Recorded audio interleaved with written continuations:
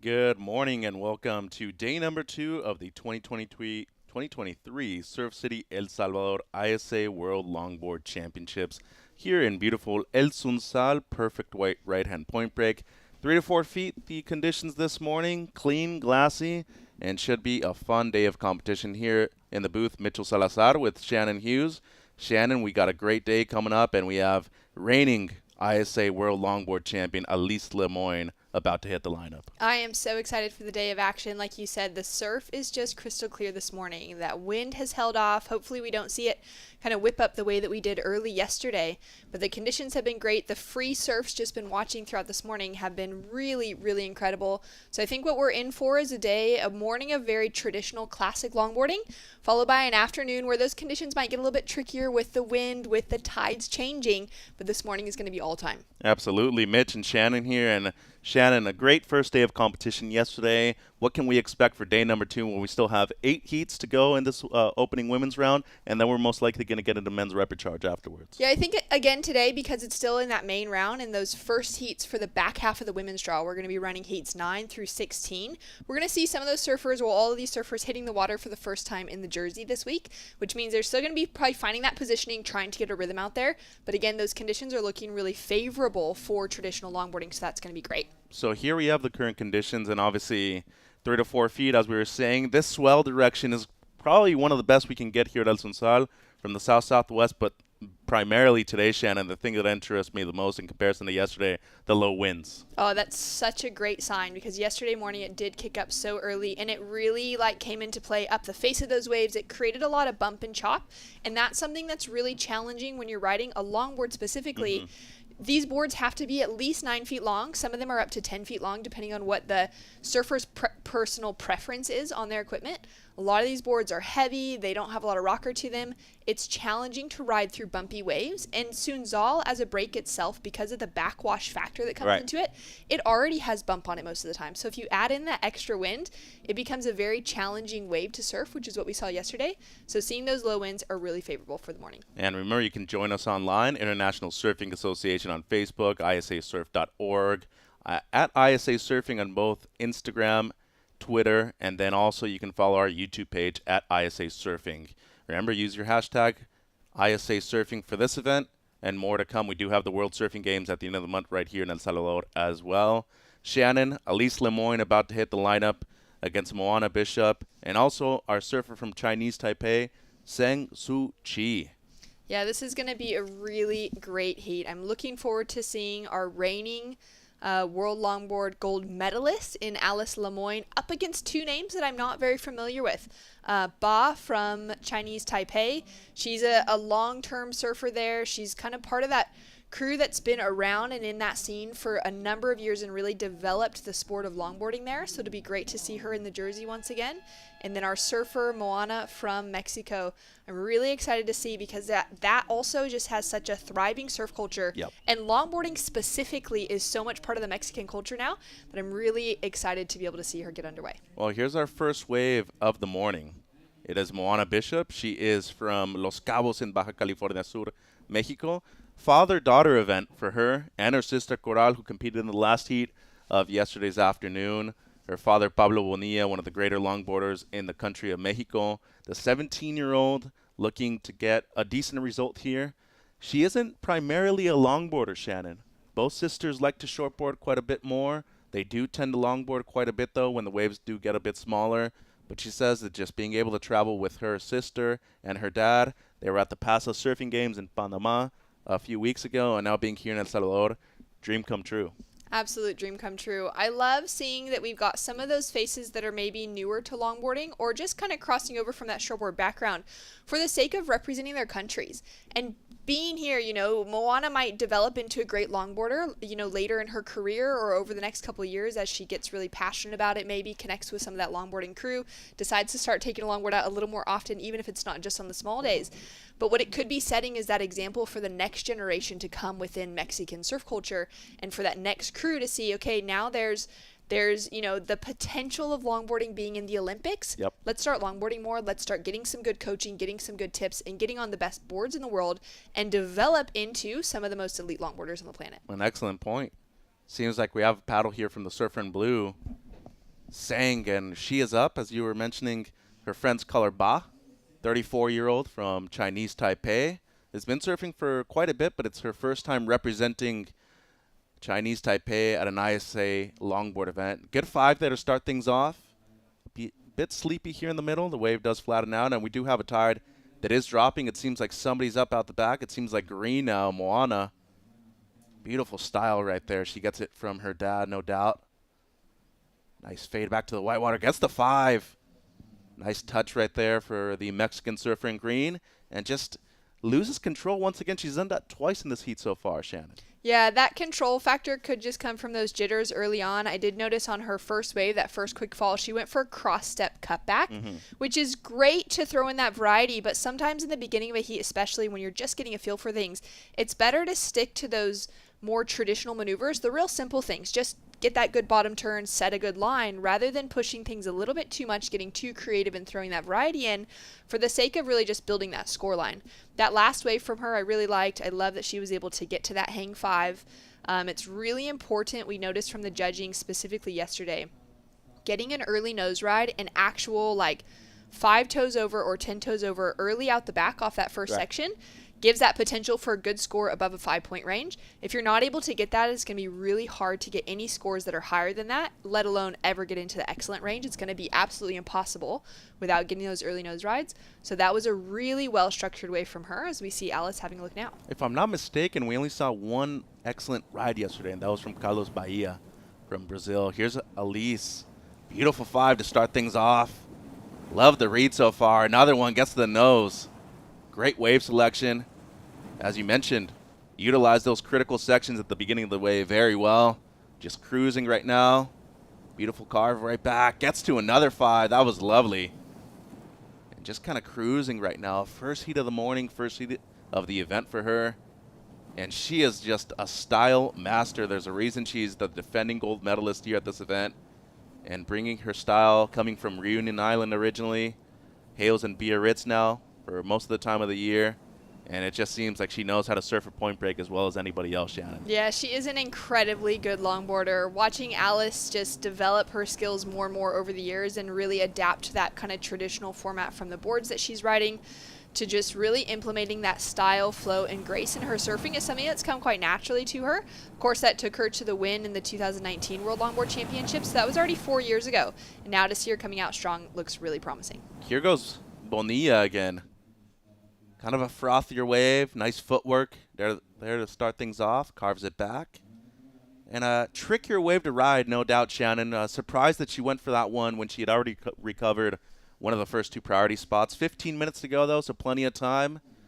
Still waiting on the opening scores of both blue and red, and we still owe 2 waves for the surfer in green as well. We're going to look at Elise's first wave. Yeah, this was an incredible wave. What a way to start out her campaign this week, knowing that she's got some pressure on her shoulders. Great hang 5 to start, another second long hang 5 into that critical section, which is really important to find those sections of the wave that are going to stand up and offer that nose riding potential. And then some great rail work here, nice and in control, just keeps that board in a good trim line as well, gets those cross steps in, no shuffling of her feet in any way, great footwork. And then sets up once again. Love that sole arch hang 5 as well. Nice tight 5. There's a difference between those stretched out hang 5s where you see the feet really far apart on the nose, and then those tighter 5s that are getting closer to those 10s. That's where you really can see that commitment. That body weight is fully over that front part of the board.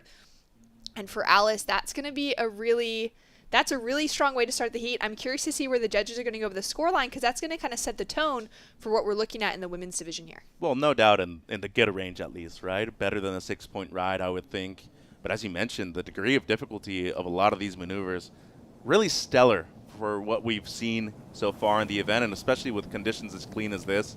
She's taken good advantage of these waves so far. There, and even here, you can see that the wave's very slopey. It doesn't have those super steep sections, but to be able to negotiate, okay, what is going to be the steepest section coming and place that board in the right place at the right time is everything that Alice is doing right here. I love the look of this wave. I think she did a great job, too, of just kind of utilizing that middle third of the board in those slower sections, and then really was able to engage the rail. Even though that wasn't like a massive section to do a turn on, she's able to just keep that board moving, keep that board fluid the entire time, and that's one of the things that the judges really love seeing that's kind of part of that overall longboarding criteria is that movement factor of just, you're not staying busy for the sake of staying busy, right, but you're staying busy so that that board keeps that trim line so that there's this fluidity the entire way through and you're not staying stagnant in any way. It allows for the flow. Exactly. And it gets a 7.33 for Elise Lemoyne. Nice. The best wave of the heat so far. Here goes Blue. Sang, she opened up with a 3.67. Nice 5 right there for the backhander here at El Sunsal. Kind of grabs her rail real quick. That maybe shows loss of control, Shannon. But either way, that's her second scoring ride so far. 12 minutes, 40 seconds on the clock. Moana Bonilla gets a couple of decent rides, a 3.93 and a 2-point ride after that. And now we're waiting on the last of Blue. She only needs a 2.27 to go up into second place. Plenty of time. Plenty of time. And I love the commitment from Ba for that first opening nose ride. That was a steep, critical section, and she was fully committed to it. Managed to pedal off and then fell on that second maneuver. So I'm really proud to see that she was able to get that sort of maneuver popped in first. Now she can just kind of take a breath, take a beat to recognize, all right, the next step is going to be connecting that maneuver with that second section, and then completing a whole wave, like putting the full picture together is going to be really good as Alice is taking off deep. Man, and this looks like it might stretch out quite a bit. Gets to the 5 and she just knows that it's going to be a closeout eventually. 11:50 to go. Where is Bonilla? There she is, right on cue. Nice cross step right there for Moana. Bigger size set wave. Looking to get to the nose. Gets the 5 quickly. Lovely touch right there for the surfer in green. And she comes from the area of Los Cabos called Cerritos. Excellent waves over there. A lot of beach breaks.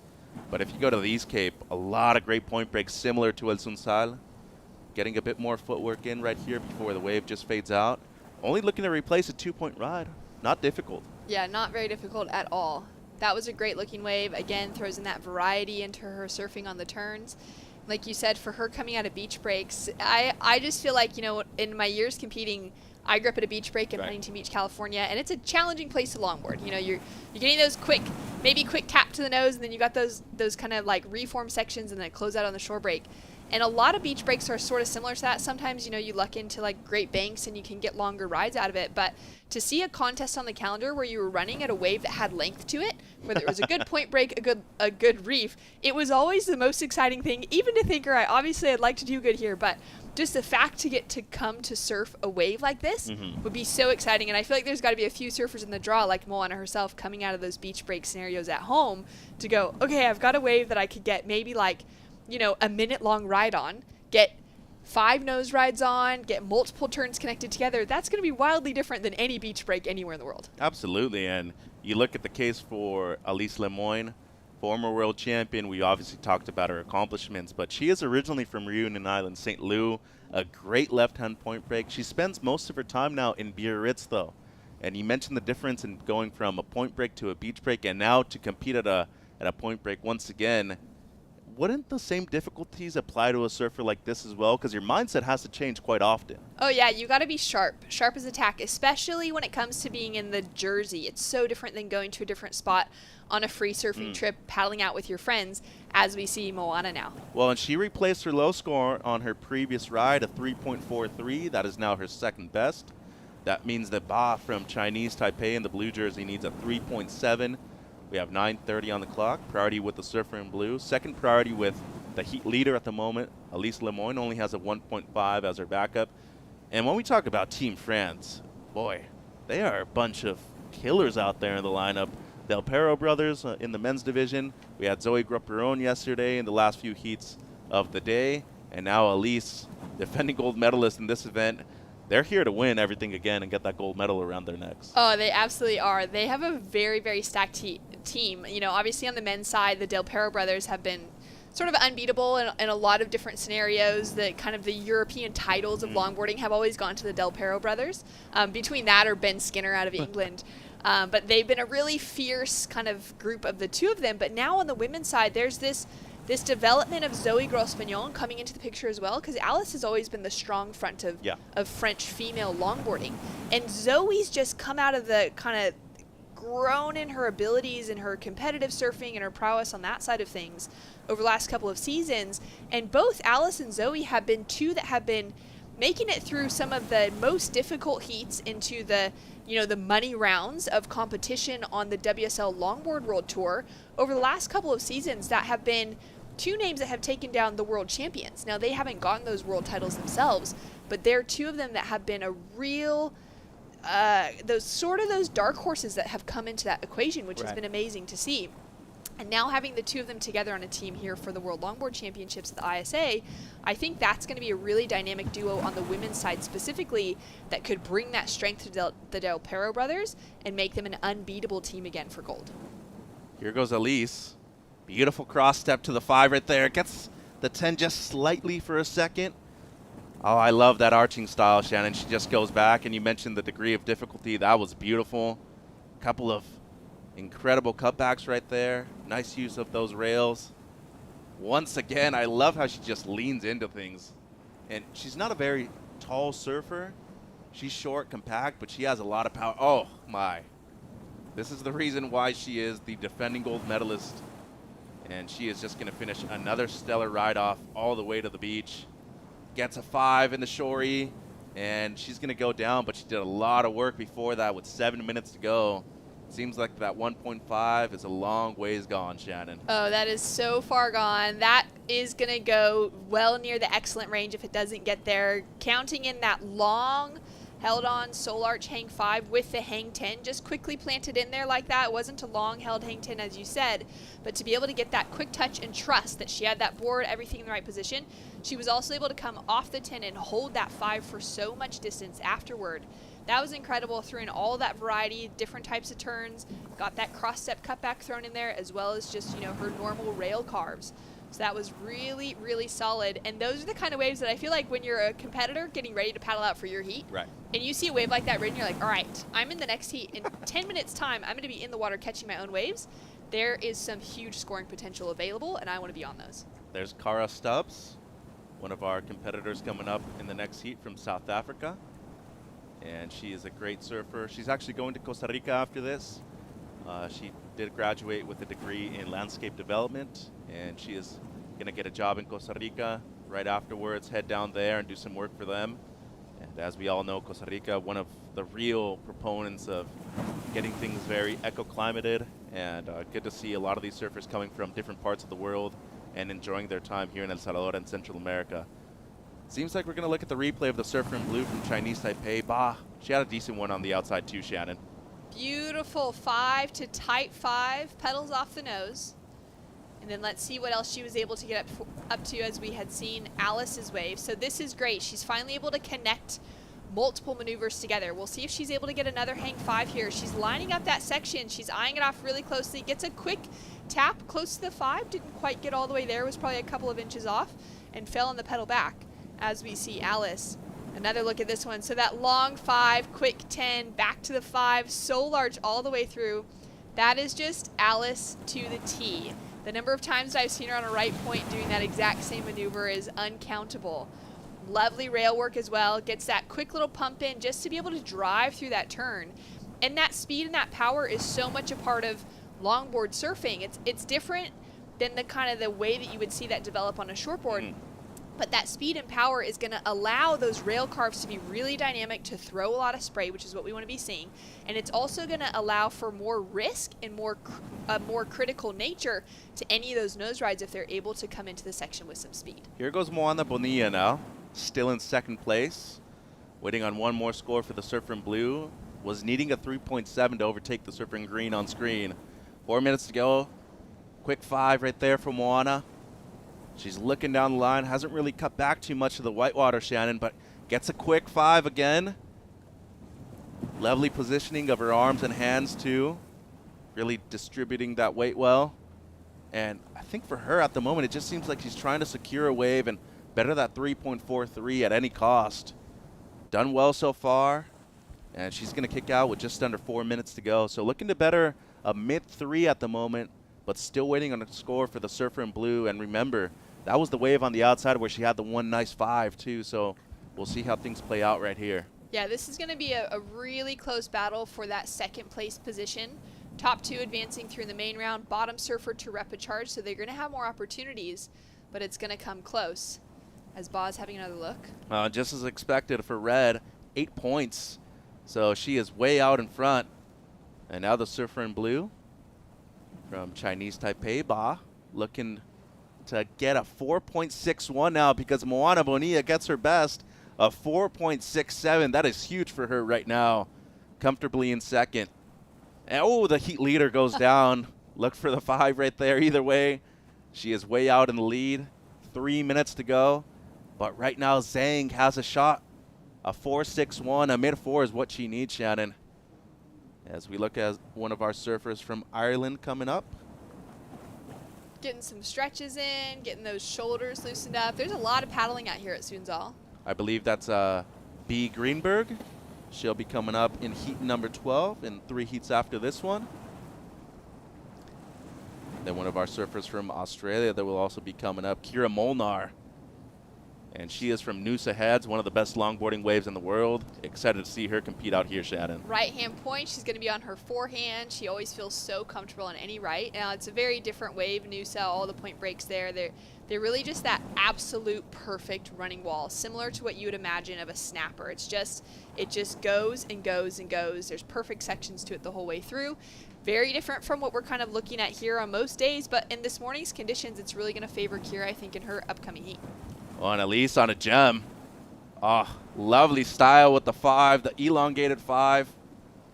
And looking for one tap to close it out. Won't be able to ride out of it, but still did some nice work before. She's looking to better a 7.33. Don't think it'll do that, but it just seems like she's enjoying herself and figuring out the lineup a bit more too. Yeah, that's such a good call. I was thinking the same thing when she went up for that big re-entry. Like, she's able to now put all that risk on, knowing that if she doesn't make it, it's fine because she's already banked 15.33 in her heat total. She's already got an excellent 8-point ride in that 7.33. So for her now, she's able to figure out some different spots on the reef, knowing that her next heat she might paddle out into, and it could be high tide and breaking in a completely different way than what this currently is. And so figuring out how to get that early nose ride still and maybe hit a section is going to be a great move, and be able to do it in that traditional manner where she's still just kind of guiding that board, and that rail line is following that lip line really well. Surfing more to the pace of the wave rather than forcing things like we kind of saw right there at the end. Get a read, Shannon, as we're seeing Moana in second place. She's looking to better a 3.93, close to a 4.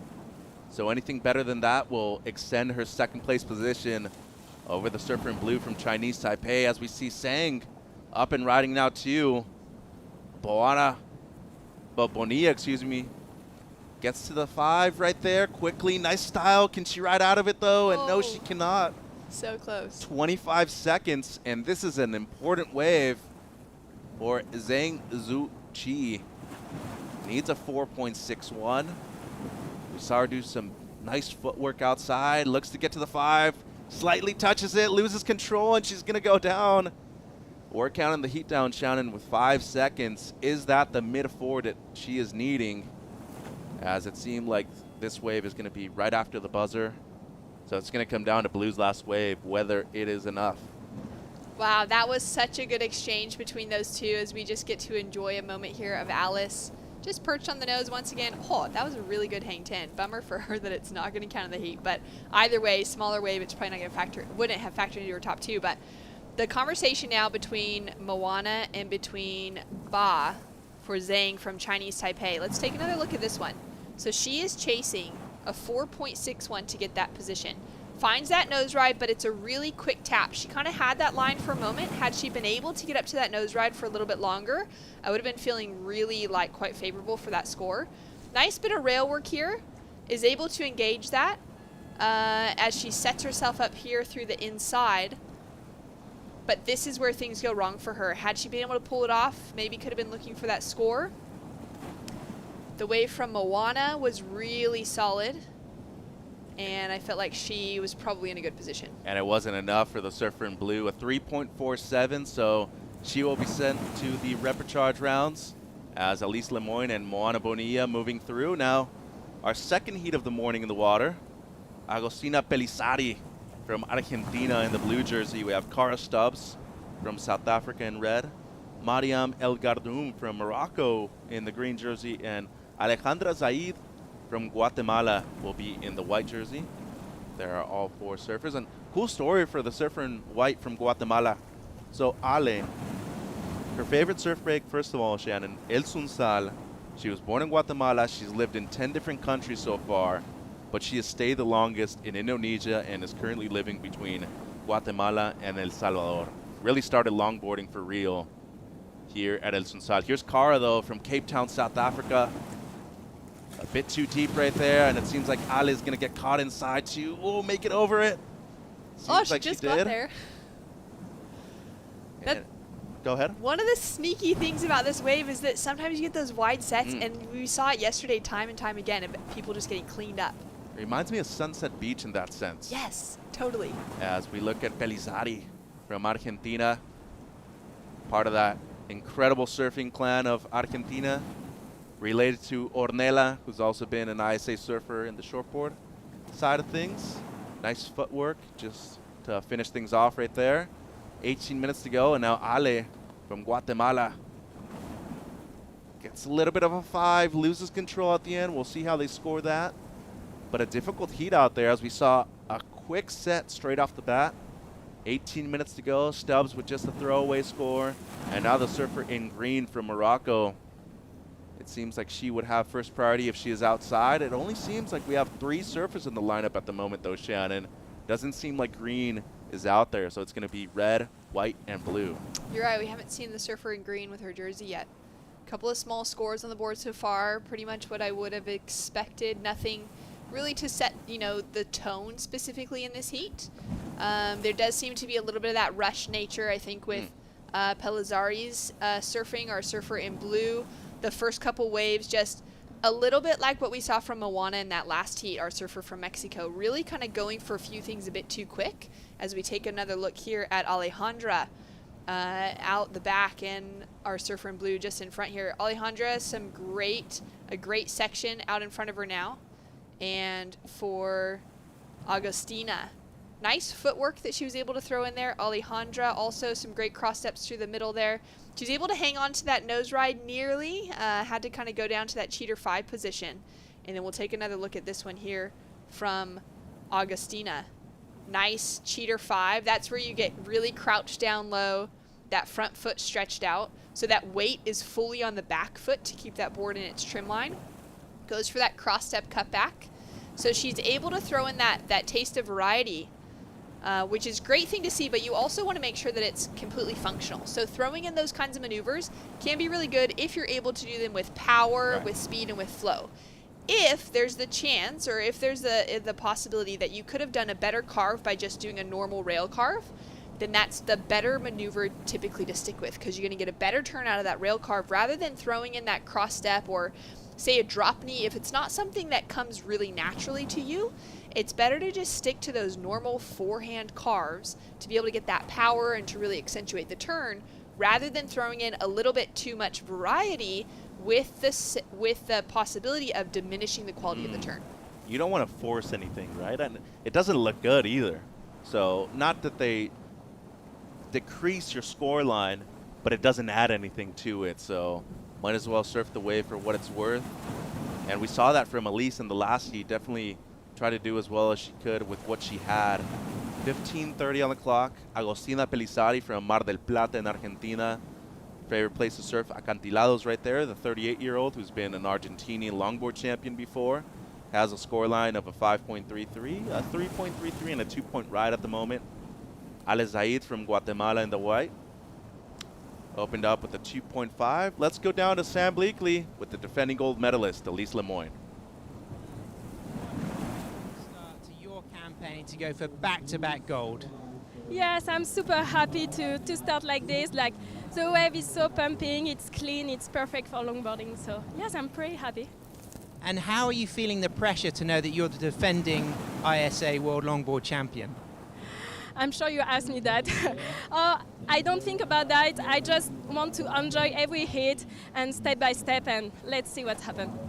Have you had the opportunity to train here in El Salvador before the event? No, we just arrived like 2 days before the contest, so I surfed, but it was a little bit crowded. But yeah, the wave is super fun, it's right, and yeah, I'm happy. And tell us a little bit about the board design. What boards have you bought, what sizes, and who's shaping your boards? Yeah, I ride a 9.4 from Luffy. It's a board kind for this wave, like for nose ride. And yeah, that's it. It looks really good, and I'm sure you've got some messages in French for all your fans tuning in back home. Ah ouais, je voudrais faire un petit coucou à toute ma famille qui me regarde depuis la Réunion, à tous les Réunionnais, à mes copines, à mon copain. Et voilà, je vais essayer de défendre mon titre ici. Je vais passer série après série et puis j'espère pouvoir ramener cette médaille pour la Réunion. Bisous à tout le monde. Thank you, Sam.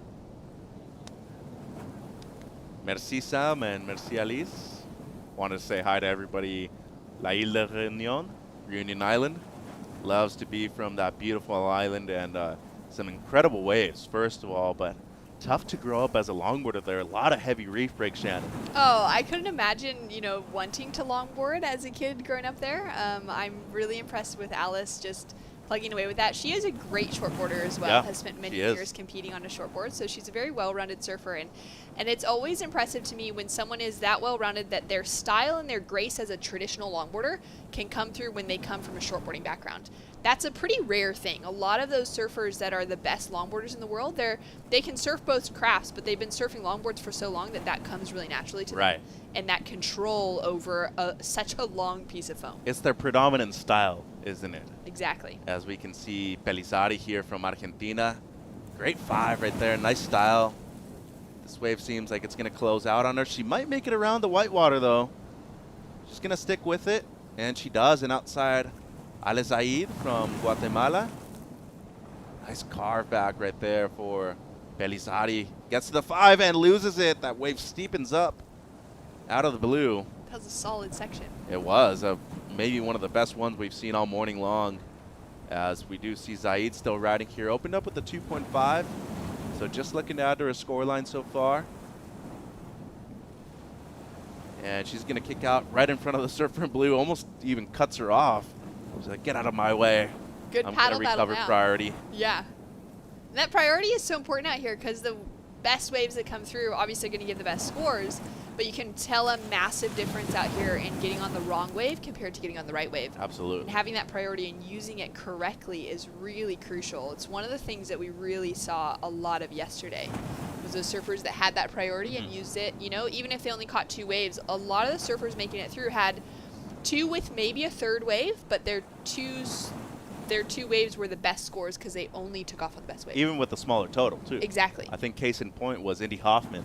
They didn't even get her hair wet. She was out there for 20 minutes, caught 2 waves the whole time. Yep. And caught 1 wave at the 5-minute mark, and then caught her 2nd wave at around 18 minutes, I want to say, maybe even after that.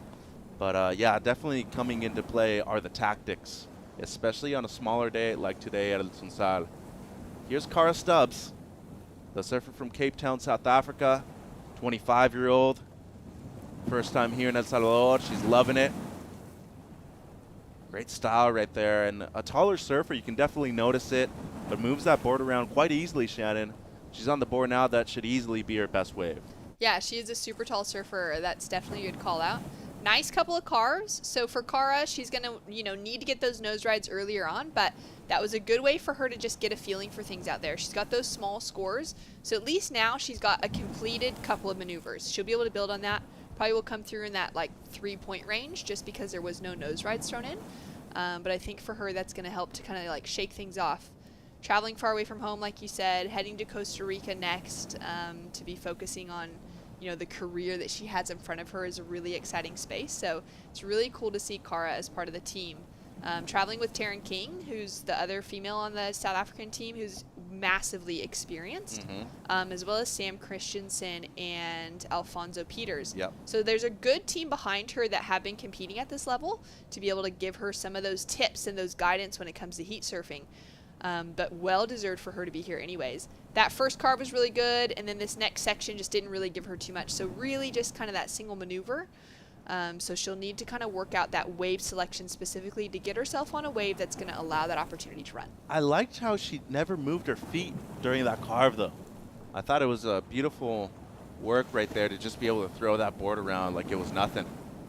Here's Pelizari again. This is her 4th wave already in the first 10.5 minutes. She's been busy. She does have the lead, looking to better a low 3 at the moment, Shannon. Nice 5 right there. gets to the nose for a decent amount of time too. Beautiful carve right back. You can definitely see though that she is just trying to better that low score at any cost. And I've been wanting to ask you a question the last 2 days as we see Kira Molnar and Team Australia about to get ready. There's a huge heat coming up. Amelie Wink from New Zealand and Margarita Conde from Colombia also will be in the water in the green jersey. Kira's mom there, always traveling alongside of her. She said the moment she heard Kira got the call up for El Salvador, she's like, I'm coming with you. Oh, We're well, going together. You got to get some tan going, you know. You're in Central America. Got to enjoy the heat. How do you think a lot of the surfers that aren't used to wearing leashes will fare at a long point break like this where it's nearly impossible to wear a leash at? Yeah, it's To not wear a leash, excuse me. well, exactly. That's the thing. I mean, so many of these surfers would not paddle out with a leash on the best of days. You know, it would be kind of no matter the size. A lot of them would surf leashless. But you're in a contest. You've only got 20 minutes. If you lose the board, especially at a break like this, say they fall in that first maneuver, which is the most critical section, you have to go for that critical first maneuver. If you fall out there, you got a 20-minute swim to get into the inside to be able to pick up that board possibly. It could take you a very long time, especially with the currents that are pulling around and everything. So I think wearing a leash, really a good decision at a break like this, especially given the nature of things kind of changing up. Maybe this morning and yesterday morning, like not so detrimental. We're not seeing too, I mean, there's some falls, but it's not like too crazy. But it's sort of that security in the back of your mind of knowing you're not going to have to swim super far in to get it. But also with the forecast that's coming, like leash is super important. That's the thing for me. Today won't be that big of an issue. It's the smallest day out of all of them, but days to come, you'll definitely be seeing a lot more carnage than we've seen so far. Here's Ale Zaid from Guatemala.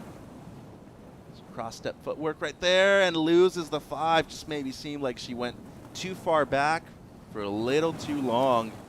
She is still in second place though as Kara Stubbs drops a 2.03 and Kara with 7 minutes to go only needs a 2.9. That is if Zaid in the white jersey doesn't better her low 2. And you can see with that score that came through for Kara's last wave, again, this is a great reminder even to me of watching and going, okay, where are the judges going to go with a good carve? Right. Only a 2-point ride. Because they want to see that connected through with those nose rides. So for Kara, she's going to have that in her mind, hopefully has been able to hear that clearly from the beach announcers, knowing she only needs a small score, but to get even to that 2.9 or say a 3 as the requirement, she's going to need to do something a little bit more. As we take a look at the beautiful overview of El Sunzal, and you can see, I mean, how far out these surfers are sitting. Back to that leash conversation, they are really far from the shoreline. And these waves break and they just continue rolling and rolling, and those boards are just going to get carried through with it. Here's Kara now. This is her 4th ride. Looking to better just a 0.93, so anything better than the 1 will help, but realistically needing a 2.9 or better for second place. Great style. Needs to get some footwork going, and maybe a trip to the nose sounds pretty nice as well. Won't get it there. She's going to kick out. Maybe she gets the score, maybe she doesn't. And Zaid, just unfortunately, it seems like she was forcing the 5 in a section that just wasn't offering up a lot. 5:45 to go. Shannon, critical time for both the surfer in blue and the surfer in white to really extend their positions over the surfer in red from South Africa. Yeah, I couldn't agree more. There's, not that much time left. If they get onto a good wave, we could see those scores jumping up into that 4 to 5 point range. Team South Africa down on the beach cheering her on. And I think for all of the women in the water right now, getting those earlier nose rides, making sure to link up that footwork even if there is those sections where maybe they don't feel confident or comfortable to be able to get all the way to the nose because it's not a critical section that's going to stand up enough. To be able to get footwork thrown in the middle of that board is really important, and that's one thing that I've noticed with Kara surfing in this heat. She's got that great turn. I mean, her first turn was beautiful. Great on rail, looked good. That back knee just tweaked a little bit out. I love the look of that. But in that middle section of her then just kind of setting it up a little top to bottom, really needs to get those cross steps thrown in. Those are the things that are going to demonstrate to those judges that there's a bit more control, and also that footwork is part of those kind of key elements of the criteria. So even if you're not getting all the way to the nose, to be able to move through that middle third is a really important element of longboarding. We don't want to see surfers planted and standing in one spot for the entire wave. 4:25 on the clock. There's Team Guatemala. They are currently in second place, but Alejandra Zaid with only a 2.43 at the moment as her second best wave. We're still waiting on Red's last score, by the way. And it is not enough, just under a 2.83. So majority of the judges saying no, but now she only requires a 2.1. Very attainable score, especially with how good the waves are right now, but they are going to get caught inside as we see a rogue set. Seems like blue might be able to get into this one, though. Ooh. Elizari, and she has great positioning for it. Don't know if she really got to the 5 right there. Maybe a little more now. Nice commitment, though. I like it, where she just tries to go for it straight off the bat. Kind of waiting for the section to stand up again. Good footwork. Wraps it back. And now a better tempo, I feel, Shannon, than before. It seems like that 5 at the beginning was way more force than that one right there. Lovely style. Nice drop knee cutback. And this is much more like it from the Argentinian surfer. The 38-year-old, by the way, doing some damage here at the ISA. Yeah, that was a great wave. A few things to kind of think about with it. That was a solid section. I mean, biggest wave caught in the heat without a doubt. And the speed that she took off with off the takeoff was very high. That was a solid degree of difficulty for her going for that stretch 5, that kind of cheater 5 style. So it wasn't that full hang 5. She did, I think, get those toes all the way to the nose, but it was in that kind of crouched position as a cheater 5. Now the challenging thing with that is that she went into that, she went up to the nose so quickly on that wave while her board was pointed down the face of the wave, which then we'll take a look at it here. So check how she runs straight to the nose while her board is pointed down.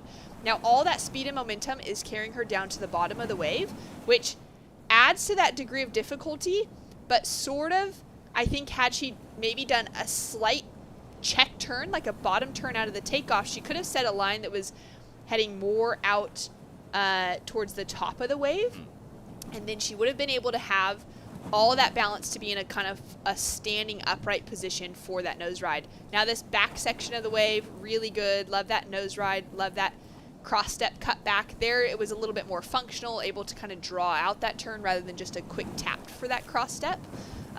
Able to demonstrate a little bit more control. And the scores came through there to 4.8, which I love that she's been rewarded with the highest score, but I also love the judges recognizing that the type of nose ride that she did at the start of that wave could be improved upon greatly. 100%. So she got there, which is amazing, fantastic, and would have been really challenging because of the speed she was carrying. So it would have felt incredible. But the technique to that, you'll notice from some of those other surfers, say for Alice in that last heat, would have set that line going real strong parallel across that wave and just had that stronger line going throughout. Well, just over a minute to go. Cara Stubbs looking to get a 5 right there at the beginning of the wave. Didn't seem like she fully got to the nose. That's much more like it. Only needs a 2.1, and this is a huge wave for her. With a minute to go, really needs to milk it as much as she can. Nice tempo. Looks to get to the nose, does some footwork, falls at the end, but still only needs a low 2. The rest of the South Africans really love it. 45 seconds. So you'd be thinking right here that White is going to need another score. Paddling for it is Zaid. Much smaller wave. And it just seems like it's just going to fade out. 30 seconds. Uses priority. So now priority with the surfer in blue, Pelisari, who got a 4.8 on her last, as you mentioned. It's going to come down to whether or not Red here gets the 2.1 that she needs, Shannon. Yeah, that was an amazing wave for Cara Stubbs. I mean, made all the adjustments that she needed to, went straight to the nose twice, had a good length of ride out of that second nose ride as well. It's hard for us to really judge it and kind of tell based on that drone angle that we're looking at and that higher angle. The judges would have had a really good perspective to see where the line was on that wave and also that kind of size and where she took off at. Here we've got a bit of a different angle on it. So that first nose ride, not fully committed, not all the way over, close to it, but not quite there. But then throws in that great carve and then that good footwork here. That second nose ride is really good. She's right in the pocket.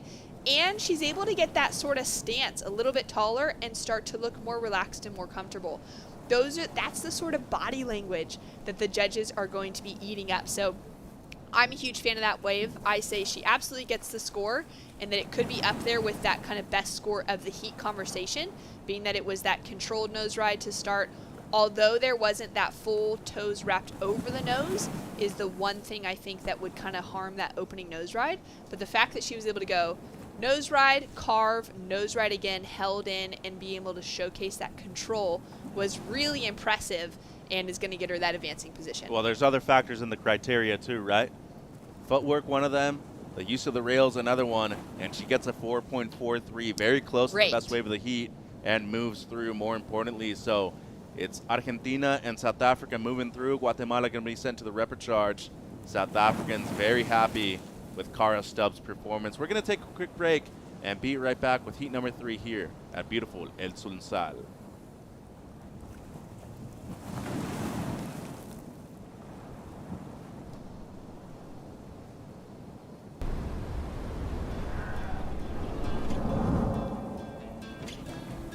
There's a right time for everything.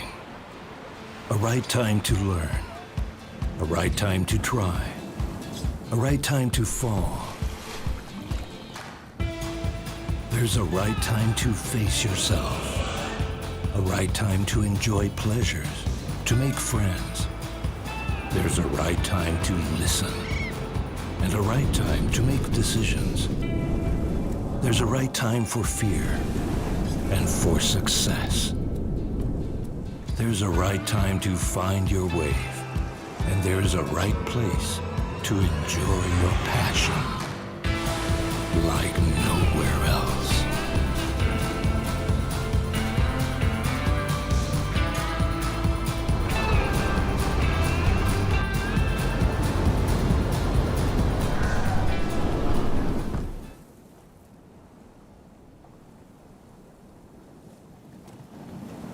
Welcome back to the 2023 ISA World Longboard Surfing Championships. Mitch and Shannon here with you in the booth for heat number 3 of the day. It is officially heat 11 of the opening round of the women's division. We have Kira Molnar in red, Amelie Wink from New Zealand in the blue, and Margarita Conde on screen from Colombia in the green jersey. Likes to get a quick 5, and Margarita has also competed at the ISA World Surfing Games in the shortboard division, Shannon. You've seen her before, and she is just very excited to be able to compete and represent Colombia once again in beautiful El Salvador. And what a treat for her to be able to return to a place that she's already surfed in the jersey.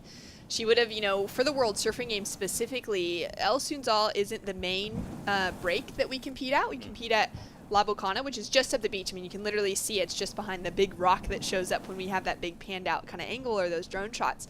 But El Sunsal is run as a lot of the repechage rounds, and in the first couple days, just to get through so many heats through World Surfing Games, we've got to run heats here. So she's no doubt been competing on this side of things and knows this wave better than some of the surfers coming from other parts of the world that haven't had the chance to compete here before, like Kira Molnar from Australia. Yeah, and the 29-year-old from Noosa Heads. Her favorite surf break, by the way, cloud break in Fiji. Oh, never would have picked that. Riding a 9.4 flip tail log, a classic from Malibu. Grew up surfing the beautiful longboard waves of Noosa Heads. And by the way, former ISA gold medalist and WSL runner-up in the world, Julian Wilson, also from Noosa Heads. Julian Wilson, an excellent longboarder as well. Grew up surfing those long right-hand point breaks, so I would think that Kira, being able to see a lot of those shortboarders surf over at Noosa, has probably influenced her style of surfing. As we see Amelie Wink, the 17-year-old from Christchurch in New Zealand. First time to this part of the world. First time in El Salvador. Lovely cutback right there. Wearing a helmet, not something you see every day out here at El Sunsal, but, you know, got to prevent those injuries, and better safe than sorry, Shannon, as we see her still riding this wave all the way through. Some good footwork before she's going to finish this wave off with a little tap. And blue is on the board as we see Kira now. Beautiful 5 right there. Nice footwork. Likes to surf a lot of right-hand point breaks, but surprising to me that her favorite wave in the world is a left-hand reef break. And she is just trying to surf this wave as well as she can. Adding some more potential to that score. And this wave kind of doubling up on the inside. Nice control right there at the end. Hitting the shore break now, gets a quick 5 and is going to be able to control and ride out of it cleanly, as might even finish with a nice little tap at the end too. So Kira in the red jersey, the decent wave to start things off. All right, she's going to get a score. She got so much work done on that wave. There was a couple moments of it being a bit shaky in between.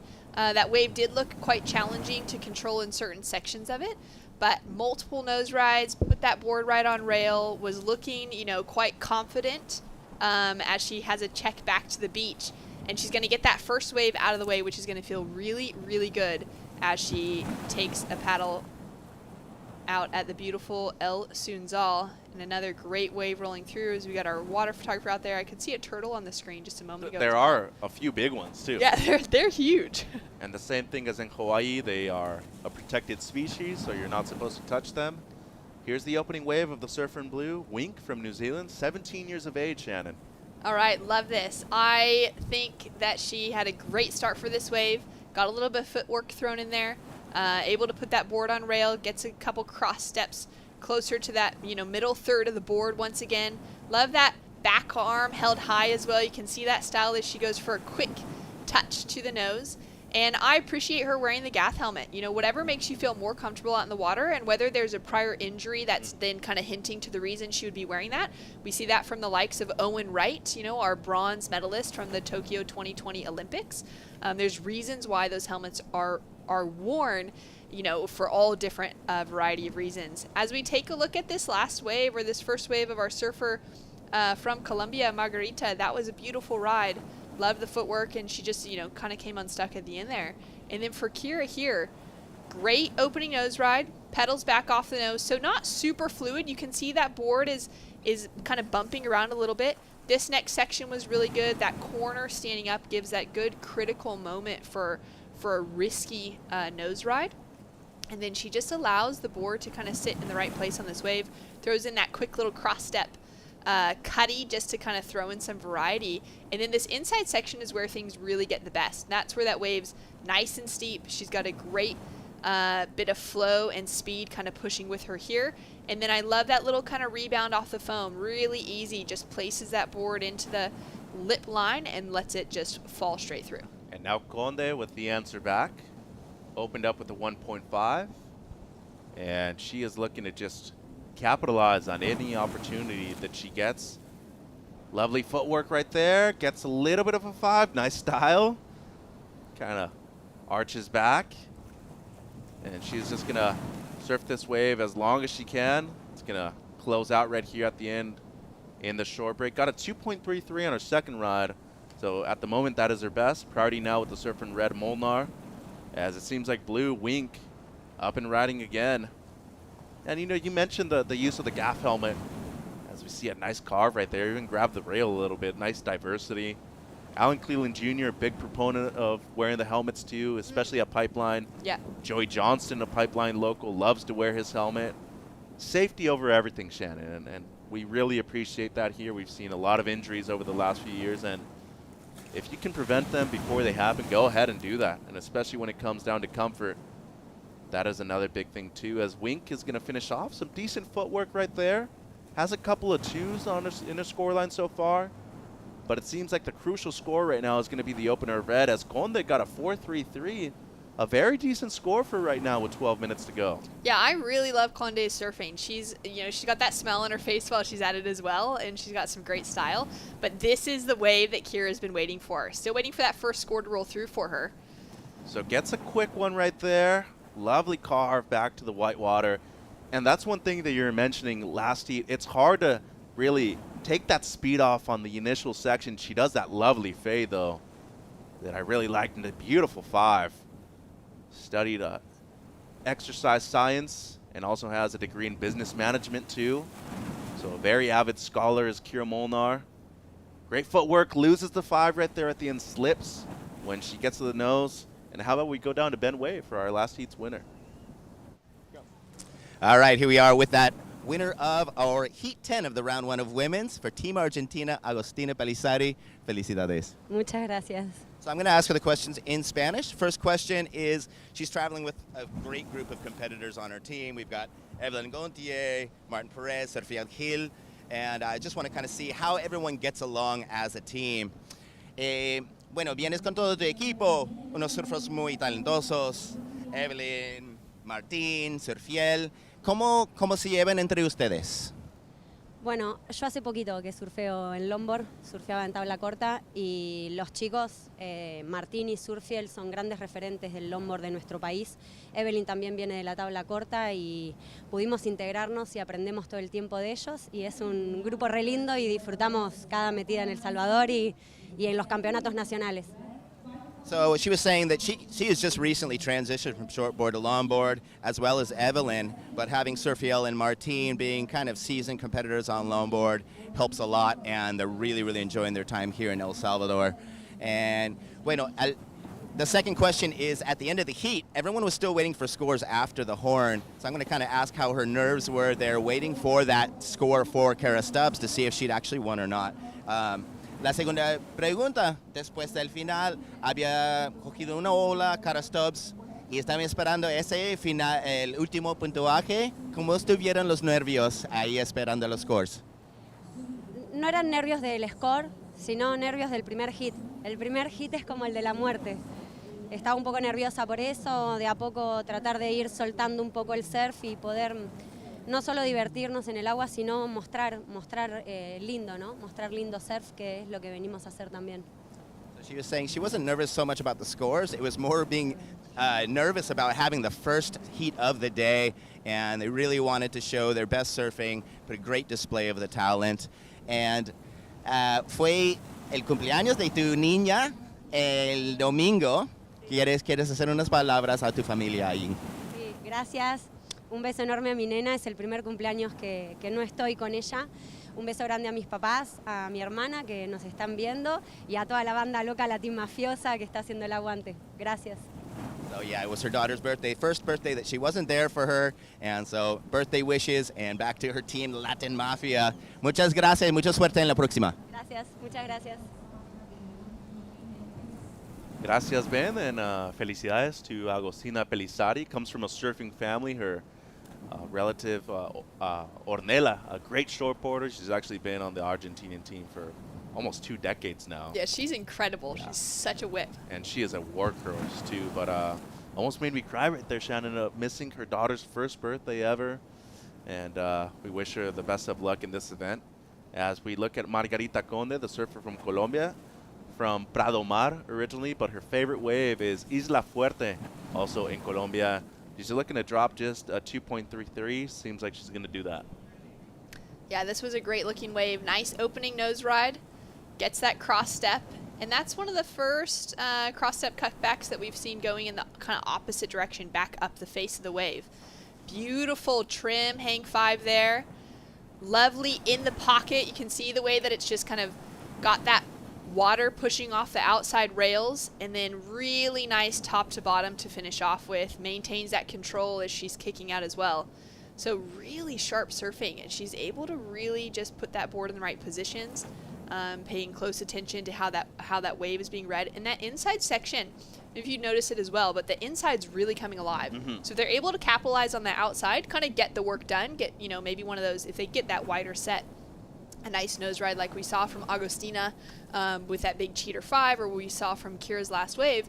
But that inside section, I think, is what's really going to light everybody up today and give them that opportunity for those really critical nose rides. Yeah, and there's Liv Stokes from Team Canada, originally from Southern California, but she does have Canadian heritage.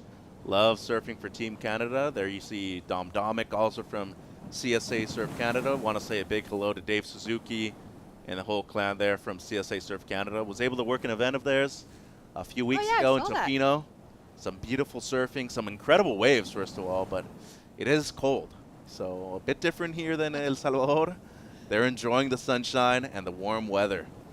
I'm sure Amelie's enjoying the warm weather too. Coming out of Christchurch, heading into winter right now, it's pretty cold. This is a solid size wave she got. No doubt. And she's been able to surf all over the country in New Zealand, both islands. Originally from Christchurch, and mainly a shortboarder, but she's been surfing the longboard for a few years now. Nice footwork right here. And you can definitely see more of a shortboard approach, right? Doesn't make it all the way to the nose, but she's trying. And I just like seeing those attempts and people getting out of their comfort zones too. It's really beautiful to see. At the moment, needs a 4, and we're still waiting on the previous wave of green as well, but How about Kira Molnar so far? Kind of a silent assassin with a couple of mid-range scores. In the lead, though. And now she's on her third wave so far. And a very efficient heat for her. 2 waves, everything better than the 5, and she's in the lead. Almost loses control right there on this one. But the surfer from Noosa just going to kick out. Didn't really like what she saw on the inside. Smart surfing right here. 5:40 to go, Shannon. Yeah, great heat so far from Kira. I think now she's going to have those couple 5s in her brain and kind of start working out, all right, what does she need to do to put herself up into that 7 range, 7 to 8 point range, maybe smooth things out a little bit.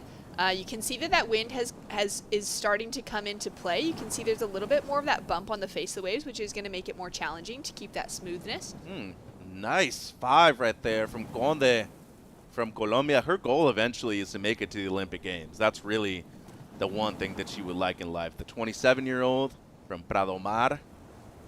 Another beautiful 5, and I've seen her shortboard a lot more than I've seen her longboard, and I am very impressed. I did not know she was this good of a longboarder. Great control of a board that large, and much more different than a shortboard for the most part. And especially as a goofy footer out here, I'm a goofy footer myself, Shannon.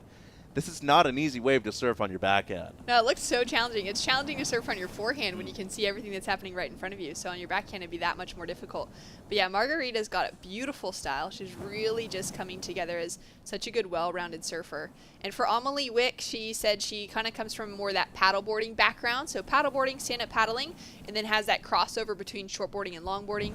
But she became the U18's New Zealand longboard champ, which got her that qualification in for this year. So it's really cool. I also, appreciate what you were saying about the fact that we can tell her style for the Kiwi is much more of a shortboard style, or even that kind of stand-up style, like used to riding a big board, but not used to using footwork on a big board, because stand-up paddle boards are massive. They're like, bigger, wider, heavier than what a longboard is even. So she's got that control of a big board, but now it's going to be getting more used to and more comfortable, maybe in the years to come. She's still a teenager, still going to school at home, surfing in the afternoons, those kind of things, to start focusing. If she wants to start pursuing longboarding as a discipline that she really can become excellent in, work on that cross step, work on that footwork to be able to then find herself in the position where she gets comfortable with proper nose rides and starts to throw in that sort of variety to her surfing and gets to know how to move a board around.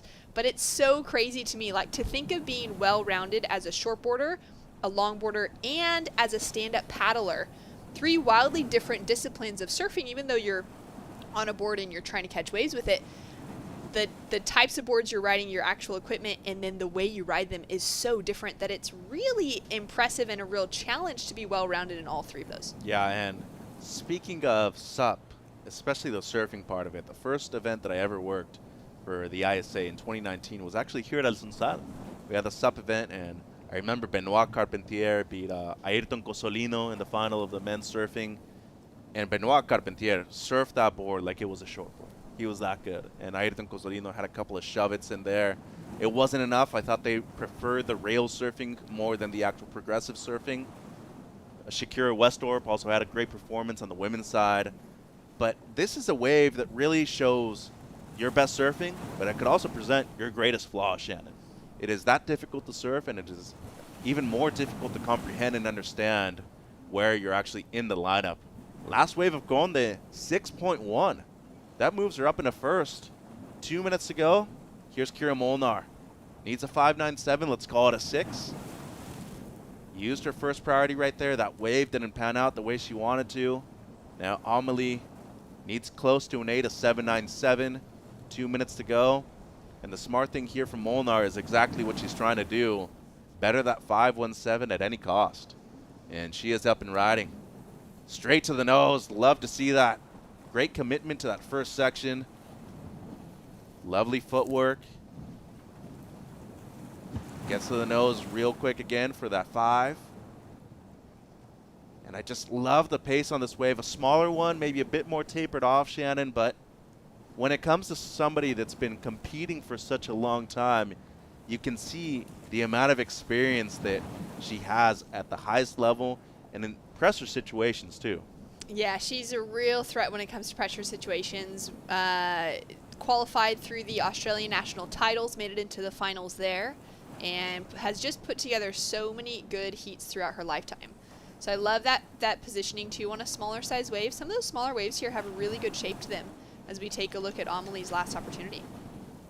Looking to make it to the nose right there. Won't be able to. Might make it around the section. She's going to stick with it. And it backs off just slightly. Nice hit right there from Amelie. So should easily. Oh, nice fist bump right there too for the 17-year-old from New Zealand. I like it. The first claim of the event that I've seen so far. Yeah, looking to better 267. I mean, she won't get the 797, but she should improve, Shannon. Yeah, that was good. That was a good solid hit. And that's one of those moments too that's going to feel really nice as a competitor. You know, you've been out there catching a few waves, you know, struggling in certain aspects and getting some kind of key moments in other ones. So to be able to find that kind of finishing section would feel really nice for her and her confidence moving through. I don't think she's going to get that score. Like, there's no way she's going to get the 791 specifically, and now that the timer's going to run out. So she'll be into that rapid charge round, have a few things to reflect on, and get used to coming up for the next heat. But for Margarita, getting that 6.10, I love that score. I think her nose riding is super dynamic. She's able to do it right in the pocket, get that lift out of the nose ride as well. That's really important, and she's got a pretty smooth, clean style. So I appreciate that score going in as the highest one of the heat so far, and for her taking the lead over Kira Molnar to go through in second. Yeah, a huge win for Team Colombia, but also moving through Team Australia with Kira Molnar. Sam Bleakley, Rachel Tilley coming into the booth. We got heat number 13 of the ISA World Longboard Surfing Championships coming up.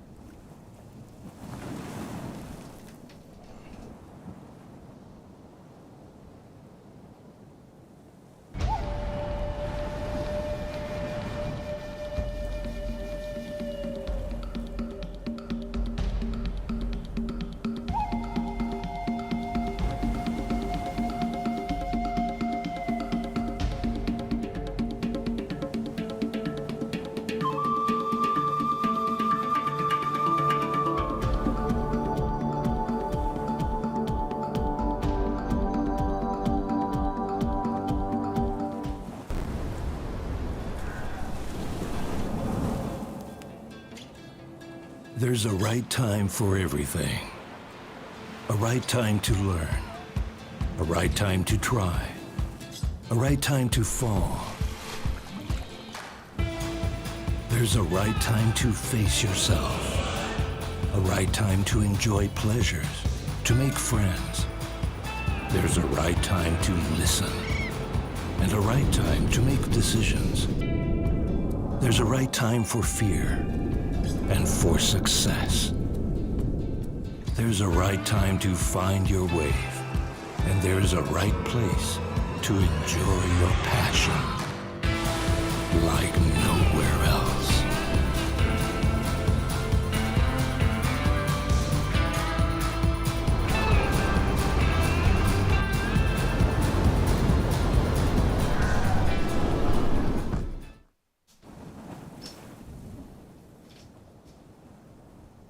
Welcome back, ladies and gentlemen. Thanks for tuning in. A pleasure to have your company here live from Surf City, El Salvador for the 2023 ISA World Longboard Championship.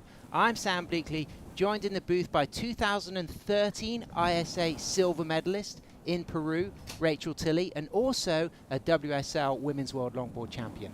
Yeah, I'm really excited to be here in the booth and to be watching the women's round one finish out today. We have a few more heats to go in some beautiful conditions this morning. Absolutely. Perfect, silky, smooth conditions. Definitely stay tuned, ladies and gentlemen, because we're continuing through this women's round one. And coming up in the water right now, we have Atalanta Batista from Brazil, Liv Stokes from Canada, and B. Greenberg from Ireland. Young B, 19 years of age. She's a 5-time Irish junior longboard champion. She's studying a degree at the University of Ulster in environmental science, and she is so proud to be here representing Ireland. She's from Donegal, but Liv Stokes, based in California. Atalanta Batista from the northeast of Brazil. 2 stalwart competitors. So Rachel, how's it going to feel for B to come up against these massive names in international longboarding?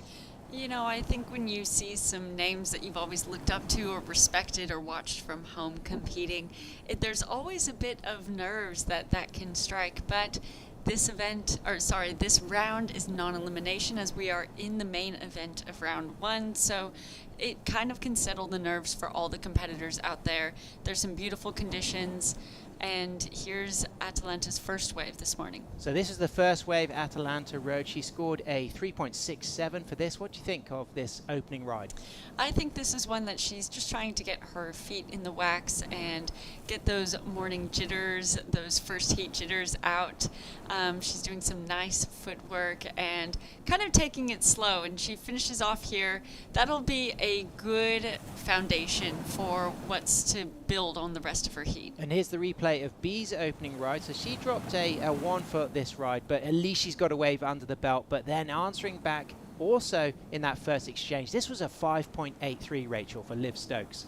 Yeah, and we can see it's that higher score because look at that nose riding that she was able to do out the back. So clean, so crisp. She looked really relaxed, and this wave has just provided her a lot of opportunity. Those are some nice turns. She's looking really loose on her board. I really like how she's able to whip that around with just such ease and a really quiet upper body.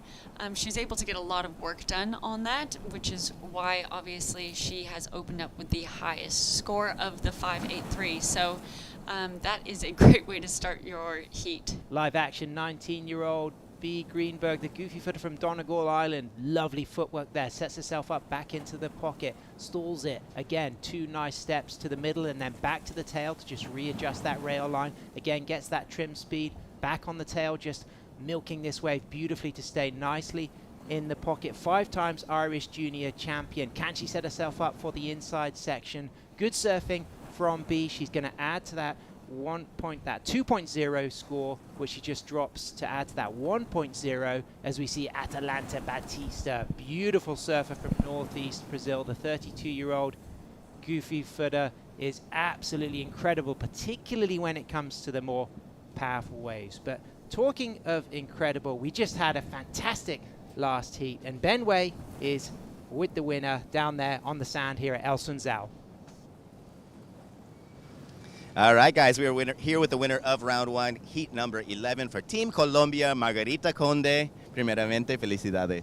Muchas gracias por la ISA, por invitarnos a este evento y a la federación también, y estoy muy contenta de haber pasado este heat. So she wants to thank the ISA, local people, and she's very happy to pass this heat. She's a very talented surf skater, longboarder. She's a longboard champion and shortboard champion in her country. So my first question will be, what does it take to switch your mind over from a longboard competition to a shortboard and exactly the opposite?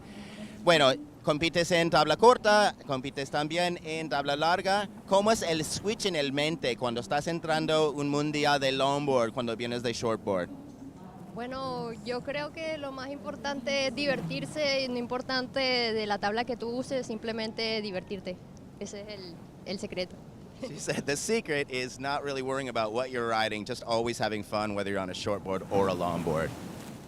And my second question is going to be, how does it feel to surf this perfect point wake of El Sunzal with only 2 other people? Pues, ¿qué tal te siente surfear ola perfecta para el longboard con solo 2 personas? Bueno, se siente muy bien, pero más que todo es como me siento muy orgullosa de representar a mi país ante el mundo en este evento, y pues súper chévere de que solamente estuviéramos 2, pero todos estábamos haciéndolo lo mejor posible. So she said everyone's doing the best that they can, but most importantly, she's very, very proud to be here representing her country. Y si quieres una palabra para los en casa.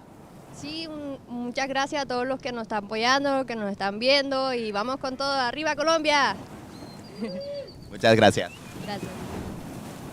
Well, muchas gracias, Margarita. Fantastic performance, beating Kira Molnar, which is no easy feat. We know Kira will come on strong in this event. She'll build momentum. But talking about a masterclass, Liv Stokes during that interview just dropped another score yet to be tabulated by the judges. She's already kicked off with a 5.83, but it was a great bit of surfing on her Michael Takayama Manatee model as we get live action. B. Greenberg up to the tip there, unable to just wrap those toes around the nose, but getting a beautiful line here. Good trim speed, cross steps back to the middle of the board, just wanting to reconnect with this section, and she does. She's still got more scoring potential on this wall, as B. Greenberg, studying environmental science from Donegal Island, a country littered with some of the best waves in the world, and she gets to surf a lot of them, and she's so pleased to be here with her Irish team representing proudly the nation of Ireland. And what a great ride that was for B. So she's got 3 rides under her belt. But Rachel, I've got to change the topic now to Liv Stokes, who just is absolutely on fire out there. Someone that you would have grown up with competing in California. She surfs for Canada, but she's based in Southern California. Yeah, absolutely. I've grown up with her since I think, we were in our early teens. She is a few years younger than me. And, we've always had a good rivalry. She's a great surfer and has really come into her own over these past few years.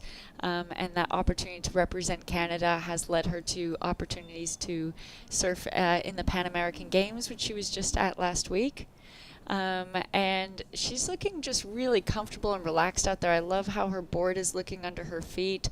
She's looking really loose. And, I've mentioned a couple times how these surfers are trying to get through those first heat jitters. She doesn't look like she's trying to get through that at all, and I think that is a result too of having a good result under her belt from last week at the Pan Americans. She's already feeling in that heat mode, confident, and is just kind of going out there and looking just loose in her best. Looking loose as we see Maria Fernanda Reyes for Peru. She'll be coming up in the next heat against Anne Albers from the Netherlands and Yumi Gonzalez from Spain. But moving back to Olivia Liv Stokes, she just drops a 6.67, and she's riding the Michael Takayama Manatee. Tell us a little bit about that board after this wave from Atalanta Batista, because we do see a lot of surfers riding the Michael Takayamas, and we'll move on to that very soon. But let's enjoy this live action from our surfer from Northeast Brazil, multiple Brazilian longboard champion. 4 steps up to the tip, gets the stretch 5, holds that 5, pedals back to the tail, smoothly, powerfully sets herself up on that trim line, 2 steps, just keeping that board moving by using that cross-stepping to just keep that board in trim. And there's that little cross-step set up into the foamier section of the wave. Atalanta is a surfer who always has great composure. Her footwork is extremely precise, and you find when she's in powerful waves, she's able to nose ride through very challenging, fast, steep sections. So she might be somebody to excel in the potential bigger conditions that we're forecast to have in the next couple of days.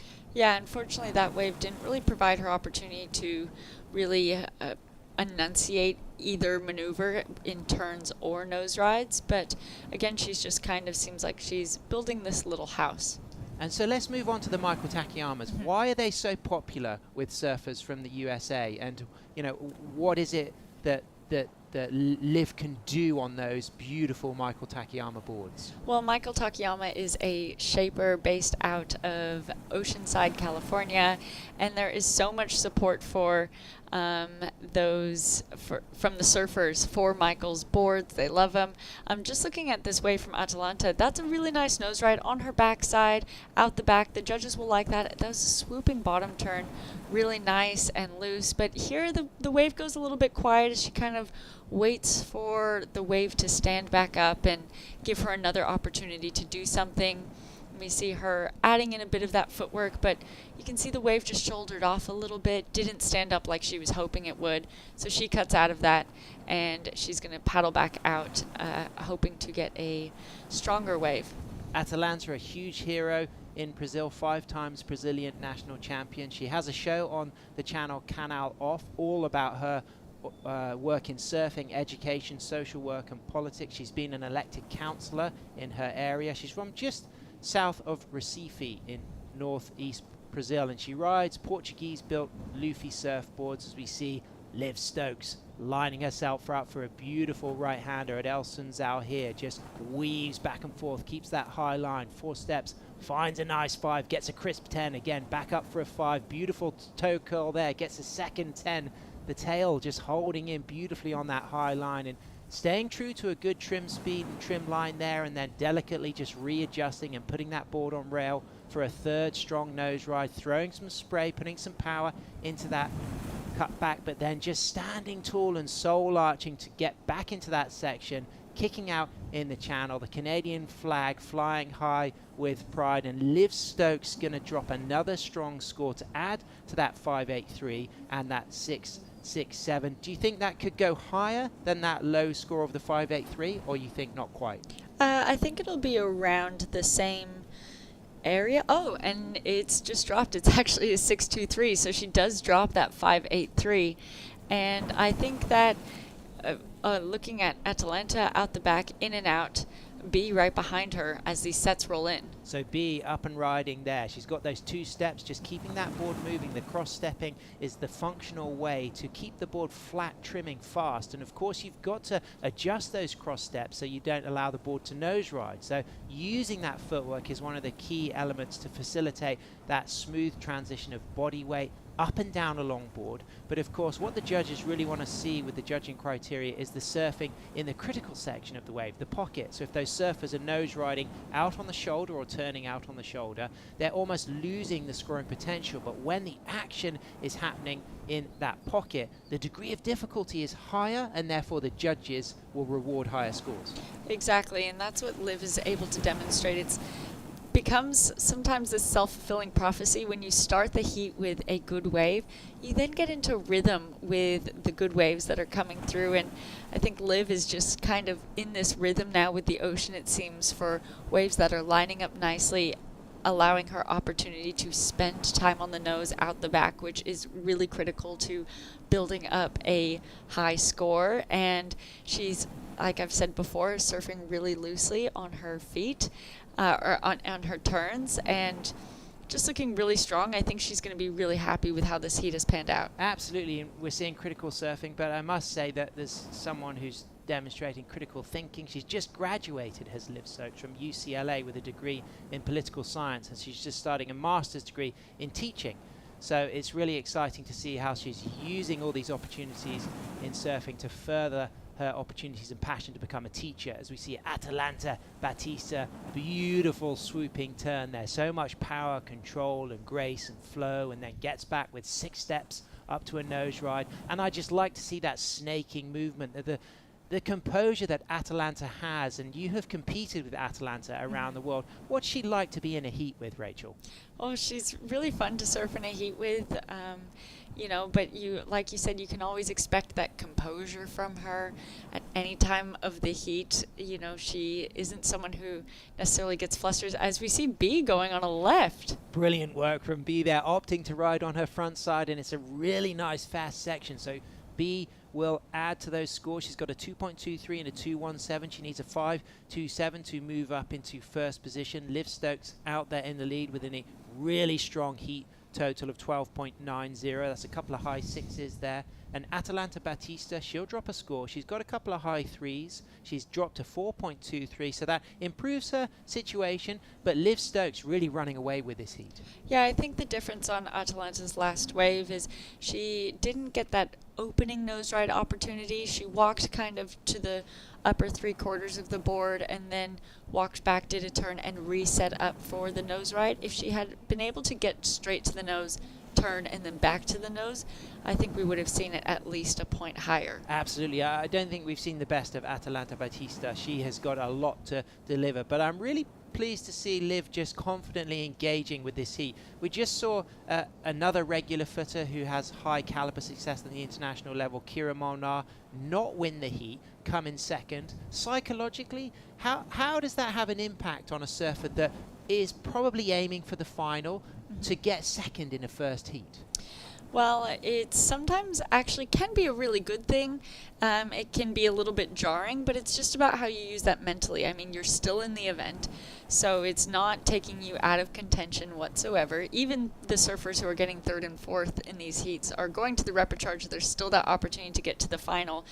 When I say it can be a good thing, some of my best results have come out of a 2nd place or something, out of a heat that I thought I should have won, but it has caused me to go home and really reconcile with, okay, what did I need to do better in that heat? And you you spend more time analyzing what you need to do better in the next heats, and you get maybe more out of the result than if you had won, and so you just keep doing what you have always done, you know. So it's all about how the surfer takes that on for themselves and channels that into their next heats. Up and riding, B. Greenberg. She doesn't make that takeoff there. She's chasing a 5.83. Liv Stokes out behind there in first priority, decides not to move for that wave. Atalanta Batista, she is in second priority. 1 minute, 8 seconds remaining. Really interesting to talk about that psychological impact of getting those seconds, that drive. And of course, when you do get first, you have those post-heat interviews. All surfers will have the post-heat interview until the last heat of the day, often won't have that post-heat interview. But, you know, can that be a difficult thing to have that, you know, that post-heat interview, or is it kind of nice sometimes to get second and not have the pressure of doing that? Yeah, sometimes. You know, for me, I tend to look at post-heat interviews as a treat, like you've earned an opportunity to, it's because you've won, and someone who's trying to get a win in this heat today is Atalanta up and riding in the final seconds. Great to see that angle there. She just sets herself up for the nose ride, and you can see the board positioning. It was all about her allowing that tail to get locked so she could touch the nose. It wasn't one of those sections that allowed a critical nose ride with lift. She had to move straight back off the nose as soon as she hit it. But Atalanta, she's had a fairly solid performance here with that 4.23 and that 3.83, and we will end that heat with Liv Stokes up and riding, 4 steps up to the tip there. I'm not quite sure if this will count, but she's certainly looking strong again with that beautiful swooping cutback and a really nice high line, and holding on to an extremely difficult fast nose ride with exceptional control, and then snapping that back with a lively cutback, and again getting on the nose once again through the inside. And I love the composure from Liv. This is some of the best surfing I've seen Liv do in early rounds. I know she competes all around the world, but that was phenomenal. But stay with us, ladies and gentlemen, because we'll be right back live from Surf City, El Salvador.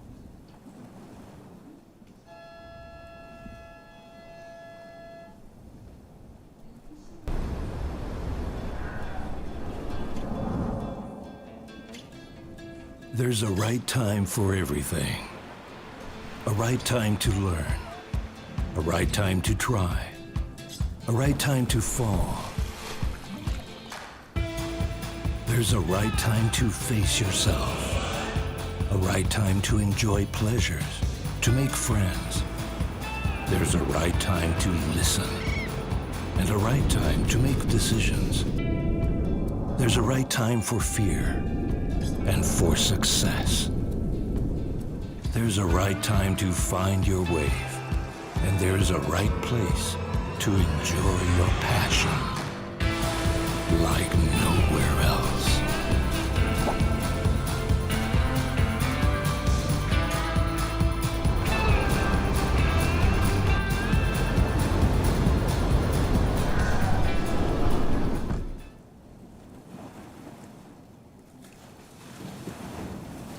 Welcome back to the luscious land of right hand. It's a pleasure to have your company. Thanks for tuning in to Surf City, El Salvador for the 2023 ISA World Longboard Championship, as we see Liv Stokes with Team Canada coming out from a really strong opening heat. And we will be moving on to heat number 13 in round 1 of the women's here on day 2. As we see B. Greenberg for Ireland, proudly representing that Irish flag with style. But up and riding right now, it's Yumi Gonzalez from Spain. She is surfing against Maria Fernanda Reyes from Peru and Anne Albers from the Netherlands. But it's Maria Fernanda Reyes on that bigger section, strong opening nose ride, riding her Piccolo Clemente surfboards. Benoit Piccolo Clemente is our reigning ISA World Longboard Champion, having won that event in 2019 in Biarritz, Côte de Basque, France. Mafa,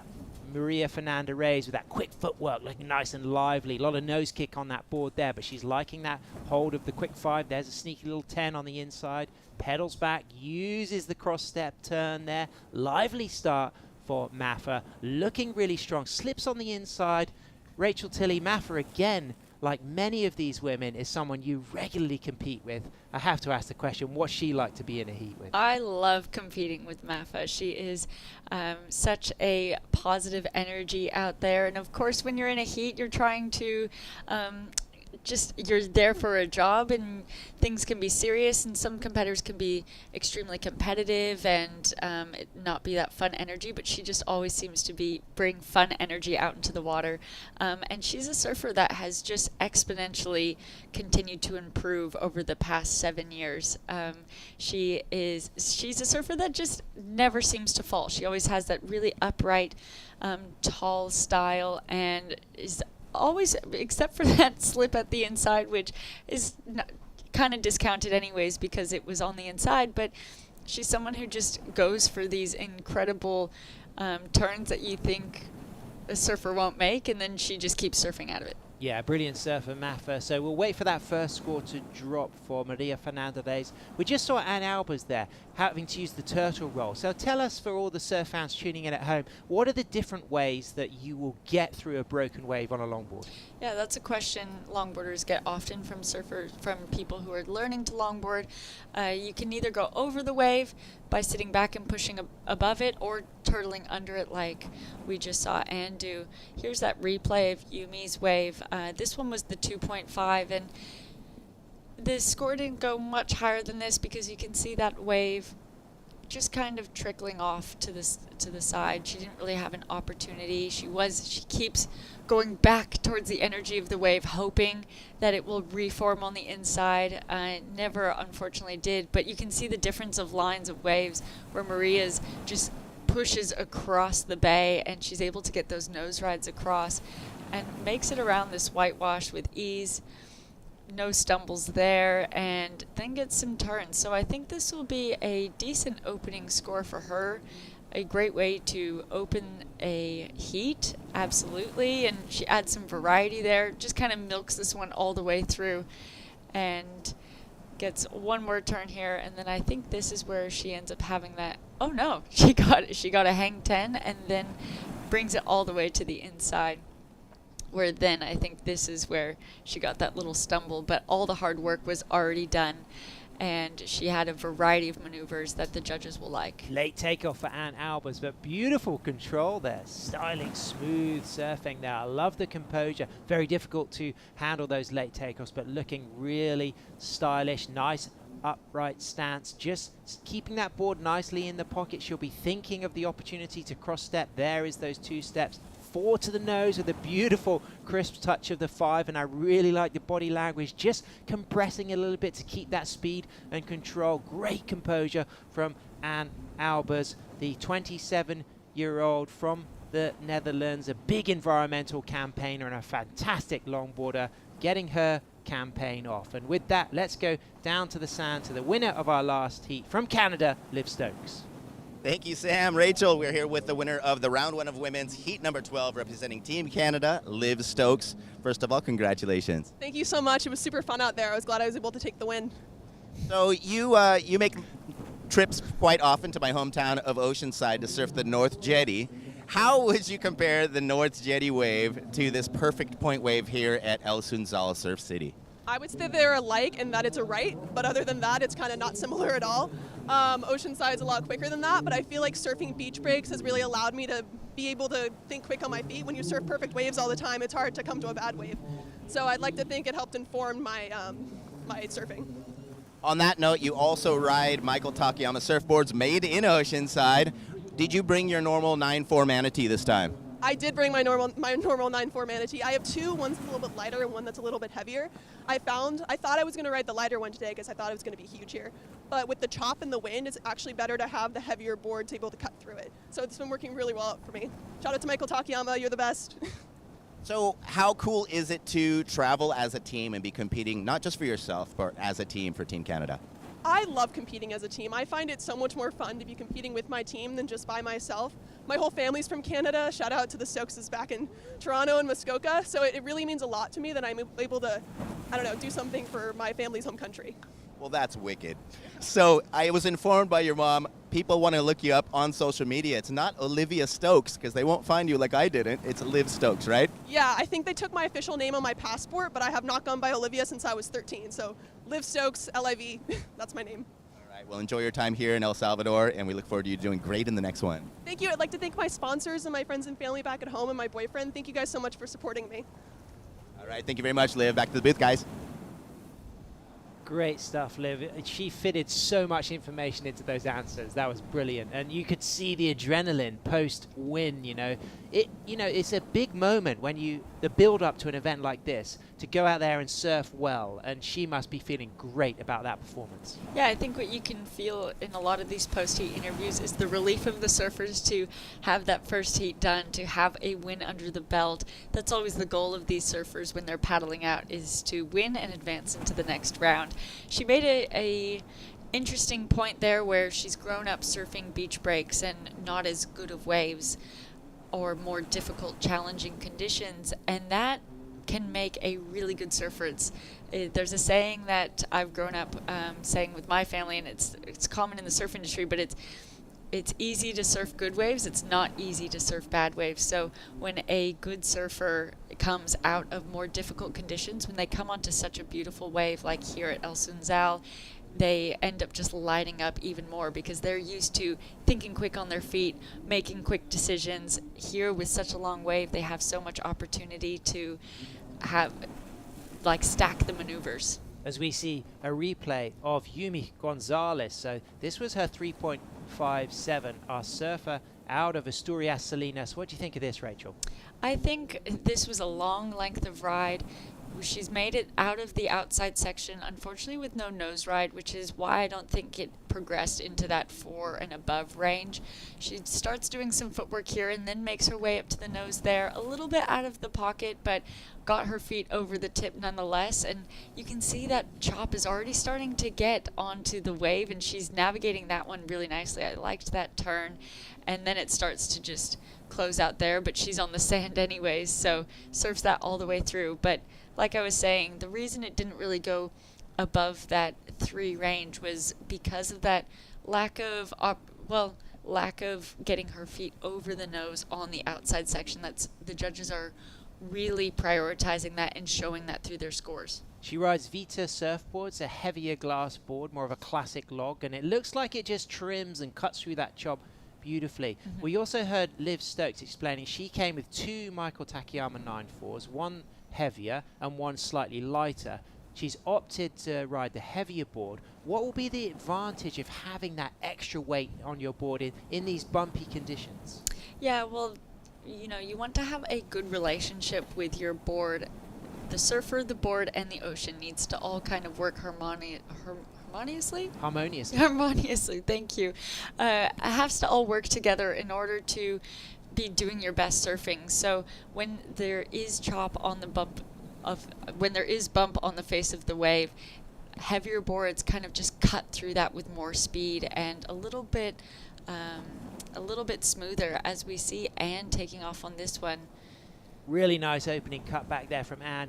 She's just got that lovely high stance. I really enjoy watching surfers who keep that upper body very composed and then use the hips and the knees and the power below to really get themselves in the right position of the wave. And it's really lovely to see the lack of wiggly arms from Anne. She's just got that real balance upper body. You get the sense that there's more to Anne than just the longboarding. There's a lot of other physical activities that really facilitate this balance that she has. She really works through that inside section. Big opening turns on the outside section and then cross-stepping and nose riding all the way through to the inside. As we see those cobbles, it's this bathymetry that creates the point break at El Sunzal. Answering back, Maria Fernanda Rey, she kicks off with a 6.33. She's going to try to replace that 3.0, and she's got a lot of nose kick on her board. It's almost, you saw the Michael Takayamas that seem to have the more rocker in the tail, but her board has quite a lot of accentuated nose kick rocker. Will that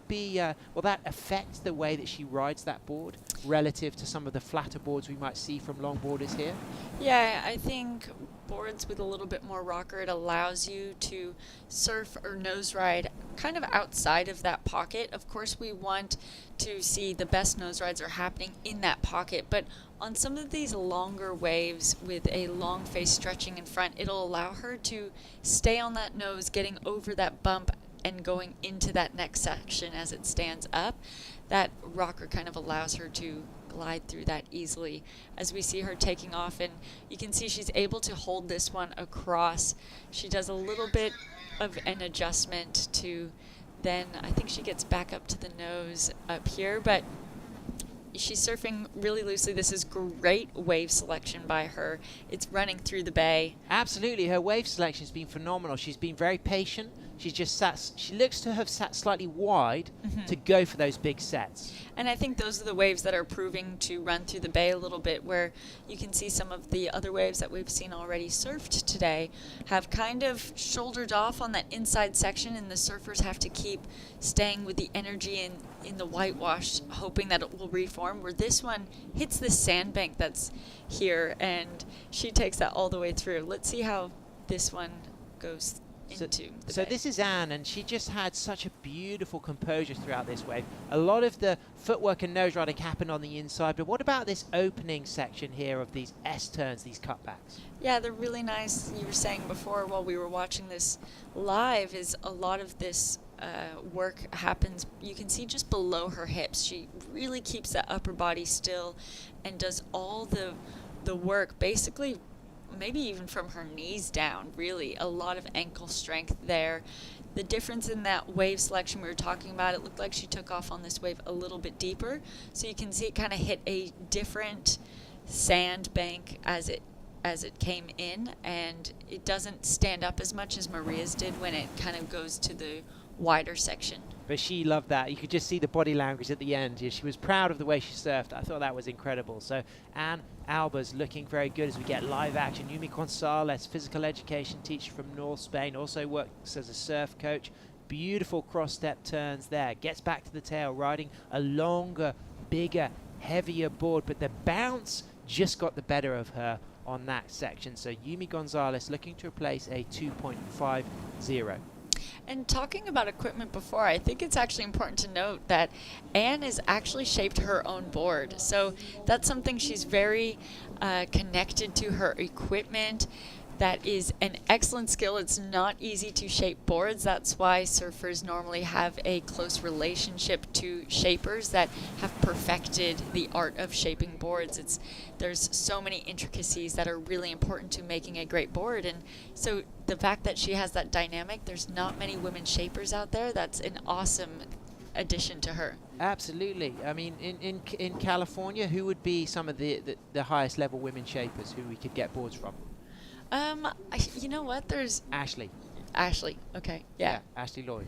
So really great longboarder and fantastic shaper. Of course, you have that great relationship with Josh Martin. You know, and you know, that's, you know, it transcends just the relationship, because of course his father, such an icon in surf history, surf culture, surfboard shaping. You know, how important is it for these surfers here who don't shape their own boards to have that relationship with a shaper who's got a lot of experience?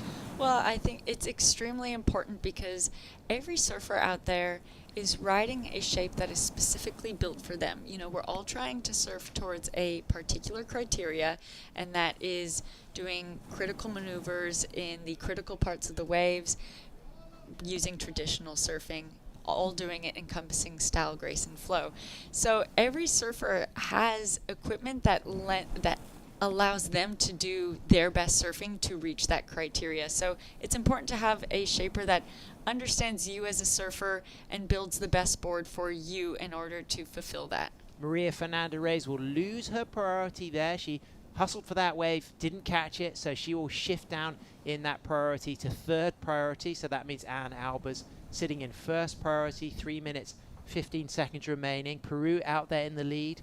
Maffa has got a 6.33 and a 5.17. Really great surfing from Maria Fernanda Reyes. Anne Albers is in second, so she's got that 3.83 and that 2.93. So Yumi Gonzalez, to move up into first position, needs a 3.20. Yumi Gonzalez from Asturias Salina, so which is, you know, arguably one of the kind of capitals of longboard culture in North Spain. You have different kind of longboard areas in Spain. The Alps is a really fantastic longboard community, but Salinas, there's long-running Salinas Longboard Festival has really gathered a lot of the kind of European longboard culture over the last 10 to 15 years, and she teaches at the Salinas Surf Camp and also teaches physical education in secondary school. So she is a really accomplished longboarder, and like Anne, she has that composure. Nothing's ever too rushed, and I think it's important to recognize that there's the judging criteria, there's competition, but there's also the beauty of longboarding, and there are longboarders that are really gorgeous to watch because they have that minimalist approach. They don't overcook things, they don't do too much. They might not necessarily get big scores in a contest, but it doesn't mean that their longboarding isn't world class. Oh, absolutely. I think competition, there's best surfers in the world that never step foot in a contest. And I think competition, it's not just about the best surfers. It's surfers who are able to have time management, strategy, use priority to their advantage. There's so many aspects to making a successful competition surfer, and being a good surfer is just one of those aspects. Absolutely. As we move into the last minute 20 seconds, set on the horizon, Anne Alba's in first priority. She needs a 7.67 to take the win, but currently sitting in second. She will progress into the main round 2. At the moment, if the situation doesn't change, Yumi Gonzalez from North Spain will move into the repechage round. So it's non-elimination round, but when the surfers do move into that repechage round, they have to get that first or second to stay in the progression of the repechage. It can be quite confusing for you surf fans tuning in if you've not watched an ISA event, but I thoroughly recommend exploring the website, keeping an eye on all of our social media, and you can see the way the website spreads out that progression of the main rounds and the repechage rounds. And even if a surfer falls into the repechage rounds, they still can progress all the way to the grand final. As we see 20 minutes, 20 seconds remaining, Anne Alba's sitting deepest with priority. She's paddling for that, but Yumi Gonzalez chasing a score. This could change things. She needs a 3.20. The section is just ahead of her, so she's not going to be able to get the score on this wave as we move down into the last 4 seconds. Great surfing from Mafa though, Rachel. Absolutely. Mafa did the surfing that we expected to see of her. She's moving through that heat in first, with Anne coming in second and Yumi going into that repechage round. Stay with us, ladies and gentlemen, because coming up, we've got Heat 14, we've got Japan, Portugal, the Philippines, and Venezuela, live from Surf City, El Salvador.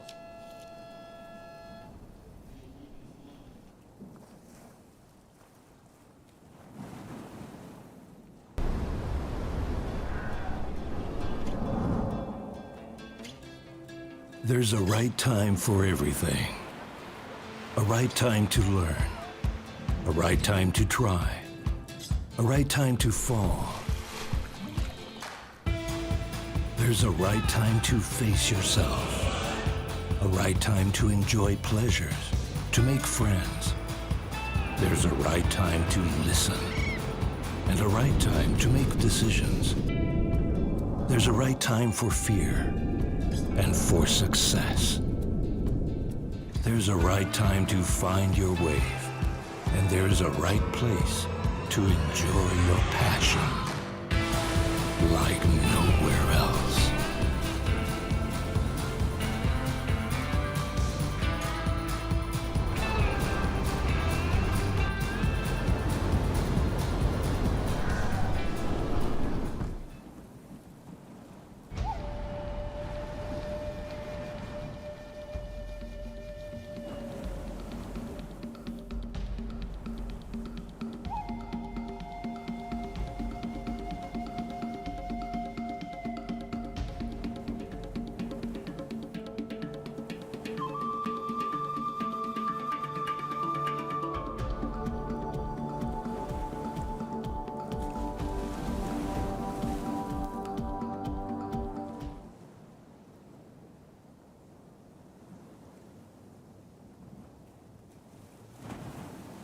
to Surf City, El Salvador for the 2023 ISA World Longboard Championship as we move into Heat 14, Japan, Portugal, Philippines, Venezuela. Akiko Katamura from Japan, Inish Martins from Portugal, Daisy Valdez from the Philippines, and Betsy Salcedo from Venezuela, here in the land of volcanoes and right hands. And of course, you must follow us all on social media at ISA Surfing, and go to our website isasurf.org. All the action, check out the hashtags. We've got so much to enjoy, and the ISA is doing all of this to better the world through surfing. And I just love that lineup shot of the right-hand point break at El Sunzal. Of course, longboard fans around the world will know that Big Wednesday, they shot footage that they dubbed as Malibu at Punta Roca, just down the coast, and that really says a lot. If they wanted to come to El Salvador to recreate Malibu, this is definitely a place that sits in the heart of the longboard community.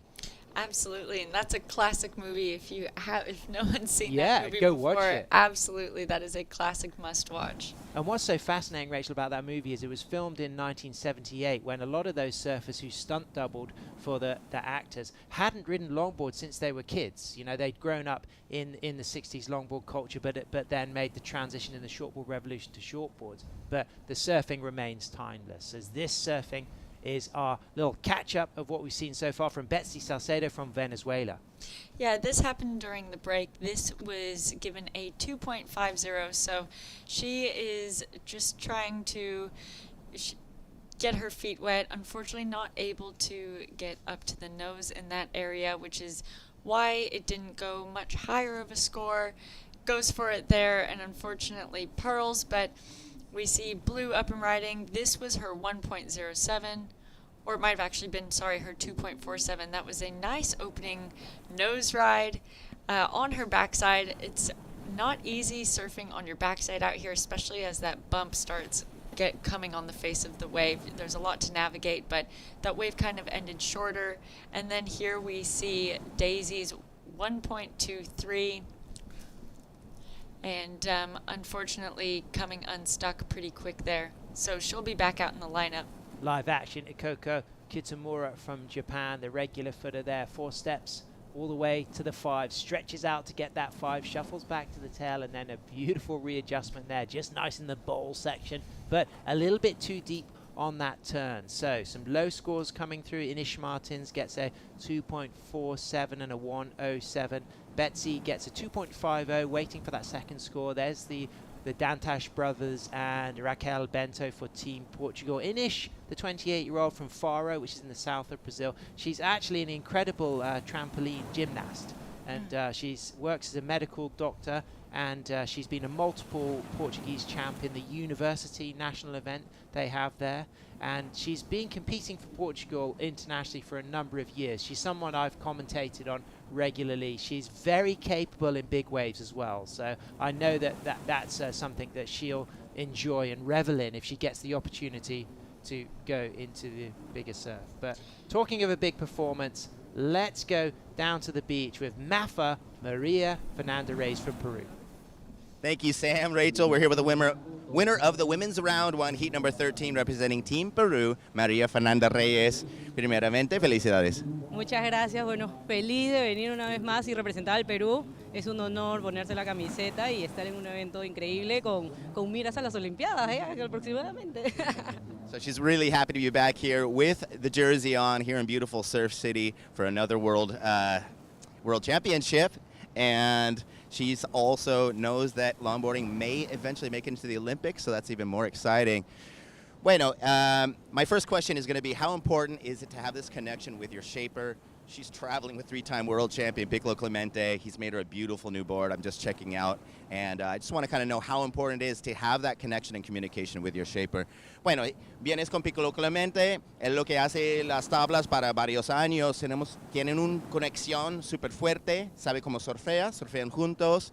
¿Qué tan importante es tener esa conexión con tu shaper? Bueno, es increíble.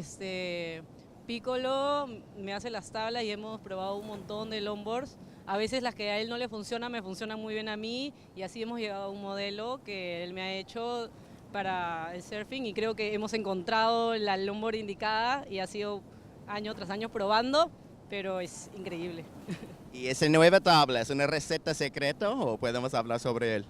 Bueno, la verdad que yo soy muy poco de saber, con decirte que todo el mundo me preguntaba qué medida era mi longboard y yo le decía que era 9.2 y después Piccolo me dice, es 9.4 y yo, ok, no sabía. So I asked her if it's a secret recipe with this new board. She said, I don't really know much about the boards. Someone asked me what size my board was. She said 9.2, and Piccolo said, no, it's actually a 9.4. My second question is going to be, she has 2 silver medals. She got one in South American WSL and another one in Pan Am Games, and I just want to see how hungry she is for the gold. Tienes una medalla de plata para los Pan Am Games, también en el WSL de Sudamérica. Explícame el hambre para esa medalla de oro en ese gran evento.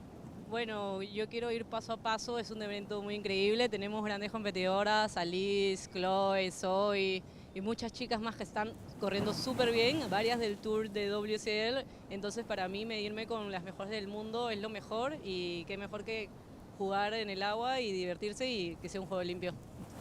So she said it's more about being here with some of the best longboarders in the world in such an amazing wave, just going step by step through the heats and through the competition, and there's nothing better than surfing this amazing wave with only a couple more competitors. Bueno, muchísimas gracias, mucha suerte en el próximo. Gracias y bueno, un saludo a todos los de Perú que está viendo, a todos mis oficiadores, a mi enamorado y a toda la familia que lo quiero, a Osvaldo que me está entrenando y bueno, acá ya están todos los chicos apoyándome. Arriba Perú. Y lo sabes. Oh, I love that. I love the fact that she didn't know the length of her board.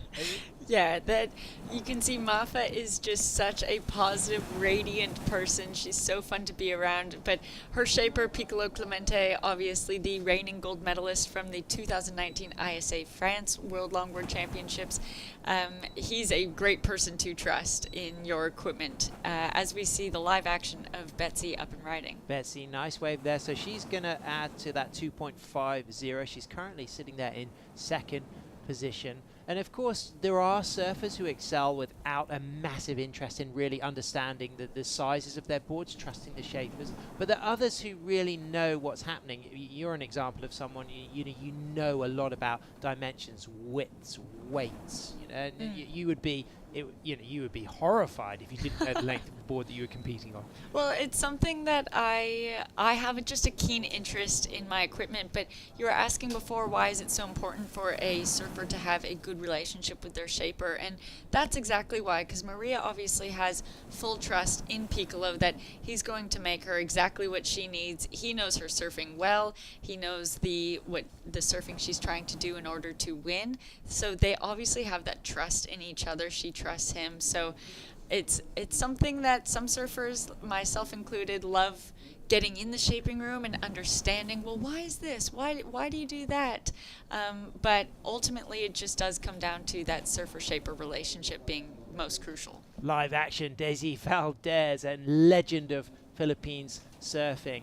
She's also a mum. She's from Mona Lisa Point in San Juan, La Union. She has won so many of the elite level Asian and Philippines contests, multiple national champion, an extremely capable, stylish, strong surfer. You'll find her getting her toes on the nose on all kinds of sections. There she is, straight up for the third nose ride, speeding through this inside section. Great drone clips. You see that square tail locked into the pocket, pedals back, readjusts, gets another trim speed line and a tight 5, and pedals back again, really demonstrating how strong the Philippines team is here in El Salvador. I love seeing that. Great to see Daisy representing the Philippines. Absolutely. We're seeing great surfers from both on the men's and women's side in the Philippines, where there's Emily Curry and Beth Leithfield, who is going to be paddling out in the next heat. They're representing Team Britain. With Francesca Rubini from Italy and another fantastically talented surfer from the Philippines, Aping Ugudo. So Aping is from Siargao, which is an island off the east coast. It has a different season to the area Daisy Valdez is from. She's from the west coast of the island of Luzon in an area called La Union, and it's got some great right-handers. Mona Lisa Point, very similar to the wave at El Sunzal, but right now it's our Japanese surfer, Akiko Katamura. She's got a 1.9 and a 0.23, so she might not replace that low score. She might make a little bit of a change, but Betsy, our surfer, in second, up and riding. And it looks like our surfer, Inish Martins, had priority. Inish was sitting on the inside there, but she had right of way. So explain the situation there for all our surf fans tuning in who might not really understand the priority system. Yeah, so generally, let's say if you're free surfing or at the beginning of a heat when there is no priority established, the person with priority is the one closest to the pocket of the wave, closest to that whitewash. But in heats with a priority system, in order to make the heat not be about paddle battles or different kind of sitting strategies, paddling each other up the point, there's this priority system to allow the competition to really just be about the surfing and what's going on the waves. And so therefore it's the first person out into the lineup that gets awarded first priority. Now everyone after that will get awarded second, third, and so on. So Ines was already awarded first priority, so that means she can take off on any wave. So even though she was not the deepest on that wave, like we would normally see priority in free surfing, she was allowed to take on that. There will be no penalization for her. So Betsy won't be penalized because she didn't interfere with Inish's wave, or you think Betsy will be penalized? Oh no, I don't think so. I think she as soon as she saw Inish paddling onto that one, she got out of the way. It didn't interfere with with Inish's ride, length of ride, or anything like that. And that's usually to award a interference. The judges really look for, well, did that surfer get in the way of that surfer's ride? You can see the body language there from Inish that she had those turns, but she was, where's the nose ride section?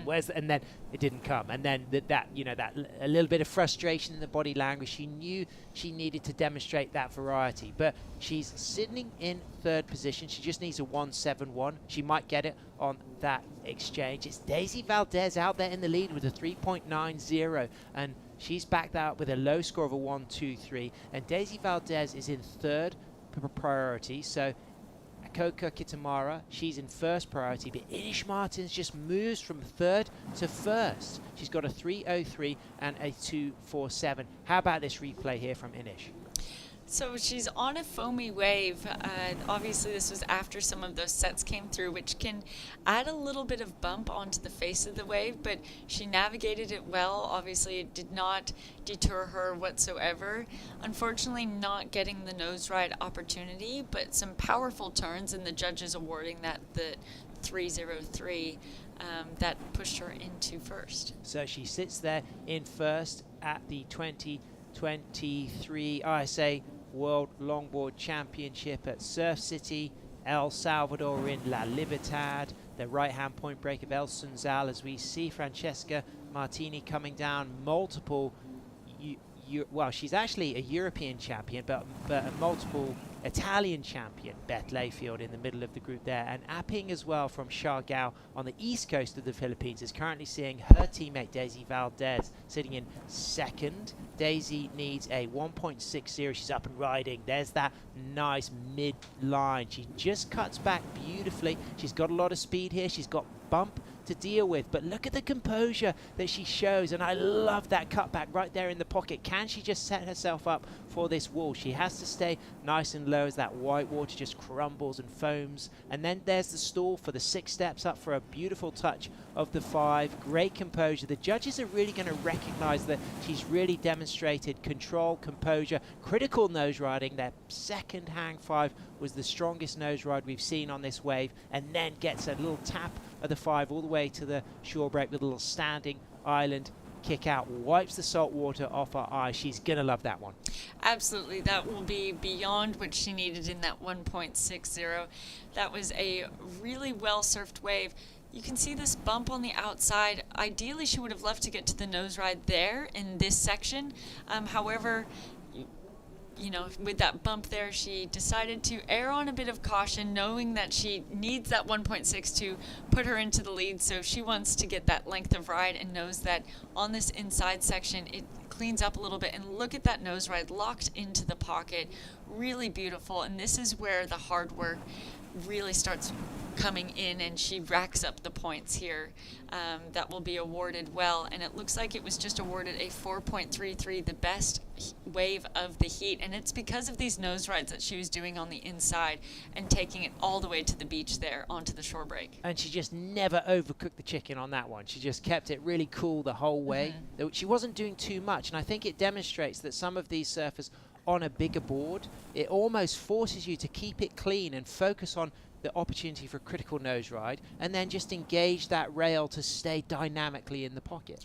Sure, that will be really good in these opening rounds. I think as we see in the finals or as we get throughout this event, it's going to be really important in order to get into the excellent range. We've only seen that dropped a few times, Alice Lemon being one of them earlier today.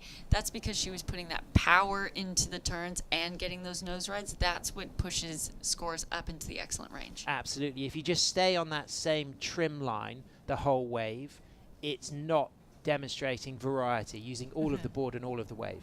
Yeah, and that's really critical for getting those higher scores. So a lot of surfers, this is round one, they're just doing what they need to in order to get through this heat, and they're going to continue to get more confident, they're going to understand the lineup more, and that's going to help them with their wave selection, and we're just going to see the surfing get better and better throughout the week. There it is, El Sunzal in all its glory. You can just see the beauty of this point break there, the premier longboard spot of El Salvador. It's South Swell season here in the land of right-handers and volcanoes, and the country has so much more to offer. This is the southernmost extension of the Mayan culture and civilization. There's so much archaeological history and culture here. There's great food, there's great music, there's a variety of guest houses. Come on down to the beach if you're local. Watch the action, because you're going to see the best longboarders in the world. We've got 118 athletes from 33 nations up and riding right now. Venezuela stretches out for a 5. Betsy, she's chasing a 3.01, gets that second nose ride, has to stretch it, a little bit of a wobble, a little bit of a bounce. She's got more scoring potential on this wave. She's staying nice and lively. She's not really able to add more to the board there. Is that going to be the 3.01 she needs? I'm not sure, the nose rides, she got to the nose, but her foot wasn't necessarily locked over the nose, so the judges will be going on that replay and looking for those details. Akoka Kitamura from Japan, styling through this section. A little bit of a cleaner wall here. She's chasing a 3.60, the 43-year-old riding spec surfboards from Chiba. Takes a fall on the inside, needing a fairly big score relative to the scores we've dropped. I mean, if you think about that 4.33 and that 3.90 from Daisy Valdez, that she demonstrated a lot of control on the nose to get those scores. Yeah, and as we're looking at these waves coming in the dying seconds, Ines is the only one who has priority. Daisy is on her way back out, but this could be an interesting wave. Look at how it's lining up through the bay. This could offer her some nose riding opportunity if she wants to take it. And with 10 seconds remaining, this is a good effort. Big opportunity for Inish Martin to move up into first position. Powers off that section with control. Powers off that second section. Good control again on the rebound, engaging that rail in the middle of the board. Runs up for the 5, touches the nose, takes a nosedive, but she's still in second position. So Daisy Valdez takes the win. Congratulations for our surfer from Mona Lisa Point. I know that all her Philippines fans will be tuning in back home, rooting for her. Inish Martin stays in the main event. Betsy and Akiko, they will not be eliminated. They move into the repechage. But stay with us, ladies and gentlemen, and we're just going to get a little recap here of what the judging criteria is all about for the 2023 Surf City World Longboard Championship.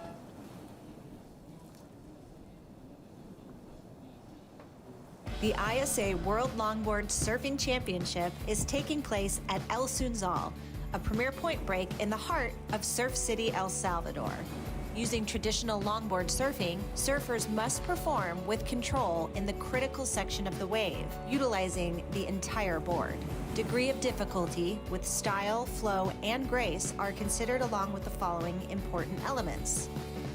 Nose riding is the art of having one foot hang 5 or both feet hang 10 over the nose of the longboard. using the longboard rail to perform critical rail surfing turns, utilizing the wave to perform a variety of maneuvers, harnessing the wave's energy to create speed and surf with power, demonstrating full control and commitment while pushing maneuvers to the limit. All of these elements are considered by the judges to determine a total score from 0 to 10. These athletes have a perfect canvas at Surf City to impress the judges and crown the 2023 ISA World Longboard Surfing Champions. Welcome back to the 2023 ISA World Longboard Surfing Championships. Mitchell Salazar here with Shannon Brooks as we see Team USA on Shannon Hughes, excuse me. I apologize. And Shannon Brooke Hughes. I was using your maiden name. And that is Team USA. As we did see Caitlin Mickelson, she'll be coming up in the last heat of the opening round of the women, Mitch and Shannon. Shannon, great day of surfing so far. Some big performances. We saw Marfe Reyes, Elise Lemoyne move through. But I'm still expecting to see some even better surfing in the last few heats. Yeah, it's going to be great. I mean, seeing Caitlin Mickelson in the draw is huge. It's the first time that she's actually qualified for Team USA for the ISA World Longboard Championship. Surprising. Which is crazy. It's crazy with her career, with the accolades that she has, and how close she's come to winning world titles in the past. So she's going to be a huge threat coming up in the next heat. I think this is actually a great venue for her, too. You know, much heavier wave, longer wave, and she's a very physical surfer, too. Really likes to get out of that comfort zone. Surfing a lot of beach breaks, as most events are at beach breaks. As we do see our heat in the water, heat number 15 of the opening round of women's action. That is Beth Leafield from Great Britain in the red. We saw Apinga Guro from the Philippines. She is originally from Siargao. So here's the thing with Apinga Guro, the 30-year-old from General Luna in Siargao. She's from a remote island, one of 9 siblings. Her father started surfing at 55 years old. He's still ripping at 66. He was originally a fisherman. He's now a boatman for surf trips. The Philippines, in terms of a global destination for surfing, has grown exponentially, just like El Salvador has, Shannon. That's right. And the quality of surf, the quality of waves that are there, especially in Siargao, the point breaks that these surfers are able to hone in their skills on, it's no wonder that that first wave of Aping was just so beautiful. I mean, that was an incredibly well-ridden wave. Love that classic traditional longboard style that she has coming through on it. It'll be great to see that replay. But the team for the Philippines this year for the World Longboard Championships is really one of those that's going to be a huge threat for that gold medal, because well-rounded and very much like coming from a traditional style of longboarding. And there's been a lot of traditional longboarders who have traveled to the Philippines over the last, 10 years that have really helped to kind of establish that as far as the style of surfing that we're seeing. Especially the Aussies, right? Exactly. As we take a look here at the replay for the first wave of Aping, beautiful. I mean, great nose rides, gets that change of direction, which is really important just to change up that trim line. We heard Rachel and Sam talking about it in that previous heat, how important it is. So great use of the footwork, though. Nice tight steps as well. Bit of a wider stance to that nose ride on her backhand, but really just putting that board in the pocket exactly where it needs to go. And we saw this one, too, from Beth Leafield of Great Britain. Beth's a great surfer coming out of the UK. She's also really just kind of come into her own. She's been competing across multiple disciplines over the last few years. So it's great to see her here on the team alongside of Emily Curry representing for the women out of Great Britain. Yeah, only 23 years of age. She just graduated with a degree in geography, by the way. Been traveling a lot through Mexico with her partner, her boyfriend. 15 minutes to go. A couple of small scores coming through. Let's go down to Ben Way downstairs. Who do you have, Ben? Thank you, Shannon and Mitch. This is Team Philippines, Daisy Valdez, winner of the round 1, heat number 14. First of all, congratulations. Thank you. So I was watching a lot of your waves. You have an amazing cross step, beautiful nose rides. You're the head coach at the DJ Surf School. My question was, how do you train for that cross stepping, for all of that style, as well as coach your students outside of the water? It was like I was a gymnast before, so it's more easy for me to balance. And as a head coach of the DJ Surf School, I'll do a video analysis for my students. Wow, that's very high-tech, very progressive. Also, I noticed your board is a very wide board. You're riding a very large board, a lot of width to the board. And what determined your choice of equipment for this wave here at Sunsal? Yeah, I actually ride my flower board, but I decided to use the eyebrow board because it's more wider. It's more floaty. Okay. And your home point is called Mona Lisa Point. Is it comparable to this wave here at El Sunsal in Surf City? Yes, it's really like similar wave with the point. So this one is just more longer and more a little bit stronger. But it's all good because like we've been here like to 2021 for the short board. So I was too familiar with the wave also. Seems kind of like a home point advantage. Yeah, I think so. Well, thank you very much, and we wish you tons of luck in the next heat. Thank you so much. Back to the booth with you guys. Thank you, Ben, and congratulations to Daisy. Well, you come from a point break called Mona Lisa Point. You're obviously going to have some Da Vinci kind of skills, taking the heat win right there in heat number 14 of the opening round. And her teammate, Apinga Gudo, opens up with a 5.17, the best score of the heat so far. The third member of this heat, though, Francesca Rubegni, the 41-year-old from Grosseto. Favorite surf break is Rochette. She's actually a teacher in Italy, believe it or not. She loves to surf when there are storms in Italy, not super often, but she travels as much as she can. And before arriving to El Salvador, she was actually at the Mexi Log Fest in La Saladita in Mexico. Amazing. It's such, I mean, how good was the timing of that for this event to be running right after Mexi Log Fest? It allowed surfers that are traveling from areas that are really far away from Central America, that maybe take 2 to 3 flights with, 1 or 2 of them being those long haul flights that are 10 to 15 hours long. If they can get around to a different part of the world, surf a couple of events back to back, saves on cost for travel, as well as just allows them that opportunity to spend more time in the longboard community, and it's such a great community to be in.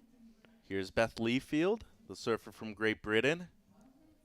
Got a decent 5 to start things off, looking to make her way back to the nose. She does so, and unfortunately will not be able to ride out of that. Meanwhile, the pleasant style of Agudo, just some beautiful transitions so far. Lovely footwork and navigating a very difficult wave too, Shannon. You can definitely see that lower tide impacting those kind of ribs on that face right there. As Francesca on the outside now. Cleaner looking wave. Beautiful carve back to the white water. Looking to make it all the way to the nose. She does. Taps a quick 5. And the goofy footer, 3 goofy footers in this heat, by the way. Doing well at El Sunsal just to capitalize on some difficult conditions right now. Just under 12 minutes to go. As I mentioned, the 5.17 for Agudo. She's in a good spot to make it through this heat. But we're definitely going to see the 2 best waves out of Rubegni and Leafield. That's right. That was a really good exchange between the last 2 surfers. Love that 5.17 on the board.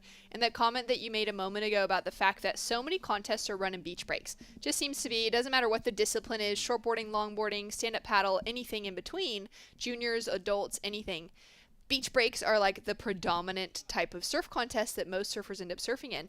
And for a lot of these competitors, I've watched them surf so many events in beach breaks, and I am really enjoying the time now to be able to see, in conditions like this morning, in an excellent longboarding wave, the opportunity for them to be able to showcase the dance, the grace that comes with longboarding. That's really a challenge to do in a short, quick, fast, punchy wave like a beach break. This is allowing us to be able to see, like that last wave of Francesca, beautiful. It's one of the first times in more recent years that I've been able to see her surfing in a contest format in a nice stretched out wave where she's really able to just start connecting the dots like that. So that's really fun. Aping for sure getting the best of the selection so far. Her surfing just seems flawless. And those moments where we talked about earlier today of putting in, that bit of variety like the cross step cutback. You want to do it in a functional way, right? If you're able to do a normal cutback better, just do the normal cutback, because forcing that bit of variety can stop the flow of your wave. It can bring a lesser quality turn into the equation. But what Aping was able to do with that last wave, for her throwing that cross step in the section she did it with so much grace and so much ease. She made the difficult look extremely easy. Those are the kind of moments where you're like, okay, that's someone who's connected with her equipment, who's connected with the ocean, and is able to trust that whole process all the way through. And it's a transitional maneuver too, right? You can use it in a variety of waves, and especially at a point break, which out of the 3 surfers in the water right now, you'd have to give the advantage in terms of finding positioning, to the surfer from the Philippines. You're usually surfing heavier waves, reef breaks. You come from Italy, you're not surfing every day. You come from Great Britain, you might be surfing every day. Much more different conditions, though, and you're usually surfing a beach break, which we would have to say are the most adaptable surfers in the world, but you're not necessarily used to a wave this long either. It's so true. You know, being able to surf in a beach break condition allows you that opportunity when you get to a really good wave to be like, oh, okay, there's some potential here. I can do a whole lot more than what I've been trying to kind of slam into the mix beforehand. As we see Nina Altenberg from Germany getting ready to paddle out in her next heat. That's going to be a good one, and that'll be the final heat for this women's main round, opening round. It will be, and then we'll be going into men's repechage round 1, 8 heats of that. Then repechage women's round 1, only 4 heats, and then the main round of women in round 2, 4 heats of that to finish off the day. 8 minutes, 30 seconds. Speaking of the development of other countries that aren't necessarily, you know, surf rich, or they have a rich culture of history in terms of surfing, Germany, to me, has really had an upstart. Qualified Leon Glatzer to the Olympics in 2020. I was thinking about him just before. Yeah, he's been training a lot here. I've seen Noah Clapp been training in the water too, and 2 shortboarders. But the success of one discipline will lead to success in other disciplines. Wouldn't you agree? Oh, I couldn't agree more. You know, to have Bianca Dutzen on the team for Germany alongside with the competitor coming up in the next heat, that's a really strong team to be fielding, and definitely speaks to the fact that they had an Olympian at Tokyo 2020. Here's the Italian. Rubegni opened up with a 4.1, has a 2.43 as her backup. Nice style. Looking to get some footwork in right here. Makes it back to the whitewater right there. Nice little fade. Looking for a 5. Little nose ride right there for Rubegni from Italy. And just a quick tap once more. Difficult wave to surf right now with this lower tide channel. You can definitely see that it's much closer to the rocks. You don't have maybe the backwash that you'll see on the higher tide, but those ribs on the open face, making it very difficult for the transition maneuvers as we're looking at Agudo. She's only looking to better 2.9, and I must say, she has one of the most pleasant styles I've seen so far out of the event. Very pleasing to watch to the eye. Yeah, it's very refined. It's a very refined, graceful, traditional style, which is just it's so fun getting to see women longboarding in conditions that are conducive for good longboarding. As we've been saying, you know, through the morning, it'll be really challenging especially once we get past that low tide. So low tide's in about an hour. It's currently 10:20 a.m. Low tide's just after 11 a.m. this morning. And that could get kind of challenging, actually, right on that dead low. I mean, it happens kind of no matter where you're at in the world. If you're on the peak of the tide or the dropping out, you know, the highs and the lows of it, it's always a bit challenging within that half hour for sure. But through the afternoon, those conditions could get a little bit less favorable for that good, classic, easy longboarding. So it's been great to be able to enjoy that this morning, especially for the women to get a taste of that, which is sort of what the guys had with the draw yesterday. And so we'll see that kind of flopping back and forth through the week as we go through different divisions, along the way to finals day. 6 minutes to go. Still waiting on the last score of Agudo. It's in. It's a 2.6. It does not replace the 2.9. Last of blue. Rubegni, a 3.87. That adds to her heat total. She's still in second place. And now the surfer in red, the high seed in the heat, needing a 4.57. That is Beth Leafield. 5:45 to go. Shannon, you mentioned, the topic of including the leash a few heats ago. You mentioned the grace and the style and using certain maneuvers as both as transition and more effective maneuvers. How about the difficulty of having to surf in a water temperature where your wax is usually melting here? Oh, yeah, the wax melts off so quickly. I mean, in between every free surf or, even a 20-minute heat, the need to re-wax, to get that wax comb even and just kind of get things as gritty as possible on there is really, really important. It gets super slippery, which is something that, a surfer like Beth coming out of Great Britain would never have to think of back at home. That's a great nose ride to start off for Beth. Yeah, not bad for Leafield. She needs more of that, a 4.57. And a frothier wave, lining up on the inside, though. Good footwork right there. She really needs to capitalize on this section that's going to stand up on the inside, though. I like that kind of knock-kneed style that she has through the middle of the board. More of a double up right here at the end. She looked for a maneuver, wasn't able to hit the lip the way she wanted to, and now Agudo seemed like a quick wave for her, only looking to better at 2.9. 4:35 on the clock, Shannon. Now, the other thing about wax melting in tropical water. I mean, the water is like basically hopping into a warm bathtub, almost like a jacuzzi, really. Is that if you're riding a surfboard that's dark in color, the sunlight on it it's gonna melt that wax all that much faster. So I would say even for Beth, her board, that wax is probably melting off quicker because it's that deep kind of purple, dark blue color to the deck of the board, as opposed to that white board that a Ping is riding. So that's even those like all those little nuances that comes into play when it's a competitive surfer. You're traveling to different destinations around the world. You're having to adjust to being in extreme heat, extreme temperatures all day long. The humidity even. If you notice it, like walking out of the buildings that have aircon, you walk into the humidity, it's like hitting a wall, and it's almost hard to breathe for a moment because you're inhaling so much humidity. So those are all different things that would be really challenging for surfers coming from colder climates or even just drier climates. Not that it's necessarily super cold, but say coming from somewhere like California where you get colder temperatures in the winter, but summers are pretty nice, but we don't have that really intense humidity there like the East Coast would for the United States. So there's so many different things that come into play, and it's great to see those surfers that get that opportunity to travel more. Like you said, for Beth, spending time in Mexico now with her partner, and she's traveling around in a reconstructed truck, I believe. So they've probably got some great opportunities. But just getting to experience some different cultures, maybe surfing in some warmer water, depending on where they're traveling around in Mexico as well, would have her with some good preparation heading into this event. And the thing is, not everybody has that commodity. And I asked Cole Robbins yesterday, how do you still make a life of being a professional competitive surfer when you have a day job too? Our surfer in blue from Italy, Francesca, she's a teacher when she's back home. As we're looking at the replay here of the surfer in green from the Philippines. This is so graceful. Check out how close her footwork is. I mean, her feet are nearly ankles touching each other. There's just the slightest gap. That to me is one of my favorite things to see. I'm a huge fan of tight footwork. Not that it has to be to force so many more steps in to try and get, say, 6 to 8 steps to the nose. But it's just that control, that sort of daintiness, and it comes really naturally in women's longboarding.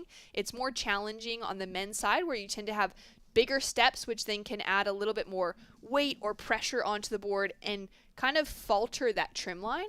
So that sort of style that's coming out of a Ping, I'm just such a fan. The surfing is so graceful, so beautiful. She hasn't been getting massive scores, but I think that just speaks more to the quality of the wave that she's riding on and making sure to get those good nose rides right in the pocket, right in a critical section, try and get from a 5 to a 10 as well.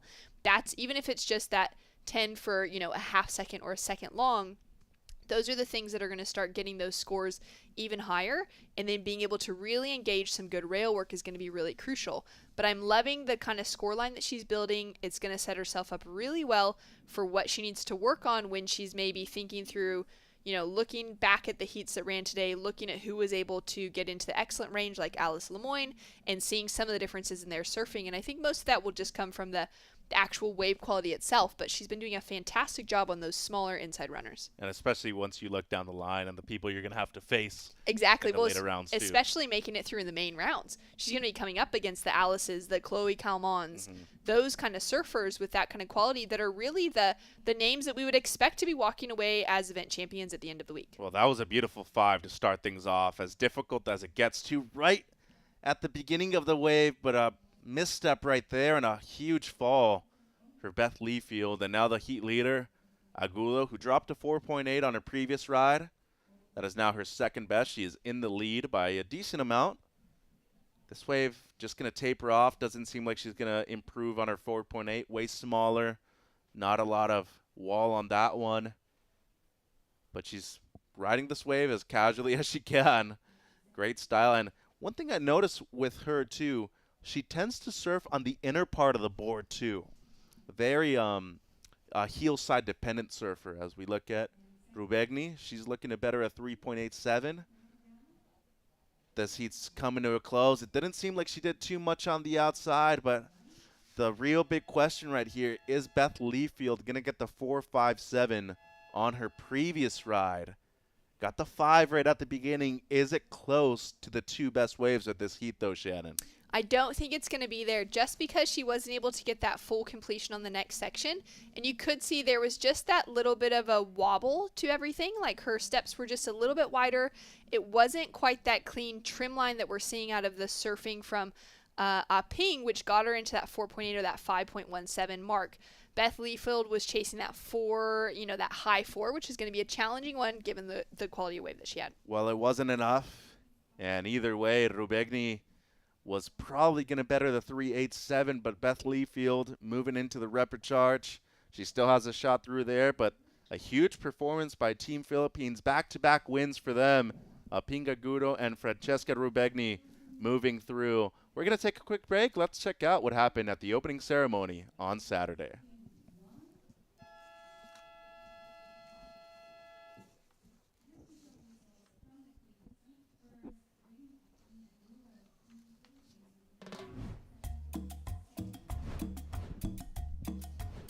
We are Team South Africa, and welcome to the opening ceremony of the ISA World Longboard Championships in Surf City, El Salvador.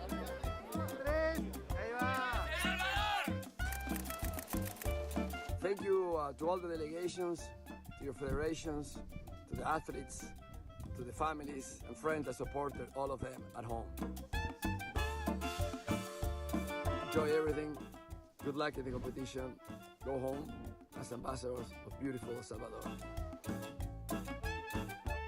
Somos el equipo de España de Longboard, estamos en El Salvador, en la playa del Sunzal, para la ceremonia en las arenas, que es algo muy especial también dentro del evento.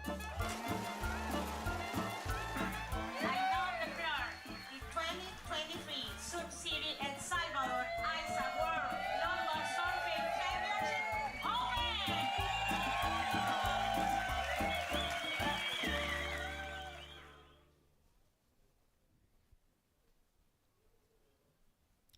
The final heat of the opening round for the women in the water. Heat 16 of round number 1.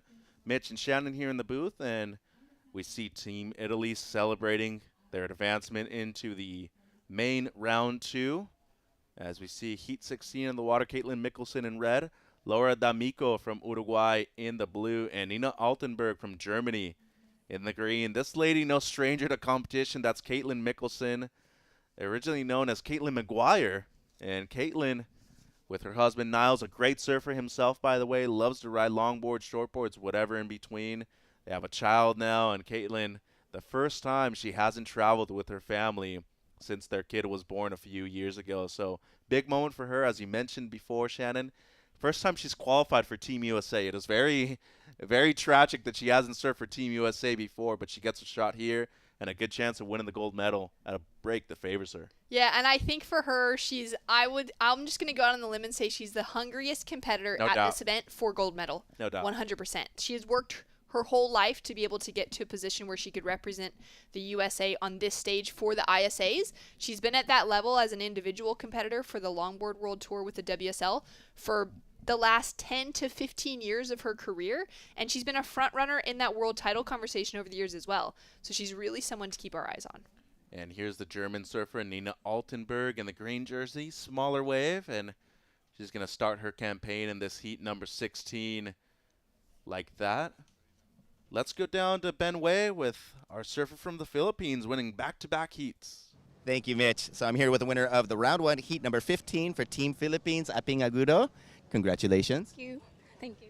So just before, we had Daisy win her heat, and did that give you some momentum, as well as possibly giving you some tips on positioning, etc.? Yeah, like I was like looking at Daisy, like where she's at, and then I was like thinking like I really need to level up as well, because she got first, so I want to be first as well. So yeah, and then I saw her like I think on the middle section there, like that's where she sat. So then I also did, yeah. It's always great to have someone in your team just before you, because this place changes so much with the tides and it shifts a lot, so that must have helped a lot. As she is a surf coach at her DJ Surf School, does she do some coaching for you as well? Not really, because we also have a surf camp in Siargao, me and my sister. So yeah. You're allowed to give yourself a plug. What's it called? Agudo Surf Camp. Yeah. Excellent. And your home points are Borongan and Cabagao? I'm sorry. No, Siargao. Siargao, I'm sorry. Okay, so I had the wrong information. How do your home points compare to this beautiful El Sunzal point here in Surf City? In Siargao, mainly reef breaks. It's really fast. But here also, it's like the waves are fast, but it's like way more faster than the reef break. So I was really having a hard time like figuring it out like for the first few days, like when I surf like every day twice just to know the spot. But yeah, it's like really different. We don't have a beach like this in Sargo, all like reef breaks. Do you feel comfortable using the same board as always? Yeah, because I've been using that board like 5 years now. Like in every comps, that's the board I use. So it's just a piece of your body now. Yeah, yeah. That's excellent. Well, we wish you the best of luck in the next heats, and have a great time here. Thanks. Thank you. Back to the booth, guys. Thank you, Ben. Appreciate the lovely words there from our surfer from the Philippines. Meanwhile, back to the heat. Couple of quick waves right there, Shannon. A 217 for the opener of Altenberg and Green. Caitlin Mickelson with a couple of throwaway scores, anything less than a 1. And Laura D'Amico, the 49-year-old from Uruguay, also a quick wave. So her story is quite cool. Not so great longboard is what she calls herself. An almost 50-year-old. She had a few rough months towards November. It seems like, financial difficulties was really what was keeping her out of the water as a longboarder. Came back a few weeks ago. She actually surfed an event in Punta del Este, the main break in Uruguay. That was a qualifier to come to this event. Ended up in the top 2 spots, made it here, and now she's surfing her first ISA World Longboarding event. Incredible. I love those sort of stories, the unlikely competitor, the unlikely surfer to kind of make it through a heat, especially if she hadn't been spending time in the water or necessarily intentionally preparing for it. Part of her story was that she just decided she's going to just go for it and see how it turned out. And I love the fact that she also then decided to take the call up to represent her country here, as we see Nina now up and riding. Yeah, originally from northern Germany, in Berlin. Not much waves around there. The first time she came into contact with surfing, 19 years of age. So she's 27 now. Her friend gave her a board, and then 6 weeks later, she was able to start surfing on the French Atlantic coast. So some cool stories developing. And then you have the very talented 35-year-old and Dr. Caitlin Mickelson, doctor of physical therapy, by the way, who is an experienced competitor. She's been in contention for multiple world titles. And then you have 2 other surfers that are basically novices when it comes to competing at the highest level. Here's D'Amico from Uruguay. Only has a 0.37 as her best. This should easily replace that. Some decent footwork and loses control right there at the end, but also talking about a person that's nearly 50 years old and hasn't competed on an international stage before. Quite impressive. She had a huge smile on her face at the end of that one as well. And now Altenberg looking for a 5. Got a little bit of a cheater right there. Extended, as you would call them. 12:40 on the clock, and going to lose control right there. Pull a little bit of a cockroach ride right there at the end, Shannon. But, 12:30 to go. It's still an open heat right now. It's well open. Caitlin has had 2 attempts and hasn't been able to capitalize on them. So as far as her being that, highest seeded surfer, wearing that red jersey, all the expectation on her as a veteran of the sport, she hasn't done much to put herself into that position that really is commanding within these first 8 minutes of the heat. 12 minutes to go, so there's still plenty of time all around. And I really love those stories of those surfers that have maybe come to surfing later in life, or they just didn't grow up in a family that would have been like having surf, posters on the wall of their favorite surfers, or their mom or their dad that was into it, any of those things, but they've come into it later in life because someone else has introduced them to it, or, like Nina from Germany deciding she was going to move over and start surfing more in the Atlantic coast and in France, and getting more comfortable in the ocean, and then deciding once those national trials pop up for a world championship to be able to represent their country, to actually decide they're going to go for it and paddle out at those events. That's huge. Like the mental strength, the bravery I think that it takes as a newer person to a sport, to a discipline, no matter what it is in the world, to be able to enter yourself into a contest, just, whether you have any expectations or not, is really an incredible thing, and I think speaks a lot to who the person is within their character. And then to be able to, show up at this stage of things at this stage of their lives, to be able to meet different people from around the world and to showcase the kind of surfing that they've been able to achieve in a later place in life is really incredible. And to be able to share the water with a former runner-up in the world like Caitlin Mickelson, huge achievement just by itself. To 2010, runner-up to the World Championship at the ASP level, formerly known as the ASP, now WSO. Mickelson lost that final to Corey Schumacher in 2010 in France. He's been a 3-time North American champion for the ASP WSL, and Mickelson finds a gem right here. Clean wall, first of all, Shannon. Beautiful rail work. And the surfer from North County, San Diego, Encinitas to be specific. Lovely footwork here from Mickelson. Gets the 5. Love her positioning on the board. She just seems comfortable out here right now, and you can definitely tell, no doubt the best wave of the heat, but a strong surfer for Team USA that has a motivation unlike any other. Yeah, I couldn't agree more. And even watching her on that wave, I just thinking about the fact that she surfs Cardiff Reef at home all the time, coming out of Encinitas. Cardiff's primarily a left. She'd be going left most of the time out there. But the rights are not that different to this. No. It's a good wave to kind of get that practice run in because you get those outside sections that might have a line with a section that closes out. You're going to have to maybe make it around that section. And then you might have a stand up with a wall, but you're going to have a lot of those sections that just taper off on the right at Cardiff. So for her, I hadn't really considered that with her coming into this, but actually her home break might be one of the better spots in the world to prepare for an event like this. No doubt. Seems like D'Amico interested in this. Dropped a 1.53 on our previous one. Oh, nice little style right there with the cross step. Especially with that back leg too. Kind of goes down, touches her board real quick to maybe regain control. Just waiting for this wave to stand up a little bit on the inside, a little bit of footwork.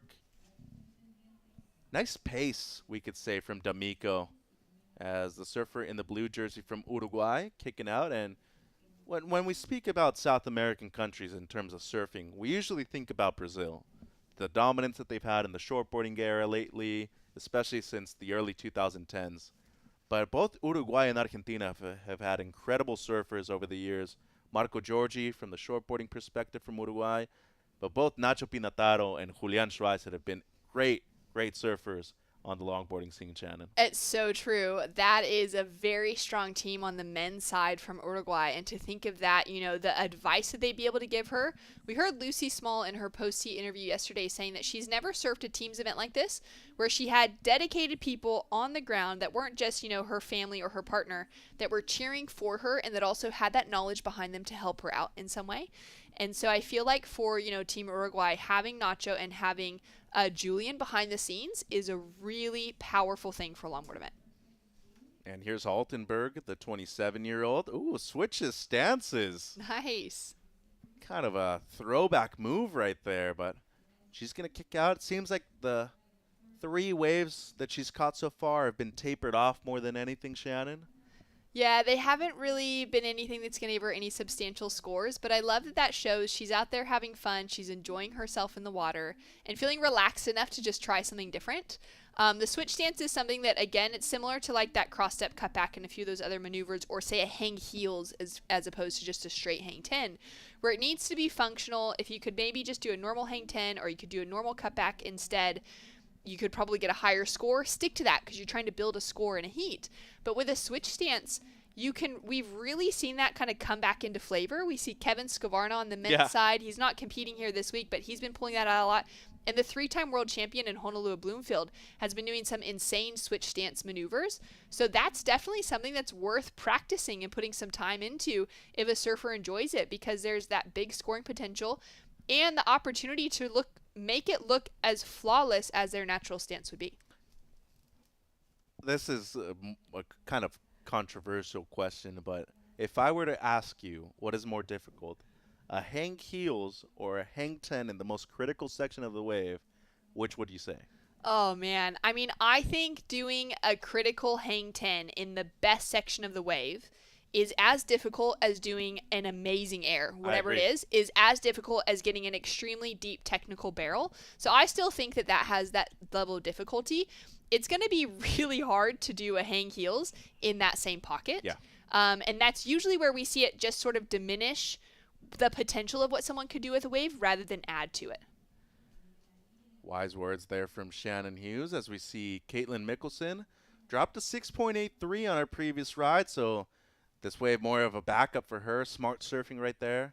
And you can definitely see that she's been competing for a very long time. Just under 6 minutes to go, Shannon. She's got that 6.83 on the board now. That's the way that she wanted to probably start out a little bit earlier, but just taking her time and finding herself onto the right wave. She's now sitting on one of the probably top 5 scores of the women's draw so far, getting into that near 7 range, which is really solid. And she's definitely proving that she's going to be a threat out here. Now for her, I think it's not necessarily that mental game of how to take a win. I think she's probably got that secured just based on what we're seeing from the surfing of the other girls in the water. So they're going to be battling out for that second place position. But for Caitlin now, she's going to really want to walk out of the water confident, having structured a well-surfed heat. Get that backup score and get a good score for that. Make sure that she feels good in that practice rep almost now for the back half of this heat, lining herself up for the rest of the week of competition. That was a great fade cutback to start things off. A second one there. You can see that board's just kind of bouncing off the face of the water because there is a little bit of that texture. Great, 3 cars back and forth, but once again, needs to get that nose right in early for there to be some scoring potential. But in a moment like this, she doesn't really have a lot of pressure on her right now, so it's just getting a feeling for what this wave at Sundsvall has. No doubt, and really creating a solid foundation for heats to come, too. You can see her just cooling off right there in the hot Salvadorian sun. It is around almost 11 a.m. right now. You'd have to say close to 95, even 100 degrees outside. So Caitlin Mickelson gets a 3.17. That adds to a 10-point heat total. Altenberg in green in second place. She's looking to better a 2.17. And D'Amico from Uruguay needing just a 2.54 for second place. 4 minutes to go. We are going into men's repechage round 1. Alexander Heque, Abner Rivera, Tariq Albacete, and Jose Angel from Venezuela will be hitting the water in just under 4 minutes.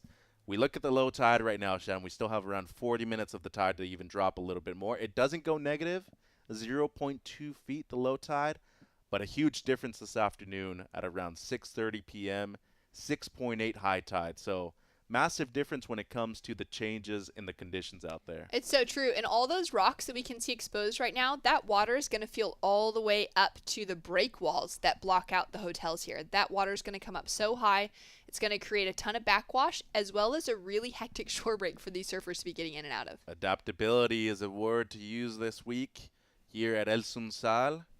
Altenberg up and riding, looking to better just a 2.17, so smart decision to go on this wave and look to better that low 2.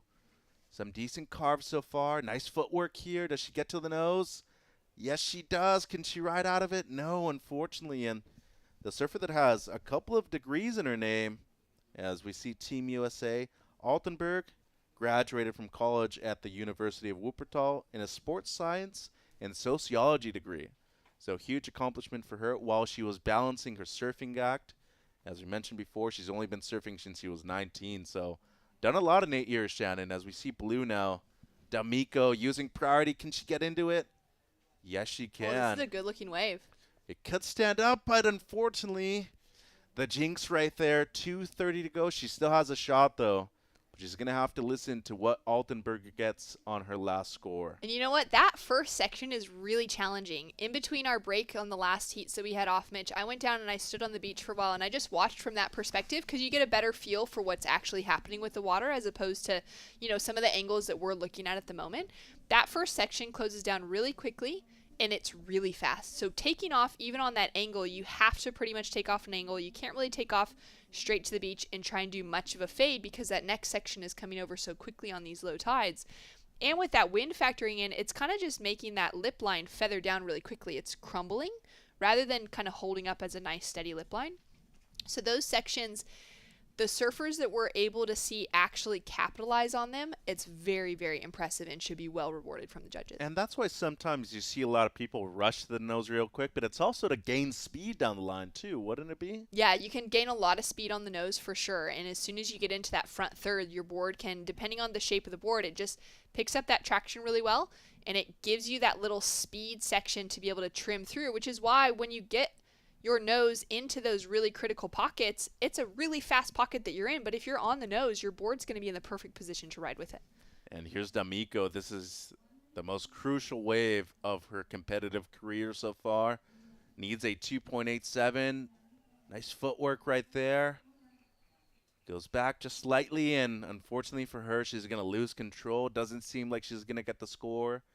45 seconds. Caitlin going to let that wave go by. She's in the lead. Altenberg gets a 2.5. Now adds a little bit more pressure to D'Amico, and we're still waiting on one more score for the surfer in green too. But it seems like this heat's coming to a close. 30 seconds to go, Shannon. Well, a well-served heat from Caitlin Mickelson, Niles, and Maddox would be proud cheering on Mom back at home. Like you said, first event that she's traveling without them. And she's traveled to a few events since giving birth to Maddox. She came to Australia last year for the World Longboard Tour for the WSL. And they were just in Mexico together as a full family. So she's been back in that competition jersey for a while now.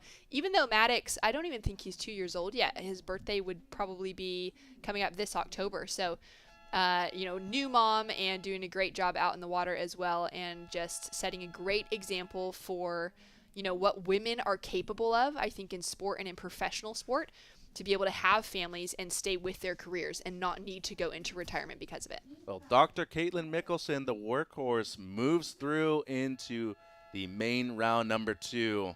Also with the surfer in the green jersey from Germany. We'll be right back. Repecharge men's round 1 coming up at the ISA World Longboard Surfing Championships.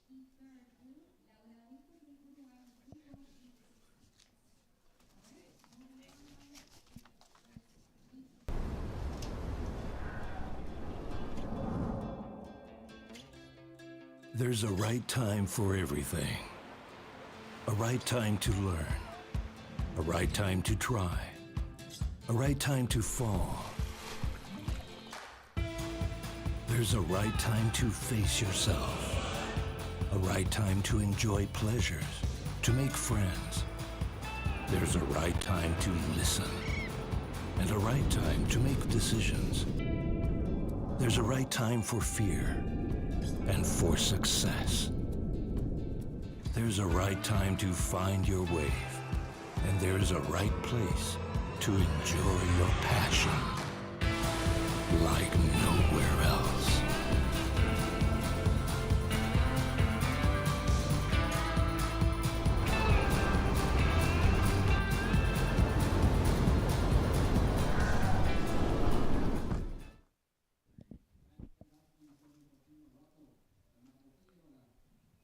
Back in beautiful Surf City, El Salvador for the 2023 ISA World Longboard Surfing Championships.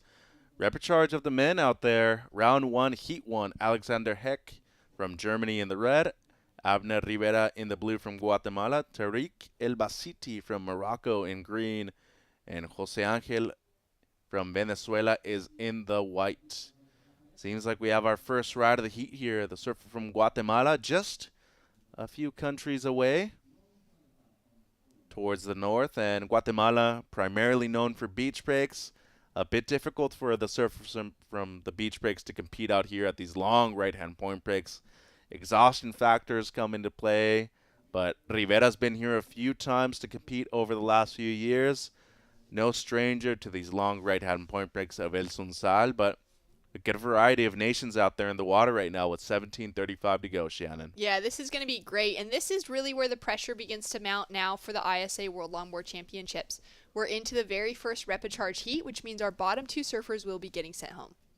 Yeah, you either win and move through, or you lose and you enjoy the rest of the event as a spectator. 17 minutes on the clock. 2 surfers from Latin America, 1 surfer from the northern part of Africa in El Basiti, and Alexander from Germany. The surfer in the red jersey opened up with a 1.17 at the moment. That is the best wave of the heat. The 31-year-old from Sorso in Emsdetten. He loves to surf in obviously the Atlantic Ocean, where he's usually at. 5 years ago in Italy is where he started his competitive journey. Soon afterwards, he went on to compete at the German Championships, ended up winning, and now here we are at the ISA World Longboard Championships in El Salvador. This is our surfer in green, the surfer from Morocco, Tariq El Basiti. That was a great opening string of maneuvers. Looking really smooth. That board looks really comfortable under his feet. Nice couple turns to connect after finding that early nose ride. And showcasing why he wants to be staying in, advancing through to the next repecharge round. Great hang 5 as well. Finds it right through that section. And we'll see if he stays on his feet here. That wave might not give much more scoring potential. Or I'm going to eat my words right now because he's gone straight back to a great pocket hang 5. And that wave has hit that little shallow section on this low tide. This was such a good decision for him to stick with it because there's all that extra opportunity through to the inside to showcase just that talent, that skill in the footwork specifically. Little bounce off the foam to finish. Watch out for the rocks. And yeah, definitely got to watch out for the rocks, especially when you're talking about, a lot of these surfers having between a 9-inch and probably an 11-inch fin in their board, maybe a little bigger than that. I am scared of those things. When I see somebody coming down the line and they have that amount of speed, I'm like, okay, I might have to get out of the way for this. But surprisingly enough, Shannon, both you and I have been here over the last few years quite a few times. There's Simon Salazar from Colombia. We are not related, by the way. Not your brother? And could be my cousin. Who knows? Both rippers, so, we never would have known. Yeah, he's a great shortboarder, too, by the way. Simon has that long hair going for him right now. The surfer from Colombia coming up. Very surprising to me that there is a huge amount of sand on the beach right here at this time of the year at El Sunsal. I had no idea that there was that much sand in the ocean to fill in this place because it is so rocky every time we come. And not just like those little pebble rocks, but like boulders, essentially. Things that you're going to roll your ankles on, you're going to put some massive holes in your boards, and it is a dangerous zone all around, which is what keeps the wave consistent. Of course, those rocks, they just stay in place. They don't move around that much. But to see this much sand here has been really surprising. It hasn't altered the wave that much, though, which is very nice. But it's definitely allowed the backwash to be a bit stronger when we do see the high tide. Beautiful 5 there from Rivera. Great carve, too. Really loved the way he put it on rail. Doesn't seem like he was able to ride out of it at the end, though. But that should easily be his best wave of the heat. 14 minutes to go. The surfer from Guatemala, just, maybe a day's drive away, if not even closer than that. El Salvador tends to be a pretty small country in terms of the way you can drive, through it, and less than 6 hours, I would say, so quite close. Yeah, that's a very small country. As we see Alexander from Germany, lovely 5 to start things off, great drop knee carve, and you can definitely see the tide playing into the different conditions right now. Shannon much more sucked out in terms of the life out of it, but doing well with this wave so far is the German surfer in the red jersey. Easily going to be his best wave. So with 13:30 to go, let's go down to Ben Way with Caitlin Mickelson. Thank you, Mitchell. Here we are with the winner of that last one, Heat 16, Team USA's Caitlin Mickelson. Congratulations. Thank you. So your home point, I guess, is Cardiff Reef. And Cardiff Reef's, of course, more of a left, but it does have those kind of stand-up and open spots. Would you say the pace and the rhythm of this wave has its similarities? I would say that the ride at Cardiff definitely has like the same pace. I surf the ride a lot. There's a lot of soft, like slow sections out there right now. It's definitely tricky because you want to be deep, but then at the same time, if you hit those slow spots, then you're going to like lose all your speed for the next section. So it's kind of good like having that knowledge and being used to that happening. I like the right because you battle less for the wave, I think. That is true. There are less people on the right. Okay, and so you're a doctor of physical therapy, I'm told. Would you recommend a certain type of training for longboard surfing compared to shortboard surfing? Would you say that there's differences in things that you need to work on? I would definitely say there's a lot of differences and things to work on. The mechanics are completely different. The way you shift your weight is completely different, especially even men to women. I think a lot of people think like, oh, just train for shortboard, just train for longboard, but men and women are built so differently that it's really important to hone in on the different things and the different aspects of like muscles that each gender uses to be strong. That's such a great insight. Also, you're on Donald Takayama, Hawaiian Pro Designs by the late Donald Takayama, and I was so excited to see kind of a traditional outline from Donald where the tail's pulled in. You see a lot of these really nose ride specific wide-tailed boards. Do you think that pulled in tail still really lets you hug tight in those little tight pockets? I definitely think so. That's why I chose the board I did. His boards are just like all around great, the way he built them. You can get a lot of speed, but also keeping the tail a little pulled in, maybe a little more rocker in it, allows you to stay tight in the pocket and get those turns. Well, we look forward to seeing your surfing again. You looked great out there, and best of luck in the next one. Thank you so much. Go USA! Thank you, Ben. And, there's a reason why she's a doctor. Has all the insights you can get. So congrats to Caitlin Mickelson on moving through to round 2 of the women's division, as we're looking at Jose Angel from Venezuela. Yeah. Opened up with the 2.07. This should be a better wave for him now. Lovely footwork right there. And during the interview, Shannon, as we're looking at Angel finish up that ride with just under 11 minutes to go, there was a nasty 10 by Tariq El Basiti on the outside, which I'm very excited to see the replay. Seems like that should go into his top 2, no doubt. Yeah, this is going to be a really solid heat. I'm loving, you can really tell the traditional style that both Tariq and Alexander have really worked on. So they are getting, those scores that are a little bit higher. Alexander still sitting with just that 2.77 as his high mark, but that style is really coming through in his surfing. We got a little bit more of that kind of progression and effort being put in from both Abner and Jose, but they're riding boards that could really suit the style of this wave, and they're putting in that bit of variety to their surfing as well. That last run from Jose, that 3.33 has just jumped him up into the lead, actually. So great work from him. And I think now for him, if he can just kind of slow things down, keep that variety within his surfing, but pay attention to the pace of the wave, how it has those speedy sections out the back, but it kind of just slows down and really just smooth things out as he comes through to the inside. That's going to be great. As we take a look at this hang 10 that you were calling out from Tariq. That was great. That was kind of more of like a tight 5, like really close together, but those, I'm not sure that those toes from the back foot were quite over the nose all the way, but great bit of rail work as well. I think that right there going into helicopter was not intentional, which is a shame. The wave just kind of bent and pushed his fin out without him expecting it to. He would have been hoping he could find that trim line to connect to this inside section just in front of where we're seeing Jose on this wave. So again, taking a look at this one, great bit of variety from Jose. Throwing in a couple of cross-step cutbacks as those bottom turns after finding that nose ride. Goes for that switch stance on the inside as well, so throwing in just a little bit more of that variety to show the judges that he's comfortable. But if he can just slow things down, kind of take a breath as he's up and riding, then I think we'll see some of those maneuvers just have that well-rounded flow to them, as opposed to connecting too many maneuvers together when it's not necessary. So at the moment, El Basiti takes the lead, dropped to 2.37. Unfortunately for him, had a great start on that wave, and as you said, unintentional when he went into helicopter mode right there. It just seemed like his fin slid out. He is in the lead. Jose Angel from Venezuela, the 33-year-old from Isla Margarita. He's been longboarding for 9 years now, but he's been living in Panama for the last 6 years. He is in second. This gentleman on screen, Alexander from Germany in red, needs a 2.64 in fourth. And not much yet. This wave kind of letting him down, Shannon. It seems like that low tide really affecting the way these surfers are positioning themselves, first of all, and the life, the juice that are in these waves. He's trying to milk it as much as he can. Gets the 5 right there at the end. He needs to ride out of it. He does.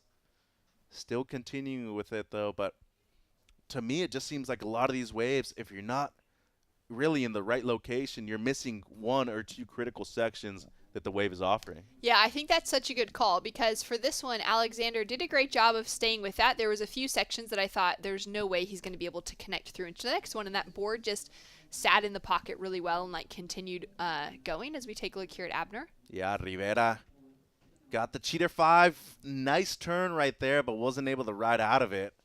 It was one of the more dangerous maneuvers we've seen, and that was cool. Tariq El Basiti goes from basically a fakie stance straight into a 5.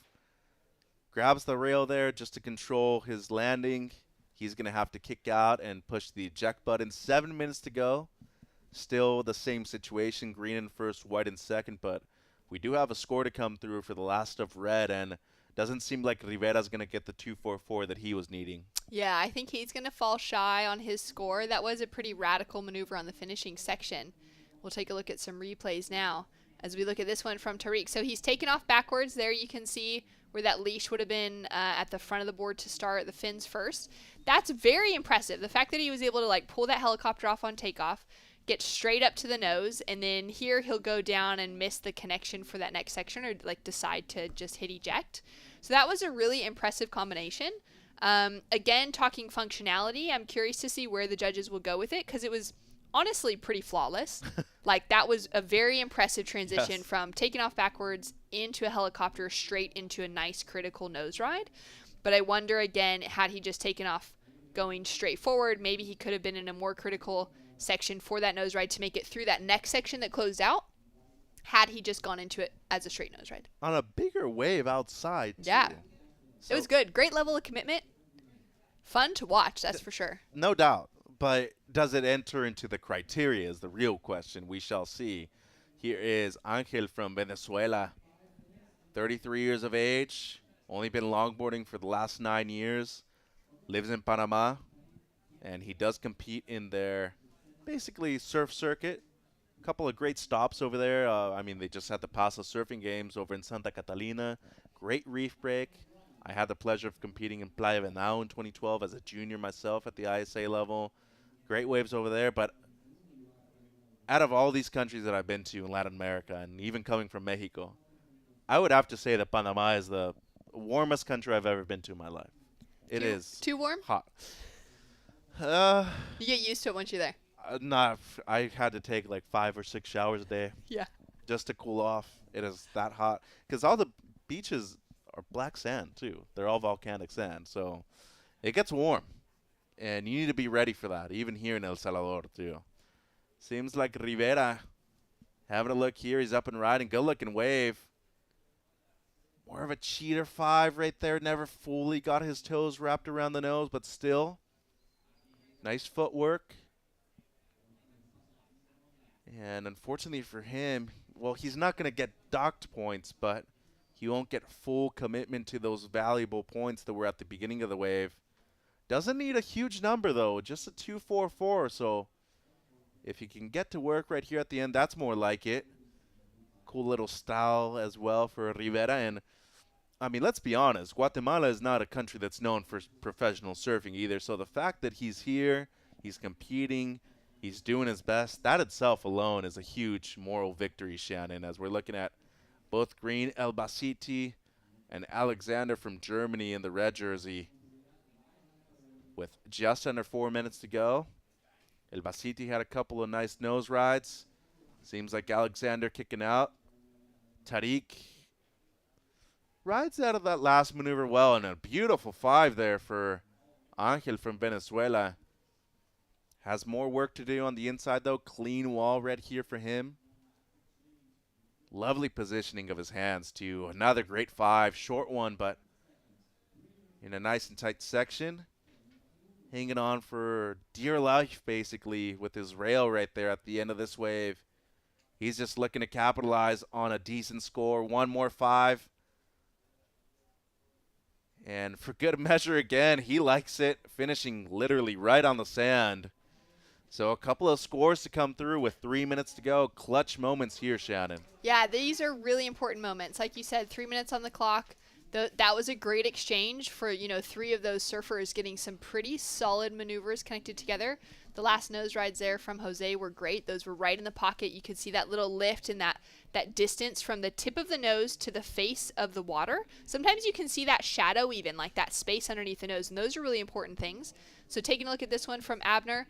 Again, similar to the wave that we saw earlier on the women's side of things, just getting that first nose ride on that downward projection is always going to be challenging. You're going to gain so much speed. Even if you can hang on to it, it's going to be a challenge. You did great, though, to connect through a couple more maneuvers down here. Gets a little bit of a pump going on just to gain some more speed. Not too much footwork in the middle sections of the board, but I love that quick soul arch hang 5. And then this finishing section just capitalizes on it, banks it off the foam right there. And those are the kind of things with a longboard that still makes it look so smooth and stylish on those finishing sections. I loved that. Now taking a look at the Moroccan at Tariq. Great long hang 5 in a nice section. You can see that he's just trimming through that zone, gets closer to that tight 5. Any of that water that's kind of spraying off the nose, I think, is more coming from him hitting the bumps that are coming rather than him really getting into that kind of nosedive scenario. So that was a really well-ridden wave from the outside, and then he just maintained some control coming through to the inside. Behind him, Alexander from Germany. That's a nice, tight nose ride as well. And you can see if the tail of the board is connecting to where that white water is, then that surfer is close to or inside of the pocket. If they're nose riding out and you can see the entire board and then the white water or that pocket of the wave, that's when you know they're out on the flats, they're out of the zone, and they kind of need to to work on things to get closer to that pocket. So those were some good nose rides that we were witnessing. And then this last one from Jose, quick tap to start things off. That's a great second nose ride. Love his style coming through there.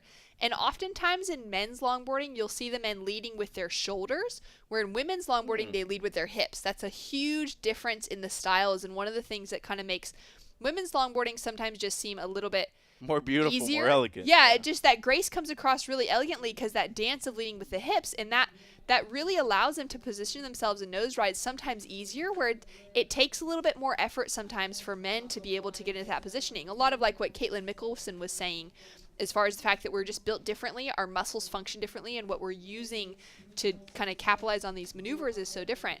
So it's cool to kind of pick apart some of those things as we now see some scores coming apart. But that was a really exciting finishing exchange. Well, as Shakira said, hips don't lie. So, this is true. You know, she was right. 10 seconds to go. It seems like it's going to be a huge win for Team Morocco here. Tariq El Basiti drops a 6-point ride on his last. It seems like Venezuela will be moving through with Jose Angel. Unfortunately for the German surfer Alexander, not enough right there at the end. A close heat between second and third place, 7 points to 6.7. And Rivera from Guatemala with a couple of 2.97s. He will be bowing out of competition. Heat 2 repechage round 1 coming up for the men. It'll be Sam Bleakley and 2015 runner-up, world champion, 2013 runner-up at the ISA level coming into the booth. That's Rachel Tilley. So don't go anywhere. We got more action coming up. The ISA World Longboard Surfing Championship is taking place at El Sunzal, a premier point break in the heart of Surf City, El Salvador. Using traditional longboard surfing, surfers must perform with control in the critical section of the wave, utilizing the entire board. Degree of difficulty with style, flow, and grace are considered along with the following important elements. Nose riding is the art of having one foot hang 5 or both feet hang 10 over the nose of the longboard. Using the longboard rail to perform critical rail surfing turns. Utilizing the wave to perform a variety of maneuvers. Harnessing the wave's energy to create speed and surf with power. Demonstrating full control and commitment while pushing maneuvers to the limit. All of these elements are considered by the judges to determine a total score from 0 to 10. These athletes have a perfect canvas at Surf City to impress the judges and crown the 2023 ISA World Longboard Surfing Champions. Welcome back to Surf City, El Salvador, as we continue on to Heat 2 of the repechage round 1. Up and riding our surfer from Spain, Nicolas Garcia. Nicky Dora, a fantastic surfer. Real surprised to see him already in the repechage round. This guy is the reigning WSL European longboard champion. He comes fresh off the back of an incredible performance at the Mexi Log Fest. He's a master of style, one of the best nose riders in Europe right now. Back up to the tip, gets the 5, holds a quick little sneaky 10 and pedals back nice and quick. Known as Nicky Dora on his Instagram account, of course. Claiming that Dora status is a bold thing to do, because one of the icons of longboarding, the Californian Mickey Dora, who of course was a regular footer, but certainly Nicholas living up to that flash and that flair and that style with incredible nose riding. He kicks off with a strong opening ride. We'll look forward to seeing what the judges drop. We've got Rafael Cortez, we've got Jason Latham, we've got Nicolas Garcia, we've got Simon Salazar. I'm back in the booth with Rachel Tilley, and you saw Nicholas just compete at the Mexi Log Fest, Rachel. You know, how impressed were you with his nose riding?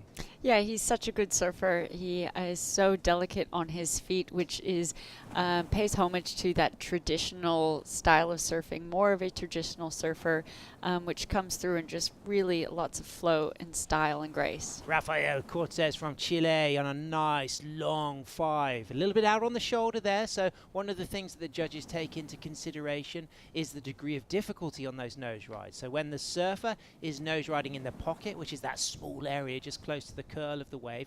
The degree of difficulty is much higher, but Rafael Cortez really mixing this up from Santa Cruz, lives in Pichilimu, loves Punta de Lobos, is a brilliant surfer as he milks this section through for that nice tight 5, right in the pocket there, cross-stepping back to the tail, another sweeping smooth cut back to just set himself up for a last wall on the inside, getting close to the end of the wave on the sand, gets that 5, walks off, and this is a really strong start for Rafael Cortez, and even gets a little tap of the foam before he paddles back out for more.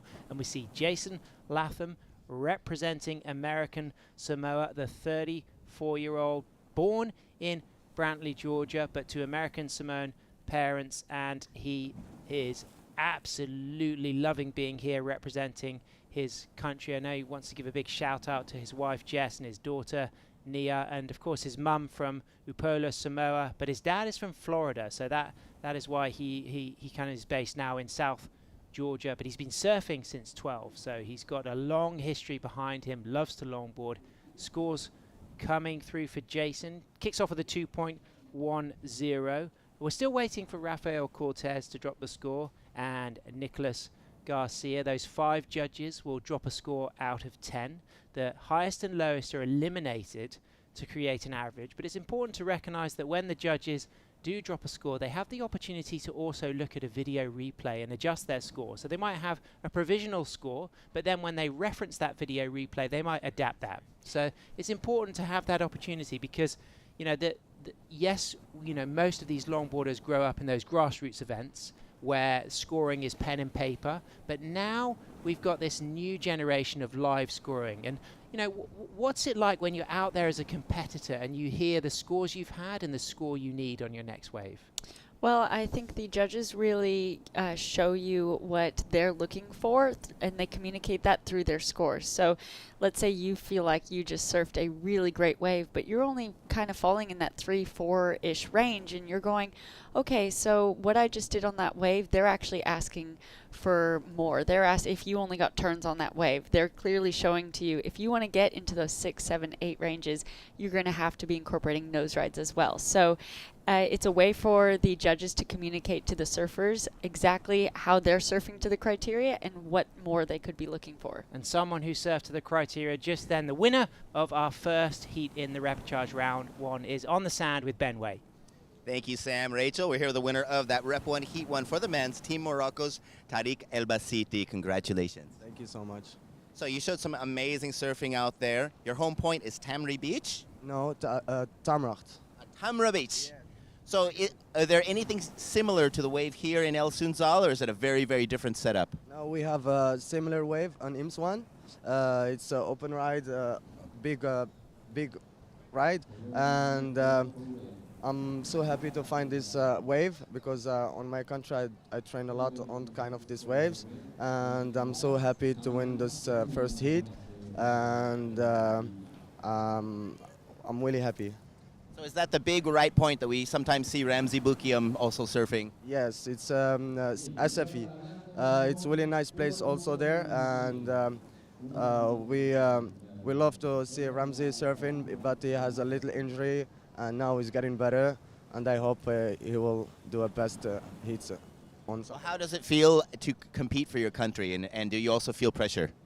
I feel really happy to present my country, and I'm really proud to give other people to do the same thing what I do, to present all countries, and I'm really happy to present Morocco. Finally, how was your experience here in beautiful Surf City El Sunzal here in El Salvador? I really love it. It was my first time to come here.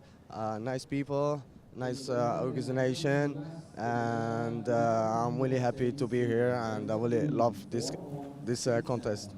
Well, thank you so much. We wish you the best of luck in your next round. Only one question. I will say it in Arabic. It's okay? Of course, yes, please. تنحي الدراري ديالي للسبورت all the sponsors also وشكرا على الدعم ديالكم. Thank you very much. All the best.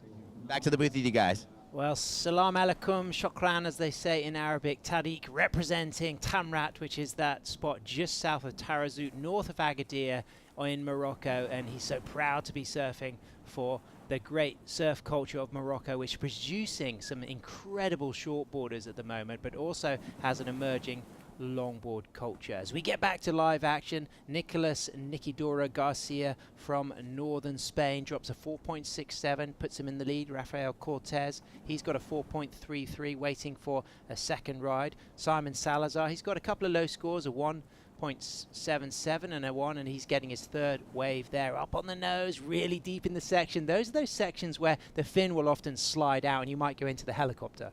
Yeah, it's that balance of you want to be surfing in the pocket, and that's when the tail of your board locks into the wave and the wave supports you on the nose. If you get too caught behind, it will actually release that tail and cause you to flip that tail around. Jason Latham, representing American Samoa, based in South Georgia, sweeps that turn after a good solid opening hang 5. He is setting up for this inside section, touches that 5, holds on tight for it. Nice speed line, but this wave now is lost its scoring potential, and you could just see by the body language, he was so shallow there that he had to make sure his feet didn't crack against the cobbles. So, you know, that's an important thing to recognize, that as these surfers are riding these right-handers, they're breaking over a cobble point. Where the wave ends is often on a sandy section. The sand will move with the seasons, so sometimes the sand might wash over the cobbles, but it's important to recognize that in the foamy sections it's quite shallow and quite powerful, so you do have to be careful as you come into the inside not to knock your fin or cut your feet.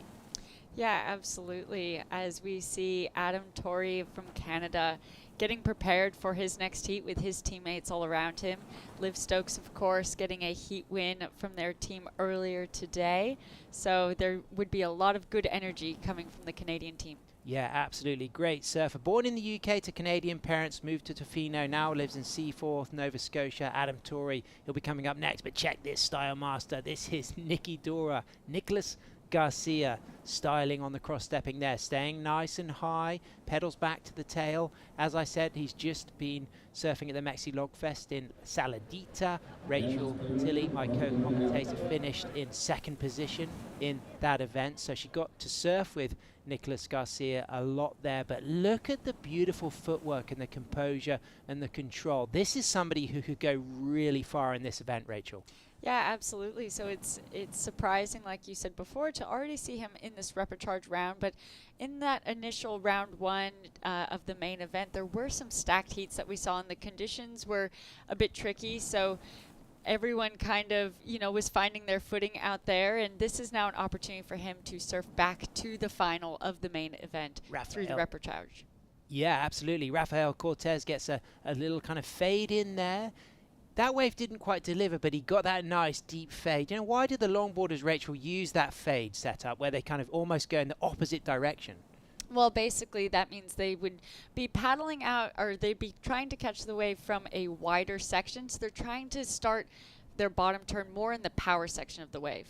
Talking of the power section, Rafael Cortez, he gets straight back onto this second wave. He got himself in a different position after kicking out of that last wave, nice and lively off the tail, sets himself up high, and there's 4 steps and holds that 5. You can just see that little tootsie toe curled around the tip, and then sweeps that cut back with some spray and power, gets that soul arch stance there.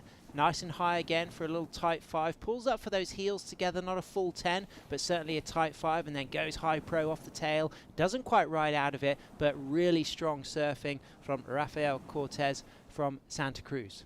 Yeah, that when you said he went high pro off the tail there, that's where we have that progressive versus traditional type of longboarding.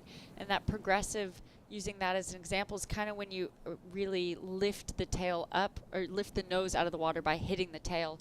And as we see Simon up and riding. Simon Salazar from Colombia has got a 1.80 and a 1.17, so he'll get his 5th score. He's had quite a busy heat so far. You'll see some surfers being much more selective and waiting for the sets, but it's important to recognize that it's just those highest 2 scores that count. So often elite competitors will only ride 2 set waves in a 20-minute heat. Well, I think that's the difference of what we're seeing from Rafael and Nicolas at the moment. They both already have 4s on the score. They both just got 2 good backup waves too. They're being a little bit more selective. I think, Simone, what's happened there is he's not had a great wave to kick off his heat, so he's just trying to get something to get comfortable out there, calm those nerves, and put a decent score on the board. Live action 6 steps up for a nice quick 5. Simon, there's Jason Latham, our heat leader there. He's got a 2.67 and a 2.10. Gets a beautiful 5 there, bowls it back into the rebound foam and just climbs and drops back down. He's got a little bit stuck there. What was the projection line that might have helped him come out of that cutback, Rachel? I think he kind of wobbled a little bit and lost his speed on the bottom turn as he was coming back to bank off the whitewash. And so then as you approach the whitewash is the slowest part of the wave.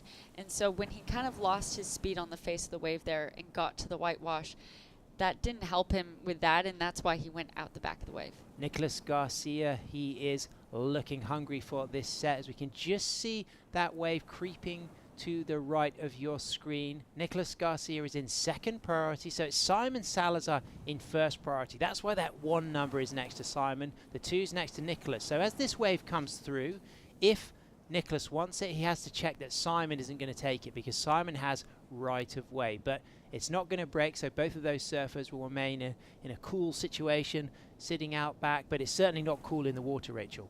No, it is very warm. The air is warm. The water is very warm, which I know for heat surfing, of course, you already have that adrenaline pumping. I was talking to Chloe Calmon after her heat yesterday, and she said when she got in, she nearly passed out because she was just so hot from working so hard out there, paddling so hard. And yeah, these surfers are trying to remain cool, keep those nerves down. And there's our man, our local legend, Amado. Again, a surprise to see him in the repechage, but you know that he's going to put every ounce of El Salvadorian juice into this heat, because he does not want to get eliminated on home turf. He's been dominating the free surfs here. This is his local wave, and he is certainly a dominant local. Gets the best sets every set. As we move into the last 5 minutes, we can see a little set there on the horizon. Nicolas Garcia has now slipped down into 3rd position because Rafael Cortez has dropped to 4.90. Live action Rafael Cortez, now our heat leader from Chile, is going to lose his priority paddling for that wave. Jason Latham has got a couple of 2s, so he's not sitting very strong, because Nicolas only needs a score of a 0.6 to move up into 2nd, but still waiting for the judges to drop that 2nd score for Nicolas. And as I explained earlier in the heat, of course the judges have the privilege of studying those video replays, so they might have already dropped a score, but they want to reference the score and study degree of difficulty, variety of maneuvers, using all of the board, covering a lot of ground on the wave. So it's important to recognize that although this word traditional is in the criteria, that doesn't mean it's not about engaging the rail and demonstrating a wide variety of all the beautiful things you can do on a longboard.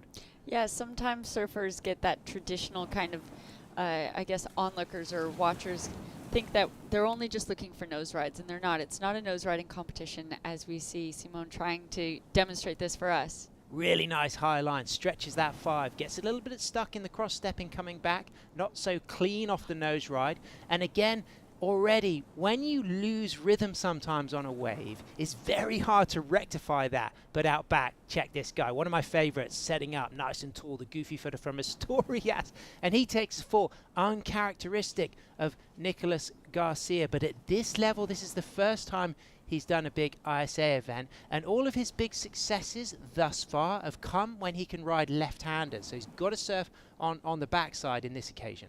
Yeah, and that was just a bit of a fumble of the wave, but he has been surfing so smooth, calm, and composed, and it's showing with him sitting in 1st position at the moment. And how audacious to be Nicky Dora, to kind of, I mean, that takes a lot of self-confidence. But let me tell you, I witnessed him win his WSL European title at the Boardmasters event in Fistral Newquay, place you've competed at before, last summer. He beat Ben Skinner and Edward Del Pero in the final with some outstanding nose riding. So we know that this is a very talented surfer from Spain, as we see Simon Salazar just coming unstuck on that nose ride.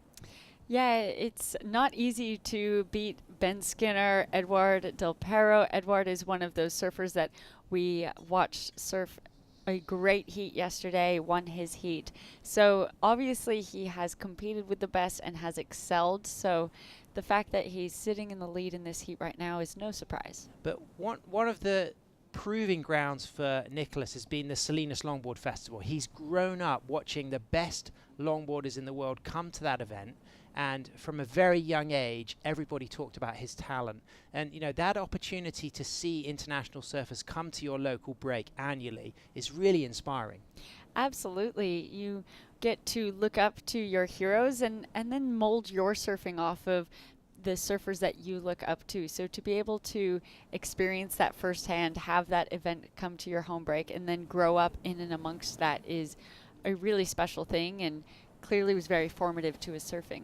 Nicholas Garcia has priority out back. We see Simon Salazar on this wave on the inside, but it's not Nicholas that's going out back. It's our surfer in blue, Jason Latham, representing American Samoa, based in South Georgia. But on your screen right now, this is Simon Salazar deep in the pocket, toes on the nose, chasing a score of a 7.06 to move up into first position as we move down into the dying 50 seconds. And these are important moments for these international competitors flying the proud flag of their country, because this is an elimination round. So as it stands, if Simon doesn't get the score he needs, if Jason doesn't get the score he needs, both of these excellent surfers will move out of the event. Live action, last 30 seconds remaining. Nicholas Garcia, our heat leader. That's not going to change things, but I don't think Jason and Simon can swing the situation. It feels like Nicholas and Rafael have got the win here. Yeah, it does, as we kind of see a attempt from Rafael to get that 4.75 to take the win of this heat. Nice hold on the nose ride, good clean section, puts a little soul arch in there, pedals back to the tail, sweeps that cut back and rebounds off the foam. But like you were saying, Rachel, that foamy section is a slower part of the breaking wave. So when you do engage with that whitewater foam, you have to be prepared to almost use it to accelerate you back into the face. Yeah, you need to have all of that energy and power out of your legs to push you through it. Technique is super important when you do a maneuver like that. So we're waiting for scores for Jason, for Simon, and for Nicholas. It unlikely will change the situation, but if we get to see this replay here, so Jason Blue, he's chasing a 6.56. What do you think of this, Rachel? He unfortunately doesn't get to the nose. He gets the toes over there, was a little bit out of the pocket, and got some turns, but was looking just a little bit wobbly on his feet that I think the judges will take note of. And then I don't think this wave turned into much more after this. So, you know, he's basically what the judges are thinking in their heads is he needs one of the best scores of the heat, the best wave of the heat, in order to advance right now. So they're going to be comparing it to what the other high scores of the heat have been, which have been the fours from Rafael and Nicholas. So it's not enough. So Jason Latham unfortunately eliminated. So congratulations for flying the flag for American Samoa, Jason, but you will be eliminated. Waiting for a score for Simon Salazar. It's going to be a big score. It won't be enough. So Nicholas Garcia currently in first position unless Rafael Cortez gets above a 4.75, but those two surfers guaranteed a spot. American Samoa and Colombia lose a surfer. Stay with us, ladies and gentlemen. We'll be right back live from Surf City, El Salvador.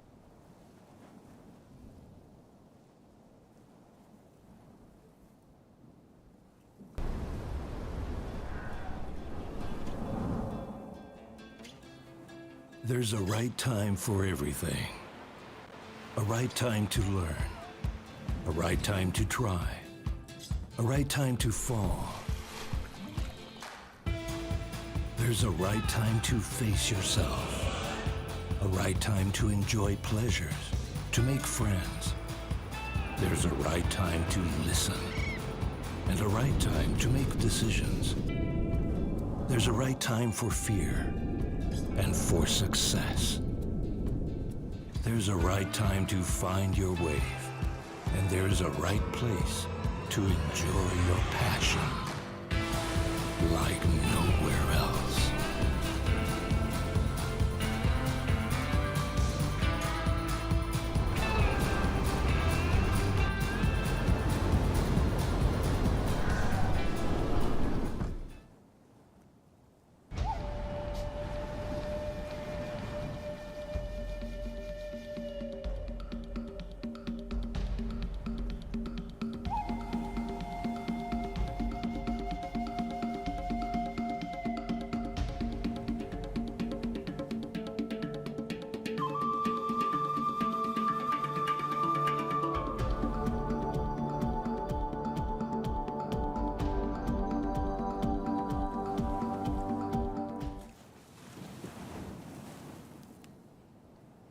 Welcome back to Central America, Surf City, El Salvador for the 2023 ISA World Longboard Championship. As we see Adam Torrey from Canada surfing against Jamie Garcia, who's a fantastic surfer out of Guatemala, and Amado Alvarado, the local surfer representing El Salvador, the 30-year-old goofy footer based here in La Libertad, and he is an exceptional surfer here, El Sunzal. Very familiar with this wave. He's got an extremely powerful approach, uses the drop knee turn, uses the cross step turn, strong on the nose. Uncharacteristic to see him already in the repechage round, so a lot of pressure on the local surfer here to perform, Rachel. Well, he's taking command of this lineup right away. He was sitting farthest out and deepest as they wait for, with no priority, for the first waves to come through. Adam Torrey having a paddle on this wave. He's not going to take that. So Adam Torrey with 18 minutes remaining. He won't get a score on the board. No waves ridden yet. Just 3 surfers in this heat. Those panels of 5 judges will drop scores out of 10. The highest and lowest removed to create an average from the remaining 3 scores. Just those 2 scores count. So sometimes being overly busy can be a disadvantage when it's all about those 2 strong rides. Sure, that's one of the things that can be a hindrance of you needing a score, and sometimes how you want to compensate for that is by just catching anything that you can.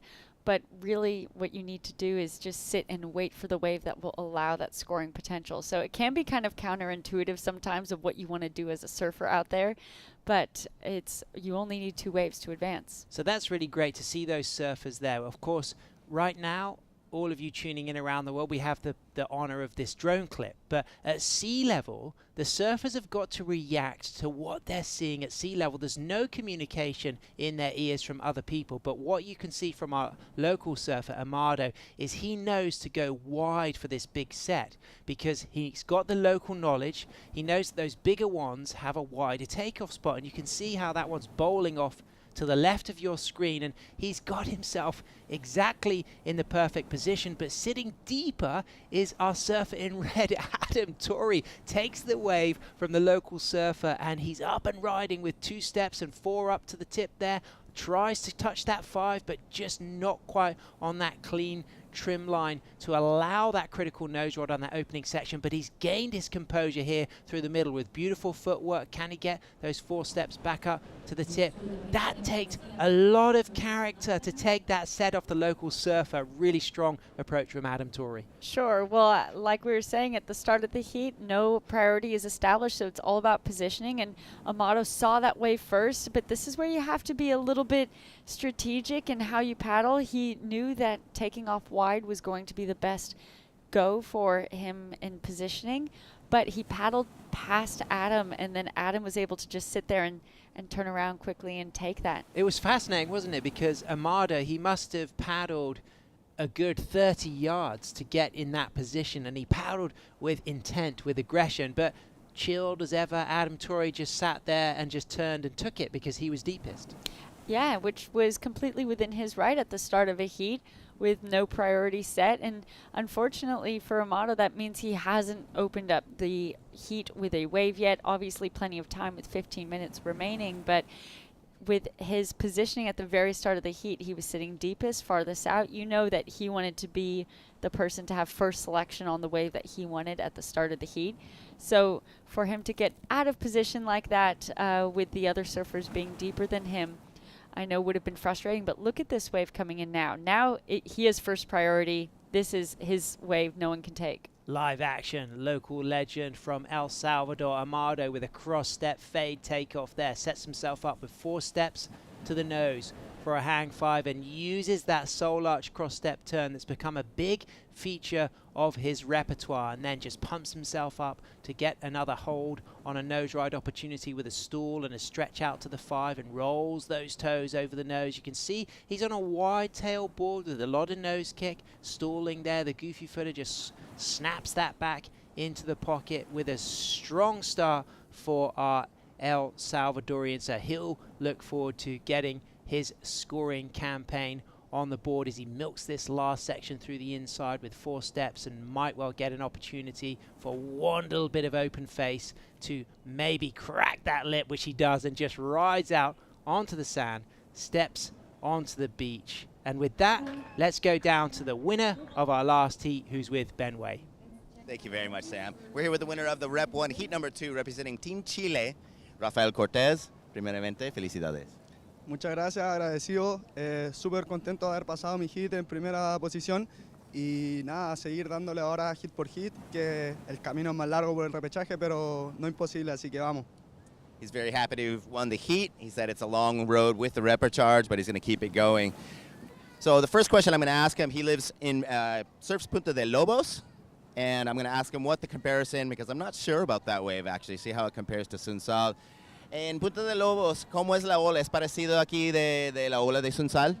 Bueno, de partida es todo lo contrario porque allá no tenemos derecha, acá Sunsal es full derecha y allá surfeamos solo izquierda todo el año, point break de izquierda, entonces es un poco difícil a veces acostumbrarse porque tanta la costumbre de no correr hacia el otro lado, entonces claro, las olas son de muy buena calidad, pero corremos solo izquierda y es más bien una ola bien tubular, entonces es un poco más rápida, pero el Sunsal lo encuentro ideal para el Longboard, es una ola perfecta, así que estoy muy feliz acá.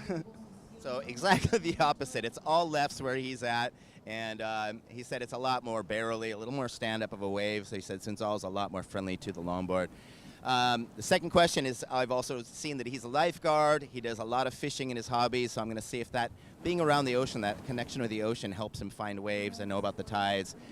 Bueno, pasas tiempo de pescador, de salvavidas, estás conectado con el mar 100%. ¿Tú piensas que eso te conecta para encontrar las mejores olas, para saber de las mareas y el movimiento del mar? Claro que sí, el surf, además de ser un deporte, igual es un estilo de vida, un lifestyle, como dicen. Entonces, el tema de vivir en el mar, ya sea, como tú dices, pescando, trabajando en salvavidas, haciendo clases de surf, eso te liga a estar conectado con el mar y te da una conexión especial porque al final las olas son energía y ahí llegan las buenas energías hacia uno. Así que estoy muy feliz de la vida que llevo, de estar conectado con el mar y de tener muy buenos amigos, una familia de mar sólida que nada, ellos me apoyan mucho y se siente el apoyo desde allá. Así que súper feliz de representar a mi país y a toda la gente que me manda saludos siempre. All right, so he said he's really, surfing is one of his passions, having that connection with the ocean. He said all the ocean is really energy, and getting that energy and gaining that feeling from the ocean is huge, not to mention just surfing with all his friends and having that great family connection.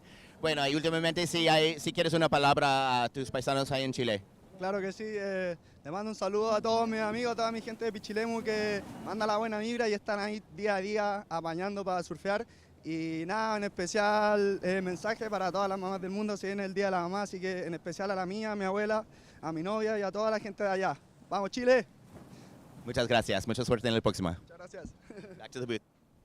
Wonderful, great pride there as we see up and riding one of our more seasoned competitors, 6.5 decades over the board of this Guatemalan 65-year-old Jamie Garcia. Rachel Tilley, can you picture yourself surfing for Team USA at age 65?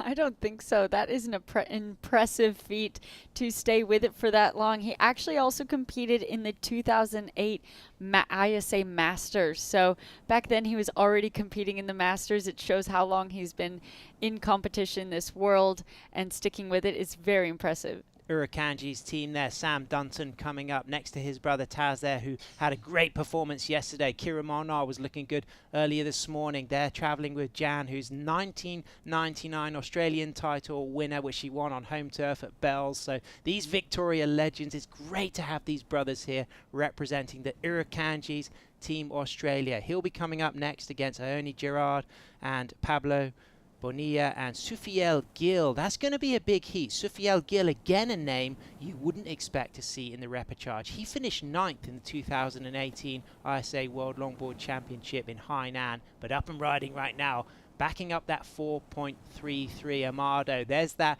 hands behind the hips, 5, stretching, streaking, pulling up for a quick sneaky 10, but put it all on the line, risk the 10, but consequently doesn't quite ride out of it. He was going for a big score there. He knew he had that hang 5, and just really, I'm not going to say he got greedy because he didn't. He was trying to put that risk out there to just rack up those points. But that was a beautiful long nose ride. Would have been a great score if he was able to complete the wave. Adam Torrey up and riding. He's sitting in second position with a 2.5 and a 2.4 2.0 there. Is he going to get an opportunity to get that nice nose ride line? Smooth cutback from Adam Torrey, staying nice and high in that bowly section. You can move out, but again, the power in that pocket, and he's keeping great composure. Good body language from Adam, born in the UK to Canadian parents, got passionate about surfing when living in Tofino, now lives in Seaforth, Nova Scotia, so no stranger to cold water surfing, loving being here in the tropics with Team Canada. Gets those toes on the nose through the inside. Adam Torrey's going to love this ride. I think it's going to be his highest score of his heat so far. Yeah, he's sitting right now with a 2.5 and a 2.4. Unfortunately, he didn't get up to the nose at all, so I don't think it will be a high score, but will definitely be his best score of the heat. He describes himself as a stoker, froth monster, positive vibe warrior, uncle to Canadian surf groms. That's on his bio on the ISA website. If you want to learn more about all of these athletes from 33 nations, 118 of them, tune into the website and follow those bios. There's great human stories here to celebrate. There's an age range from 65 from Jamie Garcia of Guatemala. There's local legends up and riding on the screen. Amado with an incredible nose ride once again. He's certainly going for the high risk surfing. He's got that 4.33. He now feels like he wants to put it all on the line to go bigger on the scores.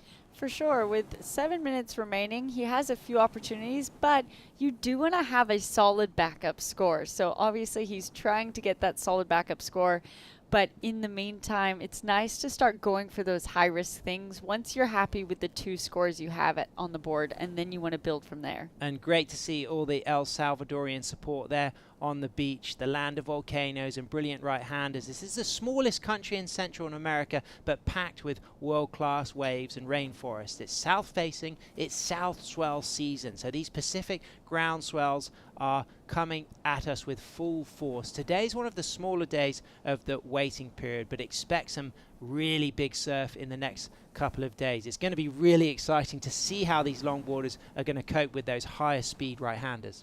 Yeah, the swell will be building throughout today, building all of Wednesday and peaking on Thursday. As we see Jamie Garcia, 65-year-old from Guatemala, up and riding, smooth style from Jamie there. He's got a 1.67 and a 1.53. Low scores for Jamie. He needs a big score of a 4.16 to stay in that top 2 and not get eliminated. But of course, any athlete around the world to be able to represent your country is such a dream opportunity. And you have surfed at the ISA World Longboard Championship before, Rachel, and how special is it to have the pride to surf not only for yourself but for your country? This is the only competition format that we do get to represent our country and surf as a team. Obviously the Olympics are included now in surfing, as we see Amado representing his country, local legend. Brilliant footwork from Amado, really getting those critical 5s into the 10s. Again, back up for that tight nose ride, and then just pumps off the tail here for a speed section, staying deep in the pocket. Critical, high degree of difficulty, cross-stepping 4 steps back up to the tip, rolls those toes over the nose, puts in that trademark drop knee cutback. That's one of the distinctive features of his surfing. Again, stretching in for a 5 and gets that 10. 3 hang 10s on this one ride. He's going to love that, and we know that all of El Salvador is going to be right behind him. I can hear the hoots on the beach. That will be his best score of the heat. That is what he has been going for and waiting for, attempting. So I'm sure that feels good for him to now be paddling back out with time still left in the heat. It's really nice to have 2 scores that you're happy with to then try and just continue to build upon that throughout the heat. And this is the 4th major ISA event in Surf City, El Salvador. In the past 5 years, they've included the 219 World SUP and Paddleboard Championship, the 221 World Surfing Games, the 228 World Junior Surfing Championship, and of course, later in May and into June, we have the 2023 World Surfing Games, which will be a qualifier for the Paris Olympics. So much on the line as we get the replay of this multiple nose ride wave from our local legend, Rachel. Adding variety and right from the beginning, doing that kind of cross step bottom turn and getting that tight 5 Now the judges will be looking closely at his footwork. He does that one step back off the nose, but then a little bit of shuffle.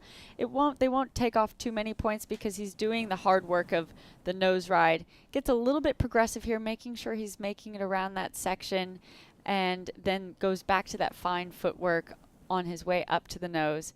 And this is that progression. When I say that, he's balancing the two of he'll kind of do a bit of a pump and then he does a cross step cut back. So he's combining the two, trying to surf towards the traditional criteria the judges are looking for. So we'll expect a strong score from Amado. It comes in at a 6.33. So he adds that 4.33. It puts him in a commanding situation. He's got a total there of 10.66. As we see Jamie pointing at the drone, thumbs up for Jamie.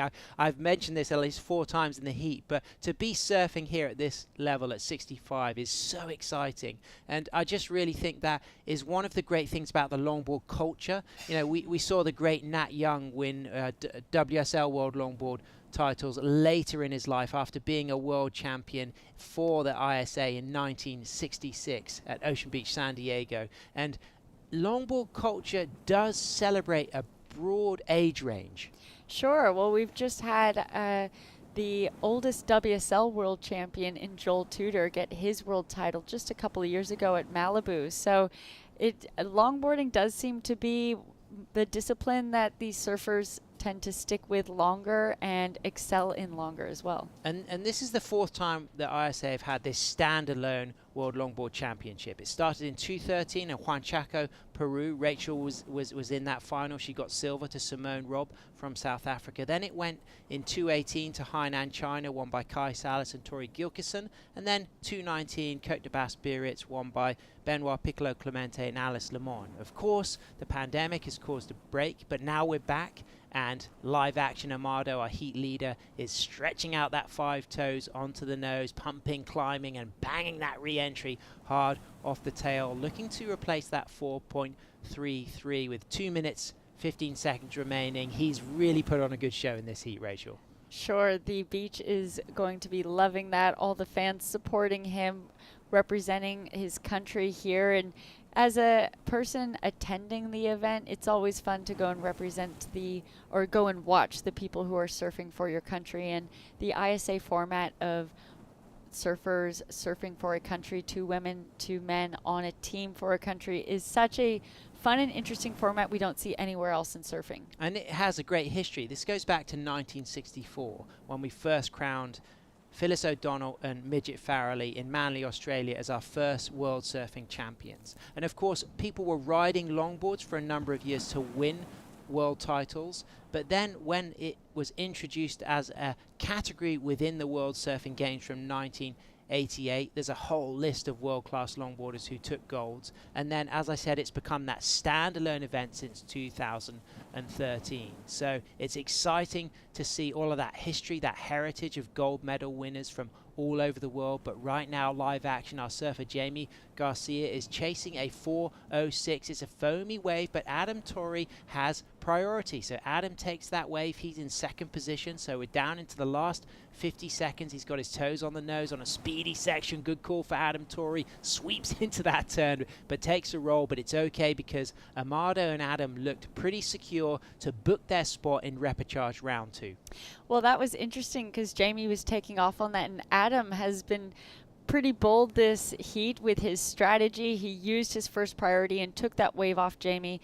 That is completely strategic, as Jamie is someone who needs a score, and that was a decent looking wave. And so Adam was saying, I have the opportunity here to prevent him from even having an opportunity to get that 4.06. So he used his priority and took that wave from him. Absolutely, he was so brave when he took that opening set off Amado. He was in the zone, but and it was his right away. But it was just the fact that he had the cool composure to do that, and it's paid off. Adam's had a great performance. He stays in the event. Congratulations, Jamie, 65-year-old from Guatemala. You've done yourself proud. Unfortunately, you're eliminated, but it's Amado who puts on a stellar show here in El Salvador. Local legend on fire, but we've got more legends coming up very soon as Australia is going to be taking to the water. It's going to be Samuel Dunton for the Urukanjis surfing next live from Surf City, El Salvador for the World Longboard Championship.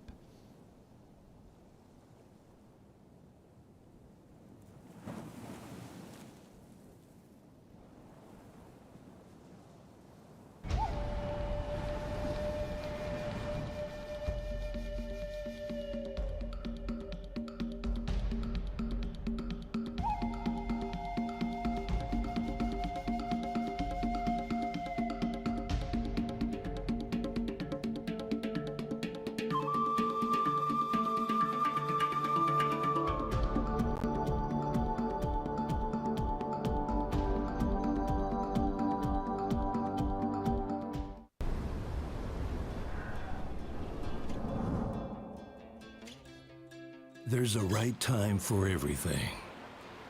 A right time to learn. A right time to try. A right time to fall. There's a right time to face yourself. A right time to enjoy pleasures, to make friends. There's a right time to listen. And a right time to make decisions. There's a right time for fear and for success. There's a right time to find your wave, and there's a right place to enjoy your passion like nowhere else.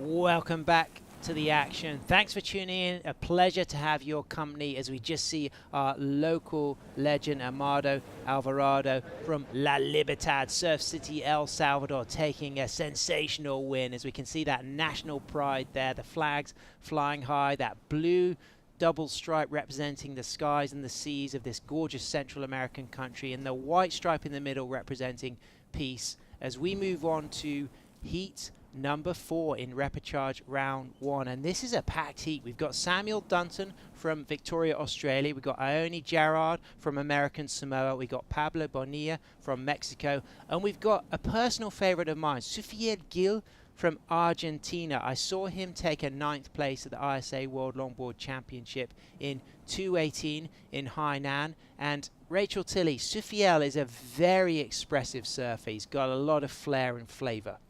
He is, as he might be looking at this wave. He's gone a bit wide, and I wonder where he just went. Anyways, yes, he is a great surfer.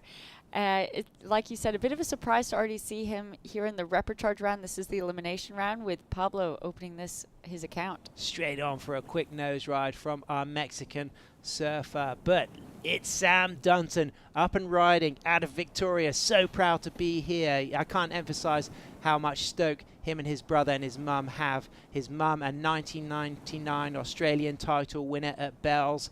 The McRae Victoria community will be right behind Sam Dunton. They saw his brother Tass get a great result yesterday. He is absolutely on fire on this wave, riding his Tolhurst board and sweeping smooth, big, radical roundhouse cutback, but kicked off with some great opening nose rides. And he is looking lively, and as a regular footer, he's going to love this wave. But he's also traveled here before. He's come to El Salvador in 2014 with his partner Zoe. He wants to give a big shout out to his daughter Miller and his son Cooper, and to have traveled here and then returned to compete for the Huracanchis, I really know it means so much to Sam. And he's also told me about how he's seen the place transformed through government-funded surf tourism, and he's been really excited to see the positive impact the government had on this place.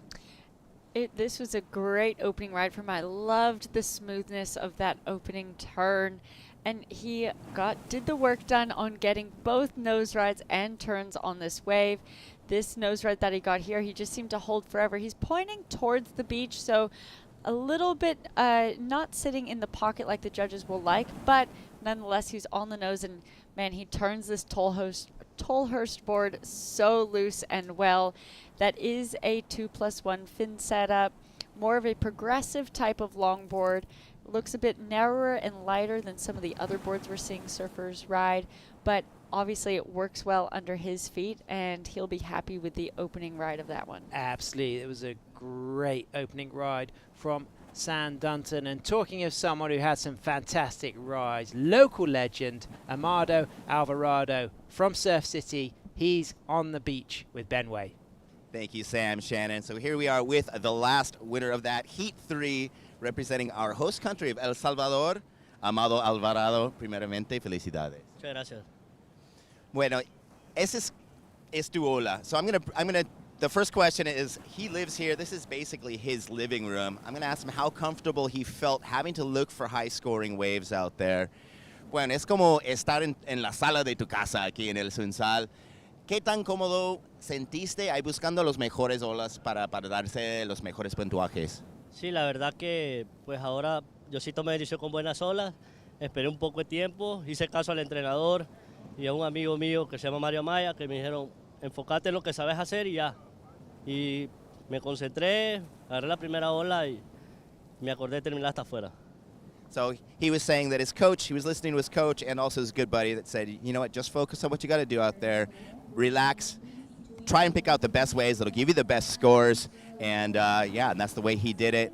And so I was speaking to him early in the week. He said that he doesn't drink, he doesn't smoke, he basically gets his high off of surfing. So I'm going to ask him how important it is to have a very clean life for his top performance. Me habías dicho antes cuando estuvimos en el Tunco que no fumas, no tomas, tienes una vida súper sano. ¿Qué tan importante es tener una vida sana para tu mejor surfing? La verdad creo que es lo mejor para mí, ser sano, no tener vicio, no salir a fiesta y surfear. Me levanto a las 5 o 4 de la mañana, estoy buscando las olas y eso pues me motiva más a mí, motiva más a los niños que están atrás de mí. So he was saying it's very, very important not to be drinking, not to be smoking, not to be going out and partying, because he's able to wake up at 4 or 5 in the morning, get out there, get a nice early start, be nice and fresh, and also put a great example for the younger surfers that are growing up. And te quería preguntar si quieres, ¿cómo sientes? I was going to ask him how he feels and how proud he feels to have some of the best longboarders here in his hometown and be the host. ¿Qué tan orgulloso sientes para tener algunos de los mejores longboarders del mundo aquí en tu casa y ser como el host de ellos? La verdad para mí es una felicidad grande, es un sueño hecho realidad, competir un mundial es primera vez, solo había competido panamericanos, bolivarianos, centroamericanos y un mundial es un sueño hecho realidad y espero que crezca el mar, para mí va a ser mejor, en casa. So he said he's always dreamed of being in a world competition, and it's like a dream come true, and it's just amazing. It's like living a dream. Bueno, muchísimas gracias. Mucha suerte en la próxima. Muchas gracias. Back to the booth with you guys. Well, absolutely. I mean, the opportunity to have the best longboarders in the world come to your local break. I mean, you know, what more can you ask for? And, you know, that guy, he's serious, man. I would absolutely crumble under the pressure of competing with him. He would scare me off a mile. The whole persona is confident, crisp. You know that he can add a psychological edge when he comes to a crunch heat. As a local, as a very dominant individual, he could put any surfer off. I think that's why we were so amazed at Adam Torrey's boldness, completely within his own right to take off when he had that priority positioning. But yeah, he is a dominant surfer. Pablo Bonilla from Mexico looking to add to that 1.6. Nice nose ride, holding that 5, little soul arch there, uses that drop knee, comes unstuck there, puts that board into a nice drop knee, but just so much quick pivot. He takes the fall, but it was Samuel Dunton from Victoria, Australia, who kicks off with a 4.93. Since then, he's got another wave, which we're waiting to tabulate as we get the replay of Sofia Gil from Argentina, Rachel. Look at this opening nose ride. His upper body just sitting so calm. That's really important to note. And that little drop knee to reposition and stall so that he's as close to the pocket as possible. Oh, wow. I love that. He's looking loose and flary coming off the bottom of the wave as he's trying to, you can see how he keeps just redirecting, trying to stay in the pocket, the powerful part of the wave, and is now just milking this one all the way through. I told you he was a special act, Sofia Gil. He's from a family of 9. His dad, Daniel, was one of the founding fathers of Argentinian surfing. And this guy, Sufiel, multiple Argentinian champion. He lives in Mar del Plata, which is the homeland of Argentinian surfing. And like you said, Rachel, he's got incredible footwork. But what about this on the replay from Sam Dunton, waiting for the score to drop? Well, he's just looking so loose and composed on that tail. You can see how he's using those 3 fins to engage that power, and he really bends those legs and whips that upper body around to complete that roundhouse and gets a tap to the nose and takes this one through. I think probably to get a higher score, the judges would be looking for him to have a nose ride already farther out the back at the beginning of the wave, but he's surfing this one really nicely, just as composed and cool to his surfing as he could be. Absolutely. I love that from Sam. That was so fluid and smooth and crisp and everything nice and flowing and precise as we see the replay of Pablo Bonilla. Yeah, that was a nice opening ride, and I think what happened on his turn where he kind of got too loose was he put his foot too far back over the fins and wasn't expecting to have his foot that far back. Goes for the little walk back there, walked up to the nose, twisted round, walk back, switch, the regular foot of Pablo Bonilla. He drops a 1.6, but he's waiting for his score to drop for this second ride, and it's certainly going to be much higher than his first ride. For sure. That one that he fell on at the beginning, just getting a little bit too wobbly on the tail, this is the way to answer back after that, finishing on the sand. So some really great surfing from all of these riders here. Australian Sam Dunton's got a 4.93, waiting for a score to drop, probably going to go higher than his 4.93. Iona Jarrard, he's got a 3.60. The American Samoan is in second position, but we're now waiting for Pablo Bonilla to drop a score. Kicked off with a 1.6, but he's certainly going to replace that. So situations will change. The 34-year-old Sam Dunton out there in the lead, but it's Sufiel Gil who drops a really good 5.83 to put him up into the lead, pushing Sam down to second. But if Sam gets more than 2.41, he'll go back to first. And relative to that opening 4.93, you'd imagine that the situation is going to change again. You see there Sam just raising his hands. Why is he doing that? And what's that messaging for the announcer? I think it as the onshore wind is picking up a bit, it gets harder and harder to hear for the surfers out there. He'd be asking for scores, he wants to hear the score of that last wave that he just surfed, and he wants to know how much time is left. That's really crucial for how he's going to play the next 7 minutes of his heat. Coming up next, Roberto Zaui, known as Zaui Po. He's a really stylish longboarder from Mexico. He'll be cheering on his Mexican teammate Pablo Bonilla as Sam Dunton drops a 5.50. So it does come out higher than that first ride. I think that was really great of Sam. I mean, a lot of pressure to come into this event. You know, he's so proud. His brother qualified first. There's a really healthy rivalry between the brothers, and I think that's really good. And he obviously was disappointed to slip down into the repechage. But you just got the feeling that this guy's going to go far in the repechage rounds. Well, it's a great experience to be traveling with your brother and your mom, to be representing your country for the first time. He hasn't been competing in a while. His last result that we were talking about was third in the 2008 Aussie titles. Of course, like you said before, his mom is a former national champion, so surfing has obviously been a huge part of their family.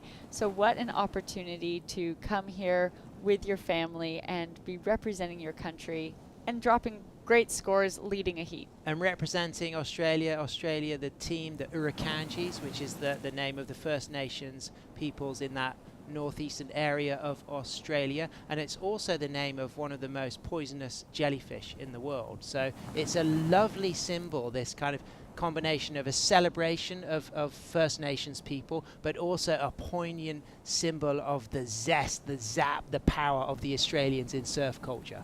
Yeah, well, Australians are always churning out really talented surfers. They have been a strong team here at the ISAs in the past, so like you said, it's a little bit surprising to see him already in the repechage round.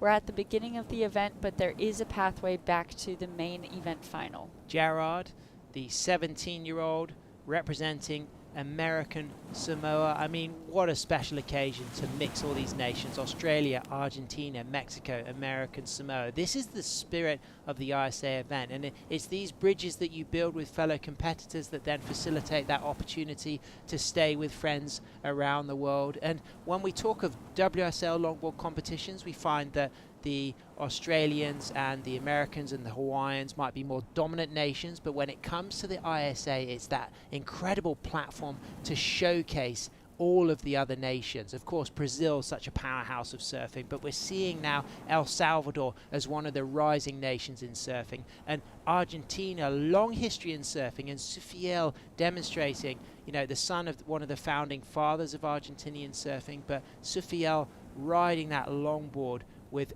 a real celebration of the heritage of longboarding, as well as a very futuristic approach. Yeah, I think you can see the differences between Surfail's surfing versus Samuel Dunton's, a little bit traditional versus progressive there.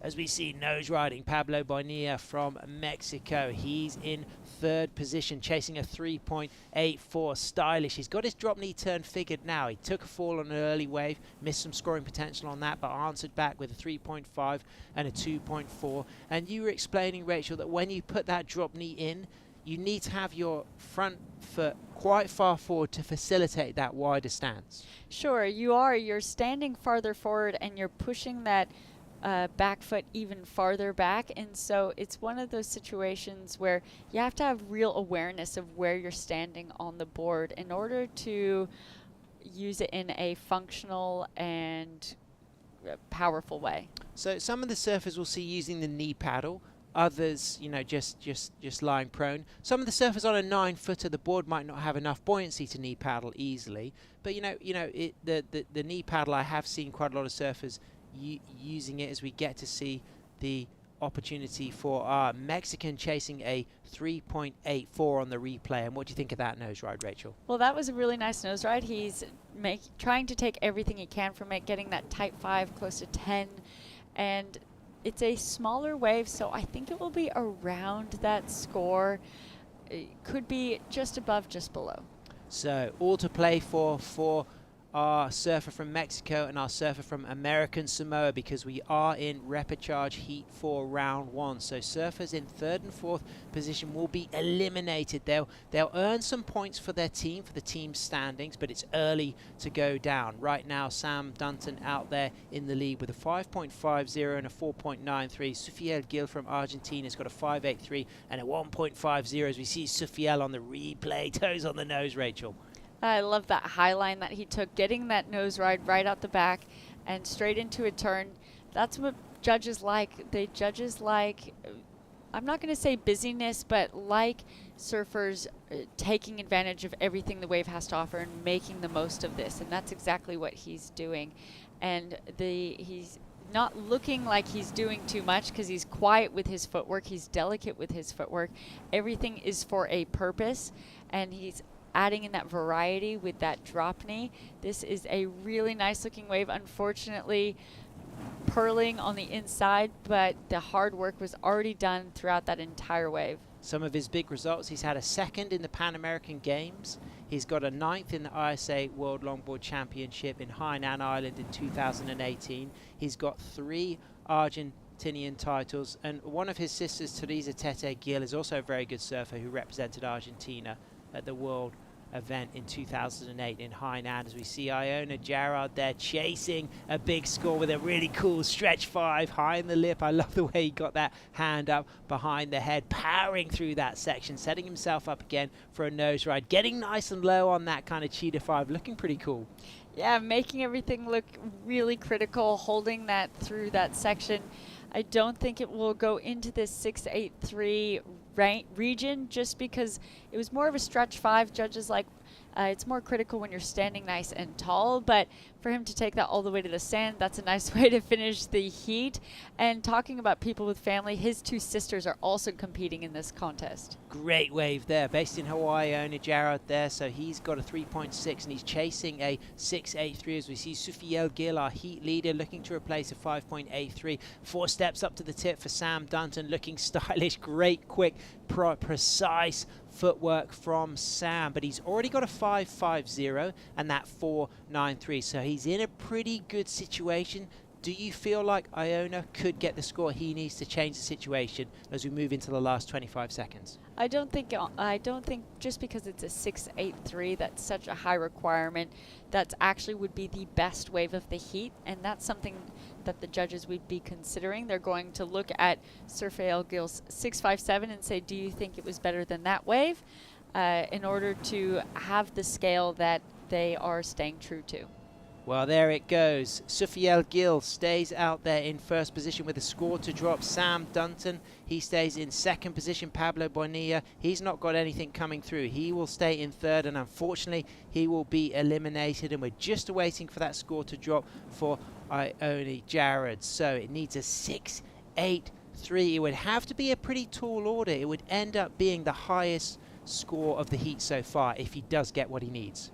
Yeah, and the judges are taking their time with it. So like you've said before, they are looking at those replays, just making sure that everything is in scale and in line with what all the surfers are doing, and they're staying true to the scores that they're dropping.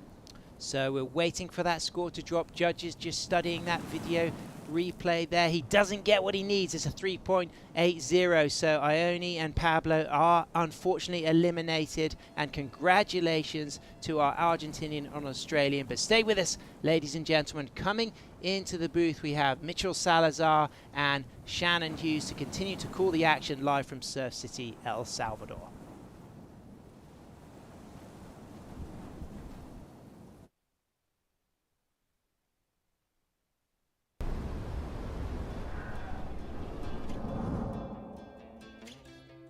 There's a right time for everything.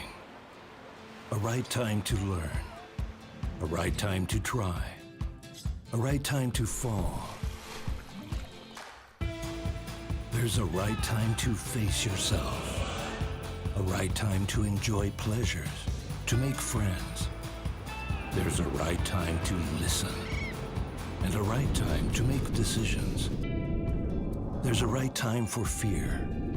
And for success. There's a right time to find your wave, and there's a right place to enjoy your passion like nowhere else.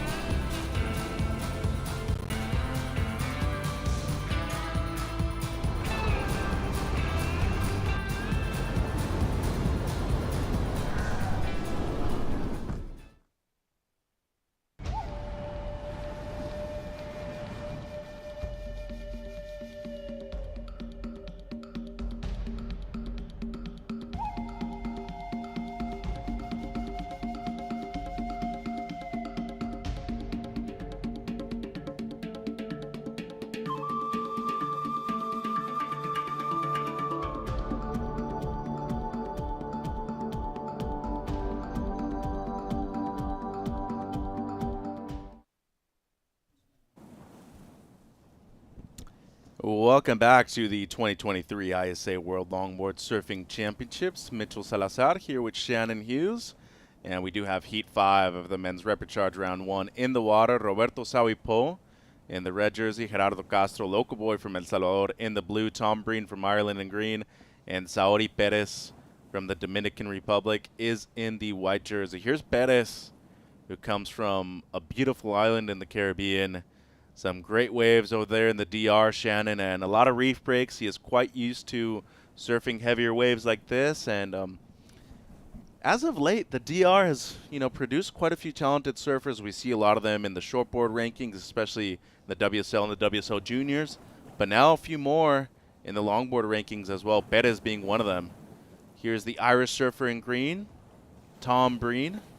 A little bit of a rhyme right there for you as well. He is from the eastern part of Ireland. Southeast to be specific. He started surfing when he was 6 years old. He is 20 as of right now.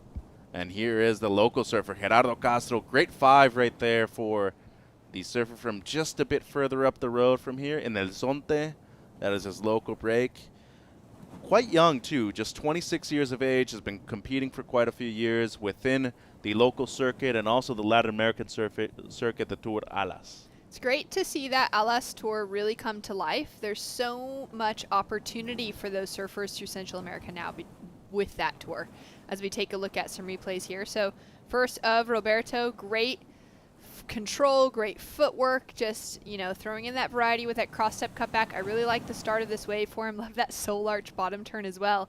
Smaller sized wave, but it just gets these reforms, and these are the moments. Those are the critical pockets that you really want to see. You want to see that little lift underneath the nose, and those just are demonstrating, you know, the critical nature of those nose rides. That gap, you don't want to see the nose of the board pushing water off the front of it, which isn't something that we've really seen much of this week. So that's a really positive sign so far for the level of nose riding, the pockets that are available here at El Sunzal. As we take a look at just the finish of this wave for Roberto. Goes for that quick hang heels, runs back, and that's challenging to do even just with the leash on the leg, let alone, you know, shallow water and quick steps. Quite shallow right there on the rocks. Let's go down to last heat's winner with Ben Way. Thank you, guys. Here with the winner of that last Rep 1 Heat 4 representing Team Argentina. This is Surfiel Gil. Primeramente, felicidades. Muchas gracias. I'm very happy to be here. Yeah, it was an amazing heat. I mean, everyone was really watching Sam Dunton, who was leading the heat for a majority of that heat. And you came through, got the score, and it was a really solid score. How were you feeling at that moment? I know you didn't feel the pressure of maybe not making through the reps, but you always want to win, of course. Yeah, for sure. We all want to win, I think. So, yeah, that first wave, it was a little bit complicated. I fall in the first one. I fell in the first one, so I thought, well, I got to do right. So, and I take the second one. It was a 5-point. It was a nice wave, and I took the last one. I could do a hand 10, and nice curves, so I'm happy with that. It was beautiful surfing. So your father, Daniel Gil, was one of the first surfers or the first pioneer of surfing in Argentina, probably at a time when it was still illegal to surf before our ISA president, Fernando Aguirre, got that ban lifted. How important is it for you to keep that line and that tradition of Argentinian surfing? For me, it's an honor to pour that spirit of surfing, you know, that first waves surfed in Argentina from my father and his friends, and it's very awesome to be here with my friends and with my family, the family of the sea, you know, so I'm very happy with that. I'm very happy. My family is very happy too, for sure. Can you even imagine a life of not being able to paddle out and get waves? It just seems completely amazing to me now. Yeah, I've been surfed like all my entire life, so I could not imagine surf not one day, you know, even surf without sea, without the ocean, without my friends in the water. I can't even imagine that. Well, I'm sure they're very proud of you, and if you'd like to say a word at home to your family and your father, of course. Yeah, thank you. Gracias, papá, mamá, familia, amigos, Gianna, Agus, a todos los que están mirando, a Jero, a Franco, a Francisco. Los amo, Pancho, pura vida, los amo con todo mi corazón. Gracias por estar siempre presente. Muchas gracias y mucha suerte en la próxima. Back to the booth with you guys. Thank you, Ben, and congratulations to Surfiel, coming from a long lineage of surfers in Argentina. There's Tom Breen, and just to look back at his heat total, 12.4, quite impressive given the conditions out there today, Shannon. As we still have just under 13 minutes in this heat at the moment. Zawi Po in the lead with a 4.67 and a 2.93. The local boy Castro with just a 2.67 at his best. He's currently in second. Tom Breen just drops a 2.23. And Saori Perez, extremely active so far in this heat. 5 waves in the first 7.5 minutes, Shannon. Yeah, extremely active. I did notice that during the interview. He was up on every wave that rolled through. But great point about a 12-point heat total. That's a really solid heat total in the conditions that we've been seeing over the last couple of days. Any surfer that's essentially able to get a couple of 6s, that's a really solid heat with a solid score and a solid backup score. If you're able to get above that 12-point range, then feel really proud of the performances for sure as we take a look at Gerardo. the surfer in the blue jersey from just right up the road in El Zonte. Him and Amado de Jesus Alvarado, the two male competitors here at the ISA World Longboard Surfing Championships. Here's Perez, and the surfer from the Dominican Republic, already on his 6th wave of the heat so far. And, you know, you can definitely tell that he's more of a novice longboarder, hasn't been doing it for that long. But Shannon, when it comes to the heart of this kid, it's noticeable. He's willing to do anything it takes to move through into the next round. As we see Zawi, unfortunately, just slip right there at the end. He was looking to replace just a 2.93. Good-looking board that Zawi Po has under his feet. Shapes most of his boards. His wife, Nadia, a great surfer. She's been a national champion before. Oldest son, Pacal, also a great surfer. But Zawi, coming from Punta de Mita, a lot of waves similar to this one. Yeah, and you can see that, you know, in his surfing and his choice of equipment for the wave out here. I love that that board doesn't have a lot of rocker to it. It's got that nice wide tail as well and that wide nose, so it would facilitate nose riding really well, which for a lot of surfers, we've seen this trend go from more pulled in tails, more pin tails, and even narrow noses to really widening out that nose and that tail specifically to facilitate better nose rides. Yeah, quite a wide tail he was riding. I was able to check out his equipment before he paddled out. Here's Tom. Lovely style. And, you know, it's funny. I saw Zawi wearing the same pair of trunks, I think yesterday or the day before. It's these Billabong Simpsons collaboration that they have going on. And Tom Breen is now rocking them in a heat that they're surfing together. And he's doing it well right here. Beautiful 10 right there. Gets to the nose real quick. Almost loses control. He said that he's been experiencing a battle of food poisoning today, so a little under the weather. So he's really surfing through sheer adversity and will right now, Shannon, and he's doing very well on this wave. Finishes up, and he is pumped up. That was an incredible wave. I loved every single minute of it. And, man, to have food poisoning, to be traveling far away from home, you know, whether it's from, you know, drinking water, from eating something, there's just so many different things that it could come from. And it's such a bummer when you get hit with that, especially when it's in contest mode or even in work mode for any of us, you know, traveling far away from home. It's a real struggle to be able to force yourself to even, like, think clearly, let alone then to be able to perform or to be on your feet. So for Tom, he's looking really strong. I'll be excited to see where that score goes. Lots of variety, some great nose rides thrown in the mix, as well as some great turns.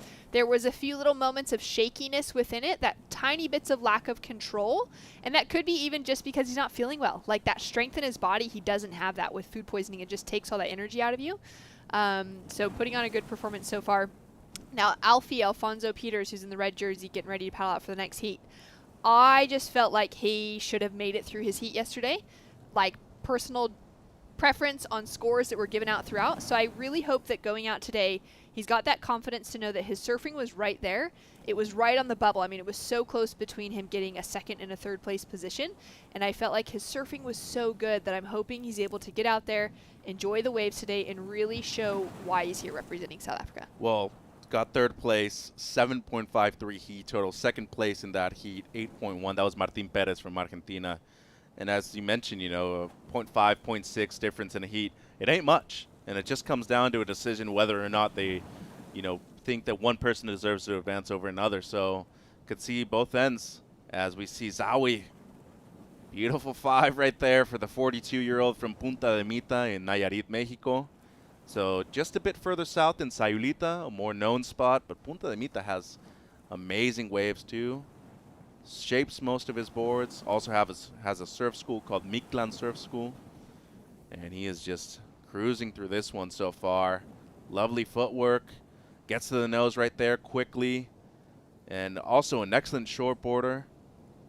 I competed with him several times. Lovely 5 right there. And he asked me before the heat, should I paddle out with the hat? Should I not? Should I wear a leash? He was so indecisive, but that's just his personality. He's very open, he's very authentic, and he loves being himself, Shannon. And loves having that conversation too. Before, I mean, there's some surfers. I ran into Lucy Small before yesterday, and I was like, how does it feel, you know, to have Australia behind you, to be able to like chat to crew, or even to have someone down on the beach with flags because they were surfing the women's yesterday in the afternoon, and the conditions just had changed so much. The takeoff zones were confusing to find. So you're going to have anyone down there with the flags pointing, which a lot of the crew here will do, those teams. She's like, actually, I prefer to just not have anyone else in my head, and I want to do my own thing. And it's cool to see the differences in different competitors, where for Roberto, he's keen to have that chat beforehand, make some communal decisions, and then go out there and rip. Yeah, he doesn't care. He's one of those people that he just goes out there and he's himself, just like this gentleman on screen, Gerardo Castro. Great kind of soul arch right there. This wave tapering off. He's going to finish his 5th ride so far. Nothing better than a 3.07 up until that moment. There's David Chiafino. So originally from Peru, he's been living in Canada for a long time now, though. Married a Canadian lady, so been living over there. Was able to see him at the event that I told you that I was at, the Surf Canada CSA event, the Can-Am, and he's looking to do Canada proud right here in the Reprecharge round. This is a replay of the last of Saori Perez, I believe, or maybe even live action. Seems like he's looking to just better a 1.47 in his total. A 4.26 would move him up into 2nd place. And just a bit of difficulty finding the nose on most of his rides, Shannon, so far. It seems like Castro might be having a look at this. Up and riding in that middle section, and same thing, maybe a bit rushed right there, just under 6 minutes. Yeah, I feel like the key factor that's missing for Saori Perez right now is the line that he's drawing. So if he's able to draw that line that kind of tapers up towards the lip of the wave, he's going to have a really nice line for that nose ride. Where if you're running to the nose while the board's already in a downward projection, that nose is pointing down towards the bottom of the wave, it's going to be really difficult to not pearl the nose and to not gain too much speed. Like, you need speed, but you need the speed to work in your favor, which is where you'll actually see a lot of surfers, like some of the best surfers, get up to the nose, or on their way to the nose, they might drag their hands in the wave just to stall themselves a little bit, to slow it down, because if you're going too fast, depending on the shape of the wave, then you can miss the entire section. There's some really good surfing, though, that we've been seeing from Tom Breen. I'm just loving the style that he's bringing through. Great work of the rail as well as the nose. And that 4.23 has him set up in a good position now from his last wave. Only looking to better a 2.23. Lovely rail work so far from Tom. And 2nd generation surfer himself. His dad was able to teach him at a young age. He started surfing at 6. He's 20 years old now, and just you can see the amount of power that he has in those legs, even when he does have food poisoning. Bigger guy, has a larger body, first of all, but I think the size of his legs really has to do a lot with the way he's able to move this board around so well. Gets a little bit of a 5 right there. Nice nose ride. And you can definitely see the competitive aspect that he brings to the table, too. His last 2 waves all the way to the shoreline, Shannon, with just over 4 minutes to go. Love that little claim, too. Kind of looking back at the judges like, what else do I need to get myself above that 4? A bit out of the pocket right there. Recovers well is Castro. And fortunately for him, that wave backed off just enough where he was able to stay in the pocket. Can he ride out of it? No. So happened twice in a row, and the second time it just didn't allow him to get back into it. Here's Zawi. Lovely 10. He unfortunately just pushes maybe a bit too hard on that section right there. He is in the lead, though. He has a pair of 4, Shannon. Yeah, and talking about the fact that Castro, the surfer in blue, had just kind of raced out of the pocket, he was able to, like, get that board back into position, set himself up on a really nice line at the start for that second nose ride. And then as his board fell out, it's that bend that this wave gets. It's really hard to read and to be able to stick with the pocket because it hugs itself so, like, the wave bends so far in towards the rocks rather than coming kind of out across towards the beach as you would sort of expect it to be as you're going down the line and you think that wave's going to continue lining up for it.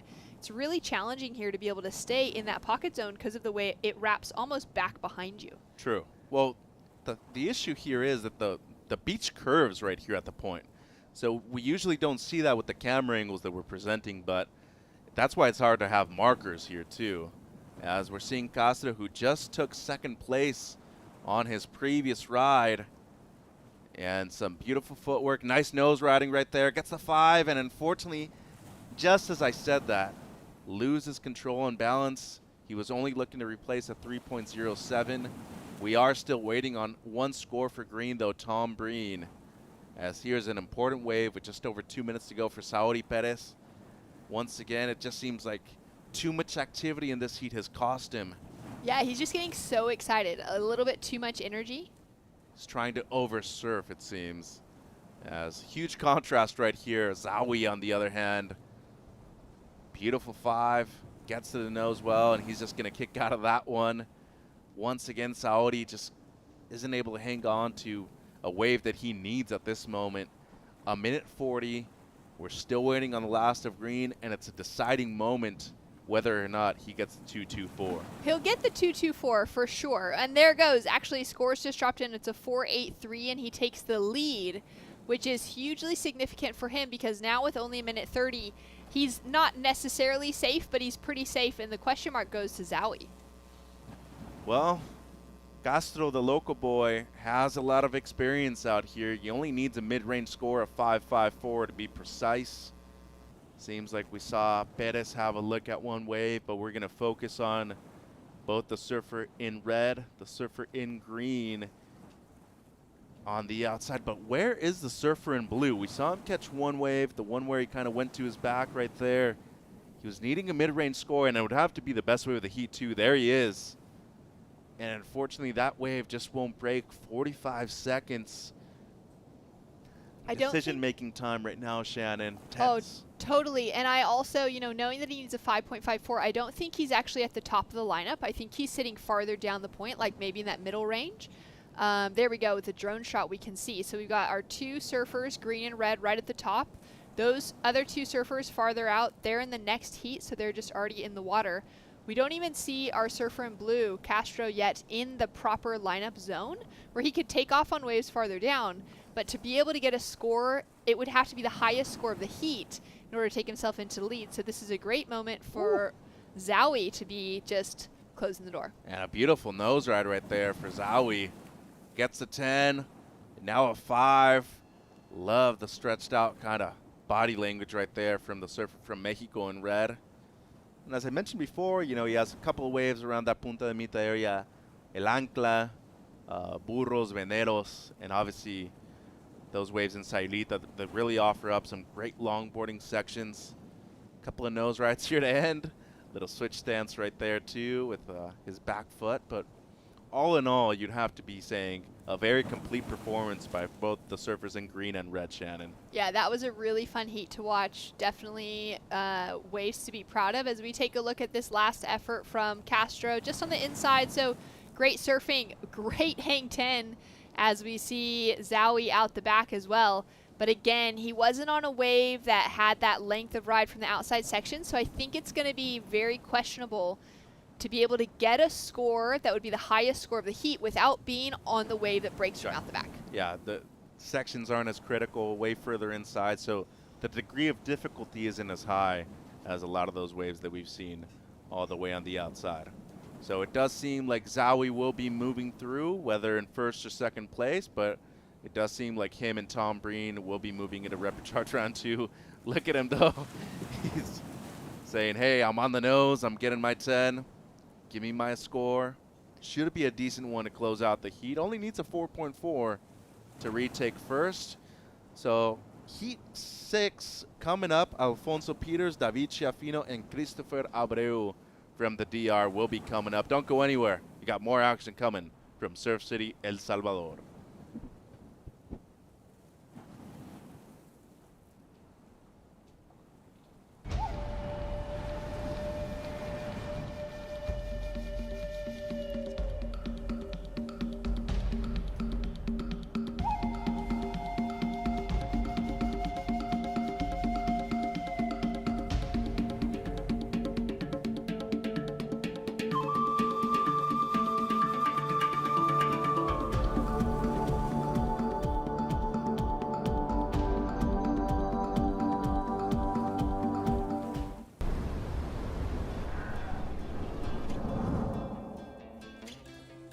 There's a right time for everything.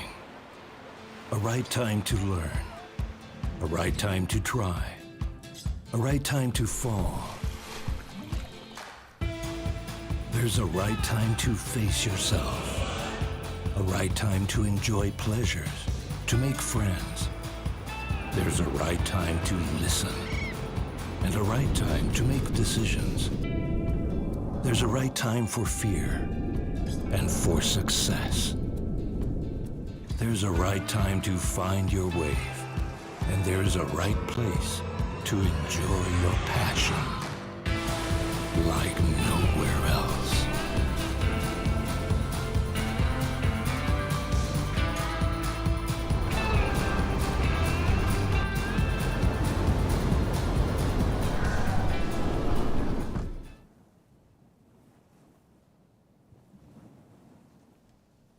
Welcome back to beautiful Central America here in Surf City, El Salvador for the 2023 ISA World Longboard Surfing Championships. Heat 6 of men's repechage round 1. Alfonso Peters from the beautiful country of South Africa in red, David Chiafino from Canada in green, and Christopher Abreu from the Dominican Republic in the white jersey. Mitch and Shannon here with you.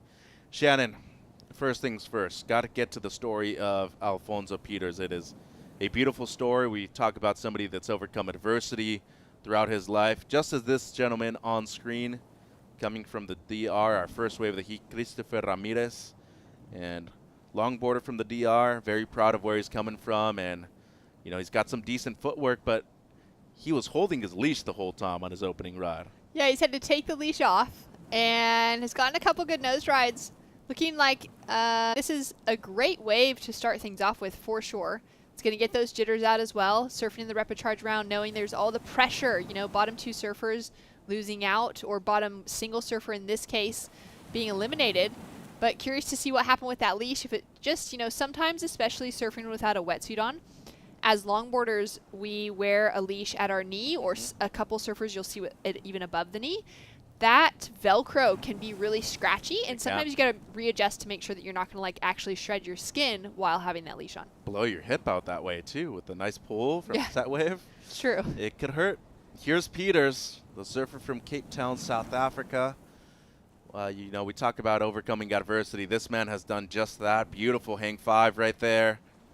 Nice read of the wave so far. Lovely carve back into the whitewater for the South African surfer. And just a real nice gentleman, too. Was able to talk to him yesterday and a bit today as well. Lovely 5. So good nose riding, but a very complete ride here, Shannon, so far when we talk about, you know, the degree of difficulty of certain maneuvers, but the variation of maneuvers on a single wave, too. So Peters on the board. Should be the best wave of the heat 17 minutes ago. Let's go downstairs to Ben Way with the winner of the last heat, Zowie Po.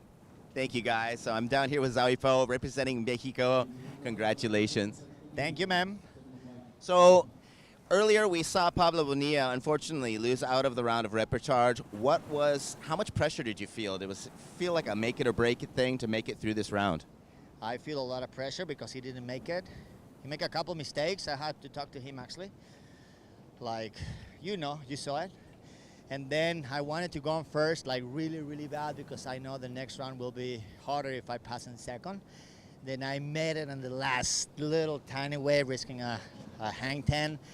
Then I expect a little higher, but they give me almost a 5, and that put me on first, and that's super, super nice. Makes me mellow now. So Zowie, you're a shaper yourself. You come from Punta de Mita, Nayarit. Did you do any kind of specific tuning to your equipment this time for this wave here? Yes, I brought 2 boards. One, it's a pretty wide nose, 19 1/4, pretty flat. I flipped the blank, so that gives me more like levitation on the nose, right? I moved the concave to the center, and they're pretty classic, like 50-50 rails, super heavy. One is pretty flexed because the wide one I got is a 1/8 stringer. So it makes it flex. I like it a lot. I recommend it. Fin is not too far back, like 5 inch from the tail. Then makes it ride like super traditional in the pocket. And then my second board is more like an Aussie. It's super wide on the tail. Is the one I ride, just ride. Same thing. I flip the blank to give the rocker on the tail. So just a minute, Zowie. When you say flipping the blank, just to make it clear for everyone, so you're using what would normally be the nose rocker for the tail and the tail rocker for the nose. Exactly. It's The blank I usually use to make this type of board, like a nose rider, is 10 feet. Nose rider, so it doesn't have a lot of rocker. It's only like, I think, 4 inch in the nose and like 3 in the tail. So I flip them, make a smaller board, like a 9/6, so then I can play with the planer a little bit more on the nose and pull just that little extra than you want on the nose, right? But little extra, it's almost flat like a pig. That's my quiver. So are those going to be new models that you're going to bring in and make available to your customers? That's a cool question, actually. I never shaped with a machine. I had 730 boards shaped by hand with the Hitachi Clark foam and the Skill 100. Actually, I make my classic longboards with the Skill 100. I got Rick James tools. Super lucky guy, yeah. And what I do with the planer is I work most on the thickness of my board. Concave, the spoon, I do it with the Hitachi, but most of my rails and the finish is by hand. And I think about the question, new model, I think every single model, every single board a hand shaper make will be a unique board, right? Because will be not the same stringer, maybe I switch the glass a little bit, or anything change, flex, density of the foam, everyone, there's no same. Doesn't exist. Not even with the CNC, I think. All right, well, you're speaking my language. I could sit here all day with you, but we'll talk off of the camera, all right? So little word for your friends at home supporting you, and everyone really wants to see you through going through in Mexico. Okay. Thank you, everybody. Thank you, Rick, for showing me how to shape boards, and my family and the people from Mexico. Let's do it. Great job, Zowie. Sorry for the long interview. That was tons of fun for me. Back to the booth with you guys. Gracias, Benjamin. And you can definitely see why Zowie is one of the biggest characters here at the ISA World Longboard Championships. Somebody we're very happy to see every year, and he obviously brings it every single time he paddles out in the jersey, too.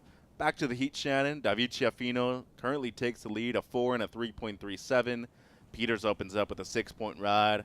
And the surfer from the Dominican Republic, Abreu, with a 2.9 and a 1-point ride. So Peters grew up in the streets in Cape Town, South Africa, was able to get out of that rough patch of his life, is currently married, has 2 children, and this is his 3rd ISA longboarding event in as many times he's been out of the country. So huge accomplishment for Peters and for this young gentleman as well. Abreu up and riding, loves to surf his favorite wave called La Derecha, which actually means the right. So accustomed to surfing a lot of these types of waves. Very similar climate. You know, you come from the tropics in the Caribbean to here, the Pacific side of El Salvador. Same level of humidity, maybe a bit hotter here, but it's nice having that comfort level of the temperatures, especially with the water, Shannon. Yeah, it makes a huge difference going to a place where you're going to feel somewhat at home. There's any kind of connection to home, whether it's maybe you're speaking the same language in that country, you're in a climate that's similar, you're able to eat food maybe that's similar to your food at home. There's all those little things that changing one of those, let alone maybe changing all of those aspects, makes it difficult as a traveler. It makes it really exciting and adds that adventure. But when you're here to do a job and you're going somewhere to travel for work, which in their case, for these surfers, they're here for work this week.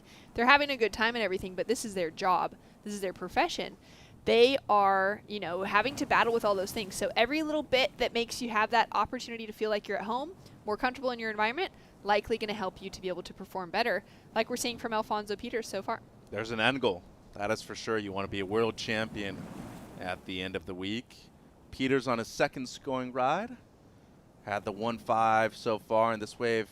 A bit difficult to read. He's done well just to redirect towards the white water. Lovely footwork, but that wave just, you can kind of tell from the takeoff, besides that first section, didn't have much on it. 10:25 to go. Yeah, and that was that, you know, example of the wave really hooking in, bending in to hug that reef, where he's looking way down the line, but actually realizing he's got to just cut back to the left, cut back, and hope that wave reforms when it hits a more shallow section. But yeah, Alfie's story is wild, you know, growing up, you know, leaving home early, ending up on the streets, and then discovering surfing, ending up in Muizenberg, South Africa, which is where the majority of the South African team is actually from, that zone in Cape Town. And it's a really fun wave. It's one of my favorite beach breaks in the world. It's extremely conducive to good longboarding, which is why this crew specifically qualified for this event. They've all, been surfing there for a lot of their lives. And so they've been surfing one of the better longboard waves within South Africa. Is that where they do the Vans duct tape, by the way? That's where the Vans duct tape was last year, which was the first time for them to head to South Africa. There's a few really fun events that run every year there. There's some single fin events, like some log-specific events. But it's also just one of those, it's kind of like a Huntington Beach spot. Right. Like thinking of Huntington Beach, California, there's just events of every shape and size, whatever the craft is, there's going to be stuff going on there. It's a little like Surf City joint, right?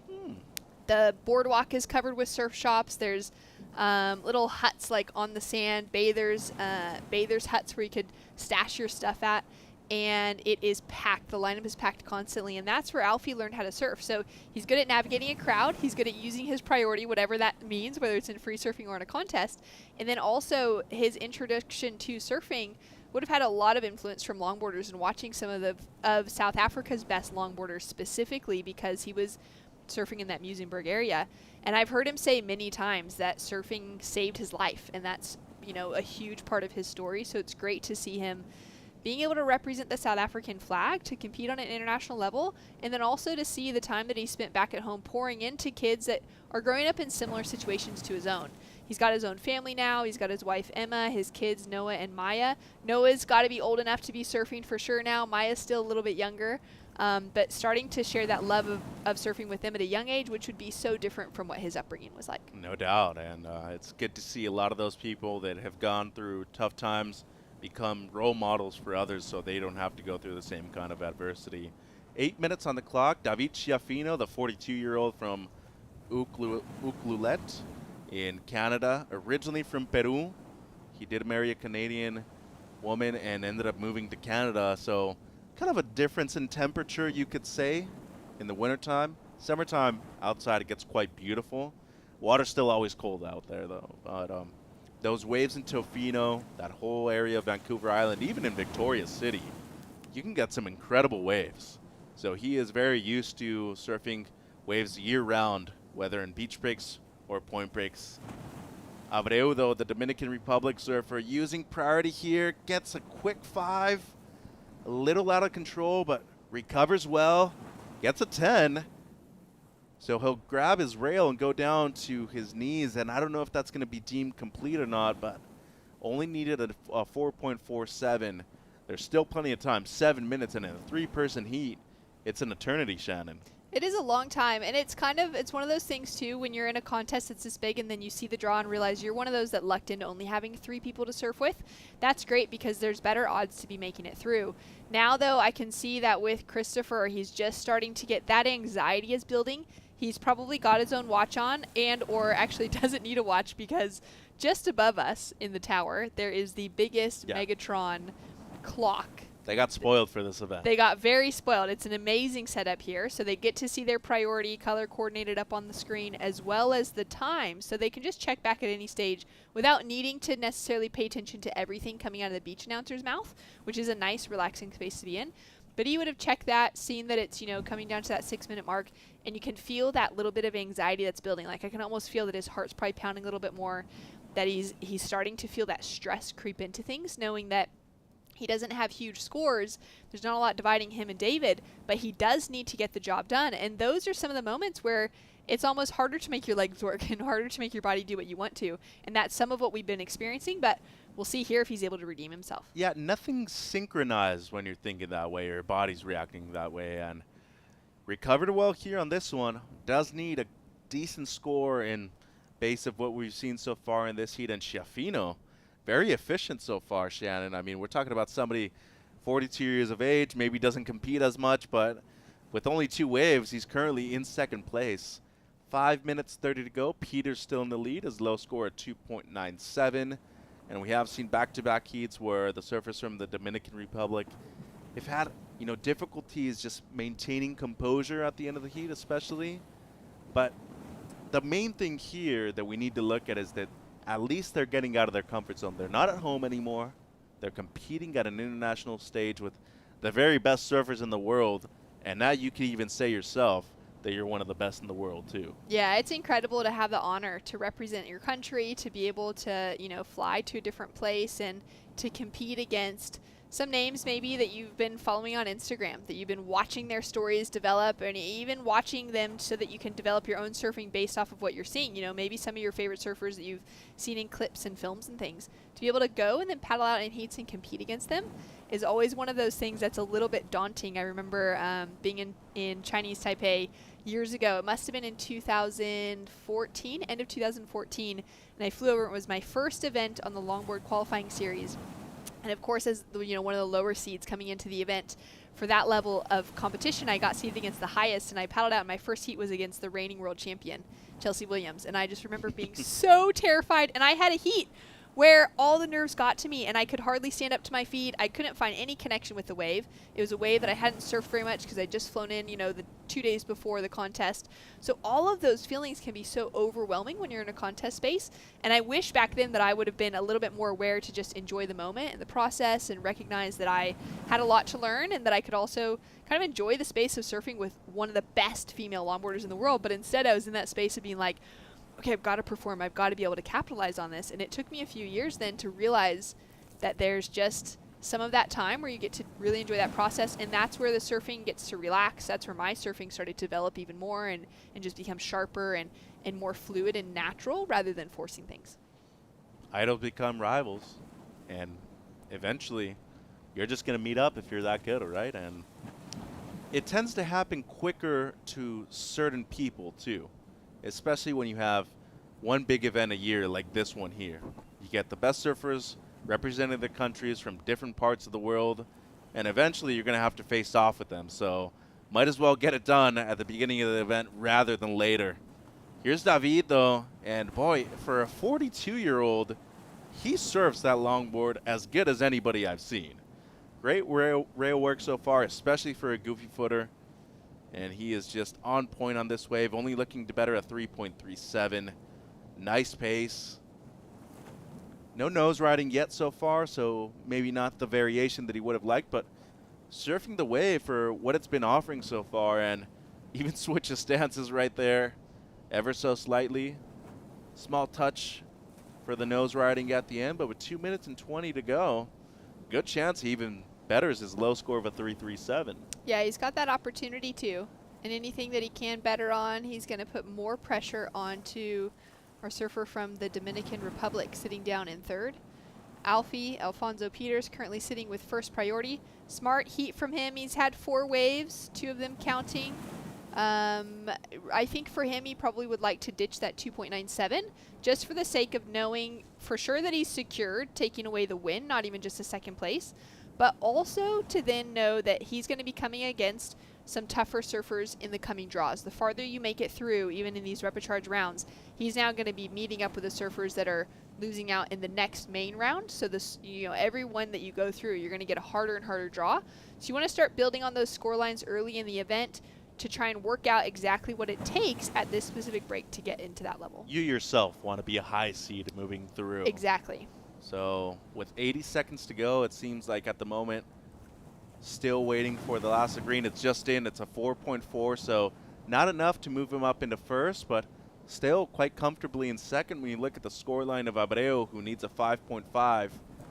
With 60 seconds to go, you see Peters right there with priority number 1, and that right now is going to be the deciding factor, whether or not he's able to really take away that biggest opportunity from the surfer in white. Yeah, that priority is going to be a huge opportunity. Down to 50 seconds on the clock. Well, he's got the inside position on him too, which is the smart thing. Whether or not he's going to better on the 2.97, that is up to him, because he has a chance to do so right here. And he's up and riding. Good looking wave. Gets the nose real quick. Lovely fade right there, but he's always looking down the line. This might be kind of a faster section here through the middle. Peters just looking to control his weight. Beautiful drop knee right there. Holds on. Seemed like he was almost going to lose it for a second. And doesn't need much to better the 2.97. Lovely 10. And held it for a decent amount of time, too. Kind of snaps it back with 5 seconds to go. This heat's going to be done. And he'll switch stances, and You know, we talk about people that have really had a tough upbringing, but they enjoy what they're doing. This guy does just that, Shannon. That was a great victory lap for Alfonso. Some wild surfing thrown in there, you know, flares of brilliance, some little moments where you're like, oh, is he going to hang on? Is he going to just absolutely face plant? And did really well with that wave. That was really fun to watch. That drop knee cross step cutback was really difficult. I didn't know if he was going to be able to kind of pull out of it, but that was really impressive. Yeah, and it was different too. Yeah, it was haven't very really different. seen one like that. Because he's a goofy foot, you wouldn't expect him to be doing a drop knee while doing that cross step at the same time. So that was very challenging. So Alfonso Peters and David Schiaffino will be moving through into round 2 of Repechage. We have heat number 7 coming up. Don't go anywhere. More action coming from the 2023 ISA World Longboard Surfing Championships.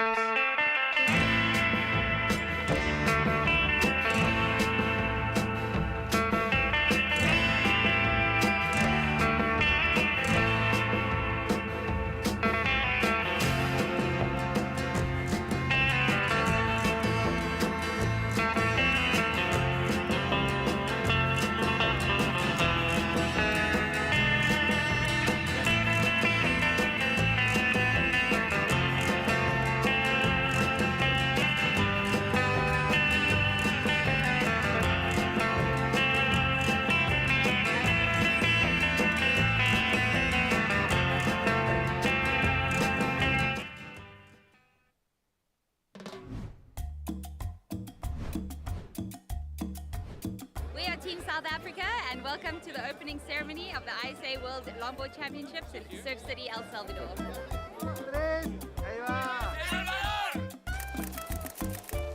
Thank you to all the delegations, to your federations, to the athletes, to the families and friends that supported all of them at home. Enjoy everything. Good luck in the competition. Go home as ambassadors of beautiful El Salvador. Somos el equipo de España de Longboard, estamos en El Salvador, en la playa del Sunzal, para la ceremonia en las arenas, que es algo muy especial también dentro del evento. The 2023 Surf City El Salvador ISA World Longboard Surfing Championship open!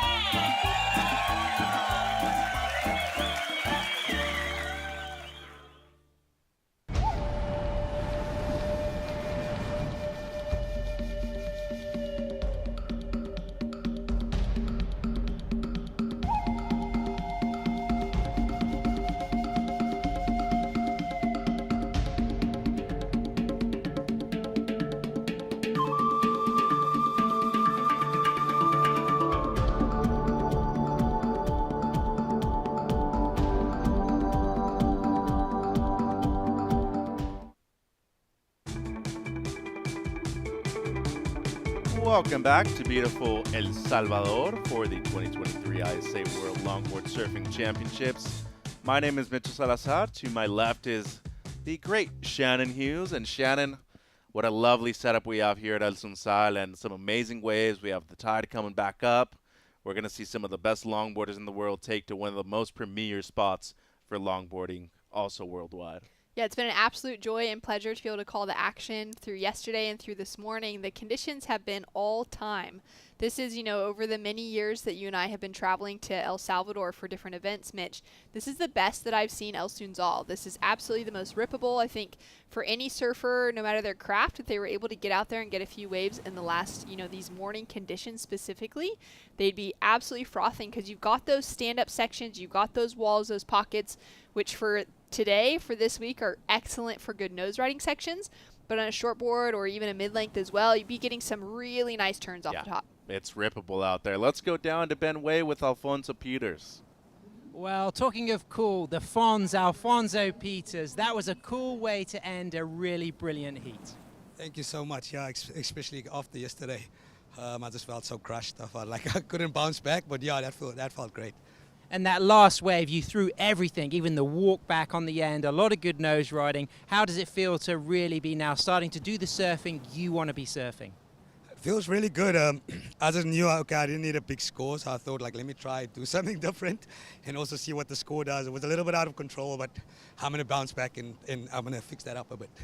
And you've got such a great story, your background, the opportunity surfing has given you. How much does it mean for you to represent South Africa on the world stage?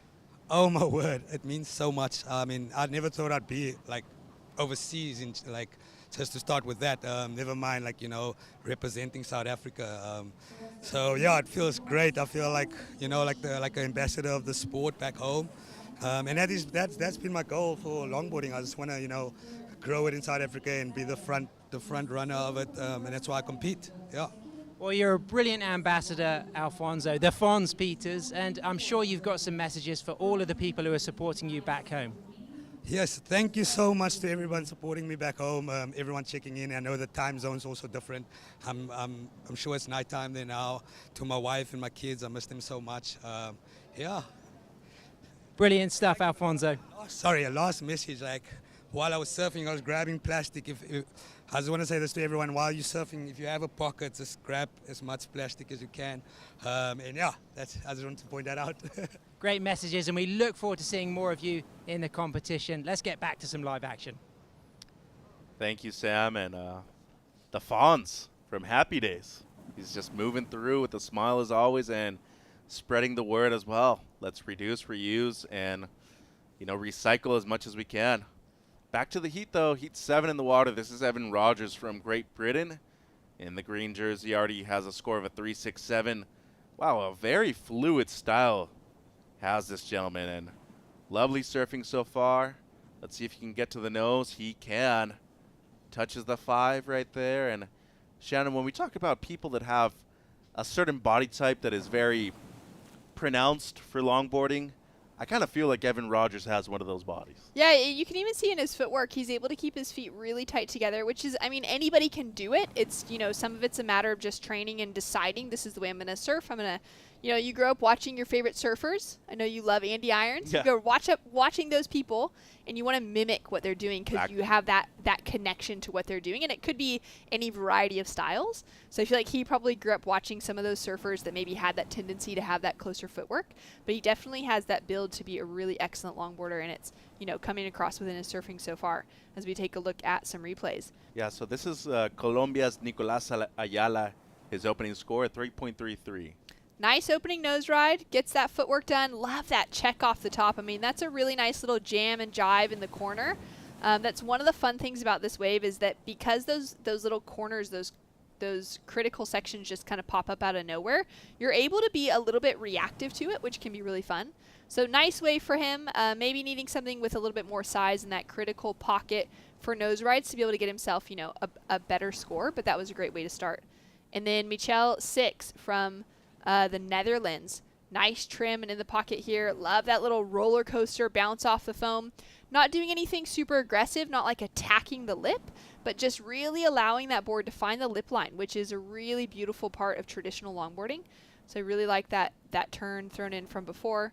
We'll see if he's able to get some nose work in here. He is able to get that cross step cut back and then start setting himself up here. He's really looking for it, maybe a little bit hesitant, where for some of those sections they pop up quick and fast and you got to take advantage of it when it's in front of you to get to the nose rather than waiting patiently for that real perfect section. And this is the surfer in green. This was his opening ride, I believe, Shannon, the 3.67. Backs it up with a 3.83. Yeah, a little climb in that nose ride and sets himself back up here. Nice rail engagement. Gets that drop knee cut back thrown in the mix as well. This wave looks really challenging to surf. You can see that there's so much water moving on it. We're just past that low tide as well. We're like starting to push into high tide. So we're going to see some changes in the wave. And you can tell that there's just like some water even maybe pushing against him. This is where that section started to stand up for him kind of nicely on the inside though and get that reform, which is great to see. It'll be interesting to see how quickly that changes because we know that reform's going to disappear with that high tide. Or it's going to get a lot more challenging to really connect with. And that's his second ride, the 3.83 for the 32-year-old from Saltburn in North Yorkshire. Been surfing since age 7, so 25 years now, Shannon. His father owns a surf shop called Saltburn Surf Shop and he's just recently been on a trip to South America, Chicama, the longest wave in the world, and also to Punta de Lobos in Chile. Yeah, great surfing right here, and gets that nice tight footwork. So that one, I think, had a little bit more of that flair of, ticking some of the criteria elements, those key elements, as we take a look at this last one here of Nicholas. So some great surfing as well. Nice nose ride. Love the placement of it. And you can see that lift coming out of the nose rides as well. I can feel myself in these moments because it's such a good feeling. I'm like, oh, I'd love to be out there riding these waves. It just looks so fun. It's great to see everybody just going back and forth as well. I mean, to be able to see a flurry of action like this, we're past that low tide, which means often once that tide starts to push, you do get that little bit of extra energy that comes through with the swell, and it gets a little bit more consistent. And here's the surfer in red. This was his opener, Michiel 6, the surfer from the Netherlands, and his two favorite spots to surf, West Africa and the South Chinese Sea. It's just a pleasure for him to be here in El Salvador, but a huge difference when we talk about the weather. I mean, Netherlands, beautiful place, but nothing compared in terms of the tropical weather here in Central America. It's so true, but if he's been surfing in the South China Sea and in West Africa, he's used to this real tropical feeling, used to some warm water, and just loving it. This is a great looking wave. I mean, got a lot of great work done out the back. You can see that smile on his face as well. Just kind of now negotiating where that shore break is going to come into play. Gets one more nose ride. Does he hold on to it? That's really good. I mean, pedaling off the nose quickly, getting back to that tail to be able to ride through that shore break is a really important part of putting a complete wave together. Either that or a kick out. Just a real pronounced kick out actually shows the judges you're in control and that wave is complete. Well, here's the surfer in blue now, Nicolás Ayala, the 35-year-old from Puerto Colombia, a father, a muralist, and he's also a biologist, believe it or not, but he really wants to be an inspiration for future generations. And the surfer from Colombia that is also known to be one of the better longboarders in South America, especially in that northern part of South America, really loves these long right-hand point breaks of El Salvador. So some decent footwork right now. He's currently in second, looking to better just one of his three-point rides. 8:30 to go. Lovely 5 right there. Smaller section, but he might be looking to better that 3.07 right now, Shannon, with 8:20 to go. Rogers in the lead. 6 at the moment. In third, doesn't need much, a 3.53. And Sean Barr, who has an incredible story, by the way. Born in Kansas, spent most of his time in Kansas City and in Wichita, Kansas, in the Midwest of the USA. Grew up going to high school, Laguna Niguel High School in Orange County in Southern California. Now lives in San Francisco, works for a tech company. When I saw him an hour and a half ago, he was doing some work on his computer here at the event site. And now he just paddled out for his heat. Incredible. And representing for Iran and getting that nation represented on the world stage. I remember meeting Sean and his brother at the World Surfing Games in Huntington Beach. But yeah, what a crazy story for him. Coming from Kansas City, middle of the United States, to then ending up in Laguna Niguel, California, and just falling in love with the ocean. I love the fact that, he says he's the weekend warrior, only getting to surf when he's outside the office, but having to also take the office with him on the road. No, and he's funding his own trips right now, too. So there goes Sean real quick. But he was telling me, hey, any kind of tips to grow myself as a federation, get more people involved? I'm like, hey, reach out to anybody who has any kind of heritage, grow your team, and eventually you're going to have somebody that kind of blows up on the world stage. So at the moment, he's here by himself. His brother also travels, mostly a shortboarder, though. But it's a cool experience when you're able to see people from other countries that started the same way that you are going to start eventually, too. Yeah, absolutely. And just the idea, thinking of some of the nations that are represented here, we were talking about Germany before, getting some of those surfers that aren't from the nation or they've got that heritage connection rather than necessarily growing up and having only lived in a more landlocked country.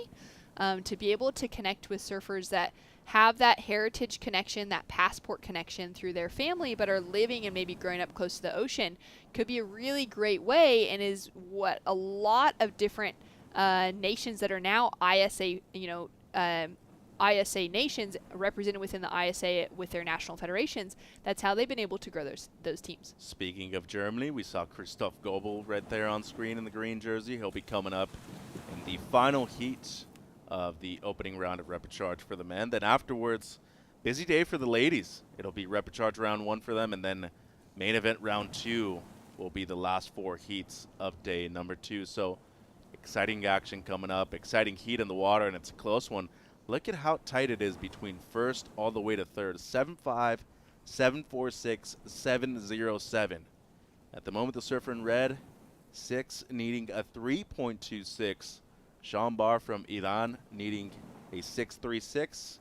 Pretty decent score for his standards, but he's out there enjoying himself, having fun. But the battle between first all the way to third, it is tight. 5 minutes to go. Yeah, it's really the power of that backup score. The fact that Evan Rogers has those 2, kind of mid to high range 3s, has him just that inch above where Nicholas is sitting with the 4.13 and the 3.33. This is a really good looking wave coming through here. Our surfer in red has first priority. He's staying patient, where our surfer under second priority is going to try and sneak himself into position. Should red not be able to get into it, maybe it's going to be green with opportunity, who's already our heat leader. Yeah, and he's only looking to better a mid-3. So Rogers with third priority. Smart decision to stay on the inside. Lovely wrap right there. And I mentioned to you his body mechanics a while ago, his structure, just in terms of how tall he is. He throws that board around like if you were riding a 6.0. Yeah, he really does. I do feel like that board, it's looking really lightweight to me. I'd be curious to know if it's any kind of an epoxy board or something that just has that lighter weight to it naturally. It's also got a pretty pulled in tail from what we can see now with the drone angle. So that's going to facilitate those turns to be a lot spicier, which can be good. It can be helpful even if it's got some hard edge in these kind of conditions. That's why we're seeing those turns really good. But it's also probably harming the equation when it comes to getting those good nose rides. The way that he's pulling up high on the wave to try and run to the nose, but often not able to have that board really catch the pocket and trim along with it. If he was riding a board that was maybe a little bit heavier, had a little less rocker to it, that board might find that trim line easier and facilitate the better nose rides. And that's where we're really going to see the point of difference with the surfers, I think, that are currently sitting in the main side of the draw as opposed to the repecharge side of the draw with some of their equipment. And you mentioned how easy it was right there. You could just see in the bottom turn by itself. Quite easy for him to move that board around, but it does seem like he is riding a different kind of structure in terms of the board.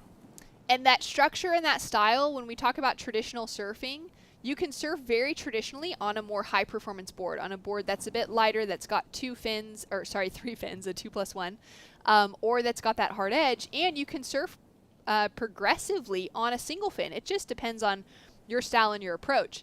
And so there is kind of that, I think in the women's side of the draw, we'll see quite a few women. The one that comes to my mind right now is Cindy, who's competing, the local El Salvadorian. Yep. Cindy Portillo. Yeah, just incredible. I mean, what a queen. She looked so good out there. She came out of the water and pulled out, and she had a 2+1, and I was really surprised that she wasn't riding a single fin because her style was so traditional. But it's just about the approach on the board, regardless of the equipment, as far as really ticking the box on that style, flow, grace element of the criteria. Important wave here for Michiel 6 from the Netherlands. Needs a 3.26, not a huge score. Already has a 4.2 in his scoreline, touches the nose right there. Really needs to surf this wave as smartly as he can. Ooh, loses it a bit, recovers. 2 minutes to go. This last section is going to be crucial for him and whether or not he's able to get that score. So nothing major so far. Get some footwork done, but no real cross-stepping so far. A little bit of a tap. And it just seems like there was something missing in that wave, and an important wave here for Rogers now with the answer back. The heat leader. Beautiful wrap to start things off. I love the way he kind of has that knock-knee style too. Drop knee carve. And this wave kind of fizzling out now. He might just have to milk it with 90 seconds to go. At this point of the wave, Shannon, what are you thinking? Okay, should I stick with it? Barely any time left. I need to better a 3. Do I just continue to ride this thing all the way through? I think with this one, like, keep riding it through, hope that it hits that good little corner and offers him some nose riding potential. But I do think the judges made a big statement on his last wave. This is, unfolding, and he's finally getting some nose rides here, which is great. That's a nice locked in hang 5, pushing a bit of water off the nose, which will often happen if The nose has a lot of rocker, specifically right in the nose. You'll often see that water pushing away because of the way that it sits on the surface of the water.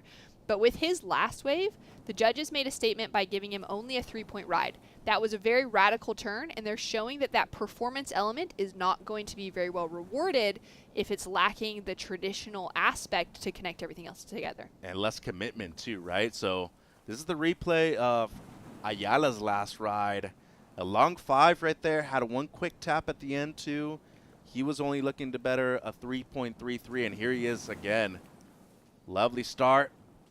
Nice drop knee carve right there. Great footwork. And this is another important wave too. So we have one score due for red. This wave for blue. His previous as well, and one wave for green. As he is still riding through. The heat's going to come to an end. And he just might have to do as well as he can with this last section. Getting to the nose. That's incomplete at the end, but we talked about the scoreline, 7.5, 7.46, 7.07. I would have to say the tightest heat in the event so far. Yeah, this is a crazy tight heat between first, second, and third. Now, my opinion straight off the bat will be that Nicholas will take the lead with that one. He's only chasing a 3.37. He got, even thinking of his wave before where we checked out the replay, for both of those waves, we got scores to drop through. He's had very significant nose rides out like at the start of the wave, long, hooked in, hang 5s, and then been able to connect it together with lots more as he kind of rolled through to the inside. So I think that's going to be crucial in comparison to what we've been seeing from Evan Rogers. As we take a look at the replay here, though, from Michel, this is a nice looking wave, great, beautiful face, nice trim line. That's a good, quick hang 5, so not really locked in, but gets that time for a moment. And that's just beautiful top to bottom rail surfing as well. Let's see what he's able to get up to on the inside here. Love those seagulls flying around in front of him. And that's just a really nice wave. He looks like he's in control. He's relaxed. He's getting a little bit of that footwork in. There's been a little bit of shuffling from him throughout this heat, but he is getting some of those cross steps connected together as well. So we'll see where the judges go with the scores. So we got blues last too. 4.93, 3.87. He moves up into first, just as you said, and now it's whether or not green is going to get the score that he requires. So 6 moves up into second, gets a 3.87, and now green Rogers needing a 4.24 or better. So Shambar eliminated from the competition. Iran goes home, but he's going to enjoy his time here in El Salvador. So we're going to wait for scores, and while we do that, let's go to a quick commercial break and be right back with heat number 8, the last heat of the rapid charge round for the men.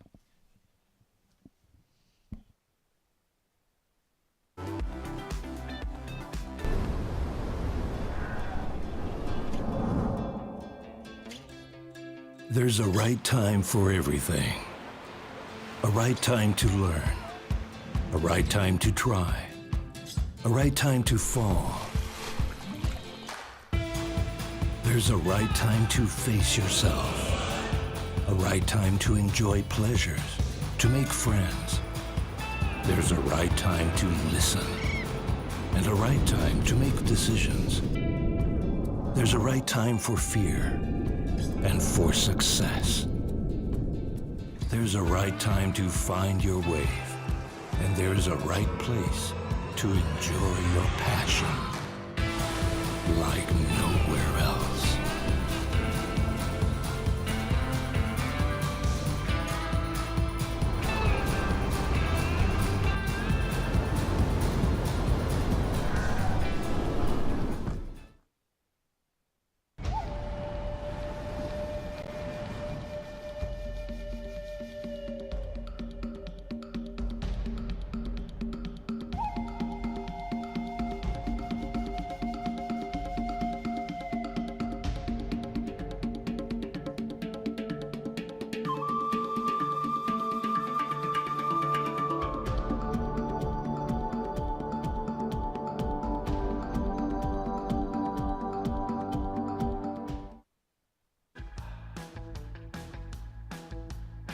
Welcome back to the action, and it wasn't enough for Saltburn surfer Evan Rogers, Welsh champion, eliminated from the event, but congratulations. Michael Six from the Netherlands moves up into second position, but Nicolas Ayala, he takes the lead. What an incredibly close heat. The Colombian taking the win. The surfer from the Netherlands on your screen there taking second place. And congratulations also Sean Barr, representing Iran, based in San Francisco, working for his tech company just before he paddled out for his heat. Proud to fly the flag for Iran. Commiserations for Saltburn surfer Evan Rogers, an incredible surfer, unable to get the score that he needed. But we move on to heat number 8 here of round 1 of the repechage. Nice opening section for Armando Colucci from Venezuela. Shuffles up to the tip, touches that 5, shuffles back to the tail on a good fast overhead section here at El Sunzal as he gets back on that open face again, back on the nose. Really great wave shape, one of the longer, faster waves we've seen in the last couple of hours. Puts that board on rail, takes the fall. He'll be surfing against Yassini Ramdani from Morocco. Very cool guy, an excellent shortboarder who's finished in 5th in the ISA World Surfing Games in Biarritz in the past. That was a fall from our German surfer,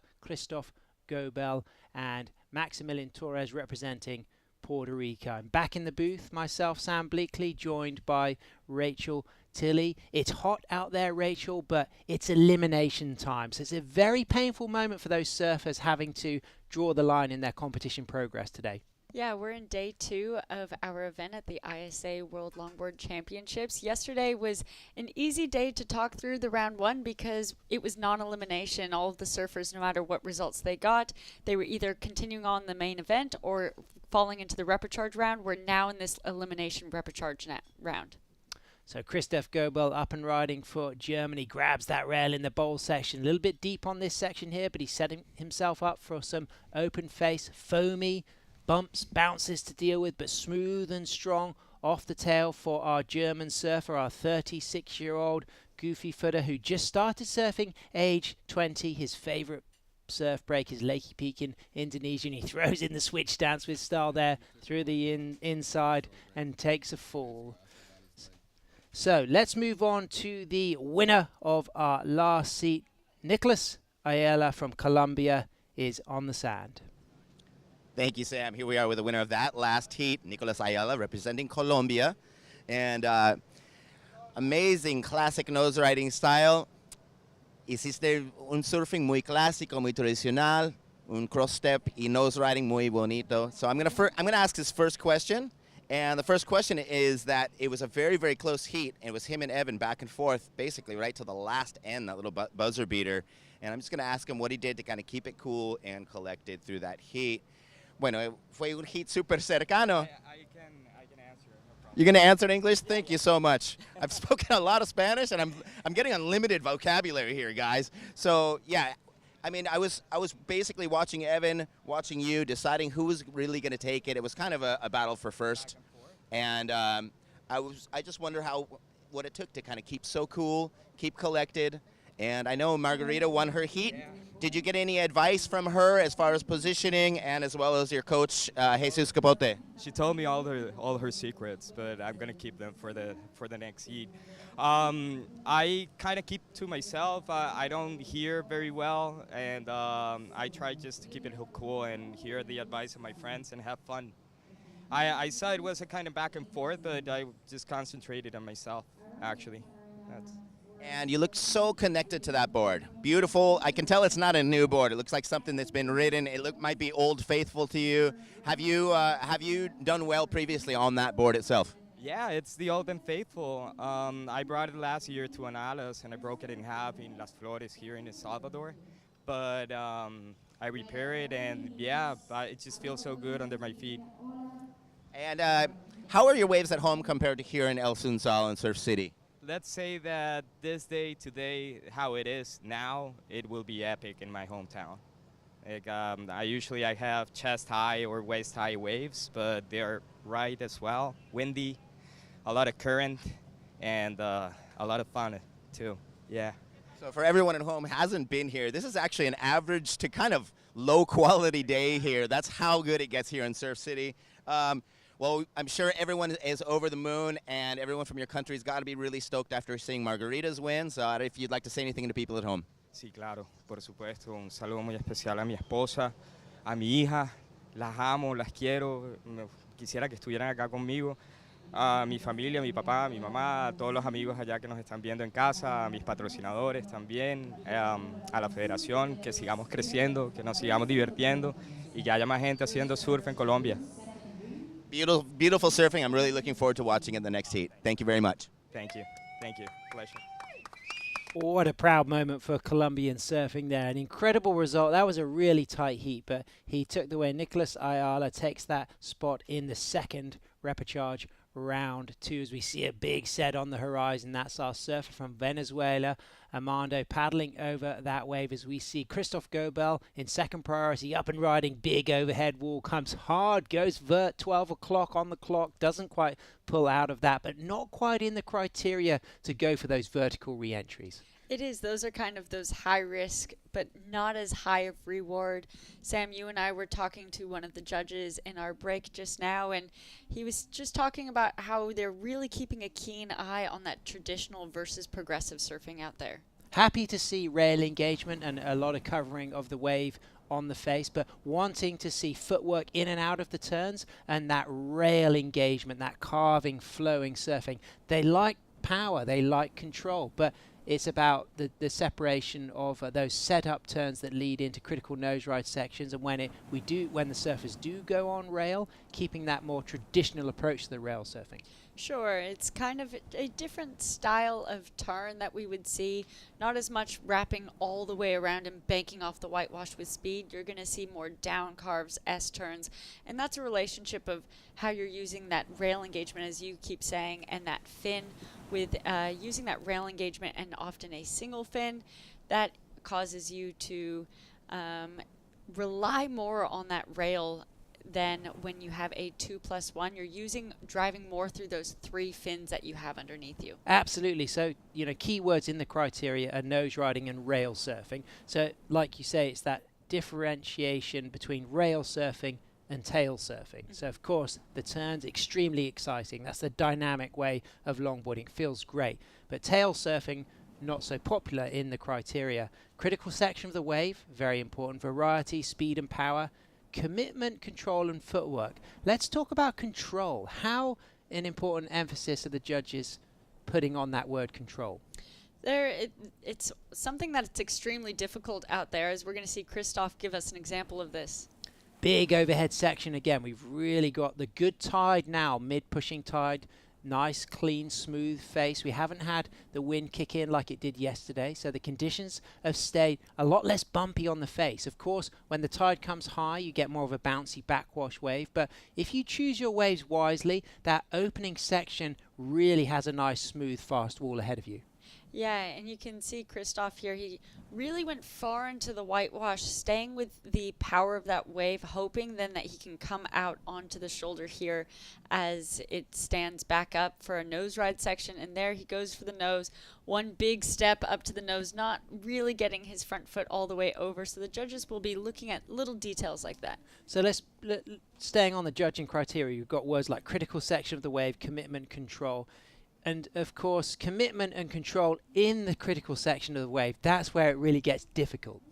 That's where you're going to start seeing surfers get excellent scores in the 8s and 9s, even 10 region. That's where the surfer is doing most of their surfing in the pocket of the wave. Armando Colucci from Venezuela, up and riding, cuts back.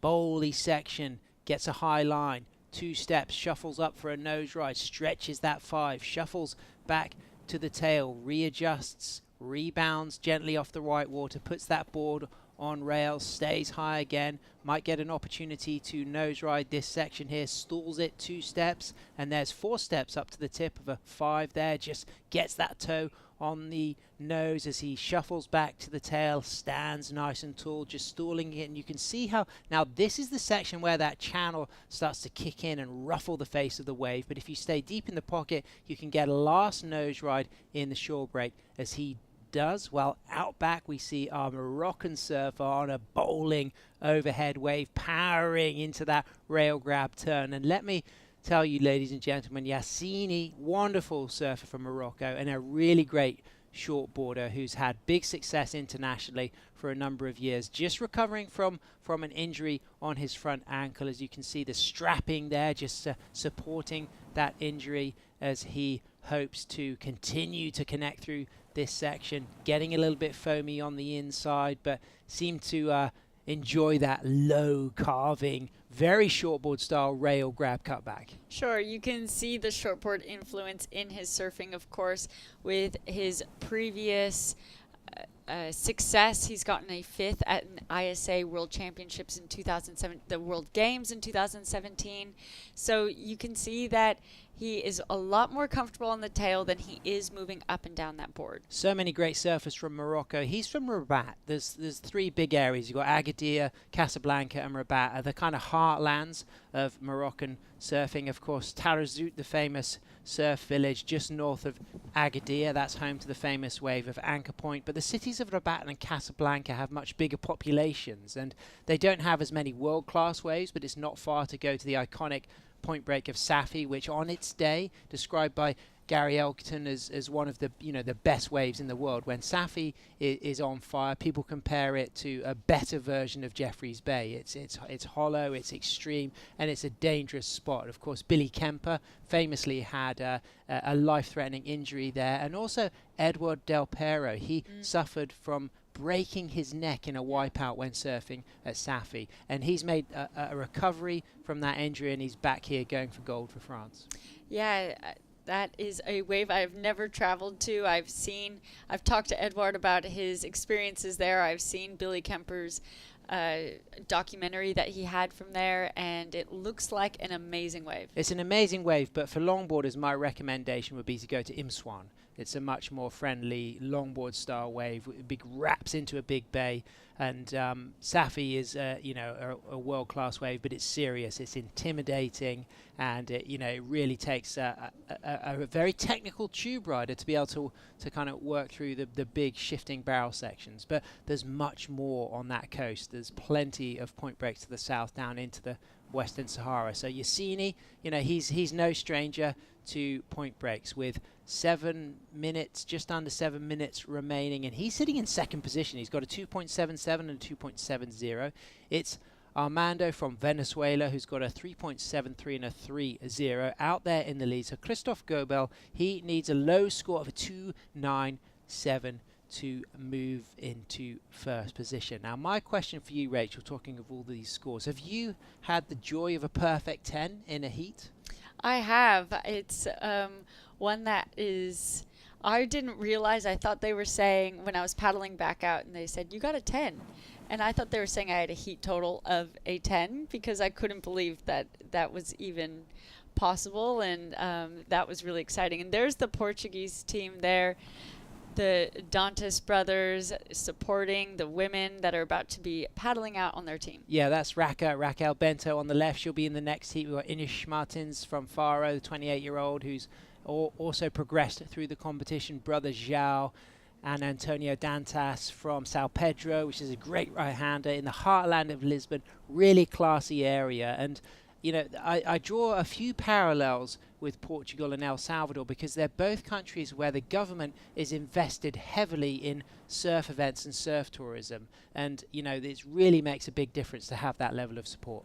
Absolutely. Portugal is one of my favorite countries to go and travel to. I've been there a few times for different competitions, and along that coast of Portugal is just so beautiful with plenty of waves. So it's no surprise that those surfers have experience there, and hopefully, we're going to be seeing Raquel moving through out of her first repechage heat. So there's our Italian surfer who will be coming up next, Giala Pala from Italy. She's going to be surfing against Ninka Doemeijer from the Netherlands. And again, this is elimination. This is repechage. So one of these women will get eliminated from this 3-woman heat. So they're all going to have to put everything on the line. Ninka Doemeijer, a brilliantly talented regular footer, multiple winner of the Salinas Longboard Festival, 2 times winner of a great contest called Single and Unattached in La Union, Mona Lisa Point in the Philippines. It's uncharacteristic for her to be in the repechage already, but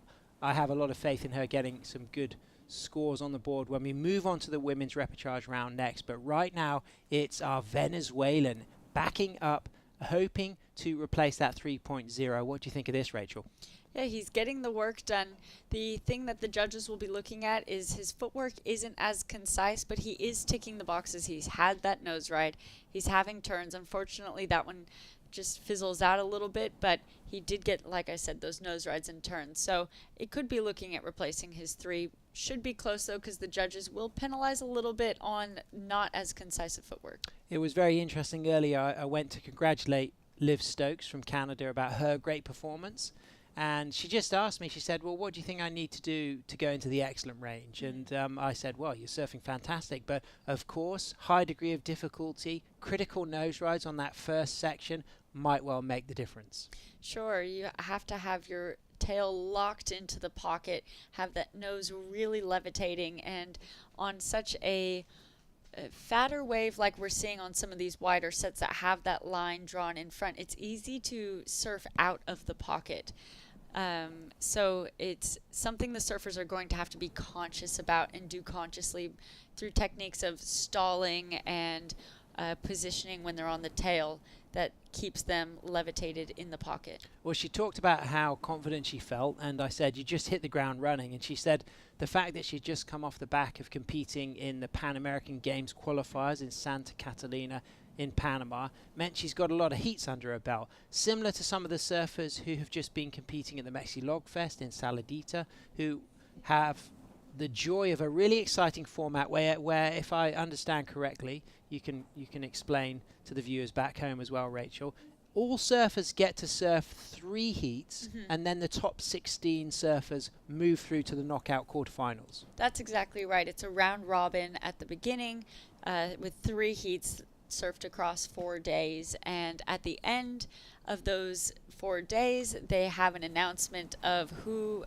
made the top 16. They're going off of your top 2 waves from every heat and adding those up to create a total score, and just taking those heat totals for the top 16 surfers, and then it moved on. A top 16 of quarters had a round robin, top 8 had a round robin, and then into the finals of 4 surfers. Absolutely great format, different to the format here at the ISA World Longboard Championship, where we have the main round and the repechage round. So surfers that get eliminated from the main round move into the repechage round, but once you get in 3rd or 4th in the repechage round, you are completely eliminated. You carry points for your team, but you don't get to surf anymore in the competition, as we see Christophe Gobel chasing a 2.97, sweeps that big re-entry, hangs on with that drop, but then falls and takes a bounce, and he'll end that ride. But he's chasing a fairly low score, so anything can happen. It's all pretty even Stevens, just a total score of 6.73 for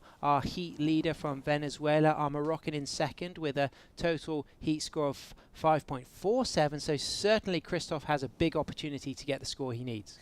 Sure, unfortunately, he did some nice work, unfortunately getting unstuck. It would have been great if he had then a nose ride opportunity to capitalize on the inside of that wave. That could have gotten him to that 2.97.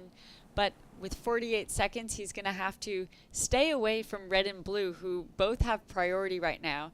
And you can see red with first priority. He is using this priority to rush into green, wants to make sure he keeps green off of a wave, because he knows green only needs a 2.97. He's got 5th place at the 2017 ISA World Surfing Games in France. He's in first priority, and he's making sure he keeps green off that wave. But Christophe Gobel can have a look at that, but he doesn't catch that with 17 seconds remaining. Can Yassini stay in first priority and keep Christophe? He can, because Christophe isn't deemed to be in the lineup, so priority situation hasn't changed, and the situation won't change. Christophe Gobel for Germany will be eliminated, and Armando from Venezuela will take the win, and Yassini from Rabat, Morocco, will stay in second place, advancing into the next repechage round 2 as we see a near helicopter completion from our Mando. But that completes our repechage round 1 for the men.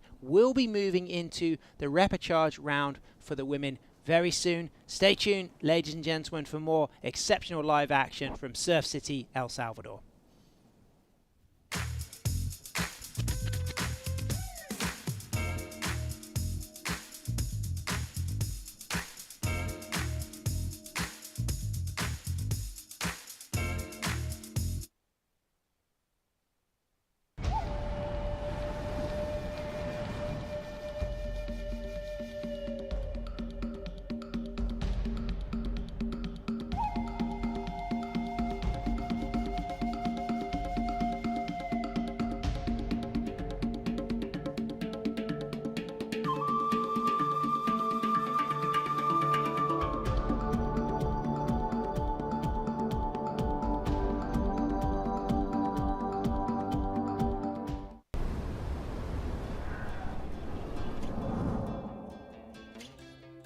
There's a right time for everything. A right time to learn. A right time to try. A right time to fall. There's a right time to face yourself. A right time to enjoy pleasures, to make friends. There's a right time to listen. And a right time to make decisions. There's a right time for fear and for success. There's a right time to find your wave, and there's a right place to enjoy your passion like nowhere else.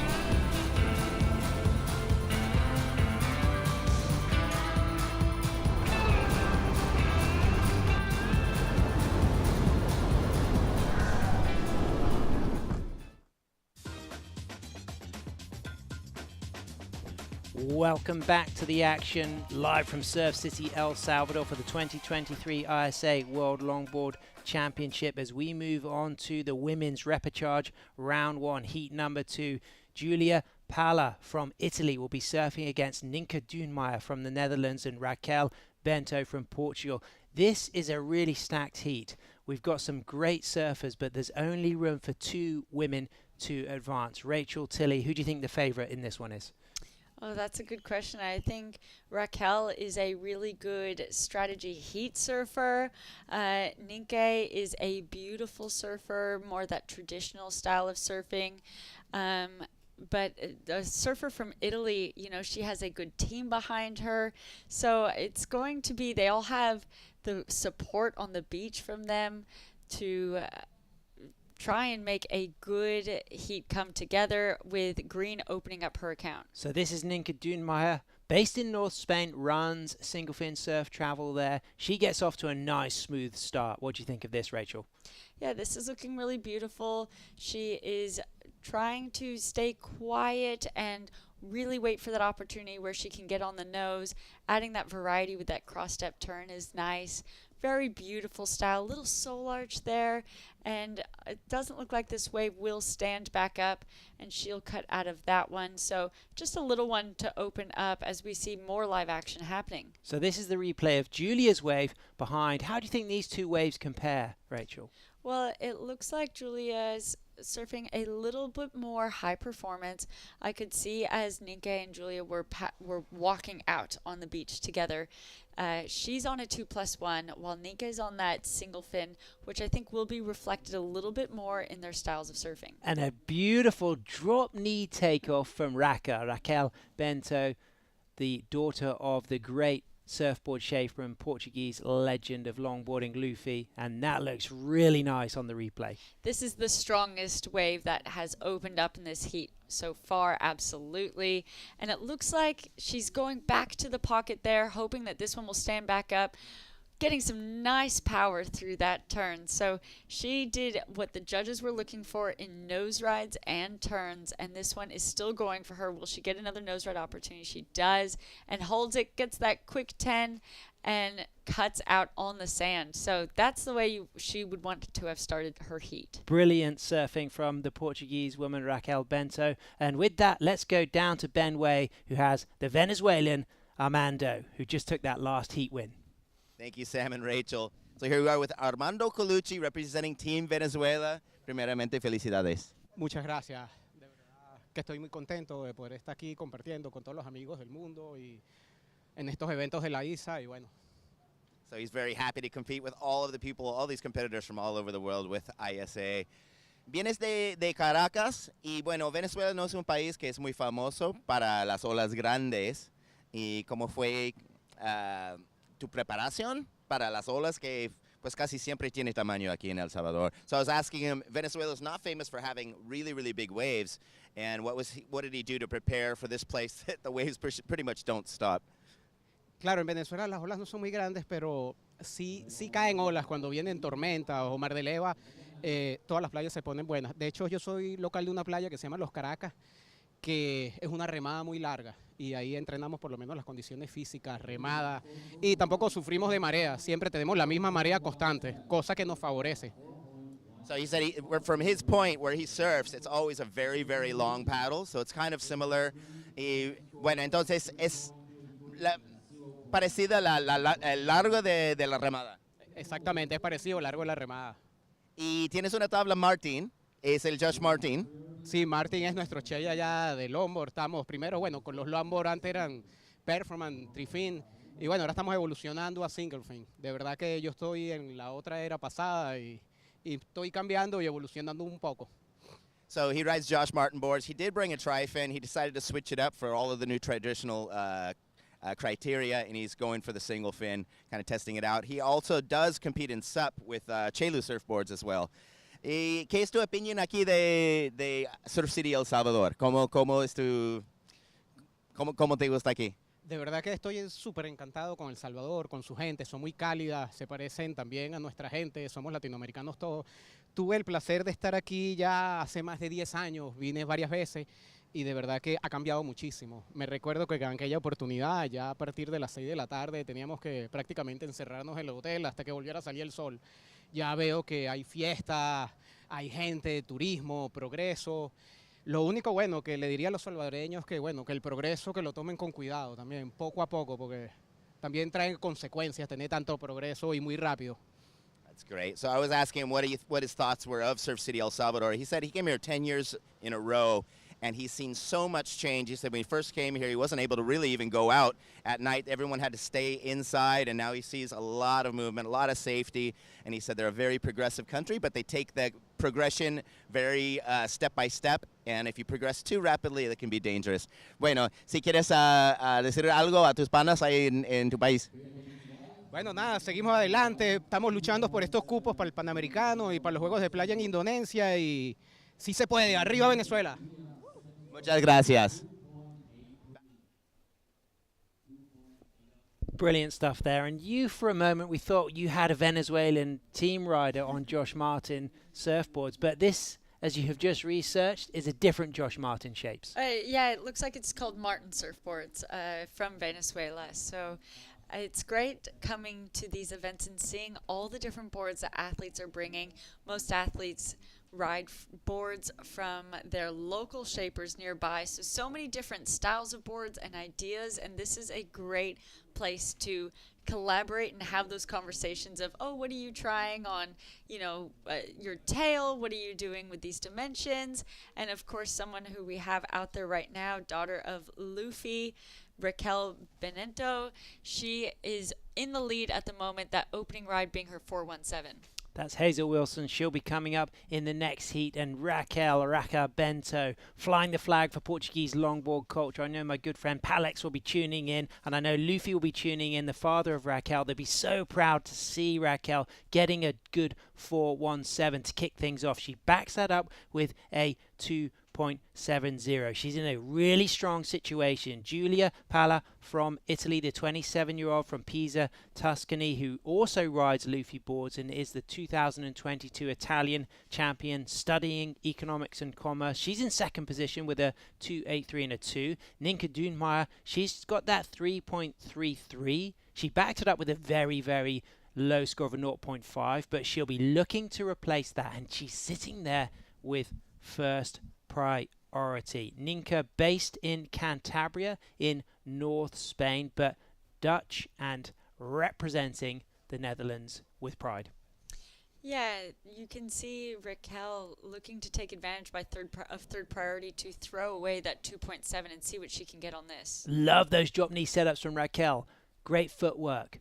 Moves back to the tail again, throwing in that dynamic drop knee with 4 steps back up for a really nice critical 5 and a quick tight 10, and hanging onto that white water and just getting low. She's going to keep an eye on that face in case she gets the opportunity for the reform, but then you could see that she knew that wasn't going to allow more scoring potential, as we see the soul arch of Ninka Dunmeyer there, just setting herself up through this smooth section, using that graceful, elegant drop cross step stall, and then that wave just dying out, but really great surfing from the Dutch woman. So that's going to change the situation and put the pressure on Giulia, who might well slip out of that second position when these scores drop.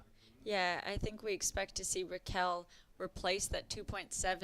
That was critical surfing and exactly what the judges are looking for on more of a medium-sized wave, where Nike's wave, you could see her, we didn't get to see the takeoff, but she just had nice, calm footwork on it, very clear and concise, not pushing any water, just floating across the waves. So I think both of them will be replacing their scores. She's a former silver medalist in the European Championships, Raquel Bento, the 23-year-old from Costa da Caparica, but it's Giulia Palla up and riding a beautiful trim line. Can she find the opportunity to keep that cross step going? She had really good steps and then just hesitated and stretched the toe forward, but didn't get the full crisp, clean nose ride. A clear difference between the way that Raquel walks up into the nose ride section, just able to continue those cross steps. But I like that rail grab setup here, and she's still going strong. She's moved down into third position. She's chasing a 3.24.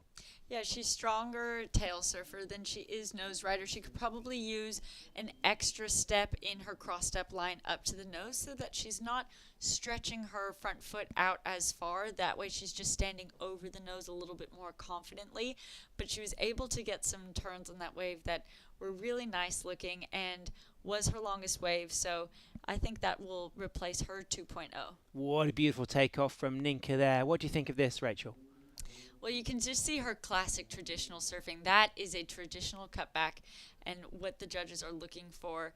This wave not providing a lot of speed and power for her, so she is just kind of cruising along with this one and trying to add in that variety. Not being able to get to the nose is a little bit unfortunate, so it did go into her scoreline as a 2.73, but she'll be looking to try and replace that. And this was dynamic from Raquel, the commitment to the nose rides. Yeah, I loved this. You can see that little stall there, so that way she's on the nose. And when it was about to close out, she didn't rush back. She actually took advantage of that steeper section and put her back foot up to the 10 real quick and then pedaled back.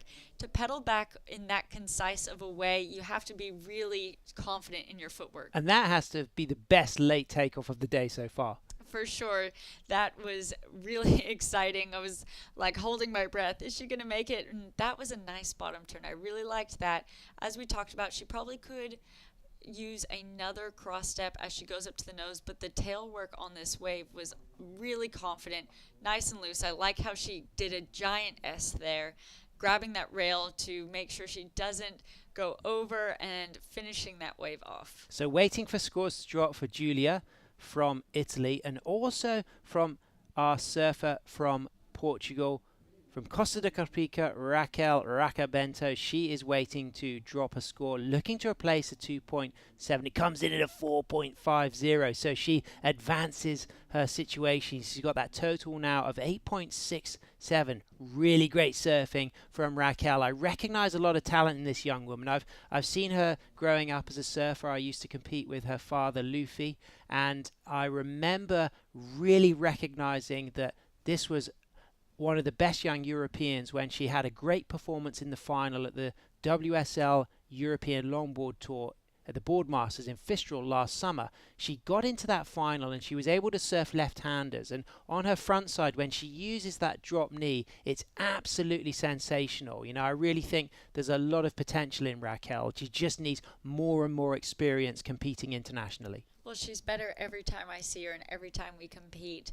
I really like like you said, that drop knee, that dynamic that she's adding to her surfing. And I think it's important to note that was a shorter ride of the heat, but she was able to surf so critically that the judges gave it the highest score of the heat. Absolutely. So she's in first. Ninka Dunmeier is in second with a 3.33 and a 2.73. And Julia's dropped that score, so she's got a 2.83 and a 3.10. Doesn't change the situation. Portugal first, Netherlands second, Italy third. So 3 European nations going head to head here, but one of these European surfers will unfortunately get eliminated because this is heat number 2 of repechage round 1. So first and second progress to repechage round 2. Third will be eliminated. They'll carry some points for their team, but they won't be able to gain on those points, whereas the surfers that move into repechage round 2, they'll then meet other surfers eliminated from the main event later in the competition. So there's these dual systems happening, and I suggest if you're struggling to really understand it, go onto the ISAsurfing website and really explore the list of surfers and all the heats, and you'll start to really appreciate the role that the repechage round has and how that still gives you the chance to get to the grand final, as you did way back in 2013. I mean, I'm guessing you were extremely young at that competition. I was. That was my first ever international competition. I was 15 years old, and I had a lot to learn at that event. Was so inspired by all the girls that I had looked up to. I was sharing heat with Justine Dupont, Megan Godinez, Simone Robb, women that I had looked up to. I couldn't believe I was in the final with them. But I had made it to that final through that repechage stream. I got extremely sick during that event, fell into the repechage stream, and just kind of battled my way through and was super stoked to just make it to the final. And an interesting category they had then, they had a junior division, and it was primarily boys, but it was won by a young Honolulu Bloomfield. Yeah, I mean, to say that we've all been doing this for a long time, it's the success of Honolulu would have been 14 then in the juniors under 18 division, surfing against the boys and dominating that one was really exciting to see. And she's a surfer. She's obviously been a world champion like yourself for the WSL. And, you know, how do those big rivalries fuel surfers? You've got that in your career. We're seeing that out here. We'll see that in the likes of, for example, Piccolo Clemente and Edward and Antoine Del Pero. Is that rivalry between different surfers at that highest level something that really brings the best out of people? 100%. I think you do your best surfing when you're going against the best surfers, and you need to, when the situation calls for it, that's when you just pull out those maneuvers that you wouldn't maybe otherwise go for because you're surfing safe. You know, when you're going against the best of the best, you just need to put everything out on the line and add those flares. Talking of putting everything on the line, is Giulia Palla from Italy, from Tuscany, going for a 2.97, stretches up for the 5 there. Shuffles back to the tail, a little bit of footwork though, back onto the full tail of the board though. So she's got great positioning on the wave. Her footwork isn't as clean as Raquel and Ninka's, but she's had excellent wave selection, and she's certainly giving herself a fighting chance at staying in the event. Sure, I think those are the two dichotomies that we're seeing, with Julia not having as clean a footwork but better wave selection, and Nike having nice footwork but not really able to get onto a wave that has allowed her to get onto the nose. Her waves keep kind of turning into the bay and staying quite shouldery. So she only needs a 297, and she did try and enunciate that, getting that foot over the nose. That's something we were talking before, that the judges really do communicate what they're looking for to the surfers by the scores they're giving.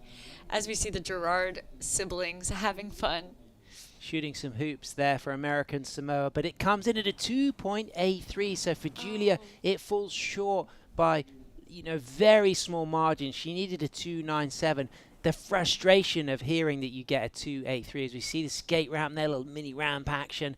El Salvadorian skate culture looking fresh. That's exciting. I never had the opportunity of commentating at a skate event, but I'm now realizing that I'd really love to get into that because it looks red hot fresh. Replay of Raquel Bento up and riding with that really nice drop knee set up there. And look at that nose riding. I'm so proud of the surfing we're seeing from this young woman from Costa de Caprica. Absolutely. That was such a nice nose ride. Her positioning on the wave is very mature. Her reading of the wave is really nice. So you can tell that she's had influences in and around her life. I know Luffy, watching at home right now, shaping her boards. Her father, he is a great former competitor and surfer. I've been at events where he's come up to me and given me advice. So, they'd be really proud watching that. Absolutely. I surfed a lot of events with Luffy, and always inspired by him, and continues to have a big role as a great shaper. And his daughter Raquel is out there in the lead, but Julia was chasing the score that she needed. It won't be enough, so Julia will be eliminated, the Italian. And congratulations, Raquel Bento from Portugal and Ninka Dunmeyer, both advancing to repechage round 2. And coming up, we've got Colombia, Chinese, Taipei, and Guam, live from Surf City, El Salvador, for the continuation of Day 2 of the World Longboard Championship.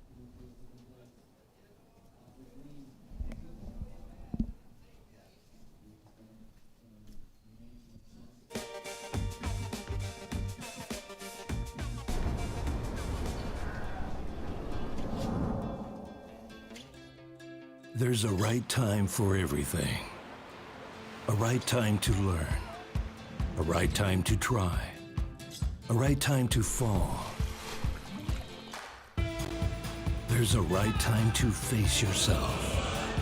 A right time to enjoy pleasures, to make friends. There's a right time to listen. And a right time to make decisions. There's a right time for fear and for success. There's a right time to find your wave, and there's a right place to enjoy your passion like nowhere else.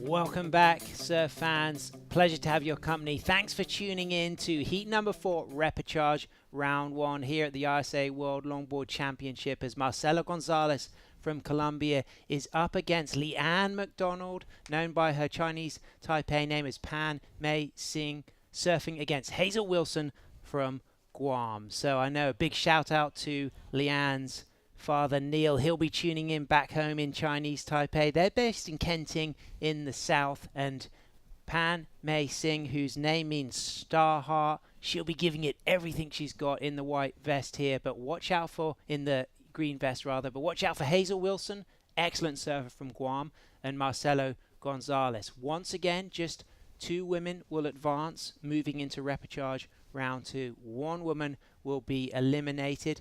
Do you know much about Hazel? Rachel, is she someone you've had the opportunity to compete with before?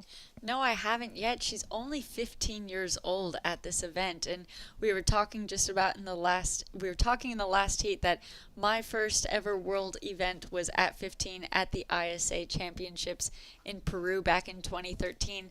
This is a great opportunity to meet so many international surfers. So many of the surfers that I met 10 years ago are still competing in this event. We're great friends, so at the young age of 15 for Hazel to be here is so amazing. Absolutely, and our maestro on the media team, Aaron Hughes, he established that she's the youngest competitor here in the field. So we go from 65 to 15. She's just a few months younger than Dowie, our Dutch competitor, but live action Marcelo Gonzalez from Colombia. Beautiful footwork there, really crisp, precise, critical. Already looks in control with the footwork, but then suddenly into those turn sections, she let down what looked to be a great start to the ride. Yeah, I think she just started maybe getting a little bit ahead of herself, getting excited at the start of the wave, and then kind of lost what she was doing throughout her maneuver, and then ended up getting unstuck. So Leanne McDonald, she goes by Pan Mei Singh for Chinese Taipei. It has a British father, and her British name Leanne McDonald there, based in Kenting in the south. She's just graduated with an honours degree in design and marketing from UCA, and she's here with the rest of the Chinese Taipei team. Ali, her team manager, is going to be also looking after the shortboard team who'll be coming for the World Surfing Games starting at the end of May, and we've already seen her teammate Lucas and Han surfing really well as we see live action up and riding.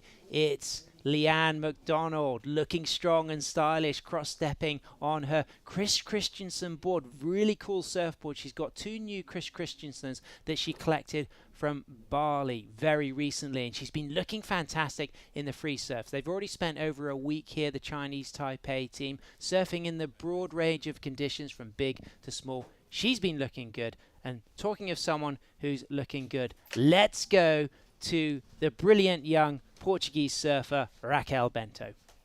Thank you, Sam. I'm here with Portugal's Raquel Bento, the winner of that Rep 1 Heat number 2. Muito parabéns. Muito obrigado. So we've been hearing it non-stop from Sam in the booth, everybody, about your dad's Luffy shapes. I've seen a number of competitors on those shapes here in the contest. Did he make you anything special, kind of knowing how the wave would be here?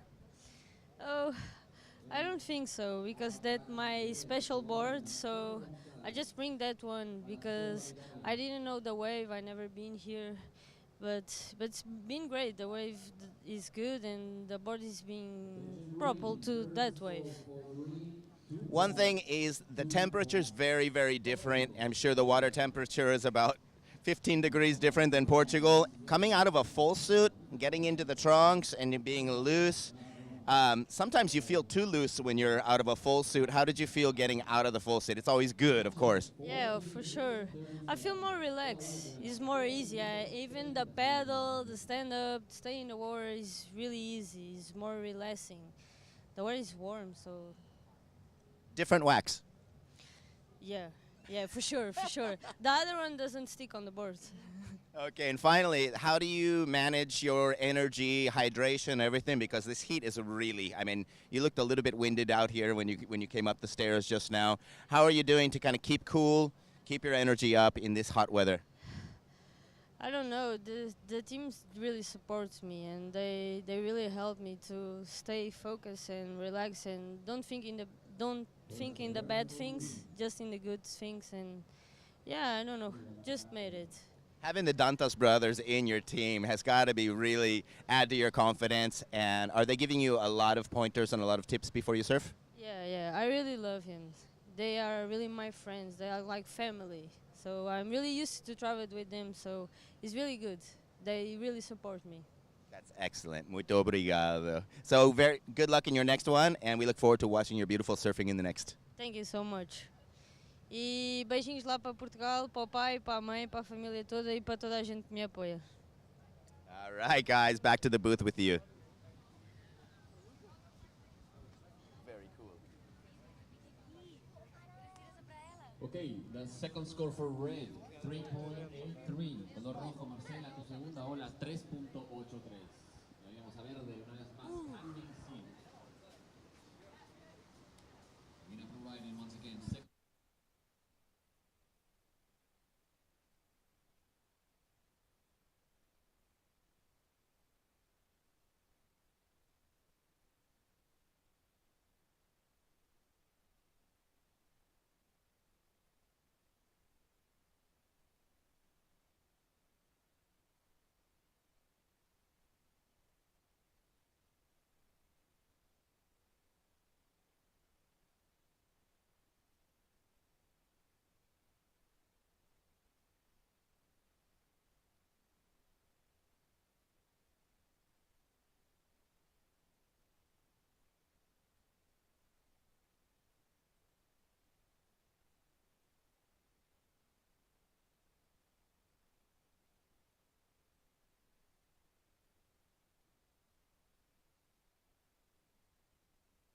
Chasing a 3.34. Leanne McDonald, she's in second position, so we just lost a little bit of the audio there. So we'll just play a little catch up. We're just under 12 minutes remaining. Marcelo Gonzalez from Colombia is in first position. She's got a 3.83, backed up with a 1.50. Pan Mei Singh, Leanne McDonald, she's got a 2 and a 0, but she's got that second score, so she's waiting for that score to get tabulated. The judges will be analysing the video replay to drop that score. It will probably change the situation. It might well put it into first. Hazel Wilson has got 2 waves on the board. She's got a 1.5 and a 0.43. So currently as it stands, Hazel would be eliminated if the situation doesn't change. Leanne McDonald chasing that fairly attainable score to put her into first position. Just over halfway remaining in this heat. We heard from Raquel Bento there. It was really great to hear that reference to the advice from her coaches at the Portuguese team about focusing on the positives. Yeah, she has a great team behind her as we see Marcela from Colombia going for this wave. Up and riding, fades into that section. She's got a nice line here. She just takes that readjust rail edge to set herself up, but she's gone a little bit too high on that wave to continue trimming. Good footwork, but unable to really connect with that wave to change that 1.50. So she's got a 3.83, unlikely to change the situation, but Leanne McDonald doesn't move into first position. She drops a 2.20, but she's safely situated there in second. From Kenting in the south of Chinese Taipei, Pan Mei Singh, which means star heart in Mandarin there, looking really strong, and I hope she gets an opportunity to get another good set on the board with 10 minutes remaining. Yeah, she's a surfer that we have seen grow up, having our WSL World Longboard Championships in the southeast of Chinese Taipei, Jinzhen Harbor. It has been a pleasure to see her and her brother grow up over the years, and to now see her competing, representing her country is so great. I expect that she will continue to build upon these scores that she has. She has the potential to. She's sitting with second priority. Hazel Wilson, the 15-year-old, sitting with first priority, looking to establish a healthy line of scores with only that 1.5 and a 0.43. So big shout out to Leanne's sister Rory, who's just set up a new brother Rory there, who's just set up a new business. Yeah, thanks for correcting me there, Ray. Got a good one there. Knee High Wave, which is a surf shop and restaurant, a surf tour business back home in Chinese Taipei. As we see Leanne cross-stepping nicely, stylishly, keeping a high ride on her Chris Christensen built board there that she recently got from Bali. She's got 2 Chris Christensens to play with here, and she's playing with this section beautifully and gets that nose ride. Incredible crisp footwork there, setting herself up for this midsection. It's staying nice and clean ahead and puts that beautiful cut back in, lifts that arm and just opens out the body to add to her scores. Might well be the strongest wave of her campaign so far. Yeah, she was utilizing the tail really loosely. She got that tap to the nose. She's also a great shortboarder, and you could see that influence on that last turn when she really used that upper body to whip herself around. And her brother Rory, also an excellent shortboarder and great longboarder. We've seen him compete for Chinese Taipei at ISA events as a shortboarder and a longboarder, and we've seen him compete at WSL events as a shortboarder and longboarder. As we see a big bowly low takeoff, low center of gravity from Marcela Gonzalez from Colombia, and locks into that 5 and gets another opportunity for another double nose ride. Can she get a sneaky 10? Not quite, but shuffles back to the tail. Great wave selection in the bowl section here. Her footwork at times is incredible, and then just when you think something special is going to happen, she seems to go into panic mode.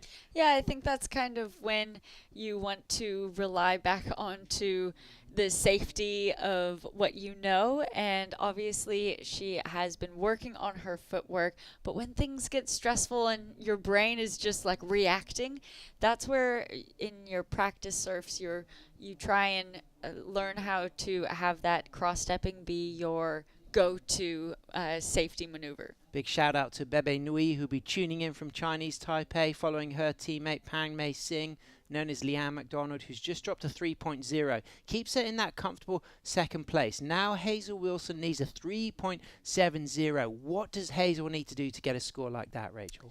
I think Hazel just needs to be confident. She's no longer in that priority situation. She's paddling back out, so it looks like right now it's going to be close on who they award first priority to, but Hazel does need to work for this first priority to get one of these waves coming in. No priority established, but Leanne opting to turn around and take this one. Great takeoff, smooth, stylish, and she just gets a little bounce on that section, but she's got that high line and gets that 5 and holds it and pedals back and takes a fall, unfortunately, because that was a really nice setup line to add some big scores to maybe replace that 2.20. So she's got a 3 and a 2.2 to her name, but in first position, Marcela Gonzalez from Colombia, the 35-year-old from Porto, Colombia, who's favorite break is Prado Mar, and she is a psychologist and also works as a yoga and meditation teacher. She has a dog called Luna, and she calls herself a nature lover. And if you want to learn more about these incredible athletes, explore the ISA website and read some of their biographies. There's such a wonderful range of human stories behind these athletes and how they've got here. A lot of them have had to go on to GoFundMe campaigns to raise the money to be here. Some are professional, some are sponsored, some don't surf at a sponsorship level, but the opportunity to fly the flag for their country, having been selected through their national titles, is a once-in-a-lifetime opportunity. Yeah, speaking of human stories, one of Marcela's teammates surfing for Colombia, Simon Salazar, he was a commentator at the 2018 ISA World Longboard Championships, and that's where he was introduced to longboarding, and since then has fallen in love with it, has worked his way up to now competing here representing Colombia. He was normally a shortboarder representing his country in that way, so I know that was really special for him to be introduced to the world of longboarding here at ISA in 2018 and to be representing his country as an athlete this year. And representing Chinese Taipei in second position, it's Pan Mei Sing, Leanne McDonald. She's got a 3 and a 2.2. And Marcela, like you said, from Colombia, out there in the lead, but up and riding Leanne. Beautiful smooth takeoff. Great footwork. Sets herself up really nicely. She's really got a great stylish approach to longboarding. And that Chris Christensen looking so buttery under her feet. Nice nose ride through that section. It's getting fast and bowly, but great style. Pedals back to the tail. Puts in a beautiful cut back. And keeping that footwork always busy, always moving up and down the board. I love what I'm seeing from this ride. Yeah, this has been just such a beautiful ride. Her positioning on that board through that bully section when she stayed up on the front quarters of her board was just so beautiful and technical. Finishing that one on the sand, she needs a 5.23. It will be close. I wish we saw more of a nose ride out the back, and then I feel like I'd say more confidently it would be that higher range score. But wow, her tail surfing, her looseness, and just her positioning, even when she was standing still, I think showed a lot of maturity and technical surfing. Absolutely, and she might well get the highest score of the heat so far, which is a 4.40 from Marcela, our Colombian heat leader. So like you said, chasing a 5.23 to go up into first, that's a big score to get. Of course, you look at some of these scores, they seem quite low, but that scale is open to allow that excellent critical nose ride pocket surfing and that kind of use of all of the board and all of the waves. So these women still surfing exceptionally well, as we see Hazel Wilson on a fast right-hander, stretching out low to try to wrap that toe around the nose, standing up tall now, just trying to stay in the pocket of the wave as they see this section starting to fade out into the deeper water of the channel. So she's chasing a 3.7. She's not going to get it on that wave, but excited to see what Pam May Singh gets for her last ride. Yeah, it'll be interesting how they judge that one. I know they are really being sticklers on traditional surfing, but Leanne's surfing on that was traditional at its finest. It was so beautiful. Absolutely, just incredible footwork and everything completed all the way through to that inside finishing turn on the white water back onto the dry sand, and the fact that she just demonstrated all of that variety as we see some of your teammates ahead of us. Yeah, there's Indy Hoffman sitting with one of the surfers representing Mexico here. That is, the friendships that are made at these events are just so special. Marcela Gonzalez, our heat leader, up and riding, still awaiting for that last score from Leanne McDonald, but Marcela looking to replace that 3.83. She's got a nice fast line here, out on the shoulder, stretches out for a 5, a little bit out on the shoulder there to get a high degree of difficulty for the type of pocket nose riding that the judges really want to award. But of course, there's Lucas and the Chinese Taipei team. You see the team manager, Ali on the side there in the white t-shirt. She really is doing a lot of hard work behind the scenes, as all of the team managers have to do here. But they're so proud to see Leanne put on a great show. And she gets a 5.17 for that last wave, and that will give her such great confidence to know she can get scores that high. She can take her surfing further than that. That's going to really give her belief that the judges love what she's doing. She's just got to keep doing it. Yeah, that was just simple surfing for her. She can absolutely continue to build upon that as she starts to incorporate those hang 5s out the back, those hang 10s out the back. That will push her scores up into the 6, 7, 8 range. So Hazel Wilson is in third position, but up and riding right now. It's our surfer in second, Leanne McDonald, sweeping that smooth Chris Christensen board there. That wave just fattened out a little bit on the shoulder there, but it won't matter because she's already got that 5.17. She won't replace that 3.0. So the situation won't change unless she gets another chance to ride a wave in the last 30 seconds. This is our heat leader. Marcela has had some good wave selection, faster, longer rides. Her surfing's certainly a lot more kind of scrappy than the clean, smooth surfing we've seen from Leanne, but what Marcela has delivered is some critical surfing in the pocket when it's mattered. Yeah, she had one of the longest nose rides out the back that we have seen. That score dropping for Leanne, that 5.17, and then Marcela's 4.40, those being in the top 2 did up Hazel's requirement to a 6.60, so unfortunately she did not find that one out there and will be being sent home, with this being the first heat of the repechage. Well done, Hazel Wilson. Great performance, unfortunately eliminated, but congratulations. Pam May Singh, Leanne McDonald from Chinese Taipei, brilliant surfing from you, and Marcela Gonzalez takes the win. Stay with us, ladies and gentlemen. We continue repechage round 1 for the women, moving on to the next heat as we see Mitch Salazar and Shannon Hughes coming into the booth live from Surf City, El Salvador.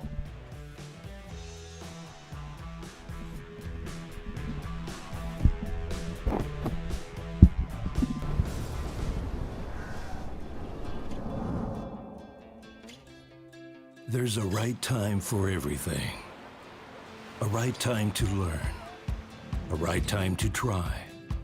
A right time to fall. There's a right time to face yourself. A right time to enjoy pleasures, to make friends. There's a right time to listen. And a right time to make decisions. There's a right time for fear and for success. There's a right time to find your wave, and there's a right place to enjoy your passion like nowhere else.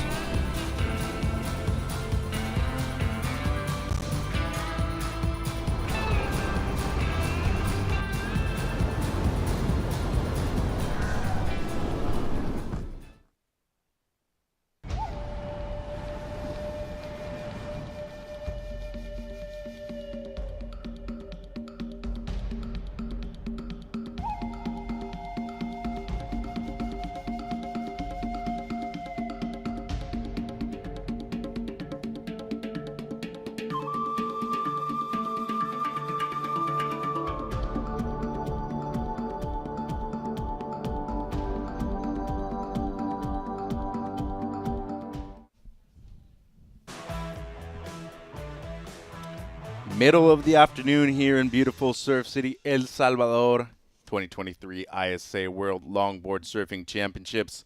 My name is Mitchell Salazar, next to Shannon Hughes. Shannon, last heat of the repechage for the ladies out there. Yume Gonzalez from Spain in the red, Akiko Kitamura from Japan in the blue, and Beth Leafield from Great Britain is in green. I'm Mitch, that's Shannon. Shannon, great day of surfing so far, obviously day number 2.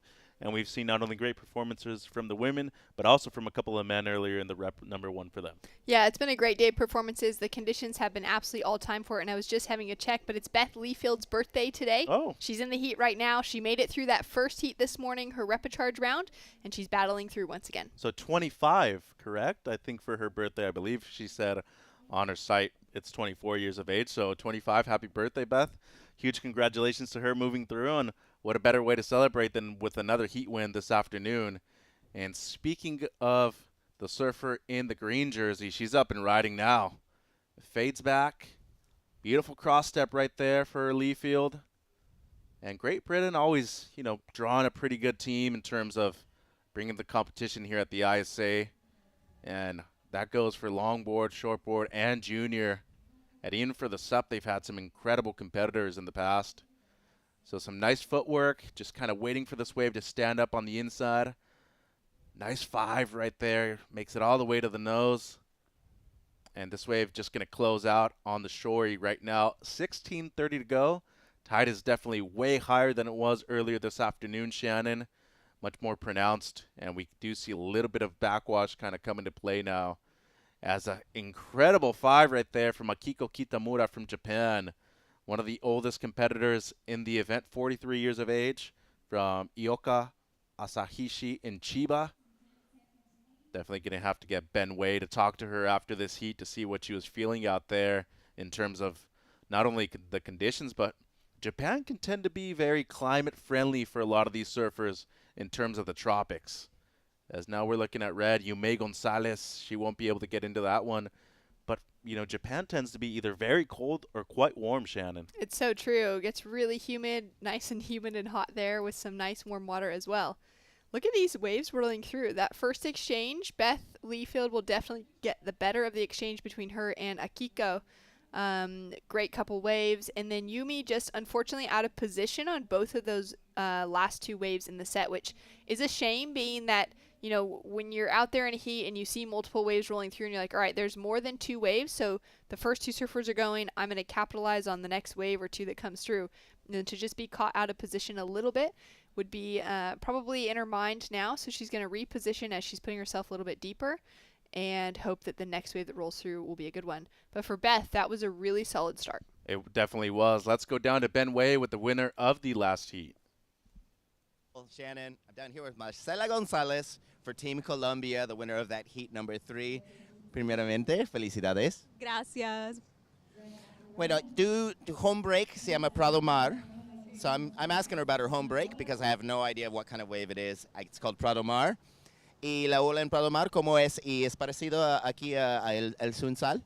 Sí, en el sentido de que es una playa de arena que sirve para principiantes y también para personas que tienen un poco más de nivel, solo que las olas son mucho más pequeñas que acá. O sea, un día bueno en Prado Mar puede ser como está aquí, malo. Entonces, bueno, está muy bello. So she said her home beach, it's a sand point, very easy for beginners. She said at its best days, it's kind of like the worst days here in El Sunsal. So that is also, that's it's really great to surf these waves. Eres enseñadora de yoga, so she's a yoga teacher, yoga and meditation teacher. I'm going to ask her how yoga and meditation kind of helps her surfing. Bueno, enseñas yoga y meditación ahí en tu país.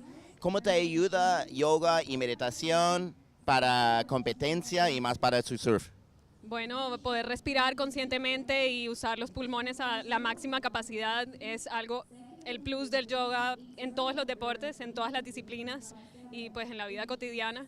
Y bueno, el balance, el core, todo el poder que uno tiene en su cuerpo, el dominio, no solo del cuerpo sino de la mente, eso es una gran ventaja frente a cualquier otra persona que no practique yoga y meditación. Great, so she says yoga helps her to consciously think about her breath, get full oxygen, clear her mind. The yoga, of course, helps with balance. So in between the mental and physical aspects, it helps her very much. I'm going to talk to her about Margarita and Nicholas also winning their heats today on her team and how that gives her motivation for coming through this round. Bueno, Margarita también Nicholas pasaron súper bien, ganaron sus heats y entrando al agua así con ese power de tu equipo. ¿Cómo fue la energía que tenías gracias a tu equipo?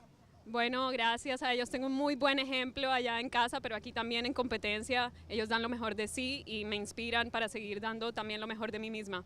Gracias. Yeah, she said they help her a lot at home as well as here and inspire her to surf her best. Muchas gracias. Te dejo y mucha suerte en la próxima. Bye, bye. Gracias a todos los que me han apoyado. Estoy muy contenta de estar aquí representando a Colombia y nos vemos más hits. Muchas gracias. Back to you guys in the booth. Thank you, Ben Way, and congratulations to Marcela Gonzalez from Colombia moving through. Big heat win, and as Ben mentioned, 3 people from Colombia today moving through into later rounds of the event. Huge for them. 12 minutes on the clock. Let's get back to this heat. A 2.4 and a 1.83 have Gonzalez in the lead. Kitamura with a 3.8 on her opener. And the birthday girl, Beth Leafield, with a 3.57. So it is confirmed, 25 years of age, just under 12 minutes to go, and she needs just a 0.24 at the moment for second place. Kind of a tight heat. You know, nobody's really had a decent score in the first 8 minutes, but Shannon, conditions are improving quite drastically out there. Yeah, there's that swell is definitely starting to sneak in. We're seeing some bigger sets rolling through, and there you can see that bend in the wave. I mean, that's as pronounced as we can see it in that wave that's farther over to the right-hand side of the screen, but the way that it kind of wraps around, hugs into the point here can be really good, but it can also be really difficult when that tide gets higher because that bend starts to separate and you get a couple different sections breaking at the same time. So these women that are currently in the water in the first maybe 2 heats, I think, of the next round, which will be the main round heading out, I think we'll still have pretty favorable conditions, but I'm curious to see how it fares for the end of the day, for the last couple of heats of the day, to see if those conditions just have a little too much backwash to really keep that in the wave. So to me, at this location, kind of the perfect tide. A mid-tide, you don't want it to be too low or too high. Right in between. It's clean. It's somewhat glassy. And swell's picking up. There's Indy Hoffman and one of the Bonilla sisters. I believe that's Moana on screen to her right. Indy's going to be coming up pretty soon as we are going into main event round 2 of the ladies. And I mean, we talk about implications of this round coming up.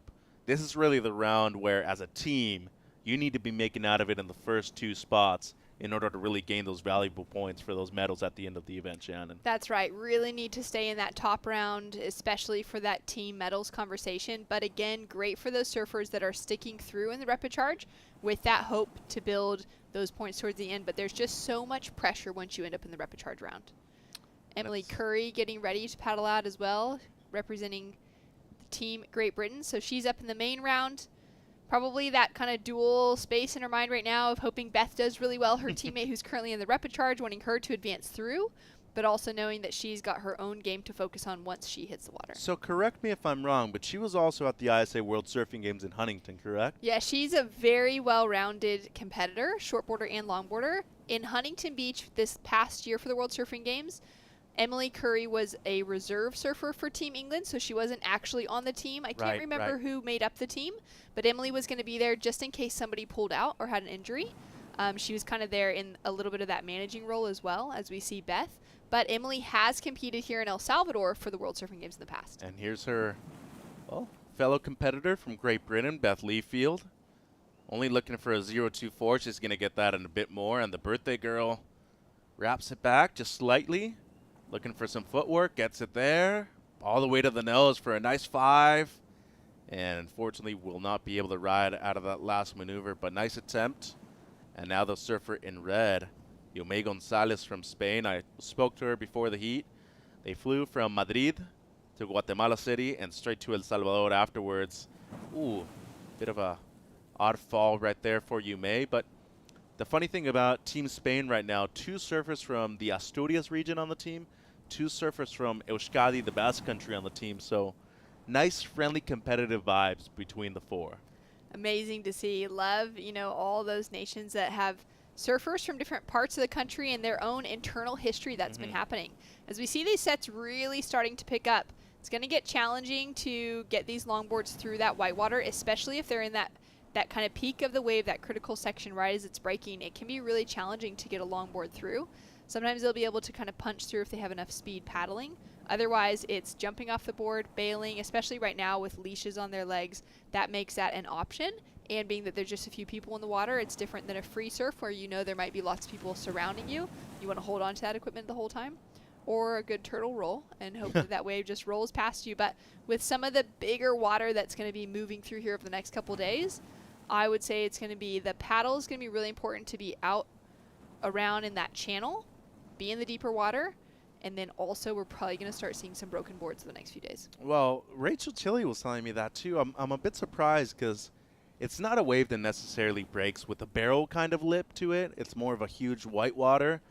But she said that so far there's been around 6 to 8 longboard snaps. Is that true? That's right. In the lead up to the event, there's been plenty of people that have snapped their boards in the practice runs because it was pretty big the last few days before we had the opening ceremonies, and a lot of teams got here with at least 2 to 3 to 4 days to just have some trial runs and some practice out here. And one of the major factors that contributes to longboards breaking, and there's a big conversation globally within the longboard community of should you wear a leash, should you not wear a leash? Of course, for safety's sake of those around you, wearing a leash is always a great idea. In a heat, it's a great idea because you don't have to then waste your time in your heat swimming after a board, say if you lose your equipment.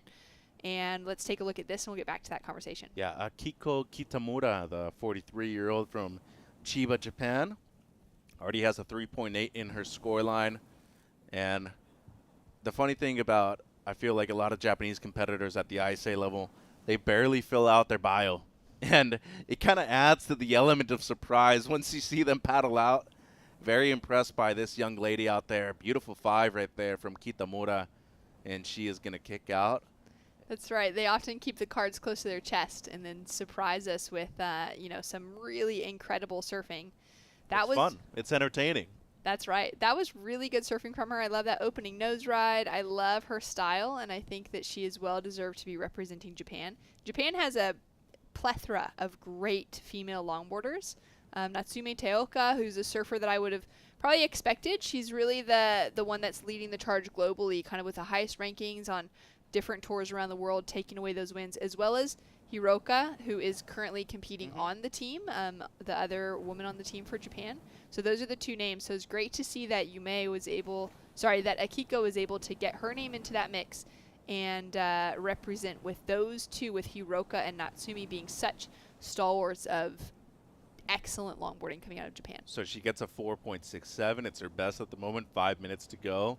Leafield now in second. She has a 3.57 and 3.17. And Yomei Gonzalez from Spain at the moment needing her best score. The second best of the heat, a 4.34, is what she requires for second place. And normally, I see this a lot with the shortboarding community in Japan. I competed a lot against a lot of Japanese surfers in the shortboarding part of it. But they have a very successful professional tour within Japan. As we saw a paddle there from Beth Leafield, she'll be going down to second priority. A lot of them don't like to travel outside of the country because they're so successful financially within Japan. There's no need. Right, the JPSA is an incredible tour, and it facilitates both those that love shortboarding and those that love longboarding. There's great events all around, as well as for the juniors, and so it's really created a healthy environment, and it's pretty incredible that the surfers coming out of Japan are able to to find a living just by surfing within the country, because that's pretty rare nowadays. It is. I mean, before both of us were born, they used to have the Bud Tour in California. A lot of people made a living just off of that, and nowadays, really, if you're not winning a WQS event, for you to make money in surfing, it is very difficult. A lot of people actually have jobs or side jobs just to finance all these things. I would think that this young lady on screen in the green jersey, the birthday girl, Beth Leafield, also has something like that. But Yume Gonzalez, the surfer in red, she's actually a surf instructor at Salinas Surf Camp in Spain. Traveling and discovering other things and different cultures worldwide is one of her biggest passions. And I think when it comes to the people that decide to stay within a certain area to compete and maybe make a living off that, they kind of lose that sense of traveling and understanding what everything else is bringing to the plate at an ISA event, Shannon. Yeah, it really is a great thing to be able to find that balance between both, to keep that sense of adventure, that desire to travel alive when you're maybe stuck at home and working behind the scenes. And in longboarding, it's been historically very, very difficult to make a living out of just longboarding. So the majority of longboarders, even the best in the world, are working side jobs. They've got their college degrees. They might even have, a master's or a doctorate. They're running their own businesses, whether it's in the surfing world or it's outside of that, and they're working their job and they're using their vacation time that they get from work to go to a contest that they've qualified for, rather than actually going on a vacation themselves with their families or something.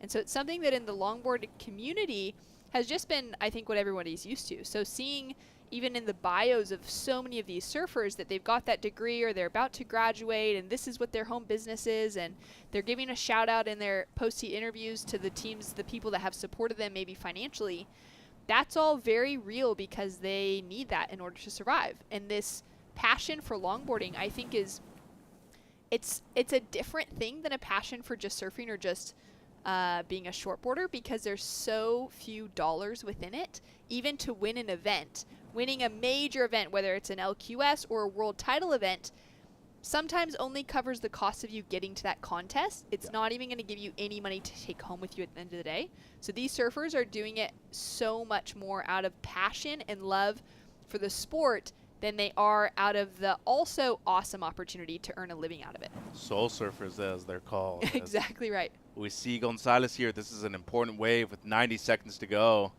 She only requires a 4.34 at the moment. It would be the second best wave of the heat, though.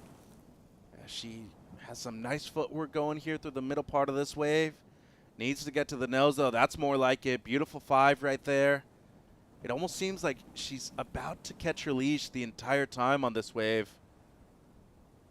But does well. Hangs at 5 again. Nice little nose ride.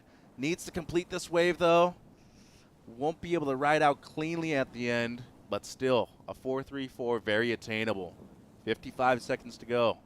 Kitamura on screen, up and riding. Looking to better a 3.8, the current heat leader. Beautiful 5 right there. I love the way she's patient to get to the nose, and as I say that, she just ends up bowing out of that wave, and a huge wave coming up for Beth Leafield. Let's see if she can get into it. Scratching for it, and the birthday girl is up. Looking to better a 3.17, and it is imperative for her to do so because Yume Gonzalez just might be getting that 4.34 that she needs. So the 1.5 so far. Beautiful casual style right there. 10 seconds remaining. This heat's going to wind down. Nice carve. Very patient, looking to get to the nose. She does so right there, but that's incomplete at the end. So both the surfer in red and the surfer in green leaving a bit of meat on the bone right there, Shannon. It's going to come down to whether or not they believe that green deserves to make it through or the surfer in red. Yeah, this is a really challenging one. Both surfed well, but weren't really able to get any scores, up even into that 4-point range. I think capitalizing on those maneuvers at the beginning is so important. I was surprised that Beth was able to make it out of that opening nose ride down the face, and she held on. That was a solid, committed section. So we'll see where the judges go with that, but really would have needed to then make it complete out of that following maneuver, out of that last nose ride. Where from Yume, we did see some really beautiful surfing as well. I feel like for Yume, chasing that 3.45, she could have that with a score, but we'll see what the answer back is from Beth Leafield. And what a great moment for the two of them. Into the repecharge rounds, out of the main round. So this is their first repecharge round heat, and the bottom surfer will be knocked out of competition, unfortunately. And scores are trickling through. So it's not enough for the surfer in red, just a 3.3. That means the blue and green will be moving through. Japan and Great Britain.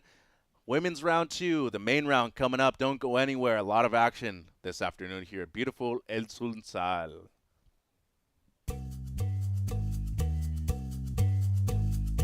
The ISA World Longboard Surfing Championship is taking place at El Sunsal, a premier point break in the heart of Surf City, El Salvador. Using traditional longboard surfing, surfers must perform with control in the critical section of the wave, utilizing the entire board. Degree of difficulty with style, flow, and grace are considered along with the following important elements. Nose riding is the art of having one foot hang 5 or both feet hang 10 over the nose of the longboard. Using the longboard rail to perform critical rail surfing turns. Utilizing the wave to perform a variety of maneuvers. Harnessing the wave's energy to create speed and surf with power. Demonstrating full control and commitment while pushing maneuvers to the limit.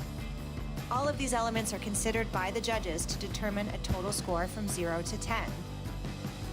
These athletes have a perfect canvas at Surf City to impress the judges and crown the 2023 ISA World Longboard Surfing Champions.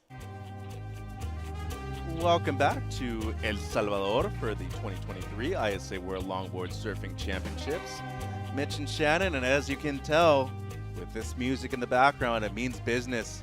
We're in the main round 2 of the women's out there. Indy Hoffman in red, Emily Curry in the blue, Hiroka Yoshikawa from Japan in the green, and in the white jersey, Carlota Jauregui from Spain. Hoffman comes from a long lineage of surfers. San Clemente born and raised, Curry from Great Britain, the Japanese surfer in green, the Spaniard in the white. Great heat. Yeah, this is going to be an incredible one. We saw Indy Hoffman out yesterday afternoon in her main round 1. Put together a really solid performance. Very steady on her feet, got her first wave, held on, just patiently with that priority before taking off on the second wave to get her through with the win, and structured a very nice heat. So I think she's going to be the one. She's in that red jersey, which means she's the highest seed anyways. But I think she's going to be really the one to keep an eye on specifically in the moment. And then Hiroka Yoshikawa, she's going to be really tough to beat if she can get herself on the nose. She is flawless. Yeah. An excellent, excellent nose rider. Where the other two surfers maybe come a little bit more from that background with a little bit more power to their surfing, and we'll see how they all fare together. 30-year-old from Chiba, Japan, Hiroka Yoshikawa. Beautiful nose rider right there for the surfer from Eastern Asia. And you were mentioning that she has beautiful nose riding. Well, we can see why you would mention that, Shannon Hughes. Incredible way to get to the nose. Nice down carve right there. The tempo to me is the most amazing thing out of this wave so far. Lovely 5. Once again, just is able to get to the nose with such easiness, it seems. And her wave selection on point, but it seemed like she just wanted a quick start, too. Well, that's exactly what you said as far as, making it look easy. The whole goal of traditional longboarding is to make difficult things look easy, and that's exactly what Hiroka has done here.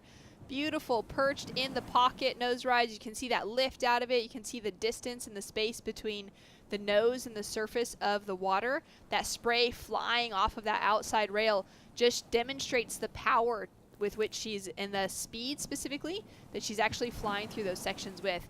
Putting that board in the perfect position, nice little top to bottom turns, loses that control in the finish, so that'll hurt her score line.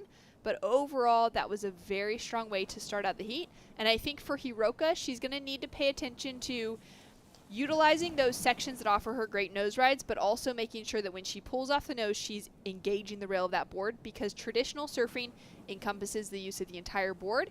And that's the one thing that I could see being a flaw of Hiroka, is that she's so confident and so good on the nose that sometimes she forgets to really engage that rail. Where on that wave, we saw a lot of nose riding, a lot of really critical nose riding, and I love that. But now let's see where she starts to engage that rail well. So waiting on the score. By the way, these are 25-minute heats now in round number 2 of competition of the main round. And this is an important heat for several of these countries that are definitely contenders for the gold medal as a team. Indy Hoffman up and riding. The 16-year-old from San Clemente comes from a surfing family. Her father, Aaron Hoffman, here with her, and she's the youngest member of the USA surfing team at this event here in El Salvador. Cole Robbins, the nearest in age, 32, so a huge difference between the second youngest surfer on the USA team. Let's go down to Ben Way with the winner of the last heat. Thank you very much, Mitchell. So I'm here with Team Japan's Akiko Kitamura, winner of that last heat. Omedetou gozaimasu. ありがとうございます。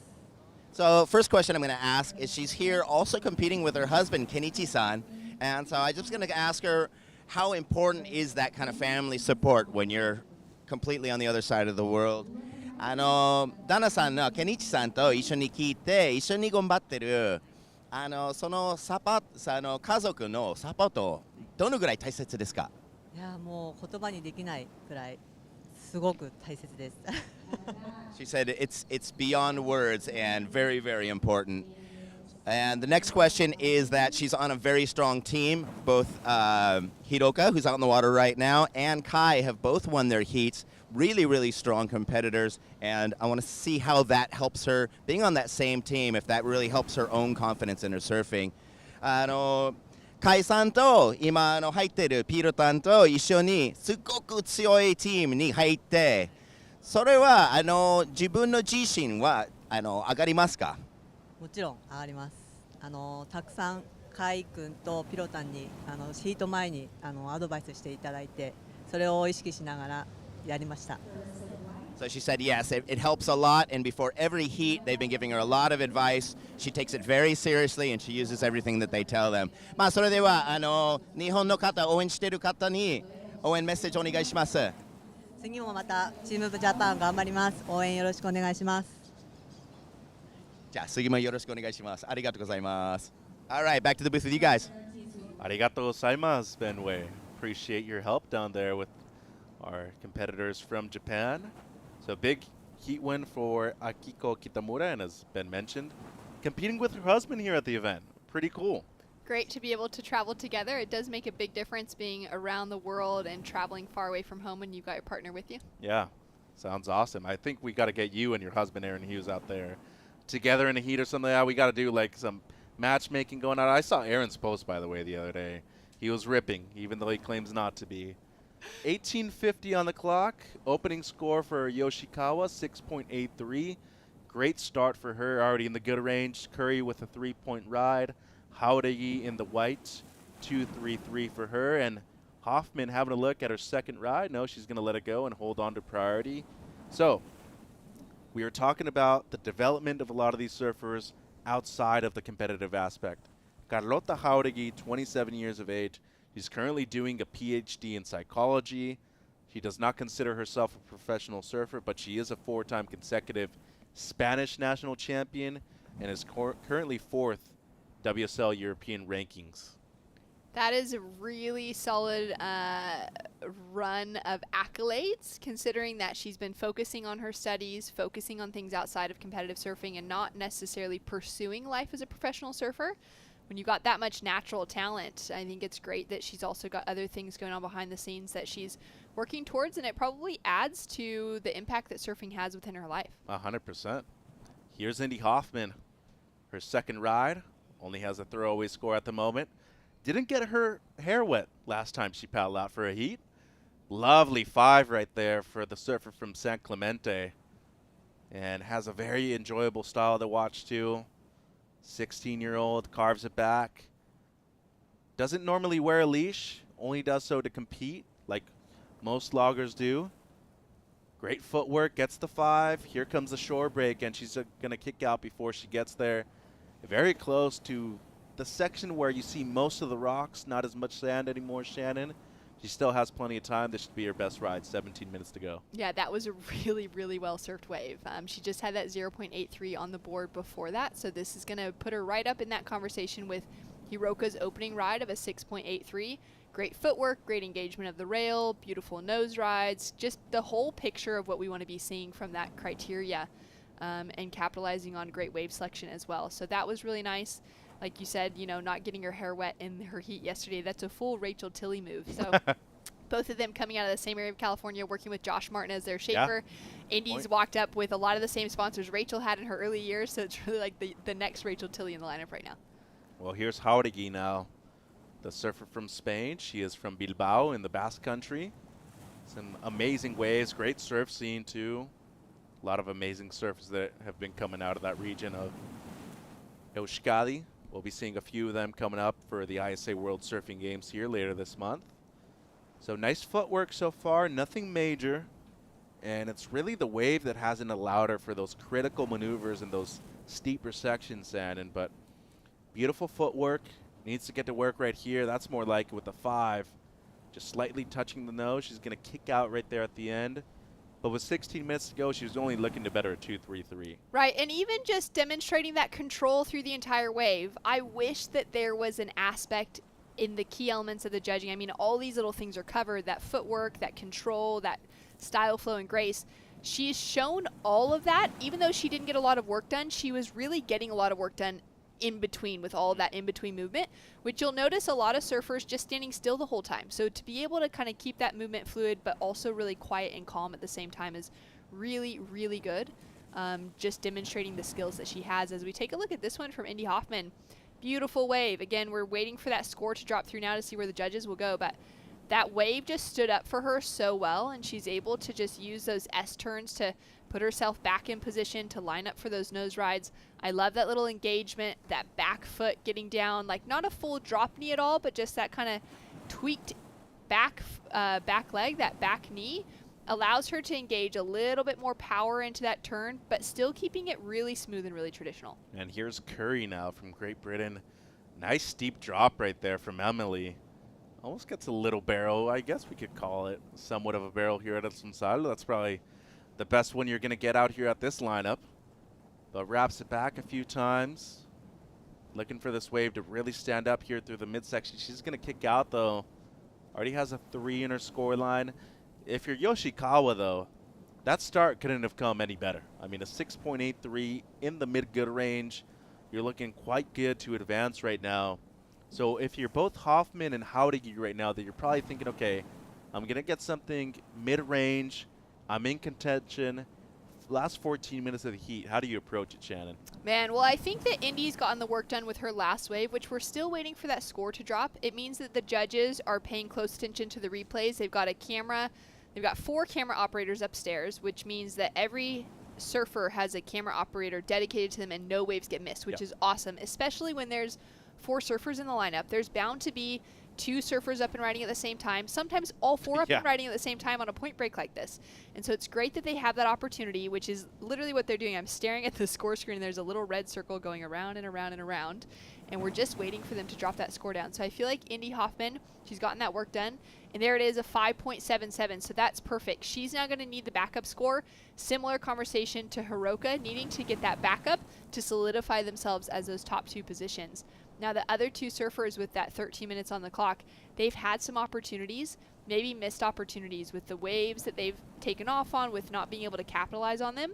And I think for now, they're both looking really at 2, well, just a single score will get them back in that equation, but assuming Hiroka and Indy get a backup score, both Emily and Carlota are going to need 2 fresh scores on the board most likely, just given that we're not really seeing those big excellent scores very easily. So I feel like if they can just reset, imagine they're now surfing a 12-minute heat and they've got all the time in the world right in front of them. No, it's a smart plan, especially considering that you have to realize that you also have to play the priority game too. Hoffman recovered second priority. She's in the rotation and she already has the 1 decent wave. As we're looking at Curry, who used third priority right here. Beautiful 5 right there. Walks back towards the middle part of the board. Beautiful down carve right there. Kind of wrapped it back a little bit, but sent some spray. So good amount of power in that maneuver right there. I think for a lady that's coming from mostly beach breaks to be able to do this at a point break with this kind of easiness, very impressive. So with 12 minutes to go, she's going to be looking at what is potentially going to be her best ride, was only needing a 3.61, not considering that Hoffman only has a throwaway of a backup, though. Yeah, I think she's going to get there with that wave, though. That was some great surfing, got those nose ride sections, really engaged that rail as well. Like you said, that down carve to S bottom turn was beautiful. It was nice. Here's Yoshikawa, and I was very impressed the first time I saw her last year at the U.S. Open of Surfing. That's a beach break, much more adept to what she surfs most of the time in Japan. But at a point break like this, her style really does shine. It brings out the best in her surfing. Already saw her get that 6.83, makes it around this section, who knows how. And then once she gets back to the open face, a lovely 5 right there from Hiroka. And she's going to kick out with complete control, 11 minutes to go. You got to be thinking she's going to extend her lead by a decent margin right here, Shannon. You can see her smiling, too, as she's wiping, her hair out of her face, getting the water out of her eyes, swimming back to that surfboard. She can feel it. And that's those moments of, surfing a wave that just offers so much potential and opportunity. And like you said, you couldn't believe she made it past that section. She was also probably not expecting to, but I love that she kind of stuck to her guns, got down low. As longboarders, it's a great technique to crouch low and grab that outside rail and really lean into the foam, lean into that whitewater and let it push you around, give you that acceleration that you need to make the section. Right, the extra speed that you might not get if you're just pumping or going down the line. As we see the surfer in white, Haurigi, only has a couple of 2s so far. Needs a 3.68 at the moment for second place. Lovely footwork right there. I really love the cross-stepping from this young lady from Spain. Needs to get to the nose, though, for it to be a great ride. And unfortunately, it just seems like on her last 2 waves, she's been timing that 5 a bit too late in the shorey. Here's Hoffman, though, and that's more like it. Incredible angle right there to show the degree of difficulty of that first 5 from Indy. Makes it back to the nose right there. Surfing a bit out of the pocket every now and then, I might add, but when we talk about footwork, it's as good as it gets, Shannon. So this young lady, the 16-year-old, probably been able to see Karina Rozonko quite a bit growing up over the years in San Clemente. And I can see a few shades of Karina in her style. That's a really good call out. I absolutely agree. That sort of knock knee stance that she has, that's absolutely Kini all the way. Great surfing from her. Good call out as far as, that kind of pocket space, really wanting to see that board. Sometimes it's okay because that wall could stand up so critically to see so much of that board, but you also love seeing a little bit of that board with the back of, or the pocket of that wave breaking on the tail, which also kind of allows that balance in that space without being too far out on the flats. We'll take a look at the replays here of last of Hiroka. Scores to come through still, waiting from the judging panel. Great hang 5 to start off with, and we'll see if she's able to wrap this around. Nice little S turns again, just to set herself up kind of top to bottom, a little bit of climbing. This is where she gets really low there, eventually does grab that rail, and that's going to allow her to kind of push back against the wave, and that water's now going to push her from the back straight around. The way that she's back up to her feet that easily as well, it speaks to the strength in her core and her legs. That's really difficult to go from that crouching position, all muscles firing, to then being able to execute the cross steps afterwards is really, really good. So that was a great wave. And then we saw this one from Carlota. Beautiful style. Great looking section out in front of her as she trims past Emily Curry. Sets that line. Nice, quiet steps up to the front as well. She's not rushing anything. I do really appreciate that about her surfing. Nice footwork through that middle third of the board in all those moments. She's not just standing too quiet the entire time. That, unfortunately, mistimed on the finishing maneuver, but otherwise that wave was looking really pretty. And then for Indy, this is that backup score she was needing.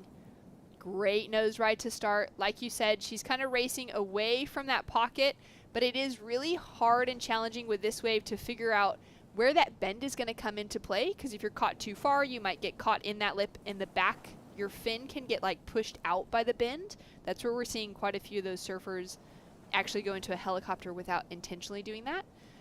But then at the same time, you want to stay in that critical pocket. So that was a great exchange all across. I just feel so proud of the way the women are surfing right now. I think they're all doing an incredible job, and it's going to be a real fight for that second place position. Well, with 7 minutes to go, it's going to be a tight race for second place, because you got to be thinking Yoshikawa's going to get something similar to her first score. Emily Curry now in second, dropped to 4.33. Right, so she got it on her last wave. And now we're still waiting for the last score of both Hoffman and Haudegi as well. Just under 7 minutes to go. I don't know about you, it seems like it might rain. Rain season is close to starting. So if we do see some rain, it might turn offshore. Fingers crossed. But with 6:30 to go, as expected in this heat. I mean, the opening heat of the round has not disappointed. Yoshikawa drops a 6.17, a great score for her. Already has a good heat total, 13 points. Now it's whether or not Haudegi gets anything better than the twos that she has to get into contention, and how high does Hoffman's score go? Yeah, and I think, taking a look at the surfing that Hiroka and that Indy are doing, it's just a step above what we're seeing from Carlota and just inching ahead of what we're seeing from Emily so far. So I think for Carlota, it could be a tough one for her to make it through. She could absolutely get there, and she picks the right wave if she gets herself up into that first priority maybe, but she's currently sitting in third priority. We're close to that 5-minute mark, 5 minutes, 45 seconds on the clock, and that requirement of a 4.31 is going to jump up with the score of last of Indy Hoffman dropping through, so that's going to put that into a pretty solid requirement on Carlota. And then the question will be on Emily Curry, whether or not she is going to be able to get herself into a wave and capitalize on that really good section, and also find a wave that offers her the multiple nose right sections that both Hiroka and Indy have been able to find. Well, now, priority with the surfer in blue. Important decision coming up for her, and she's going to have to be very aware of what the beach announcers say right here in terms of how the situation will change. And there we see Indy Hoffman dropping a 4.57. Haudegi gets a 3.03, so her best. But now Curry in third in blue needs a 6.01. Haudegi in the white jersey needs a 7.31. We're down to crunch time, 4:45 remaining. Interesting to me that all four surfers are all the way on the outside too. You'd be thinking, okay, maybe I want to be a bit further inside. Maybe I want to catch something with a bit more steeper section that's all the way towards the point. As we see the only local surfer on the female side of the host nation, El Salvador, that's Cindy Portillo. She is from the other side of the country, towards Las Flores. Some beautiful rights, huh? Oh, yeah, and had a great performance yesterday. You admire her style a lot, and it's going to be very interesting to see the way she competes here in a dog-eat-dog heat in women's round 2, because we're in the main round.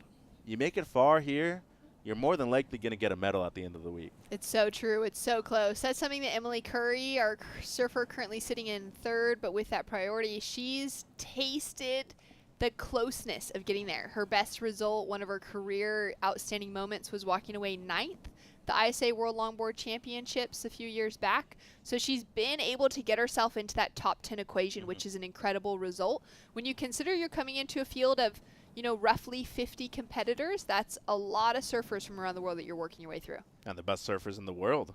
So the fact that you're able to get a top 10 result, that means something already. Here's the heat leader, Yoshikawa. Wow. Once again, just the way she's able to control that middle part of the board is outstanding. Mixed to the nose right there. Lovely footwork. Her cross-stepping might be some of the best I've ever seen.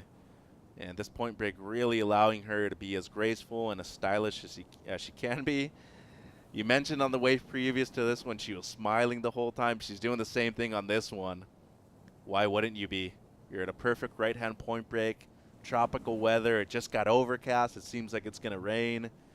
As good as it gets, Shannon. And Hiroka comes from a full surfing family. Both of her parents surf. Her dad owns a surf shop as well.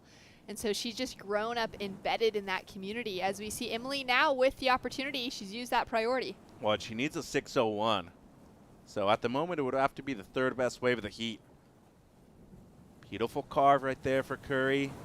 This wave standing up, gets to the nose right there. Lovely 5. Feel like this wave needs something here at the end, though, Shannon. Nice nose riding right there, but has it been enough so far? Is this score already in the good range for her to really turn the heat and make it evident that she is one of the top 2 surfers in these last 25 minutes? Once again, Looking for the nose right at the end. Doesn't get it. Did some work before. 2 minutes to go. Will this change things as Hoffman on the outside by herself, only looking to better a mid-4? Yeah, that was a very well-written wave from Emily, but I'm now comparing it to the scores that we're seeing of that 5.77 for Andy Hoffman and the 6s of Hiroka. And they just both had that commitment to the nose ride in that section early on, which Emily was looking for, and she just couldn't quite find. Although beautiful, great rail work throughout as we see Indy with another opportunity. Yeah, it seemed like that wave kind of let Emily down a little bit. I thought she was expecting a bit more, especially using priority right there. Some decent footwork here from Indy. She knows she's going to kick out of that wave just because it won't improve on the 4.57. She's been competing very well lately, coming through the USA Surfing program herself in San Clemente. Did well at the Queen of the Point event in Rincon, and one of the best surfers to come out of Southern California in terms of the longboarding aspect of it in recent years. 16 years of age and going up against very experienced competitors in both Curry and Jauregui. She's holding her ground, Chan. Yeah, she's doing an incredible job. She's put together such a good performance so far. Her style is just absolutely beautiful. Her footwork in that middle third of the board has been really good as well. So I think those are some of the takeaways that she has from this event. Down to 30 seconds though, and we are still waiting for some scores to drop through. Well, it's in.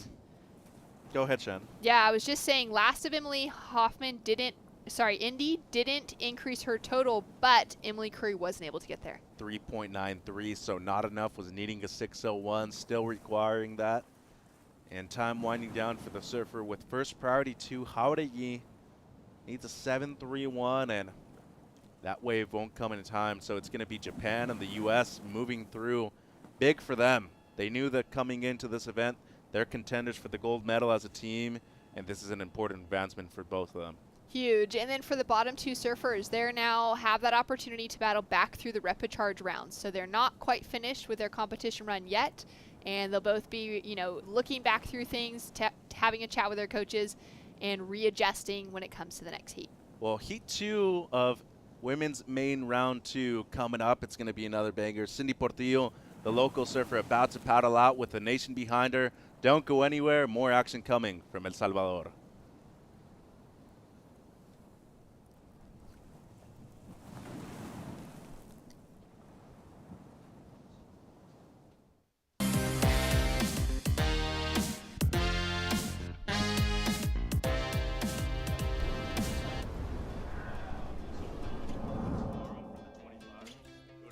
There's a right time for everything.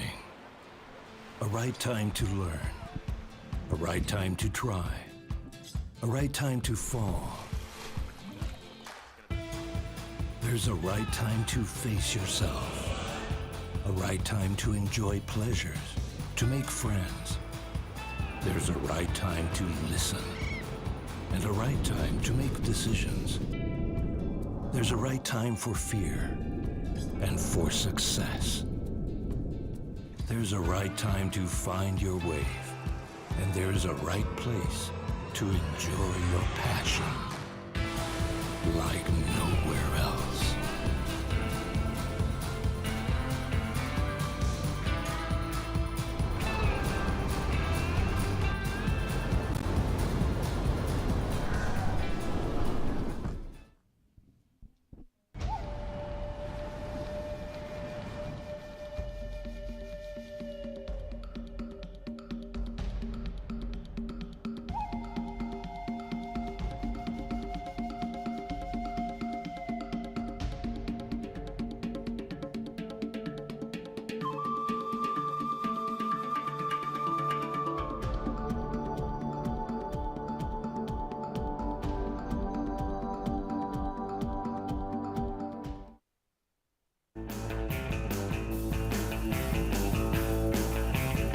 Action here for day number 2 of competition at the 2023 ISA World Longboard Surfing Championships.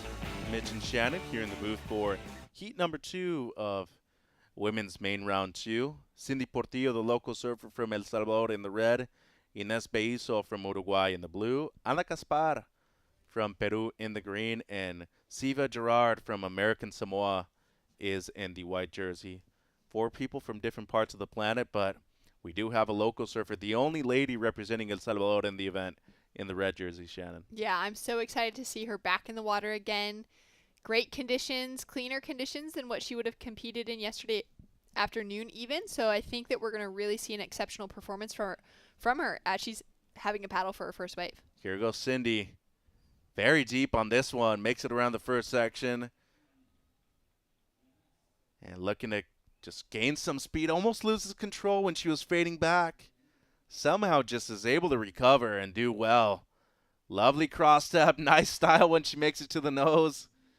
And for, somebody that's only been surfing here at El Sunsal for, maybe the second time in an event, very impressive when she's going up against the very best in the world. There you see everybody, the local people, supporting the surfer from the host nation. It's a big moment for El Salvadorian surfing, Shannon, and if Cindy is able to go far, she's going to be up there with Brian Perez as a local hero. That's exactly what I was thinking yesterday, is that Cindy is on that level, that in this longboard conversation, her style, her poise, that grace within her surfing is all there to be one of the greats. And like we've seen from Brian Perez and his performances on the shortboard side of things at the World Surfing Games as the wild card for the WCT event that ran through, that Cindy's got that same opportunity and ability that we could see her competing in at a very high level. Yeah. A huge moment here for El Salvador as a whole, but there's another three people in the water that have something to say about that. Uruguay, great surfing nation that we've talked about before.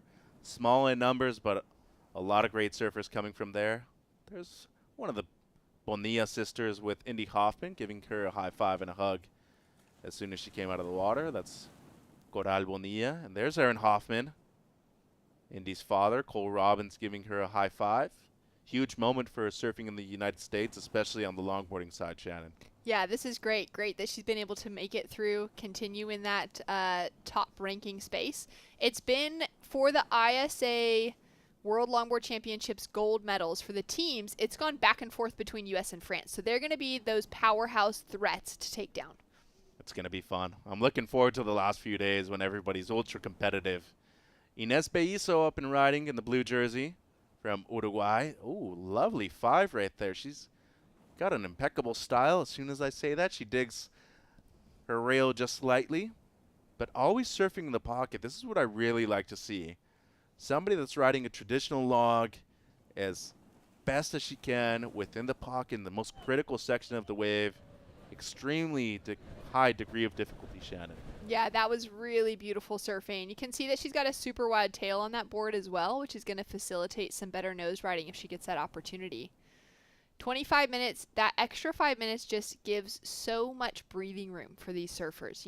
It's a huge, it doesn't sound like a lot of time when you're running 5 minutes late for something, like you're really running late.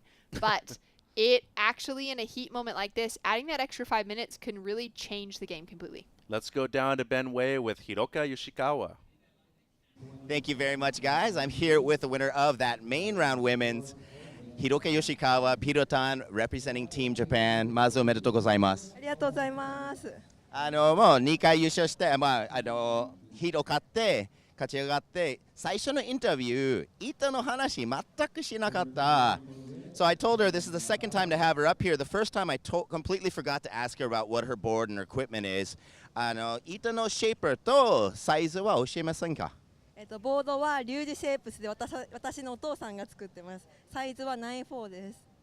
さすがRyuji-san. So that's her dad's shape. Her dad rips. I've surfed with him at Taito Beach tons, and that is so cool to have that connection with your shaper. 結構お父さんが板作っている選手、何人がいる? I told her there's quite a few competitors in this heat or in this competition that have their fathers shaping them the boards. それはフィンはどんなサイズぐらい？フィンは今日は FCS の 9.75 を使いました。So she used the FCS 9.5. That's the screwless system where you can just pop it right in. And now I'm going to ask her. I've surfed with her many times at Taito Beach through Chiba, close to the Olympics beach. I've never seen her with a leash on ever. I'm going to ask her how it feels to surf with a leash. リーシ使ったことも見たことない。全くリーシ使うと結構足の邪魔しないですか？すごく邪魔なんですけど、今回はこのエルサルバドルが大きい波だと思ったので、リーシュをつけて日本で練習してきました。So she said normally it does get in the way, but she knew that the waves are going to be really big here in El Salvador, so she actually started practicing with a leash back in Chiba, Japan. まあそれではまた旅四塾の皆さんと応援している方に応援メッセージをお願いします。今回も応援してくれた皆さんありがとうございました。やっと自分らしいサーフィンができてきたので次も頑張りたいと思います。ありがとうございます。いつも応援してます。ありがとうございます。All right, back to booth with you guys. Muchas gracias, Benway. Arigato gozaimasu. That's really the only Japanese I can say. But I'm improving a little bit every day by day, Shannon. At least I try to think so. Back to the action, Great 18 work, Mitch. minutes on the clock. This is Siva Gerard from American Samoa. Already has a 3.5 in her scoreline. And, boy, the waves are cooking out there right now, Shannon. You can just see how it glassed off this afternoon. It's probably going to rain. And Siva doing some nice work right here on this wave. Lovely cross-stepping. Hasn't really made it all the way to the nose so far. Difficult wave to ride, and she's going to kick out. A couple of decent scores on the board for her already, with 17:20 on the clock. Cindy Portillo, the local surfer, 4.17.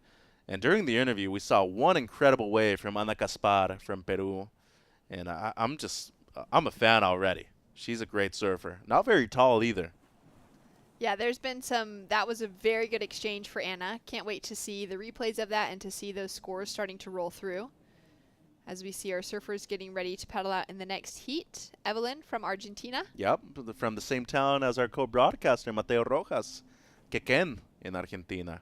The Argentinians taking over the ISA as always. Yeah, they tend to do that.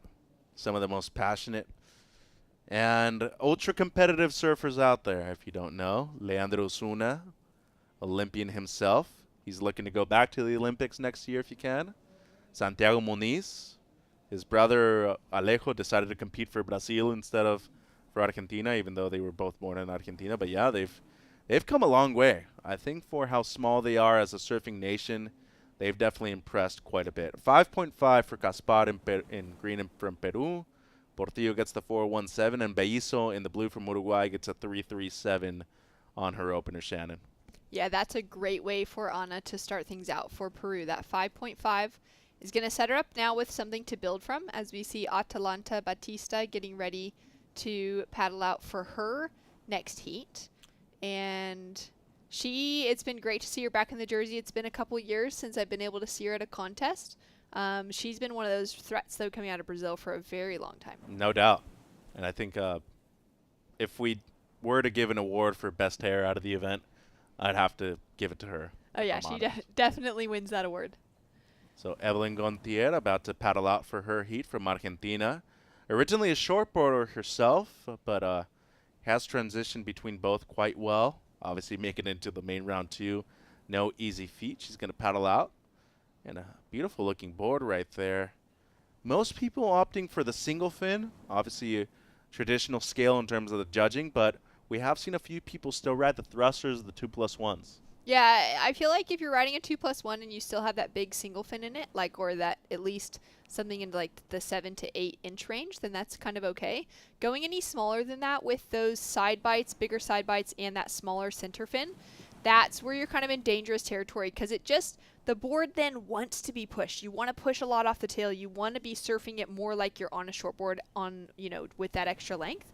So it's really important, even if you're surfing with those side bites, which can give some more stability, especially in these bumpy conditions and something that's a bit more sucky and hollow when that wave has that bend in it. If you're going to use those side bites, making sure you've still got that bit of length in that center fin just to help smooth things out and give you that easier ability to surf in a traditional manner on that sort of board. So I was meaning to ask you, this has happened in shortboarding for the last 15 years, and I think it's probably the best thing that happened to surfing. The change in fin systems is huge. The fact that we're able to change fins is huge. What do you think about using different fins, trying different fins, especially as a longboarder yourself? I think it's an incredibly powerful way to change up your surfing. I feel like, to buy new longboards is a very expensive thing unless you've got a shaper, your dad's shaping for you, or you've got a sponsor deal where, you're getting free boards, possibly your boards at cost. You're probably going to spend for a good longboard between $1,500 and $2,500. Ouch. So $1,500 up to $2,500, and that's like US dollars. That's a lot of money. So the idea of investing in multiple, 3, 4, 5 good longboards, that's a chunk of change of investment just for the sake of seeing if you surf one thing better than the other and changing things up. Where a fin costs roughly $100, maybe a little cheaper for a good fin. You've got a variety of shapes. You can change the base. You can change the rake. There's all sorts. And with that $100 or that $75, that fin can give the same board 3 different fins. Is going to give that board a different feeling. And that's a really good way, especially if you're a longboarder back at home. You're just starting to test things out. I've just gotten my dad in the last couple years to go from riding his Robert August with the 2+1 setup that he's always ridden to finally getting him to just stick with a single fin. We got him a little bit of a bigger fin in there, and he is loving it. And it's changed up the entire feeling of that board. So just changing those fins, it's a cheap, affordable way to see if you can make your surfing even that much more dynamic. I think that is the best explanation. It's cheap, it's affordable, and if the board's still in mint condition, why would you just get another board? As shortboarders like myself, it's way less expensive. It's still expensive, but buying a shortboard is not the same as buying a longboard. Even a gun. You buy a gun, a 9.6 Mavs gun like Pete Mel rides, that's at least $1,000 or $2,000, and we're talking about boards that are significant in terms of financial cost and efficiency. So if you don't need that much and you have an option to just change the fins, why wouldn't you? Absolutely. And if you are riding a board you're not happy with, or you want to go from a 2+1 to a single fin, try and sell the board that you have, get as much money out of it as you can, and take that money directly to invest in a new piece of equipment. 11:45 on the clock. Siva Gerard in the lead with a 3.5 and a 3. Ana Caspar from Peru in second place with a 5.5. And Ines Beizo just trailing behind her, only needs a 2.14. Here's Gerard, though, from American Samoa. It's a family event for them, the Gerards. Both parents here. Brother Jonah and sister Lucy in the event, too. Lovely carve right there from Siva. So they spend quite a bit of time in Oceanside, California. Grandfather was in the military before, now living on the west side of Oahu, Waianae to be specific. So they surf Makaha quite a bit, Shannon, as we still see her riding. Lovely 5 right there. Oh! That was a sucky section. Yeah. That's where that shore break is going to get so much more challenging in the next 30 minutes to an hour. I shouldn't even mention the word Makaha because I talked to her parents yesterday and I was like, isn't this a super similar wave to Makaha with the backwash and everything and the setup? They're like, yeah, you're right. It even feels that way. As we see one of the elite, and I mean elite, longboarders in the world, Chloe Calmon from Rio de Janeiro, Brazil, about to paddle out for her heat. And she looks focused, not letting anything get to her head or too distracted. Going up against Estela Hungerford from New Zealand, Evelyn Gontier from Argentina, and Coral Bonilla from Mexico. Now, Chloe Calmon to me is the Sally Fitzgibbons of longboarding. Sally Fitzgibbons, a tour competitor for 14 plus years, runner-up to the world title multiple times, given, a heat or two would have had that world championship, never fallen off tour until this year for the first time, has kind of written the way that young women can enter into surfing if they're interested in it. Young Erin Brooks is a surfer today because of a book that she bought of Sally Fitzgibbons when she was 10 years old and living in living in Texas. And what Chloe Calmon has done on the longboard side is exactly that. She's been that close to world titles, hasn't quite gotten it, but she's one of the most deserving people, I think, for those sort of accolades, and what she's pouring back into the longboard community is just as precious. What's scary to me is that she's not even 30 yet, so Yeah. she's still young. She still has a lot more to go. Here's the local surfer, Cindy Portillo. Already has a 4.17. Tried to get to the nose right there. Wasn't able to. Beautiful footwork at the end, though. Did a lot of work before that. Was only needing a low 1 for second place. Easily going to get that and more. As Ana Caspar still has the Best wave of the heat, a 5.5. Still waiting on one more wave for Siva Gerard in the white jersey. 9 minutes to go. Still anybody's game, Shannon. Yeah, that was a beautiful wave from Cindy. We'll have to get a look at the replay, but great size to it. You can just see that pocket, that bowl element to it. And now that weather's really coming into play. Yeah.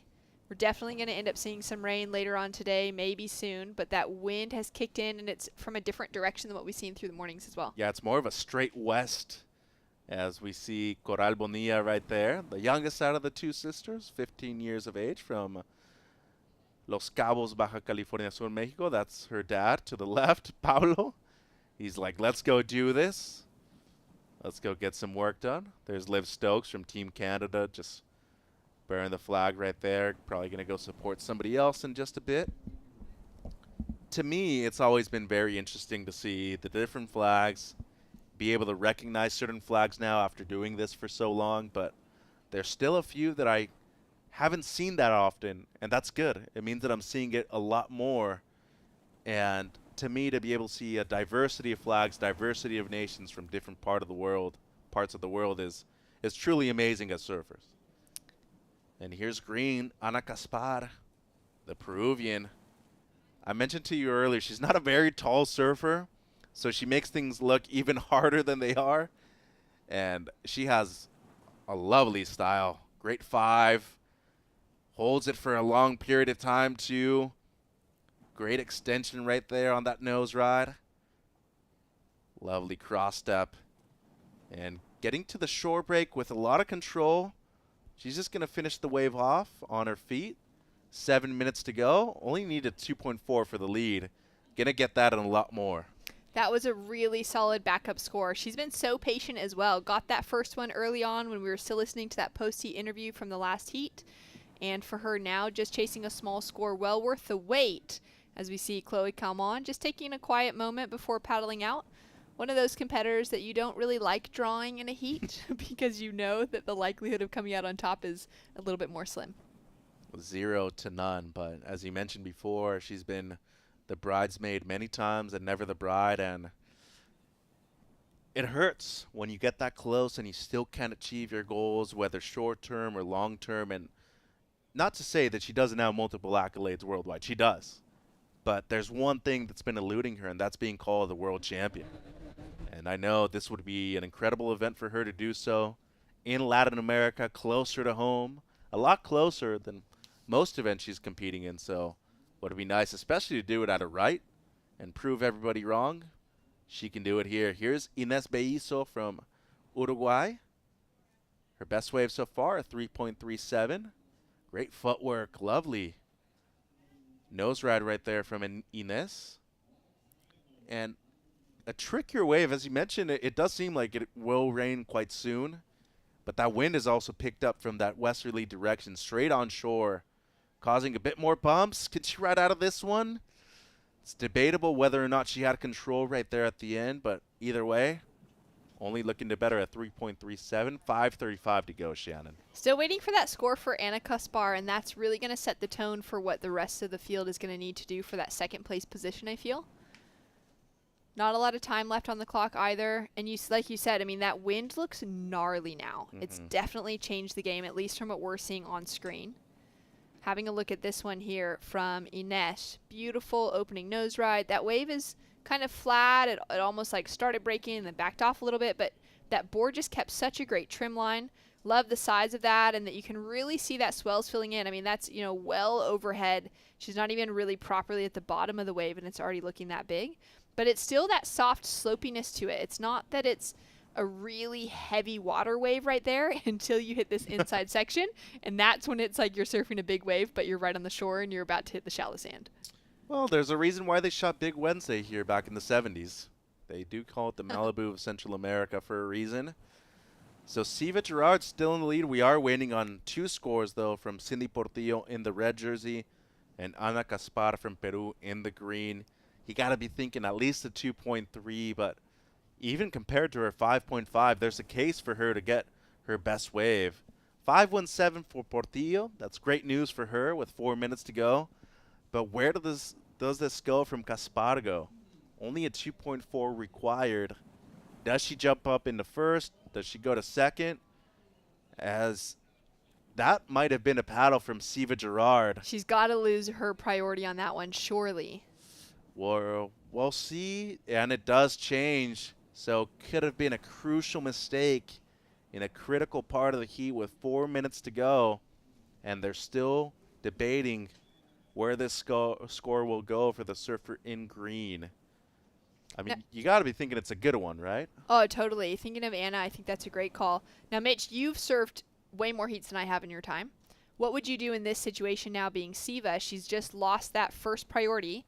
She's sitting underneath Cindy. Would you try and find a different position? What would you do with that much time on the clock?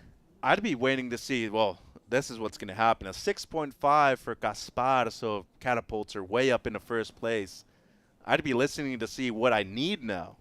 So what kind of wave do I need to be selecting? And I think this might be a smart choice from her. Clean wall ahead. Needs a 4.95. Let's call it a 5. Great 5 to start things off. Nothing super critical, though. Much flatter face.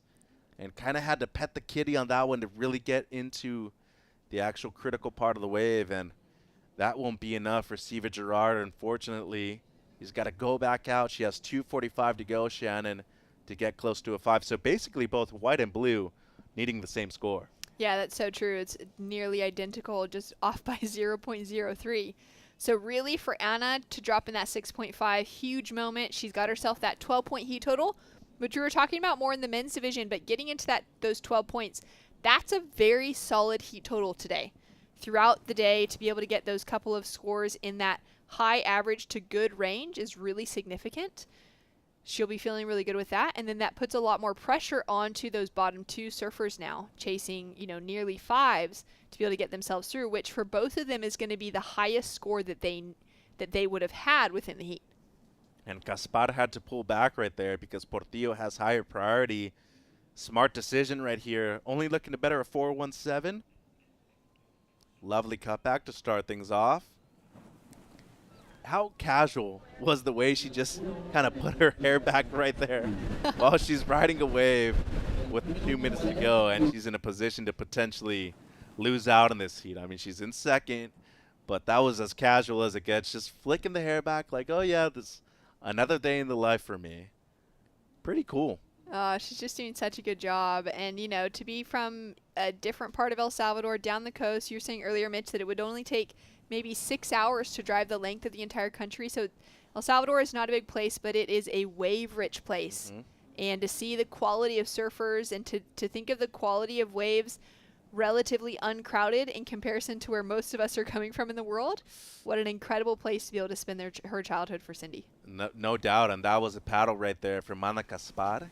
So fortunately for her, she's in the lead, but there will be a priority switch now with Inés Bellizo, the last of red, just a 2.3, doesn't improve. Critical wave right here, and uses priority on a wave that is just going to fade out immediately after takeoff. 40 seconds to go. Kind of an interesting decision right there, Shannon, that you went on that one. Yeah, I think it's, coming down to those moments where you get a little bit panicky and you're like, well, there's something coming. I got to just stand up on it. And you either have those surfers that decide they're going to go on any opportunity in that last minute, or you got the ones that are like, I'm going to sit, I'm going to hold anchor, and if the right wave comes, and if not, it's not my time. And that's kind of the opposite to what Inés was doing in that moment. And it's a challenging position to be in. You see some surfers that make it through, on both sides of that conversation. Live and die out the back is the saying, as we saw Ana right there, the heat leader, go down, just playing some defense right there. So it's going to be the Peruvian in green and the local surfer in red moving through. Huge moment for longboarding in El Salvador as Cindy Portillo knocks out Siva Gerard and the surfer in the blue, Inés Bellizo from Uruguay. Don't go anywhere. Heat 3 coming up. Sam Bleakley and Rachel Tilley about to hit the booth.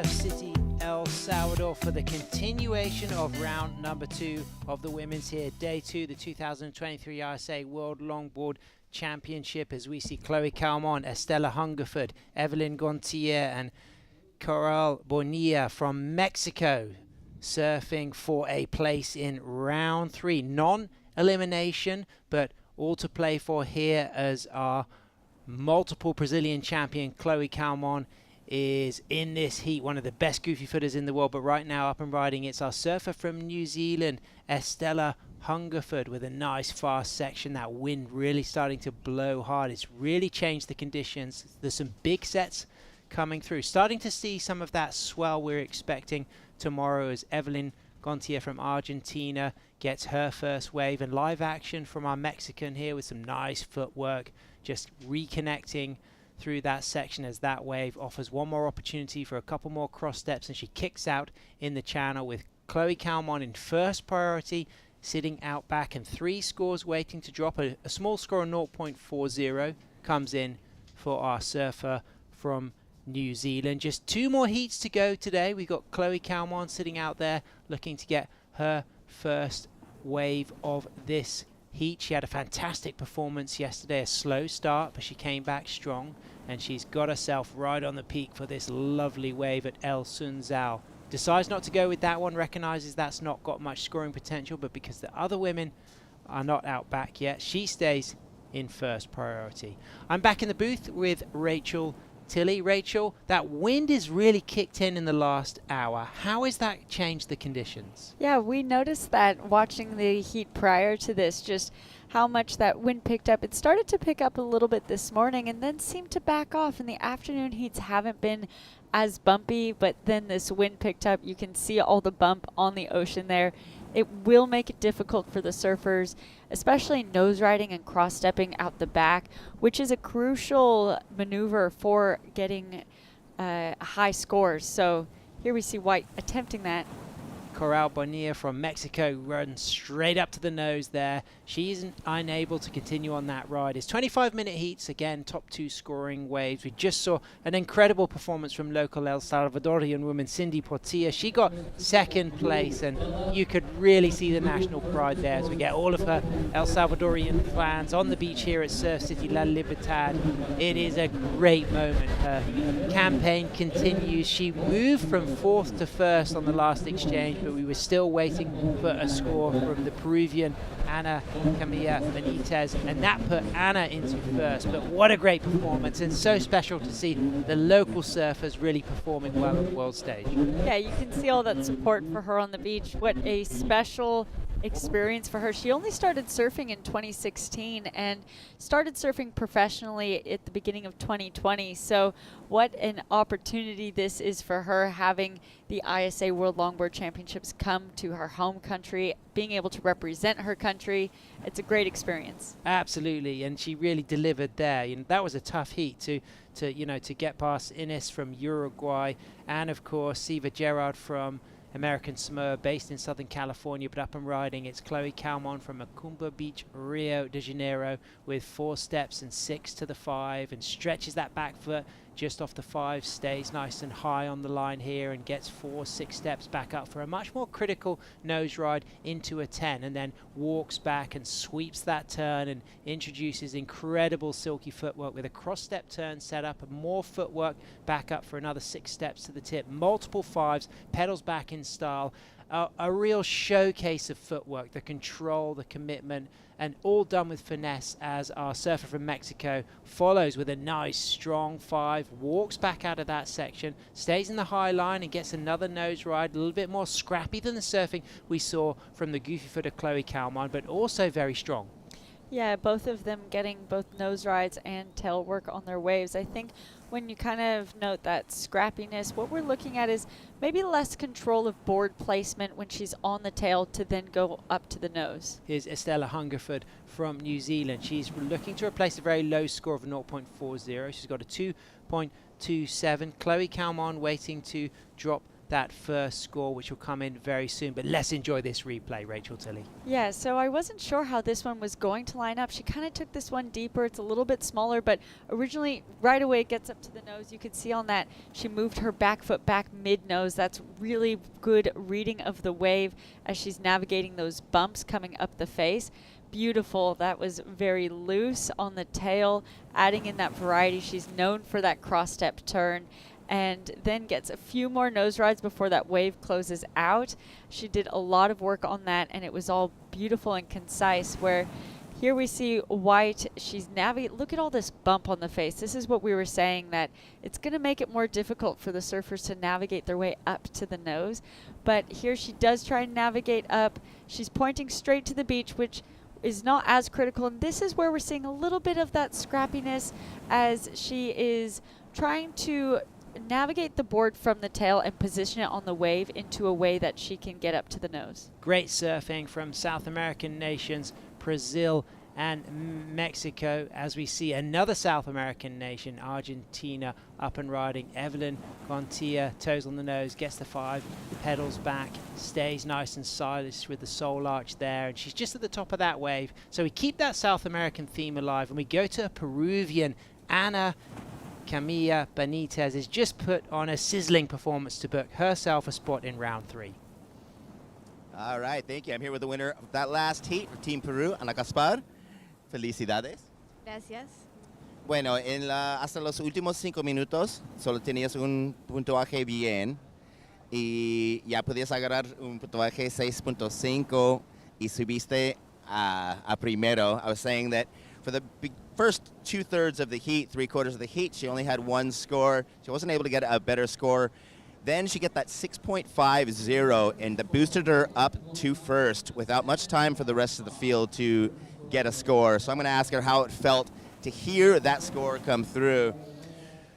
Bueno, estabas en tercero o cuarto, no me acuerdo, pero te entró el 6.5. ¿Y cómo sentiste cuando escuchaste el puntuaje venir para esa ola?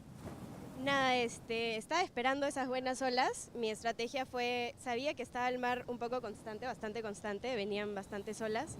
Y mi estrategia fue mantener la calma y confiar en que iban a venir esas olas porque estaban viniendo. Y bueno, agradecida de que pude surfearla bien y que llegaron esas 2 olas que me mantuvieron en el primer puesto.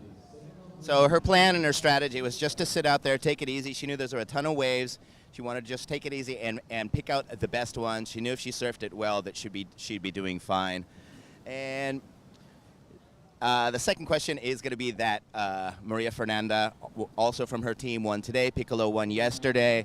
And I'm going to ask her if they've talked about that team medal that's up for grabs here in this Surf City, El Salvador.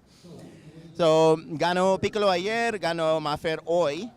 ¿Han hablado hoy sobre la medalla del equipo que tenemos en ese evento para Perú? Sí, bueno, venimos con el Dream Team. Sebastián Cárdenas también corre muy bien, es un peruano que ahora está subiendo su nivel bastante. Entonces estamos dándole con todo para llegar a lo más alto del podio por equipos también. Perfect. So she said Sebastian, also a very, very good competitor. The whole Dream Team came here, and that was definitely on their mind. Y bueno, últimamente, si quieres decir algo a todos los ahí en casa. Bueno, saludos a todos por ahí en la casa, a mis auspiciadores y a la FENTA y al IPD que nos traen hasta acá. Muchas gracias. Bueno, muchas gracias y mucha suerte en la próxima. Back to the booth with you guys. Peruvian Dream Team on display there, but Chloe Calmon putting on a masterclass. A 7.5 will be the highest score wave today. She really did deliver on that right-hander, the goofy footer from Macumba Beach, Rio de Janeiro. But right now it's our Argentinian surfer looking to replace a 2.60 with a nice high line, trimming into that section, shuffling back from that nose ride there, not able to get a real lock on the 5, but does get another touch of the 5, and a pretty awkward wipeout there. Ouch, yeah, it looked like she landed on her board. That one looked like it hurt.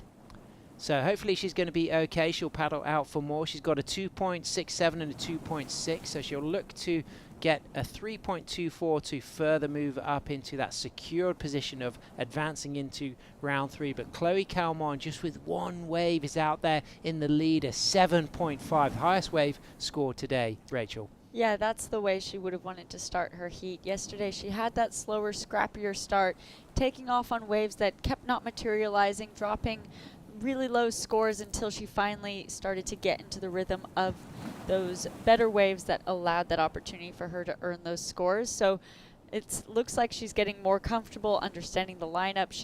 This is her second afternoon heat. Yesterday she was late in the afternoon as well. So she clearly knows what the better waves are looking like now and is using that to her advantage. Here's our Mexican surfer, Carol Bonilla. Beautiful high line for the nose ride there, navigating that bouncy, choppy section with control and style, and throws in a really elegant but powerful cutback, and then 4 steps up for a tap of the nose, and then again staying nice and high, goes for the 10, but the wave doesn't have the opportunity to keep that trim line and that nose ride alive. But really liking what I'm seeing from the Mexican, surfing very stylishly, and she has more of that kind of upright style, but it's looking good. Yeah, very upright. Look at this set that's coming then. That's kind of taken everyone off guard. Those girls having to turtle under that one. Those aren't the sets, though, that are really giving scoring potential. You can kind of see as that one rolls past on the drone angle that there's not much of a line for the surfers to use. As we see, there's Taryn King with the rest of the South African team checking in, Zoe Grospion checking in just out of camera there, but the South African team, Taryn has competed on the WSL World Tour before, the ISA World Tour, the World Championships. She has a gold medal in ISA stand-up paddle racing as well, so an experienced ocean woman. Absolutely, and what a great heat this is going to be coming up as we see Taryn King surf against the French woman Zoe Gros-Pignon, someone you compete with regularly at events around the world. So it's going to be really exciting. And of course, let's not forget about Claire Parsons from Canada, who will also be in that next heat. But thinking about the conditions, we've had a mixed southerly swell today from different sources from the south-southeast and a little bit of a building south-southwest swell. So that's where we're seeing these bigger sets. But tomorrow we do have this new south-south swell really kicking in as we see our surfer in green, Evelyn Gontier, chasing a 3.61 radical turn there. Hangs on nicely to that, stays upright through this section, and then just doing that S snake turn. Again, that high line. We're seeing a lot of the surfers on those waves that don't run in the trim position, that kind of bend back on the point. They keep that high line to try to get the nose ride, but we see quite a lot of them just coming too high and not completing that last nose ride. Yeah, I was going to say earlier, with these conditions, a lot of the surfers will be taking that high line because of the shouldery nature of a lot of these waves, but also just the bumpier nature. You can kind of stay above that bump if you stay at the very top of the wave. So we got 11 minutes, 25 seconds remaining. Chloe Calmon, feels great when you've just got one wave and you're still in the lead, Rachel. Yeah, and she's sitting now with second priority. Estella is sitting with first priority, so you can see their positioning. Estella's just sitting a little bit farther out. Chloe's sitting deeper but inside, so has the opportunity to choose which wave she wants to get if Estella does not take that wave. This is a replay of Chloe's wave from before. You can see again that little shuffle back of her back foot, adjusting for that bump, but maintaining that nose ride, that tight 10. Those are the maneuvers that have racked up her points to get up to a 7.5. Getting all those hang 10s. Absolutely, the nose riding. I mean, it was just such a beautiful flow, and I love the way that she incorporated that cross step turn in the setup between one of those nose rides. Again, talking of those difference between the waves that kind of bend back on the surfers and the ones that have that wall ahead of them. But of course, we've got that tide coming in, and that's a big factor. The surfers that are having heats and towards the higher tide, the wave is a lot more peaky. It doesn't have that kind of wall ahead of them. Yeah, and it makes wave selection all the more important. And as these surfers surf through more and more rounds out here, they'll start to understand which waves they need to take at different tides and different times of the day in order to be getting those higher scores. Absolutely. And do you think a lot of these surfers will be using a lineup when they're out there in the water with regards to a couple of land point references? 100%. Those are really helpful, especially at a point break, to know that you're not getting too deep, to have that point of reference. There are the Irukandjis, the Australian team on screen. They are getting ready to support Lucy Small that will be in the next heat. Yeah, that's going to be really exciting. Looking forward to seeing the regular footer Lucy Small surfing for the Irukandjis in the very next heat against Claire Parsons, Zoe Gropignon and Taryn King. Australia, Canada, France, South Africa all meeting up. But right now it's Brazil, Mexico, New Zealand and Argentina. And it's Brazil out in front just as one wave ridden, a 7.5 by Chloe Calmon, combining all of that incredible footwork as we see that variety of accommodation on offer here in Surf City. There's the contest site. The judges will be staring out over this lineup. They've been doing an incredible job all day, dropping those scores, each score out of 10, and then the lowest and highest removed to create an average from the remaining 3 scores. And it's just those 2 scores. So you see a surfer like Chloe, she's already been extremely patient, just one wave ridden, and she knows she only needs one more good wave to advance through the heat. Yeah, well, at the moment, with her one wave, she is winning the heat. So if the heat ended right now, she'd still win, even though she doesn't have that backup score. So it is a total of those 2 waves. But if your one wave is more than the total of the surfers below you, that still allows you to sit in first. So she's not penalized by any means for not having a backup wave, although it will strengthen her campaign if she gets another wave and ups that total. So Chloe Calmon in second priority. In first priority, Estella Hungerford, who has represented New Zealand as a shortboarder in 2:18 and 2:19 at the World Junior ISA Championship. But it's Evelyn Gontier who takes this wave with a nice high line, walks up to the tip, gets a nice crisp 5 on that second opportunity. This wave crumbling ahead of her. She grabs the rail, she just stays in control, gets low, extends back high and then cuts back, keeping an eye on the opportunity for that wave to reform. And then she takes a fall in there and she's got a 2.6 to replace, leaving Chloe Calmon now in second priority, and Estella Hungerford, the 21-year-old from Christchurch, out there in first priority. Yeah, I liked the bump that came up, and she took advantage of that bump, that second nose ride opportunity as the wave steepened up. Capitalized on that. I don't know if it will be the 361 though. Beautiful takeoff from Coral Bonilla. Really impressed with her surfing. She's looking very stylish. I love the composure and control dealing with those bumps. It didn't happen all the way. She takes a fall, but for me, I'm seeing a very mature surfer, a young woman, but just at the age of 15, she's surfing with the maturity of somebody far older than 15. Yeah, and it looks like we're going to see Chloe taking off on her second ride. Chloe Calmon has a look. She'll shift down the priority if there's another surfer in the lineup below her in priority. But because Estella was first priority and Evelyn and Carol are paddling back out, it means that priority situation doesn't change. Yeah, which is why she, someone like Chloe with all of her experience, she would know exactly how to use priority. If she was unsure whether she'd catch that wave or not, and the other girls were sitting out there, she wouldn't have paddled for that. But because there was no other girls out there, she's already has the least priority with just those 2 of the 2 girls out there. She went for it to see if she could scratch into it. She couldn't, and there's no skin off her back. So a Mexican surfer, Coral, she grew up between Baja and Ontario, Canada, and she's been surfing since the age of 2, part of a big, strong surfing family, competing since 12, and she's based down there on the southern tip of Baja, and she knows that tropical climate very well. She is really looking at home here in El Salvador. She's in second position, looking to replace that 2.60.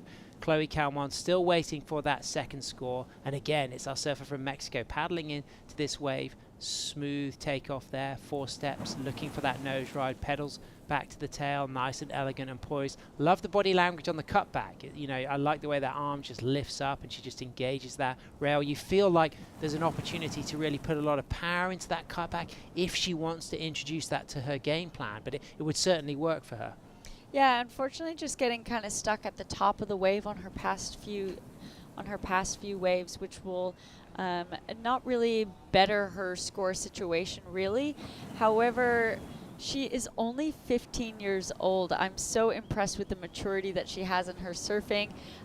Just like we saw Hazel Wilson, also 15 years old, surfing in this. There is so much you're dealing with at so young, going against older women, especially someone like Chloe Calmon in your heat. Estella Hungerford from New Zealand, great approach here, just lining that up, weaving, snaking, climbing and dropping, 2 steps, back to the tail, no nose ride in that section, but great tail surfing from our surfer from Christchurch, taking this wave all the way through to the inside. In 3rd position, she's got a 3.10 and a 2.27, so she needs a score of a 3.18 to move up into the 1st position, but it's Coral in 2nd, Chloe out there in the lead, up and riding Chloe Calmon from Macumba Beach with 4 steps for a nice crisp 5, critical, high degree of difficulty early in the wave. We haven't seen nose rides as critical as that early in the wave, and 2nd section there, gets that 3rd nose ride and pedals back, and look at that footwork throwing that spray. This is why this woman is one of the best in the world. This is incredible surfing, already dropping a 7.5 and then just setting herself up through this shoulder here and walking back up for another nose ride on that inside, and you can see that wave steepening up ahead of her, so she rebounds off that foam and just steps off onto the sand, and you feel as if that could go past that 7.5. I think so. I think that was a better wave opportunity. She didn't get as many hang 10s as that first wave. However, that long nose ride out the back was so critical, was nice and upright. Unfortunately, getting hit by the shore break there. The shore break's a little bit intense here, actually. But, yeah, that was a great second ride for Chloe. She was patient for it, selected it well. She took off at that angle and went straight to the nose on that high line. That's what we're talking about, so she can kind of avoid that bump and hold that all the way across. Absolutely. I think this score will be a big statement from the judges to reward the degree of difficulty for a critical nose ride on that first section, because we haven't seen that very often in the event today. But let's analyze this, Rachel. So you can see she took off. She didn't go to the bottom of the wave and do a bottom turn. She just went straight to the nose at the top of the wave, and I'm really liking her bottom turns off of her cutbacks to set back up. She's showing so much control right there. There's so much control there. You can see that she's placing the board exactly where she wants to on the wave, so that way she's nose riding in the critical section of the wave. This wave continued to provide opportunity. I like that bank off the whitewash at the end for variety. It feels like excellent range surfing. I think so. I think it'll be right up there with her 7.5. So live action, our surfer from Argentina having a look at that wave. Evelyn doesn't take it, so Coral is out back with priority. She needs to replace a 2.60, waiting for a score from Chloe, which will really solidify her position in 1st place. But it's our young Mexican, just 15. Coral up and riding, beautiful footwork up to the nose, pedals back to the tail. There's that little cut back, just adjusting that line, keeping the board in trim, and then just didn't get the read on that wave. It looked like there was a lot of scoring opportunity on that wave, but perhaps the read and the lines were not the kind of correct choice at the start. And there has been a bit of that situation change where Estella is now sitting in 2nd place and Coral's chasing a 2.80. She's working hard for it with only a minute left. It's not a big score that she needs. Nice section for Coral there up to the nose. She really needs to deliver here. She only needs a low score of 2.80, demonstrating great stylish classic footwork, committing everything. Good nose ride on the inside, walks out of it. So she would have caught that wave more from the middle of the point. So do you think the judges can really give her the score she needs, a 2.80? I think our drone angle was a little bit hard to tell. I want to see that first nose ride from the judges' angle more. So I think it's entirely possible to get a 2.8 even from a mid wave, only taking off halfway out the back. But there is a nice nose ride from Evelyn. So Evelyn Gontier, the 24-year-old, hanging on that roller coaster, nearly riding out of it. An Argentinian champion, owner of Coco Surf Trips, also an excellent shortboarder. Evelyn chasing a score of a 3.80. So we're waiting for scores from all of the competitors as we move into the last 5 seconds, and Chloe Calmon has got 2 seconds to stand up. She's up and it will count. She's riding. She's just readjusting that line beautifully, staying nice and high. 4 steps to a really tight critical long 5, and Chris steps back beautifully and sets herself up with that trademark swooping bottom turn again for a really critical 5, holding that nose for a super steep section and hanging 10, a double tight 5 after that 10, and then roundhouse rebound off the foam. That was exceptional surfing from Chloe. This is what we're here to watch, the best in the world, and Chloe Calmon delivering 100%.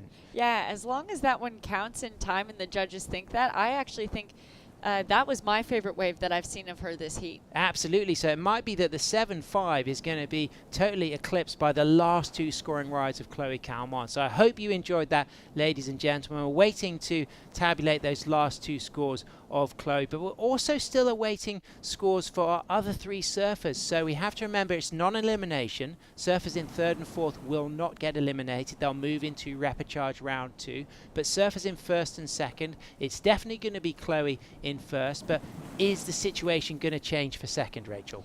I think there's low scores that are needed for 3rd and 4th, only needing those 2-3 ranges, and a lot happened. So it doesn't look like Coral has got the score that she needs to move up into 2nd position, and Estella hasn't changed her situation. She stays in 2nd. So all we're now waiting for is to see those last 2 scores of red. So we know that our surfer from New Zealand has clinched that 2nd spot, but Coral, we know she's got a lot to offer in the repechage. So we'll update on those big scores from Chloe Calmon after the break. But stay with us, ladies and gentlemen, because coming up, we've got Lucy Small, Claire Parsons, Zoe Gropignon, and Taryn King live for our last heat of the day here at Surf City, El Salvador, for the ISA World Longboard Surfing Championship.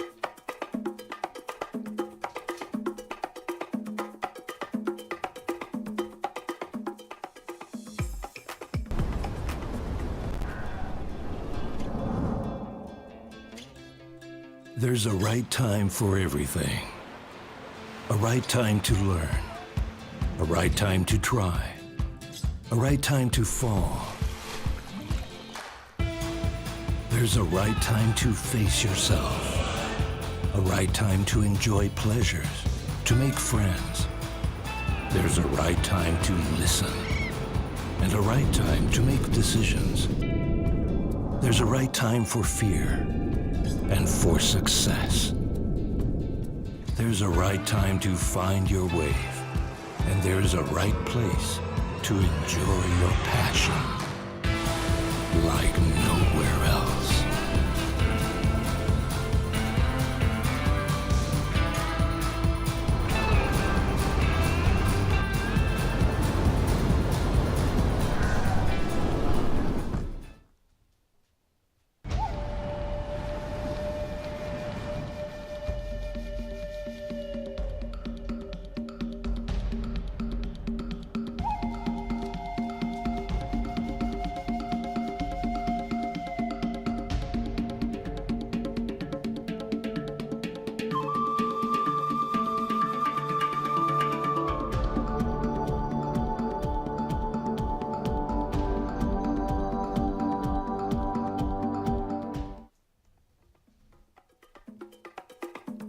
Thanks so much for tuning in to Surf City, El Salvador for the last heat of day 2 here at the ISA World Longboard Championship. And you can see the beautiful volcanic landscape of this Central American country as Chloe Calmon drops a 7.2 and a 7.93 for her last 2 waves. A convincing performance from Chloe, 3 7s in that heat. But moving on to heat number 4, we've got Lucy Small from Australia, Claire Parsons from Canada, Zoe Gropignon from France, Taryn King from South Africa. But commiserations there for Coral because she surfed really good. Estella from New Zealand did really well to move up into 2nd, but I think both Evelyn and Coral can be really proud of the way they surfed, and they'll have a good run in the repechage rounds. Absolutely. We are in women's round 2 right now, so these are non-elimination heats. We did run the round 1 of the repechage heat, so we did say goodbye to some of our first surfers in the women's round, but back into the main event right now. So none of these surfers will be actually going home. Any surfers that get 3rd and 4th in these heats will just drop down to that repechage round. Lucy Small from the deep south of Western Australia, Denmark. She's now based in Sydney. Surf journalism, social science, studied politics, competitive longboarding of her life. She's travelled all over the world to Mozambique, Bangladesh, Algeria. She has a master's in peace and conflict studies, and of course she's the founder of the Equal Pay for Equal Play campaign. She's the first longboarder to get on the cover of Tracks magazine as well, and it's really great to see Lucy representing Australia. Real good role model for surfers around the world, and as a regular footer she's really going to like these conditions here at El Sunzal. Yeah, she's really taken on that voice of female activist for women's surfing, women's longboarding, and going beyond just surfing, like you said, that equal pay for equal play. It's a campaign that she is leading over in Australia, making sure equal funding and opportunity is being provided for both women's sport and men's sport. So yeah, you're right. She will be on her front side and feeling comfortable. I think managing this bump on your front side is a little bit of an advantage for those regular footed surfers. However, Chloe surfing on her backside showed that it is possible to get those high scores in these conditions. Absolutely. Exceptional surfing from Chloe Calmon. Taryn King from South Africa, 2018 ISA gold medalist in the SUP sprint, which was held in Hainan, China. She's mum to Koa and Izzy, and her husband Thomas has made 2 ISA World Longboard finals, getting a copper in Peru in 2013 in the longboard event, and in the SUP he's also been a finalist. So Taryn, a multiple South African longboard champion, based in Cape Town. Her favourite break is Jeffreys Bay, so she loves right-hand point breaks. But it's Claire Parsons from the east coast of Canada up and riding from Dartmouth, Nova Scotia. Takes a high line. This is a big, soupy, bouncy section. That one clearly was going to be a hard one to hang on to. Sure, and even if she did hang on to it, I don't know if it would have provided that much opportunity. So it's not too bad that she is still kind of not too far away from the lineup and can get back out there quickly. Zoe Gros-Pignon from France, the 23-year-old, has been spending a lot of time lately in El Salvador. If you follow Zoe on social media, you know that she's been working hard at these right-hand point breaks, and she's looking really good. I love that drop knee turn. That was extremely dynamic. When she threw that in, there was a real change in body language, and it's nice to see that variety where that drop knee is used with power, with control, as she navigates this soupy inside section. And we'll be looking forward to seeing what score she dropped. But somebody who just absolutely ran away with that heat. 3 near excellent scores. Chloe Calmon from Macumba Beach, Rio de Janeiro, is with Ben Way. Thank you very much, Sam. So I'm down here with Team Brazil's Chloe Calmon, winner of that round 2, heat number 3. Muito parabéns. Thank you. Gracias. So, Chloe, I have to say that you have one of my favorite styles out of any surfer, men's or women's. You look so connected with your equipment. Today, you weren't on your 9.0 Nickel Carbone New Advance. I guess this is your log model. You're on a 9.4 today? Yeah. The conditions today were really good throughout the whole day, and as I was watching the heats before mine, I saw the waves were really glassy, and then it's the smallest day of the week too, so I found this board as my go-to board. It's really comfortable for nose riding, and I really love this board. But just 10 minutes before I pedal out for my heat, the wind picked up again, so it was kind of choppy out the back, but the wave itself was really clean, still good for nose riding. So I was just stoked to get 5 more minutes, so 25-minute heats, and just to choose the good ones, and I'm stoked to make it through. You were also able to do some really progressive maneuvers on this, even though it is a single fin log. And you do have your 9.0 2+1 model as well with nickel carbone. What would make your decision to switch up possibly to putting the side bites on? Well, I grew up surfing on progressive longboards, 2+1.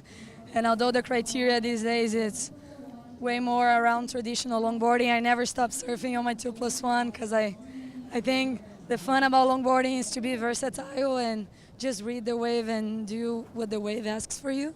So I love nose riding, but I love to do some rail surfing as well. And I think a lot of people think the traditional style is all about nose riding, but I think when you can connect some turns in between and use the entire length of the board and do some roundhouses and some nice turns, drop knees, I think it just gets more exciting. And the wave, the inside just gets a little bit more steep, so it was nice to get some roundhouses over there. And yeah, I think that's what longboarding is all about, to enjoy all the potential the wave gives you. Yeah, it's a big giant dance floor to do the samba all over. So we know that the swell is going to pick up. It's going to get really big. The conditions should change quite a bit. Is there a chance that we might see you scaling down on your equipment? Oh yeah, I feel really confident with all my boards, and I've been training here for a week in all conditions, trying out all my boards. So, and I feel ready for any conditions, and I think all the surfers here, we're talking about the best surfers in the world. So we all came really prepared for this event. So big waves, small waves, bring it on. And so you've won Pan Am Games, you've gotten silvers with WSL. It's got to be a dream to take a gold medal in a world championship. And how hungry are you for that in this beautiful Surf City El Salvador World Longboard Surfing Championship? Oh, it's always my goal in every event, just go for the win. And but it's still a long week ahead. A lot of rounds and a lot of good surfers in the draw as well. So I'm just trying to focus on step by step. Today my focus on round 2, and tomorrow or the day after my round 3. And just focus on my energy on what I can do on each day. But yeah, I work really hard to achieve my goals, and I'm definitely here for the win. But I'm just enjoying so much my time here, supporting my fellow teammates from Brazil. We are in a really good vibe, coming straight from Panama. And yeah, it's just really nice to be here representing my country, first of all. Well, it's great to see you. I look forward to the next Chloe Calmon show out there. And we'll be seeing you in the following days. And best of luck and everything. If you want to say anything to your people in your country. Thank you. Obrigada a todo mundo que torceu, manda mensagem. O time Brasil tá forte. E é isso, continuem mandando as good vibes. Muito obrigado. Parabéns. Back to the booth with you guys.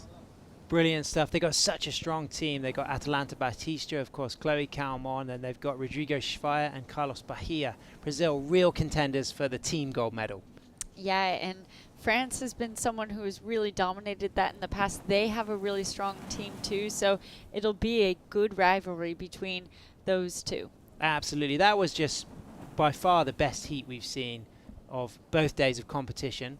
You know, perfect performance there from Chloe Calmon. Beautiful rail surfing, footwork, nose riding, the complete act, you know, done with style, flow and grace and control. But Zoe Gropignon, she's out there in the lead with a 3.5 and a 2.50. I just go back to that drop knee she did on her first wave. There was just one moment of complete brilliance where what I really enjoyed about that drop knee was out of nowhere she changed her body language and put in this dynamic, powerful drop knee, and that's something from Zoe I've not seen in the past. I've seen a lot of composure and a lot of similar types of turns, so I feel as if there's more to come from Zoe, that she's really been working on some new things that she might start to demonstrate in this event. Yeah, Zoe's been putting a lot of time and effort into her surfing. Zoe and Chloe are two best friends that tend to do a lot of traveling together. They came over to El Salvador about a month or two ago just to practice. There's a WSL event happening at this location later in this year.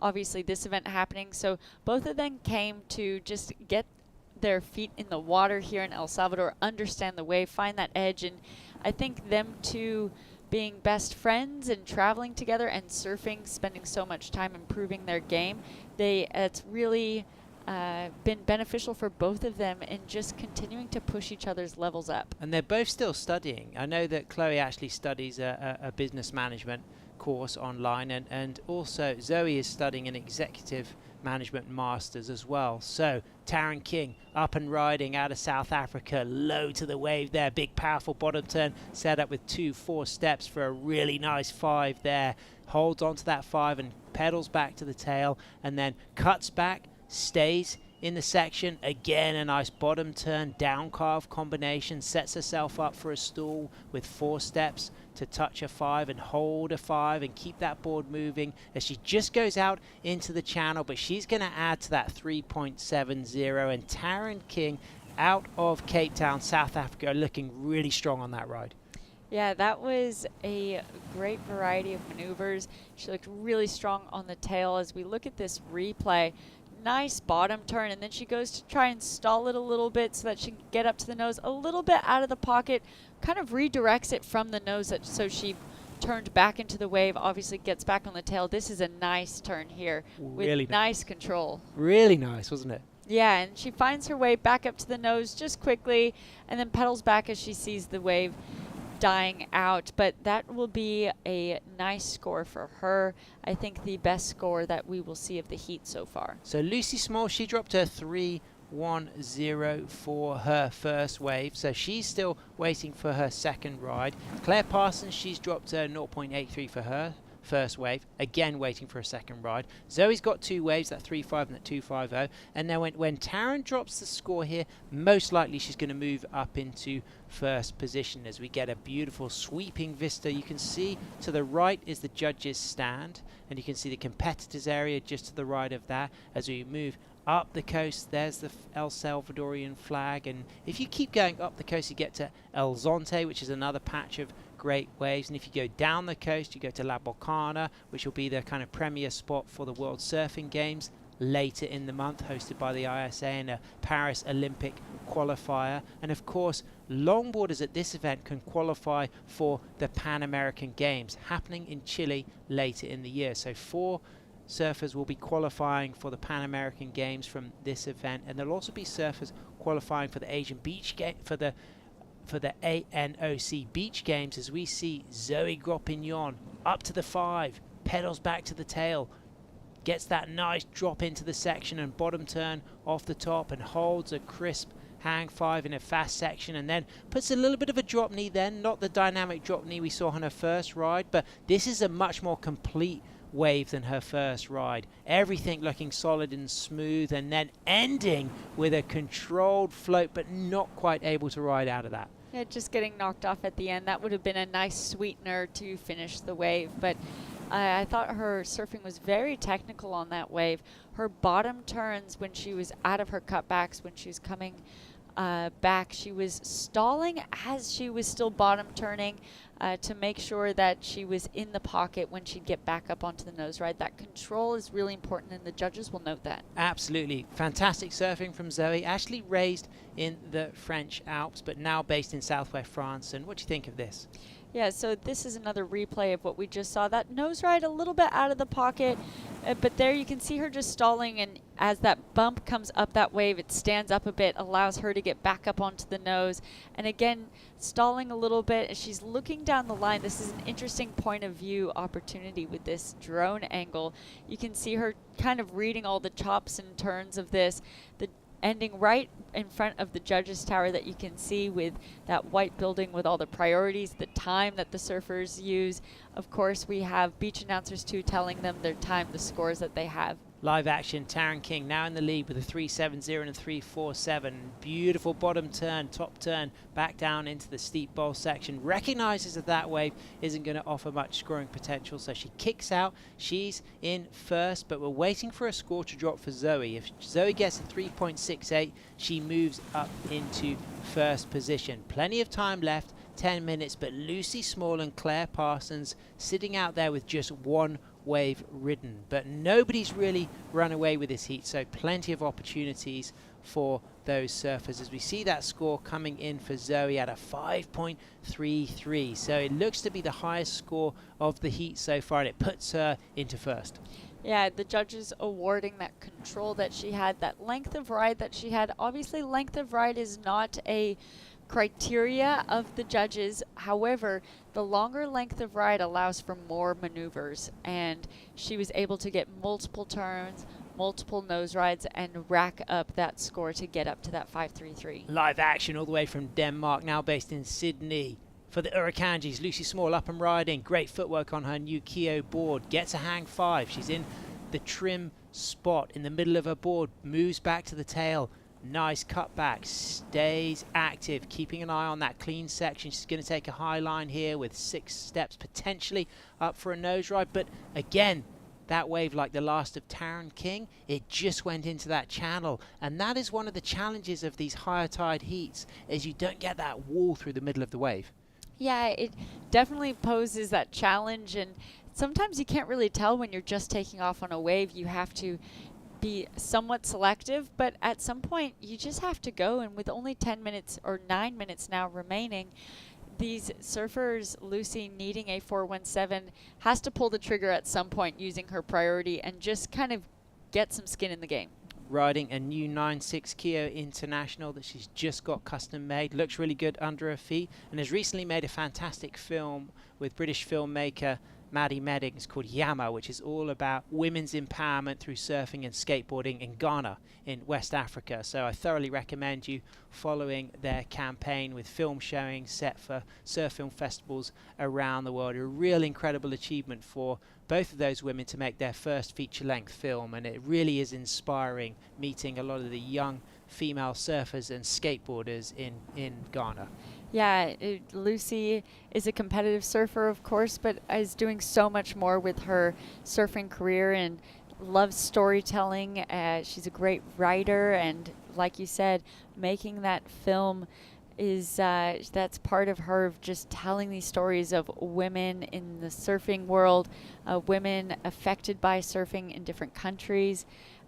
So there's so much going on for Lucy. And her day job is working for the Green Party in politics in Australia. So big up to the Green Party, supporting Lucy as one of their employees to get out into the world and have the opportunity to compete internationally. Yeah, it's beautiful. She only got a 227 on that backup score, so she still needs that 417. She's paddling out there in last priority now, 4th priority. Has not quite been awarded it yet, but she's in the lineup, and so she's sitting just inside of all the other surfers, hoping to pick something off that maybe the other surfers didn't recognize, and can try and turn that into the score that she needs. Claire Parsons from Canada is in the driving seat here, up and riding. She's got to navigate a bouncy takeoff there. Again, that higher tide really demonstrating that you get much more of a peaky wave, so you've really got to be sensible with how you line up that opportunity to maximize the scoring potential. That one just fading out, but it will be Claire's second scoring ride as we see Taryn King looking to replace a 3.47, and I can hear her South African teammates Alfonso the Fons Peters, Sam Christensen and Cara Stubbs on the beach cheering. Of course, Cara's uncle is Dave Stubbs, the great shaper who shaped the boards that Matthew Muir won his 2 ISA World Longboard titles on. I was at one of those titles watching Matthew. In fact, I was at both of them, and that guy won those in like incredible form at his very competitive peak. Yeah, known as Mouse, you know, in the surfing world. He is such a great surfer out of South Africa, such a fun person to be around, and although he has retired from his competitive career, he's still such a great surfer. So Zoe Gropignon out there in the lead with that 5.33 and that 3.50. We're moving into the last 6 minutes here as we can see the Canadian team. There's Liv Stokes just keeping an eye on the live scores there. They're really behind Claire Parsons. Claire coming out of Dartmouth, Nova Scotia. Her favourite break is Lawrencetown Beach. She's riding a Scott Anderson Diamond Tail, and she is currently needing a score of a 5.37 to move up into first position, but this is non-elimination, round 2, heat 4. So the surfers in first and second will progress into the main event, round 3, and the surfers in third and fourth will move into repechage, round 2. So don't worry if you're following some of these surfers who don't get through, because it doesn't mean they're out of the event.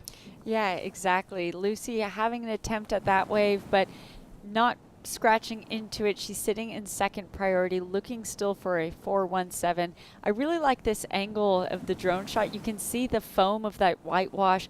That's the angle of the wave as it's coming through, and the line that the surfers are taking, surfing towards the beach, with that white tower on the beach being the judges. So Zoe Gropignon getting a nice deep fade into this section. I love the opportunity for a setup. She fades in, right behind the pocket here. But again, that high tide kicking in, keeping a high line, looking for the opportunity to strike for a 5, holds on that 5. Great surfing, really impressive. The wave not necessarily easy to ride, but the way she's navigated this has been first class, and again finds the lock on the 5. Just even from the very setup, the fact she paddled so deep, she got that big fade, and it allowed those 2 nose rides. Yes, not the longest, biggest, cleanest wave, but the way she dealt with that, there wasn't really much more she could have done.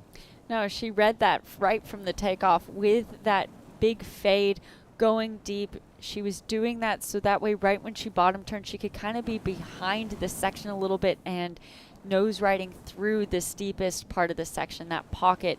And it did unfortunately then break in front of her. She would have known that that was coming. She did make it around that, got another little nose ride, and then it faded out as those deeper ones seemed to not be connecting all the way through to that wider inside section.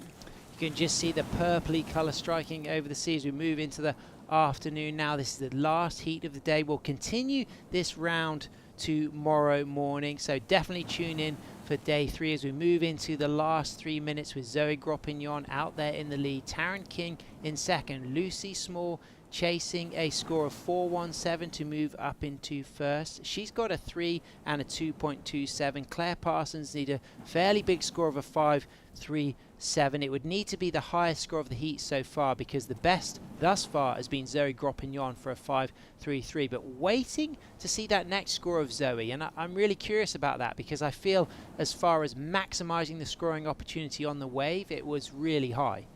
Yeah, absolutely. I think it will be interesting. You know, we saw Chloe's wave earlier in her heat yesterday, or sorry, this heat right before this one. She was able to get a high score on a short wave just because of how much work that she did.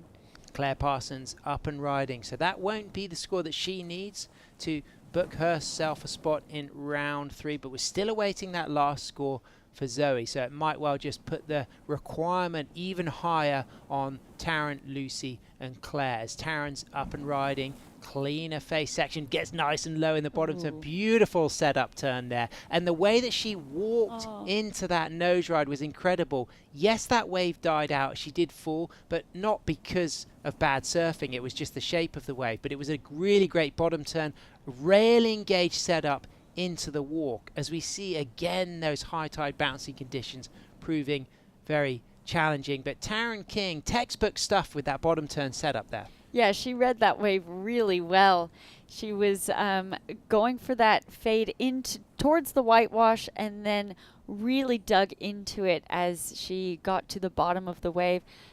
Beautiful surfing. Unfortunately, Lucy coming unstuck on that one. Lucy tends to ride really traditional shaped boards with really rolled bottoms, and sometimes that can make it a little bit harder to navigate the bumpier sections while on the tail. But that type of board is really great for nose riding. So that, I know she's trying to balance the two with that. Great late takeoff for Claire Parsons there. So Zoe Gropignon drops a 4.5 for that last score. So her last 2 rides have been her best 2 scores, that 5.33 and that 4.5. So she's got a commanding position here. She's also sitting out there with first priority, and here she is, late takeoff, but elegantly done, up and riding, navigating the bounce and the bump, and then putting a drop knee turn in. And in that bowl section, you can see how sucky and hard to handle that is, putting a cut back and a couple of cross steps just to keep the board trimming. And here's a high section for a 5. She gets that nose ride, pedals back to the tail, puts that board on rail for a sweeping cut back, drops that knee elegantly, subtly, again using that subtle drop knee, and again making sure that she stays in the pocket, looking really smooth. Zoe Gropignon's got to be very proud of the way she surfed in this heat. Yeah, I really like her narrow stance as well. The judges will really like that. It just shows elegance and composure in everything that's happening around her, being just really bumpy and wild. Brilliant surfing from Zoe Gropignon. She takes the win. Taryn King stays in second position, waiting for that last score to tabulate for Zoe. But Taryn surfed so well. Lucy Small and Claire Parsons, they will be not eliminated because they'll be moving into the repechage. But congratulations, Zoe and Taryn. It's been a fantastic day, ladies and gentlemen. Thanks so much for for tuning in. But come back tomorrow. We'll be live here at Surf City, El Salvador, 7:30 a.m. local time for day 3 of the ISA World Longboard Championship.